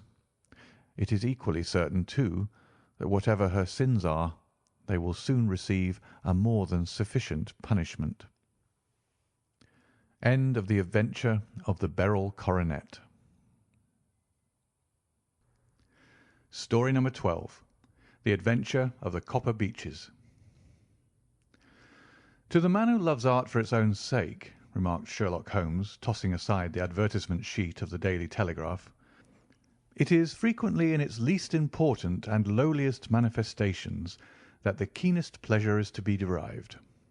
It is pleasant to me to observe, Watson, that you have so far grasped this truth that in these little records of our cases which you have been good enough to draw up, and I am bound to say, occasionally to embellish, you have given prominence not so much to the many causes célèbres and sensational trials in which I have figured, but rather to those incidents which may have been trivial in themselves, but which have given room for those faculties of deduction and of logical synthesis which I have made my special province." "And yet," said I, smiling, "I cannot quite hold myself absolved from the charge of sensationalism which has been urged against my records." "You have erred, perhaps," he observed, taking up a glowing cinder with the tongs and lighting with it the long cherry-wood pipe which was wont to replace his clay when he was in a disputatious rather than a meditative mood. "You have erred, perhaps, in attempting to put colour and life into each of your statements, instead of confining yourself to the task of placing upon record that severe reasoning from cause to effect which is really the only notable feature about the thing." "It seems to me that I have done you full justice in the matter," I remarked with some coldness, for I was repelled by the egotism which I had more than once observed to be a strong factor in my friend's singular character. "No, it is not selfishness or conceit," said he, answering, as was his wont, my thoughts rather than my words. "If I claim full justice for my art, it is because it is an impersonal thing, a thing beyond myself. Crime is common, logic is rare. Therefore it is upon the logic rather than upon the crime that you should dwell. You have degraded what should have been a course of lectures into a series of tales." It was a cold morning of the early spring, and we sat after breakfast on either side of a cheery fire in the old room at Baker Street. A thick fog rolled down between the lines of dun-coloured houses, and the opposing windows loomed like dark, shapeless blurs through the heavy yellow wreaths. Our gas was lit and shone on the white cloth and glimmer of china and metal, for the table had not been cleared yet. Sherlock Holmes had been silent all the morning, dipping continuously into the advertisement columns of a succession of papers, until at last, having apparently given up his search, he had emerged in no very sweet temper to lecture me upon my literary shortcomings. "At the same time," he remarked after a pause, during which he had sat puffing at his long pipe and gazing down into the fire, "you can hardly be open to a charge of sensationalism, for out of these cases which you have been so kind as to interest yourself in, a fair proportion do not treat of crime in its legal sense at all. The small matter in which I endeavoured to help the King of Bohemia, the singular experience of Miss Mary Sutherland, the problem connected with the man with the twisted lip, and the incident of the noble bachelor, were all matters which are outside the pale of the law. But in avoiding the sensational, I fear that you may have bordered on the trivial." "The end may have been so," I answered, "but the methods I hold to have been novel and of interest." "Pshaw, my dear fellow, what do the public, the great unobservant public, who could hardly tell a weaver by his tooth or a compositor by his left thumb, care about the finer shades of analysis and deduction? But indeed, if you are trivial, I cannot blame you, for the days of the great cases are past. Man, or at least criminal man, has lost all enterprise and originality. As to my own little practice, It seems to be degenerating into an agency for recovering lost lead pencils and giving advice to young ladies from boarding schools. I think that I have touched bottom at last, however. This note I had this morning marks my 0 point, I fancy. Read it." He tossed a crumpled letter across to me. It was dated from Montague Place upon the preceding evening, and ran thus: "Dear Mr. Holmes, I am very anxious to consult you as to whether I should or should not accept a situation which has been offered to me as governess. I shall call at 10:30 to-morrow, if I do not inconvenience you. Yours faithfully, Violet Hunter." "Do you know the young lady?" I asked. "Not I." "It is 10:30 now." "Yes, and I have no doubt that is her ring." "It may turn out to be of more interest than you think. You remember that the affair of the blue carbuncle, which appeared to be a mere whim at first, developed into a serious investigation. It may be so in this case also." "Well, let's hope so. But our doubts will very soon be solved, for here, unless I am much mistaken, is the person in question." As he spoke, the door opened, and a young lady entered the room.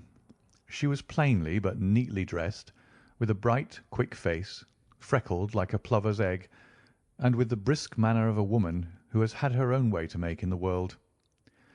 "You will excuse me for troubling you, I am sure," said she, as my companion rose to greet her. "But I have had a very strange experience, and as I have no parents or relations of any sort from whom I could ask advice, I thought that perhaps you would be kind enough to tell me what I should do." "Pray take a seat, Miss Hunter. I shall be happy to do anything that I can to serve you." I could see that Holmes was favourably impressed by the manner and the speech of his new client. He looked her over in his searching fashion, and then composed himself, with his lids drooping and his finger-tips together, to listen to her story. "I have been a governess for 5 years," said she, "in the family of Colonel Spence Munro, but 2 months ago the colonel received an appointment at Halifax, in Nova Scotia, and took his children over to America with him, so that I found myself without a situation. I advertised and I answered advertisements, but without success. At last the little money which I had saved began to run short, and I was at my wits' end as to what I should do. There is a well-known agency for governesses in the West End called Westaway's, and there I used to call about once a week, in order to see whether anything had turned up which might suit me. Westaway was the name of the founder of the business, but it is really managed by Miss Stoper. She sits in her own little office, and the ladies who are seeking employment wait in an ante-room, and are then shown in one by one, when she consults her ledgers and sees whether she has anything which would suit them. Well, when I called last week, I was shown into the little office as usual, but I found that Miss Stoper was not alone. A prodigiously stout man, with a very smiling face and a great heavy chin which rolled down in fold upon fold over his throat, sat at her elbow with a pair of glasses on his nose, looking very earnestly at the ladies who entered. As I came in, he gave quite a jump in his chair and turned quickly to Miss Stoper. "That will do," said he. "I could not ask for anything better. Capital! Capital!" He seemed quite enthusiastic, and rubbed his hands together in the most genial fashion. He was such a comfortable-looking man that it was quite a pleasure to look at him. "You are looking for a situation, miss?" he asked. "Yes, sir." "As governess?" "Yes, sir." "And what salary do you wish?" "I had £4 a month in my last place with Colonel Spence Munro." "Oh, tut, tut! Sweating, rank sweating!" he cried, throwing his fat hands out into the air like a man who is in a boiling passion. "How could anyone offer so pitiful a sum to a lady with such attractions and accomplishments?" "My accomplishments, sir, may be less than you imagine," said I. "A little French, a little German, music, and drawing." "Tut, tut!" he cried. "This is all quite beside the question. The point is, have you or have you not the bearing and deportment of a lady? There it is in a nutshell. If you have not, you are not fitted for the rearing of a child who may some day play a considerable part in the history of the country. But if you have, why, then how could any gentleman ask you to condescend to accept anything under the 3 figures? Your salary with me, madam, would commence at £100 a year." You may imagine, Mr. Holmes, that to me, destitute as I was, such an offer seemed almost too good to be true. The gentleman, however, seeing perhaps the look of incredulity upon my face, opened a pocket-book and took out a note. "It is also my custom," said he, smiling in the most pleasant fashion, until his eyes were just 2 little shining slits amid the white creases of his face, "to advance to my young ladies half their salary beforehand, so that they may meet any little expenses of their journey and their wardrobe." It seemed to me that I had never met so fascinating and so thoughtful a man. As I was already in debt to my tradesmen, the advance was a great convenience. And yet there was something unnatural about the whole transaction, which made me wish to know a little more before I quite committed myself. "May I ask you where you live, sir?" said I. "Hampshire, charming rural place. The Copper Beeches, 5 miles on the far side of Winchester. It is the most lovely country, my dear young lady, and the dearest old country house." "And my duties, sir? I should be glad to know what they would be." "One child, one dear little romper, just 6 years old. Oh, if you could see him killing cockroaches with a slipper. Smack, smack, smack. 3 gone before you could wink." He leaned back in his chair and laughed his eyes into his head again. I was a little startled at the nature of the child's amusement, but the father's laughter made me think that perhaps he was joking. "My sole duties, then," I asked, "are to take charge of a single child?" "No, no, not the sole, not the sole, my dear young lady," he cried. "Your duty would be, as I am sure your good sense would suggest, to obey any little commands my wife might give, provided always that they were such commands as a lady might with propriety obey. You see no difficulty, eh?" "I should be happy to make myself useful." "Quite so. In dress now, for example. We are faddy people, you know. Faddy but kind-hearted. If you were asked to wear any dress which we might give you, you would not object to our little whim, eh?" "No," said I, considerably astonished at his words. "Or to sit here or sit there, that would not be offensive to you?" "Oh, no." "Or to cut your hair quite short before you come to us?" I could hardly believe my ears. As you may observe, Mr. Holmes, my hair is somewhat luxuriant, and of a rather peculiar tint of chestnut. It has been considered artistic.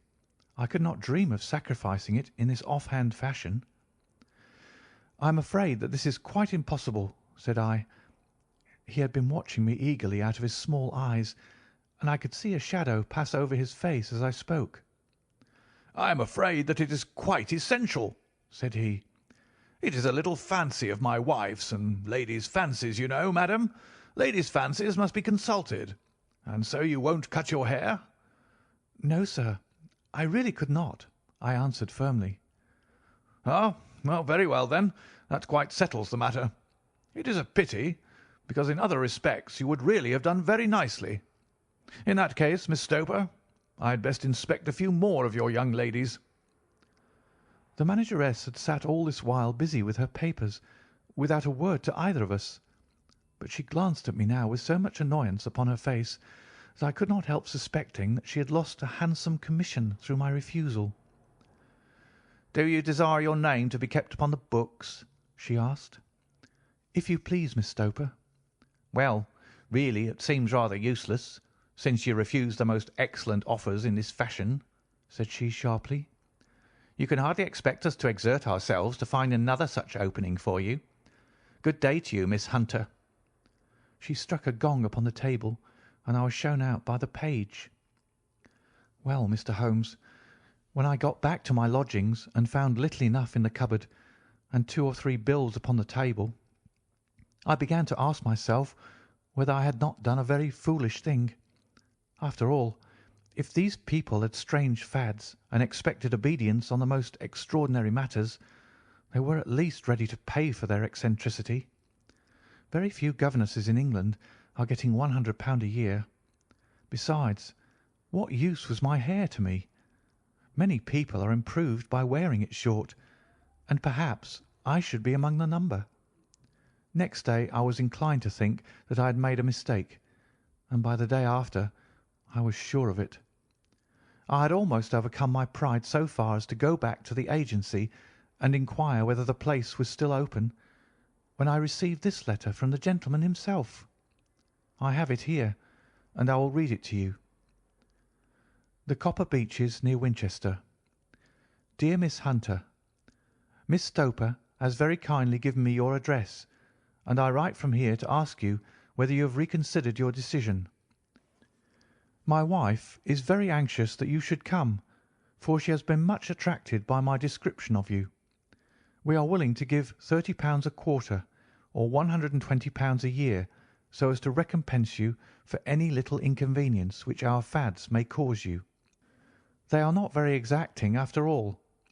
My wife is fond of a particular shade of electric blue, and would like you to wear such a dress indoors in the morning.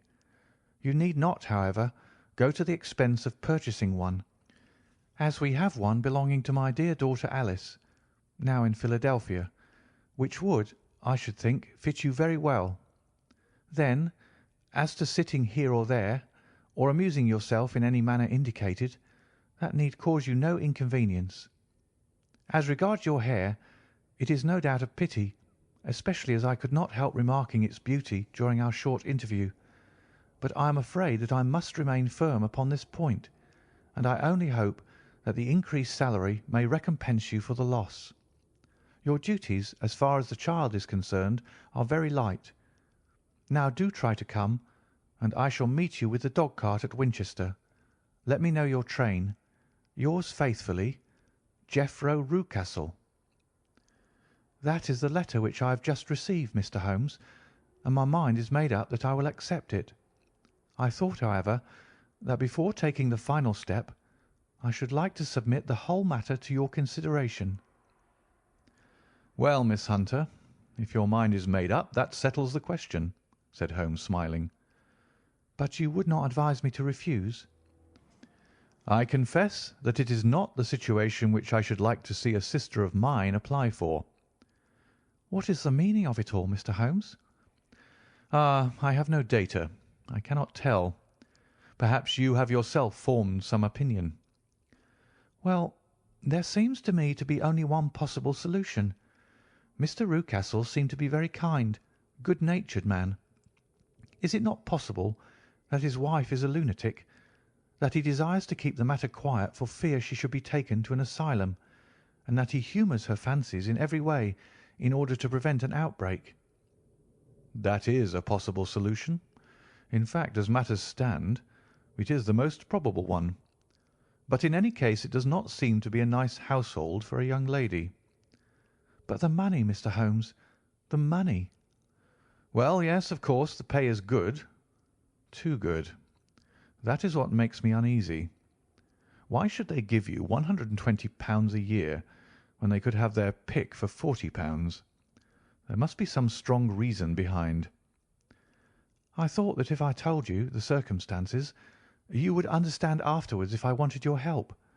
I should feel so much stronger if I felt that you were at the back of me. Oh, you may carry that feeling away with you.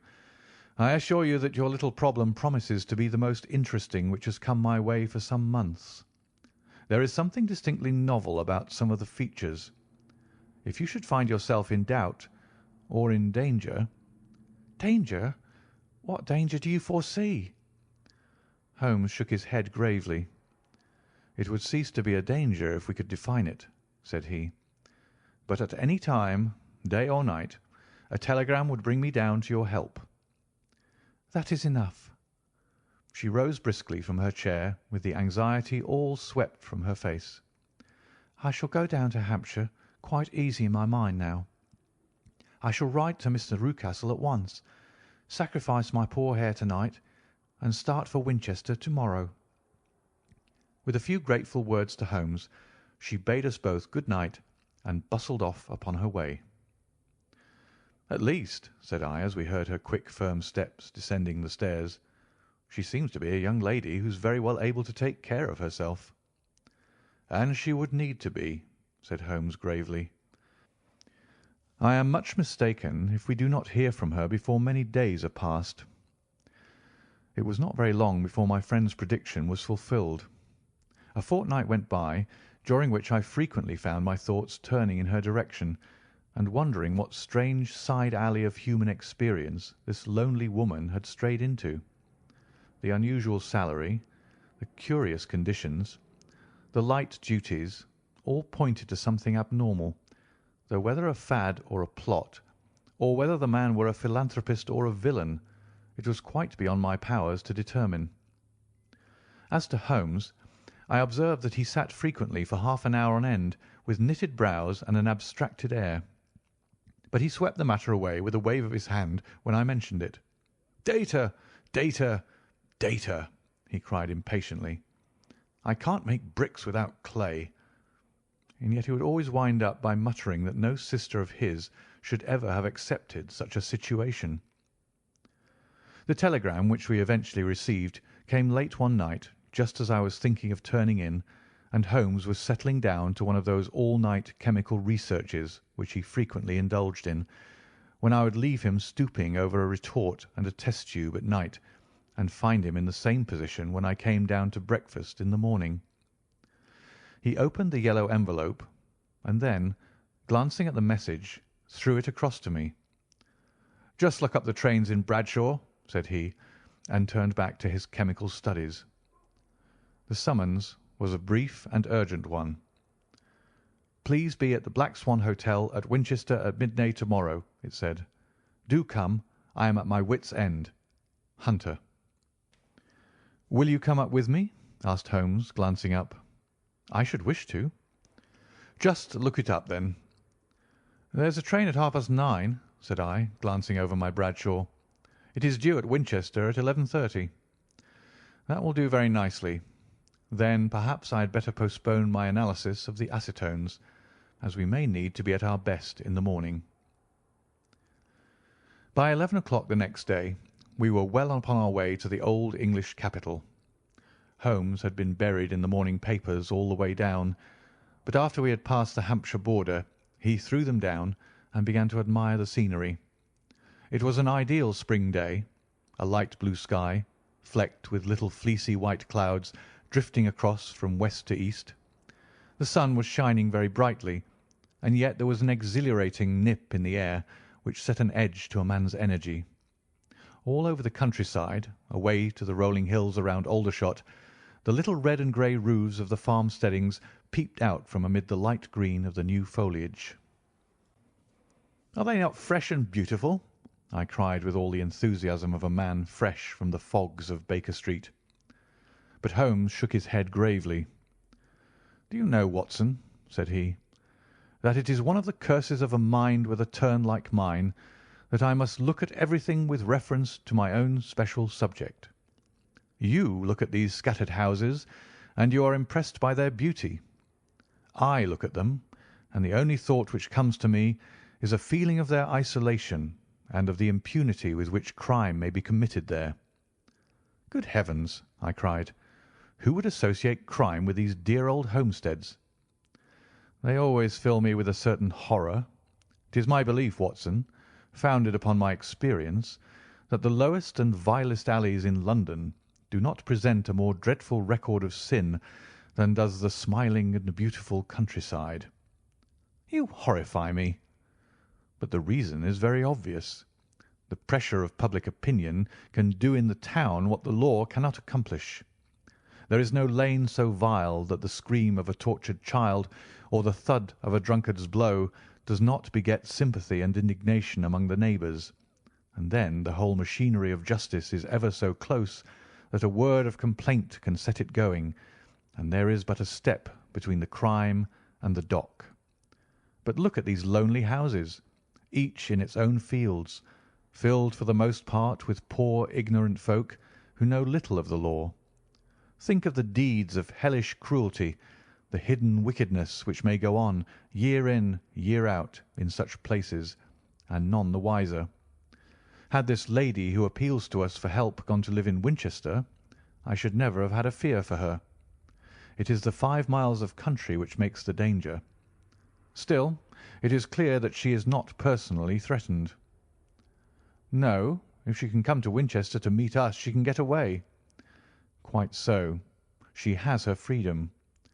What can be the matter, then? Can you suggest no explanation? I have devised 7 separate explanations, each of which would cover the facts as far as we know them. But which of these is correct can only be determined by the fresh information which we shall no doubt find waiting for us. Well, there is the tower of the cathedral, and we shall soon learn all that Miss Hunter has to tell. The Black Swan is an inn of repute in the High Street, at no distance from the station, and there we found the young lady waiting for us. She had engaged a sitting-room, and our lunch awaited us upon the table. "I am so delighted that you have come," she said earnestly. "It is so very kind of you both. But indeed, I do not know what I should do. Your advice will be altogether invaluable to me." "Pray tell us what has happened to you." "I will do so, and I must be quick, for I have promised Mr. Rucastle to be back before 3. I got his leave to come into town this morning, though he little knew for what purpose." "Let us have everything in its due order." Holmes thrust his long, thin legs out towards the fire and composed himself to listen. "In the first place, I may say that I have met, on the whole, with no actual ill treatment from Mr. and Mrs. Rucastle. It is only fair to them to say that, but I cannot understand them, and I am not easy in my mind about them." "What can you not understand?" "Their reasons for their conduct. But you shall have it all just as it occurred. When I came down, Mr. Rucastle met me here and drove me in his dog-cart to the Copper Beeches. It is, as he said, beautifully situated, but it is not beautiful in itself, for it is a large square block of a house, whitewashed, but all stained and streaked with damp and bad weather. There are grounds round it, woods on 3 sides, and on the 4th a field which slopes down to the Southampton high road, which curves past about 100 yards from the front door. This ground in front belongs to the house, but the woods all round are part of Lord Southerton's preserves. A clump of copper beeches immediately in front of the hall door has given its name to the place. I was driven over by my employer, who was as amiable as ever, and was introduced by him that evening to his wife and the child. There was no truth, Mr. Holmes, in the conjecture which seemed to us to be probable in your rooms at Baker Street. Mrs. Rucastle is not mad. I found her to be a silent, pale-faced woman, much younger than her husband, not more than 30, I should think, while he can hardly be less than 45.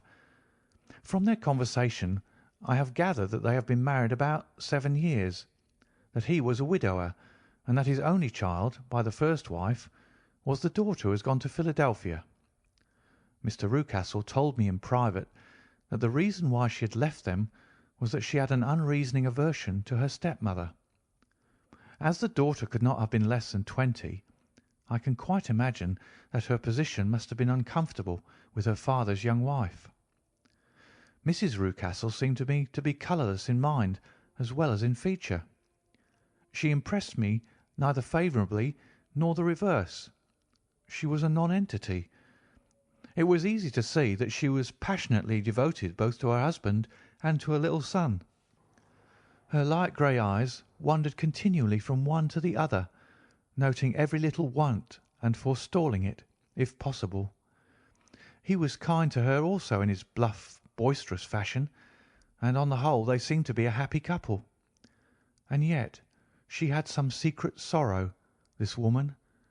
She would often be lost in deep thought, with the saddest look upon her face. More than once I have surprised her in tears. I have thought sometimes that it was the disposition of her child which weighed upon her mind, for I have never met so utterly spoiled and so ill-natured a little creature. He is small for his age, with a head which is quite disproportionately large. His whole life appears to be spent in an alternation between savage fits of passion and gloomy intervals of sulking. Giving pain to any creature weaker than himself seems to be his one idea of amusement, and he shows quite remarkable talent in planning the capture of mice, little birds, and insects.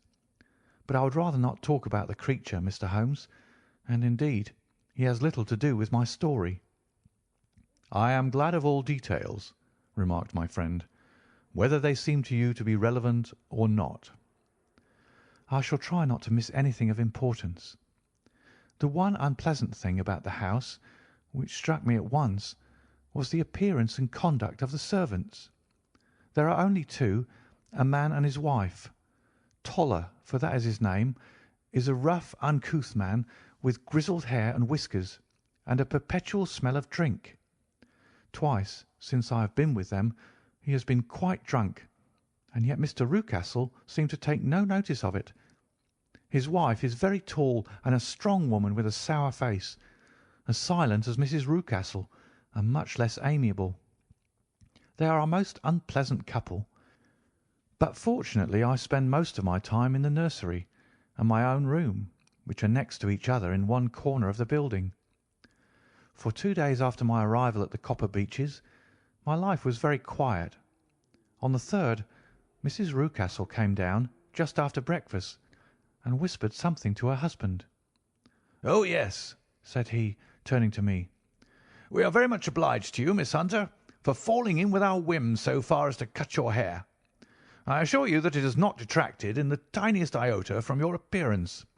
We shall now see how the electric blue dress will become you. You will find it laid out upon the bed in your room, and if you would be so good as to put it on, we should both be extremely obliged." The dress which I found waiting for me was of a peculiar shade of blue. It was of excellent material, a sort of beige, but it bore unmistakable signs of having been worn before. It could not have been a better fit if I had been measured for it.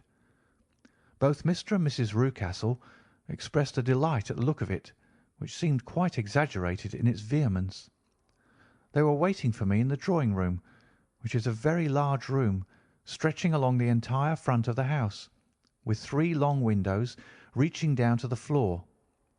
A chair had been placed close to the central window, with its back turned towards it. In this I was asked to sit, and then Mr. Rucastle, walking up and down on the other side of the room, began to tell me a series of the funniest stories that I have ever listened to. You cannot imagine how comical he was, and I laughed until I was quite weary. Mrs. Rucastle, however, who has evidently no sense of humour, never so much as smiled, but sat with her hands in her lap and a sad, anxious look upon her face. After an hour or so, Mr. Rucastle suddenly remarked that it was time to commence the duties of the day, and that I might change my dress and go to little Edward in the nursery.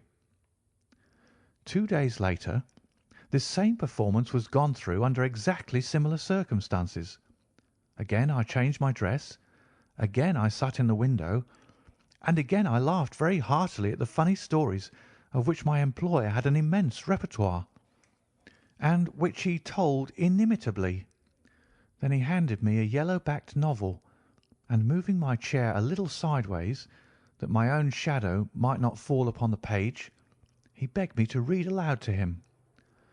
I read for about 10 minutes, beginning in the heart of a chapter, and then suddenly, in the middle of a sentence, he ordered me to cease and to change my dress. You can easily imagine, Mr. Holmes, how curious I became as to what the meaning of this extraordinary performance could possibly be. They were always very careful, I observed, to turn my face away from the window, so that I became consumed with the desire to see what was going on behind my back. At first it seemed to be impossible, but I soon devised a means.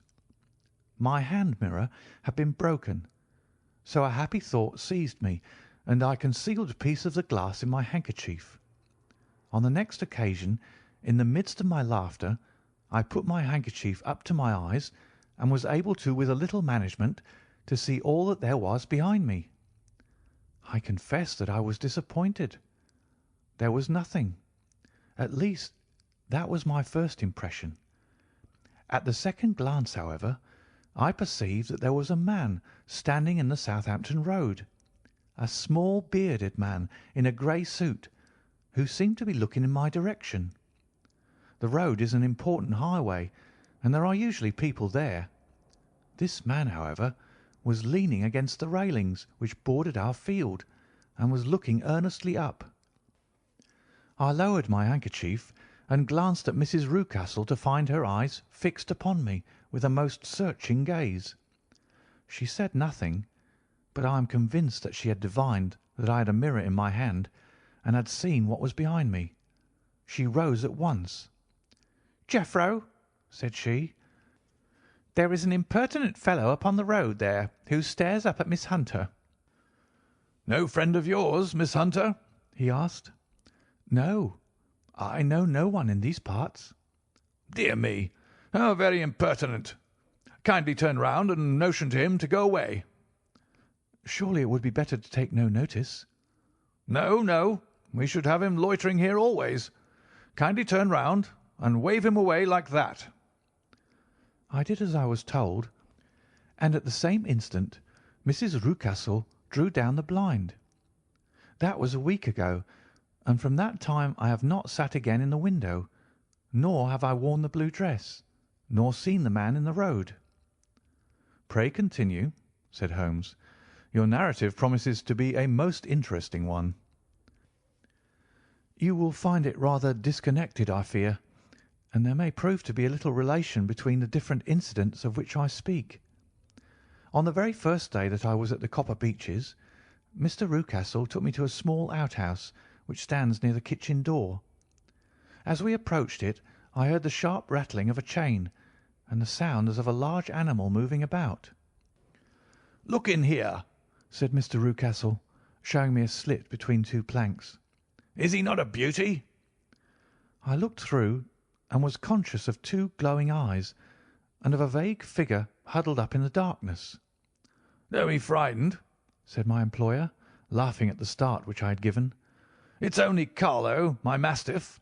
I call him mine, but really old Toller, my groom, is the only man who can do anything with him. We feed him once a day, and not too much then, so that he's always as keen as mustard. Toller lets him loose every night, and God help the trespasser whom he lays his fangs upon. For goodness' sake, don't you ever on any pretext set your foot over the threshold at night, for it's as much as your life is worth." The warning was no idle one, for 2 nights later I happened to look out of my bedroom window about 2 o'clock in the morning. It was a beautiful moonlight night, and the lawn in front of the house was silvered over and almost as bright as day. I was standing, wrapped in the peaceful beauty of the scene, when I was aware that something was moving under the shadow of the Copper Beeches. As it emerged into the moonshine, I saw what it was. It was a giant dog, as large as a calf, tawny tinted with hanging jowl, black muzzle, and huge projecting bones. It walked slowly across the lawn and vanished into the shadow upon the other side. That dreadful sentinel sent a chill to my heart which I do not think that any burglar could have done. And now I have a very strange experience to tell you. I had, as you know, cut off my hair in London, and I had placed it in a great coil at the bottom of my trunk. One evening, after the child was in bed, I began to amuse myself by examining the furniture of my room and by rearranging my own little things. There was an old chest of drawers in the room, the 2 upper ones empty and open, the lower one locked. I had filled the first 2 with my linen, and as I had still much to pack away, I was naturally annoyed at not having the use of the 3rd drawer. It struck me that it might have been fastened by a mere oversight, so I took out my bunch of keys and tried to open it. The very first key fitted to perfection, and I drew the drawer open. There was only one thing in it, but I am sure that you would never guess what it was. It was my coil of hair. I took it up and examined it. It was of the same peculiar tint and the same thickness. But then the impossibility of the thing obtruded itself upon me. How could my hair have been locked in the drawer? With trembling hands I undid my trunk, turned out the contents, and drew from the bottom my own hair. I laid the two tresses together, and I assure you that they were identical. Was it not extraordinary? Puzzle as I would, I could make nothing at all of what it meant. I returned the strange hair to the drawer, and I said nothing of the matter to the Rucastles, as I felt that I had put myself in the wrong by opening a drawer which they had locked. I am naturally observant, as you may have remarked, Mr. Holmes, and I soon had a pretty good plan of the whole house in my head. There was one wing, however, which appeared not to be inhabited at all. A door which faced that which led into the quarters of the Tollers opened into this suite, but it was invariably locked. One day, however, as I ascended the stair, I met Mr. Rucastle coming out through this door, his keys in his hand, and a look on his face which made him a very different person to the round, jovial man to whom I was accustomed. His cheeks were red, his brow was all crinkled with anger, and the veins stood out at his temples with passion. He locked the door and hurried past me without a word or a look. This aroused my curiosity, so when I went out for a walk in the grounds with my charge, I strolled round to the side from which I could see the windows of this part of the house.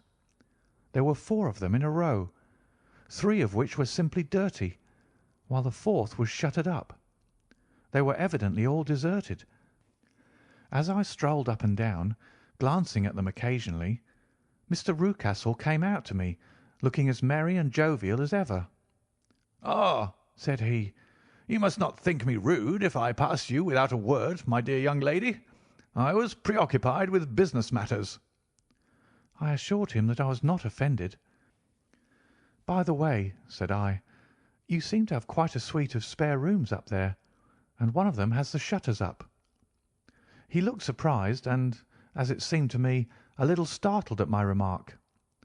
"Photography is one of my hobbies," said he. "I have made my dark room up there. But, dear me, what an observant young lady we have come upon! Who would have believed it? Who would have ever believed it?" He spoke in a jesting tone, but there was no jest in his eyes as he looked at me. I read suspicion there and annoyance, but no jest. Well, Mr. Holmes, from the moment that I understood that there was something about that suite of rooms which I was not to know, I was all on fire to go over them. It was not mere curiosity, though I have my share of that. It was more a feeling of duty, a feeling that some good might come from my penetrating to this place. They talk of woman's instinct. Perhaps it was woman's instinct which gave me that feeling. At any rate, it was there, and I was keenly on the lookout for any chance to pass the forbidden door. It was only yesterday that the chance came. I may tell you that besides Mr. Rucastle, both Toller and his wife find something to do in these deserted rooms, and I once saw him carrying a large black linen bag with him through the door. Recently he has been drinking hard, and yesterday evening he was very drunk, and when I came upstairs there was the key in the door. I have no doubt at all that he had left it there. Mr. and Mrs. Rucastle were both downstairs, and the child was with them, so that I had an admirable opportunity. I turned the key gently in the lock, opened the door, and slipped through. There was a little passage in front of me, unpapered and uncarpeted, which turned at a right angle at the farther end. Round this corner were 3 doors in a line, the first and third of which were open. They each led into an empty room, dusty and cheerless, with 2 windows in the one and one in the other, so thick with dirt that the evening light glimmered dimly through them. The centre door was closed, and across the outside of it had been fastened one of the broad bars of an iron bed, padlocked at one end to a ring in the wall, and fastened at the other with stout cord. The door itself was locked as well, and the key was not there. This barricaded door corresponded clearly with the shuttered window outside, and yet I could see by the glimmer from beneath it that the room was not in darkness. Evidently there was a skylight which let in light from above. As I stood in the passage, gazing at the sinister door and wondering what secret it might veil, I suddenly heard the sound of steps within the room and saw a shadow pass backward and forward against the little slit of dim light which shone out from under the door. A mad, unreasoning terror rose up in me at the sight, Mr. Holmes. My overstrung nerves failed me suddenly, and I turned and ran as though some dreadful hand were behind me, clutching at the skirt of my dress. I rushed down the passage, through the door, and straight into the arms of Mr. Rucastle, who was waiting outside. "So," said he, smiling, "it was you, then. I thought that it must be when I saw the door open." "Oh, I'm so frightened," I panted. "My dear young lady, my dear young lady. And what has frightened you, my dear young lady?" But his voice was just a little too coaxing. He overdid it. I was keenly on my guard against him. "I was foolish enough to go into the empty wing," I answered, "but it is so lonely and eerie in this dim light that I was frightened and ran out again. Oh, it is so dreadfully still in there." "Only that?" said he, looking at me keenly. "Why, what did you think?" I asked. "Why, do you think that I locked the door?" "I am sure that I do not know." "It is to keep people out who have no business there, do you see?"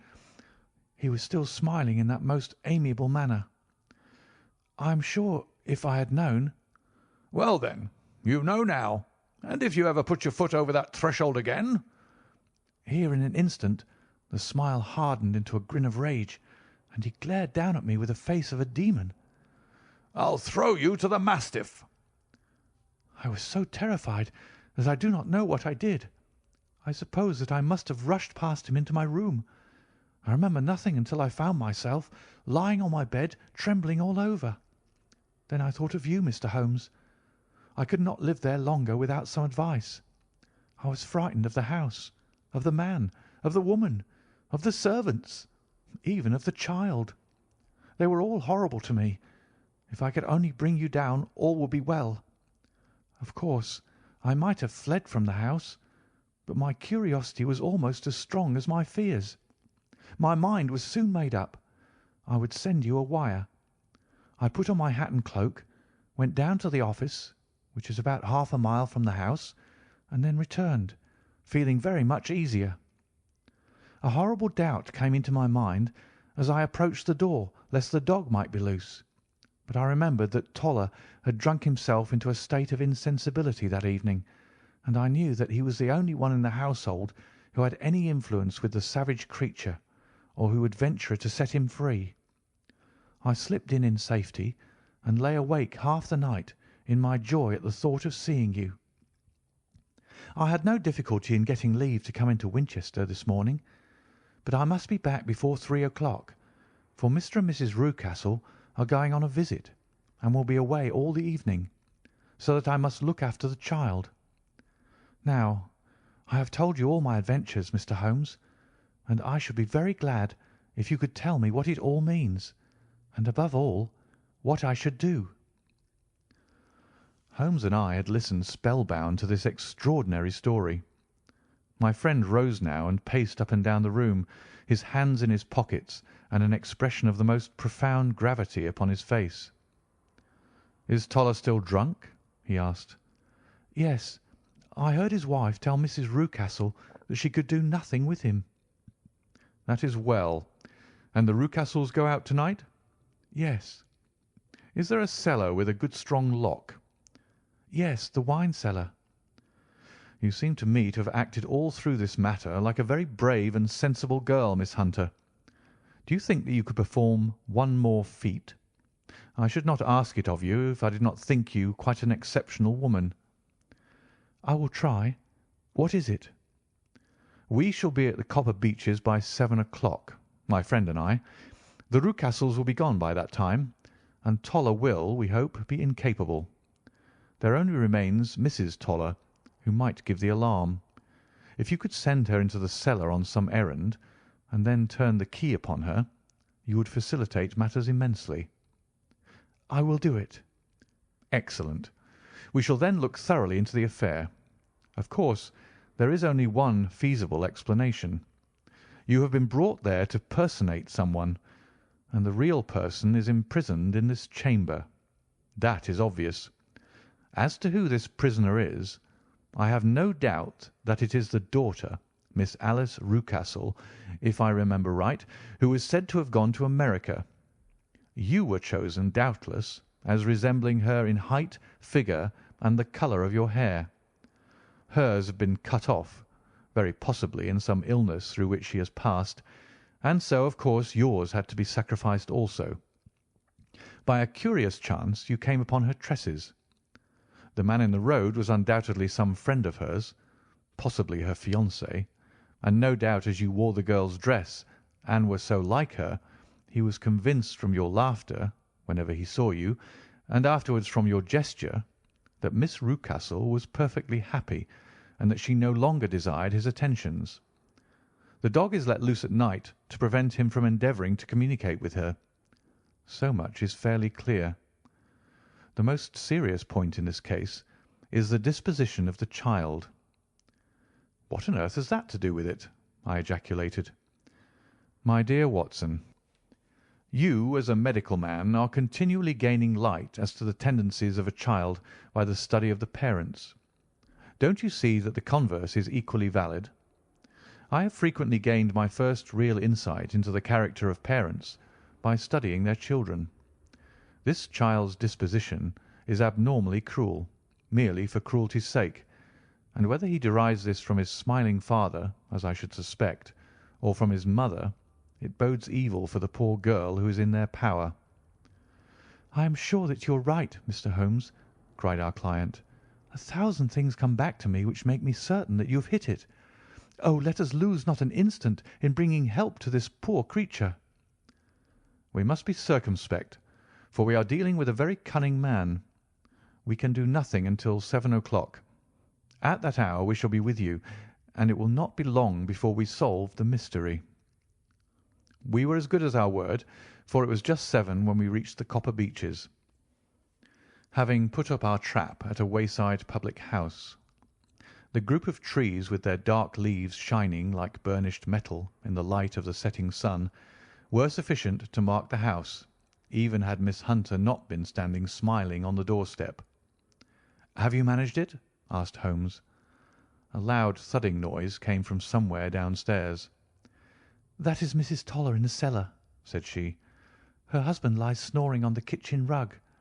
Here are his keys, which are the duplicates of Mr. Rucastle's." "You have done well indeed," cried Holmes with enthusiasm. "Now lead the way, and we shall soon see the end of this black business." We passed up the stair, unlocked the door, followed on down a passage, and found ourselves in front of the barricade which Miss Hunter had described. Holmes cut the cord and removed the transverse bar. Then he tried the various keys in the lock, but without success. No sound came from within, and at the silence Holmes' face clouded over. "I trust that we are not too late," said he. "I think, Miss Hunter, that we had better go in without you. Now, Watson, put your shoulder to it, and we shall see whether we cannot make our way in." It was an old rickety door, and gave at once before our united strength. Together we rushed into the room. It was empty. There was no furniture save a little pallet bed, a small table, and a basketful of linen. The skylight above was open, and the prisoner gone. "There has been some villainy here," said Holmes. "This beauty has guessed Miss Hunter's intentions and has carried his victim off." "But how?" "Through the skylight. We shall soon see how he managed it. He swung himself up onto the roof. Ah, yes," he cried. "Here's the end of a long, light ladder against the eaves. That is how he did it." "But it is impossible," said Miss Hunter. "The ladder was not there when the Rucastles went away." "He has come back and done it. I tell you that he is a clever and dangerous man. I should not be very much surprised if this were he whose step I hear now upon the stair. I think, Watson, that it would be as well for you to have your pistol ready." The words were hardly out of his mouth before a man appeared at the door of the room, a very fat and burly man with a heavy stick in his hand. Miss Hunter screamed and shrunk against the wall at the sight of him, but Sherlock Holmes sprang forward and confronted him. "You villain!" said he. "Where's your daughter?" The fat man cast his eyes around and then up at the open skylight. "It is for me to ask you that!" he shrieked. "You thieves! Spies and thieves! I have caught you, have I? You're in my power. I'll serve you." He turned and clattered down the stairs as hard as he could go. "He's gone for the dog," cried Miss Hunter. "I have my revolver," said I.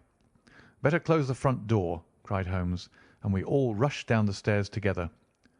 We had hardly reached the hall when we heard the baying of a hound, and then a scream of agony with a horrible worrying sound which it was dreadful to listen to. An elderly man with a red face and shaking limbs came staggering out at a side door. "My God!" he cried. "Someone has loosed the dog. It's not been fed for 2 days. Quick, quick, or it'll be too late." Holmes and I rushed out and round the angle of the house, with Toller hurrying behind us. There was the huge famished brute, its black muzzle buried in Rucastle's throat, while he writhed and screamed upon the ground. Running up, I blew its brains out, and it fell over with its keen white teeth still meeting in the great creases of his neck. With much labour we separated them and carried him, living but horribly mangled, into the house. We laid him upon the drawing-room sofa, and having dispatched the sober Toller to bear the news to his wife, I did what I could to relieve his pain. We were all assembled round him when the door opened and a tall, gaunt woman entered the room. "Mrs. Toller!" cried Miss Hunter. "Yes, miss. Mr. Rucastle let me out when he came back before he went up to you." "Ah, miss, it is a pity you didn't let me know what you were planning, for I would have told you that your pains were wasted." "Ha!" said Holmes, looking keenly at her. "It is clear that Mrs. Toller knows more about this matter than anyone else." "Yes, sir, I do, and I'm ready enough to tell what I know." "Then pray sit down and let us hear it, for there are several points on which I must confess that I am still in the dark." "I will soon make it clear to you," said she, "and I'd have done so before now if I could have got out from a cellar. If there's police court business over this, you'll remember that I was the one that stood your friend, and that I was Miss Alice's friend too. She was never happy at home, Miss Alice wasn't, from the time that her father married again. She was slighted like, and had no say in anything, but it never really became bad for her until after she met Mr. Fowler at a friend's house. As well as I could learn, Miss Alice had rights of her own by will, but she was so quiet and patient, she was, that she never said a word about them, but just left everything in Mr. Rucastle's hands. He knew he was safe with her, but when there was a chance of a husband coming forward who would ask for all that the law would give him, then her father thought it time to put a stop on it. He wanted her to sign a paper so that whether she married or not, he could use her money. When she wouldn't do it, he kept on worrying her until she got brain fever, and for 6 weeks was at death's door. Then she got better at last, all worn to a shadow, and with her beautiful hair cut off, but that didn't make no change in her young man, and he stuck to her as true as a man could be." "Ah," said Holmes, "I think that what you have been good enough to tell us makes the matter fairly clear, and that I can deduce all that remains. Mr. Rucastle, then, I presume, took to this system of imprisonment." "Yes, sir." "And brought Miss Hunter down from London in order to get rid of the disagreeable persistence of Mr. Fowler." "That was it, sir." "But Mr. Fowler, being a persevering man, as a good seaman should be, blockaded the house, and having met you, succeeded by certain arguments, metallic or otherwise, in convincing you that your interests were the same as his." "Mr. Fowler was a very kind-spoken, free-handed gentleman," said Mrs. Toller serenely. "And in this way he managed that your good man should have no want of drink, and that a ladder should be ready at the moment when your master had gone out." "You have it, sir, just as it happened." "I am sure we owe you an apology, Mrs. Toller," said Holmes, "for you have certainly cleared up everything which puzzled us. And here comes the country surgeon and Mrs. Rucastle, so I think, Watson, that we had best escort Miss Hunter back to Winchester, as it seems to me that our locus standi now is rather a questionable one." And thus was solved the mystery of the sinister house with the copper beeches in front of the door. Mr. Rucastle survived, but was always a broken man, kept alive solely through the care of his devoted wife. They still live with their old servants, who probably know so much of Rucastle's past life that he finds it difficult to part from them. Mr. Fowler and Miss Rucastle were married by special licence in Southampton the day after their flight, and he is now the holder of a government appointment in the island of Mauritius. As to Miss Violet Hunter, my friend Holmes, rather to my disappointment, manifested no further interest in her when once she had ceased to be the centre of one of his problems, and she is now the head of a private school at Walsall, where I believe that she has met with considerable success. End of The Adventure of the Copper Beeches, and the last story in The Adventures of Sherlock Holmes by Sir Arthur Conan Doyle. Read by David Clarke. Website bgdavid.wordpress.com and bgcoffee.net. Thank you for listening.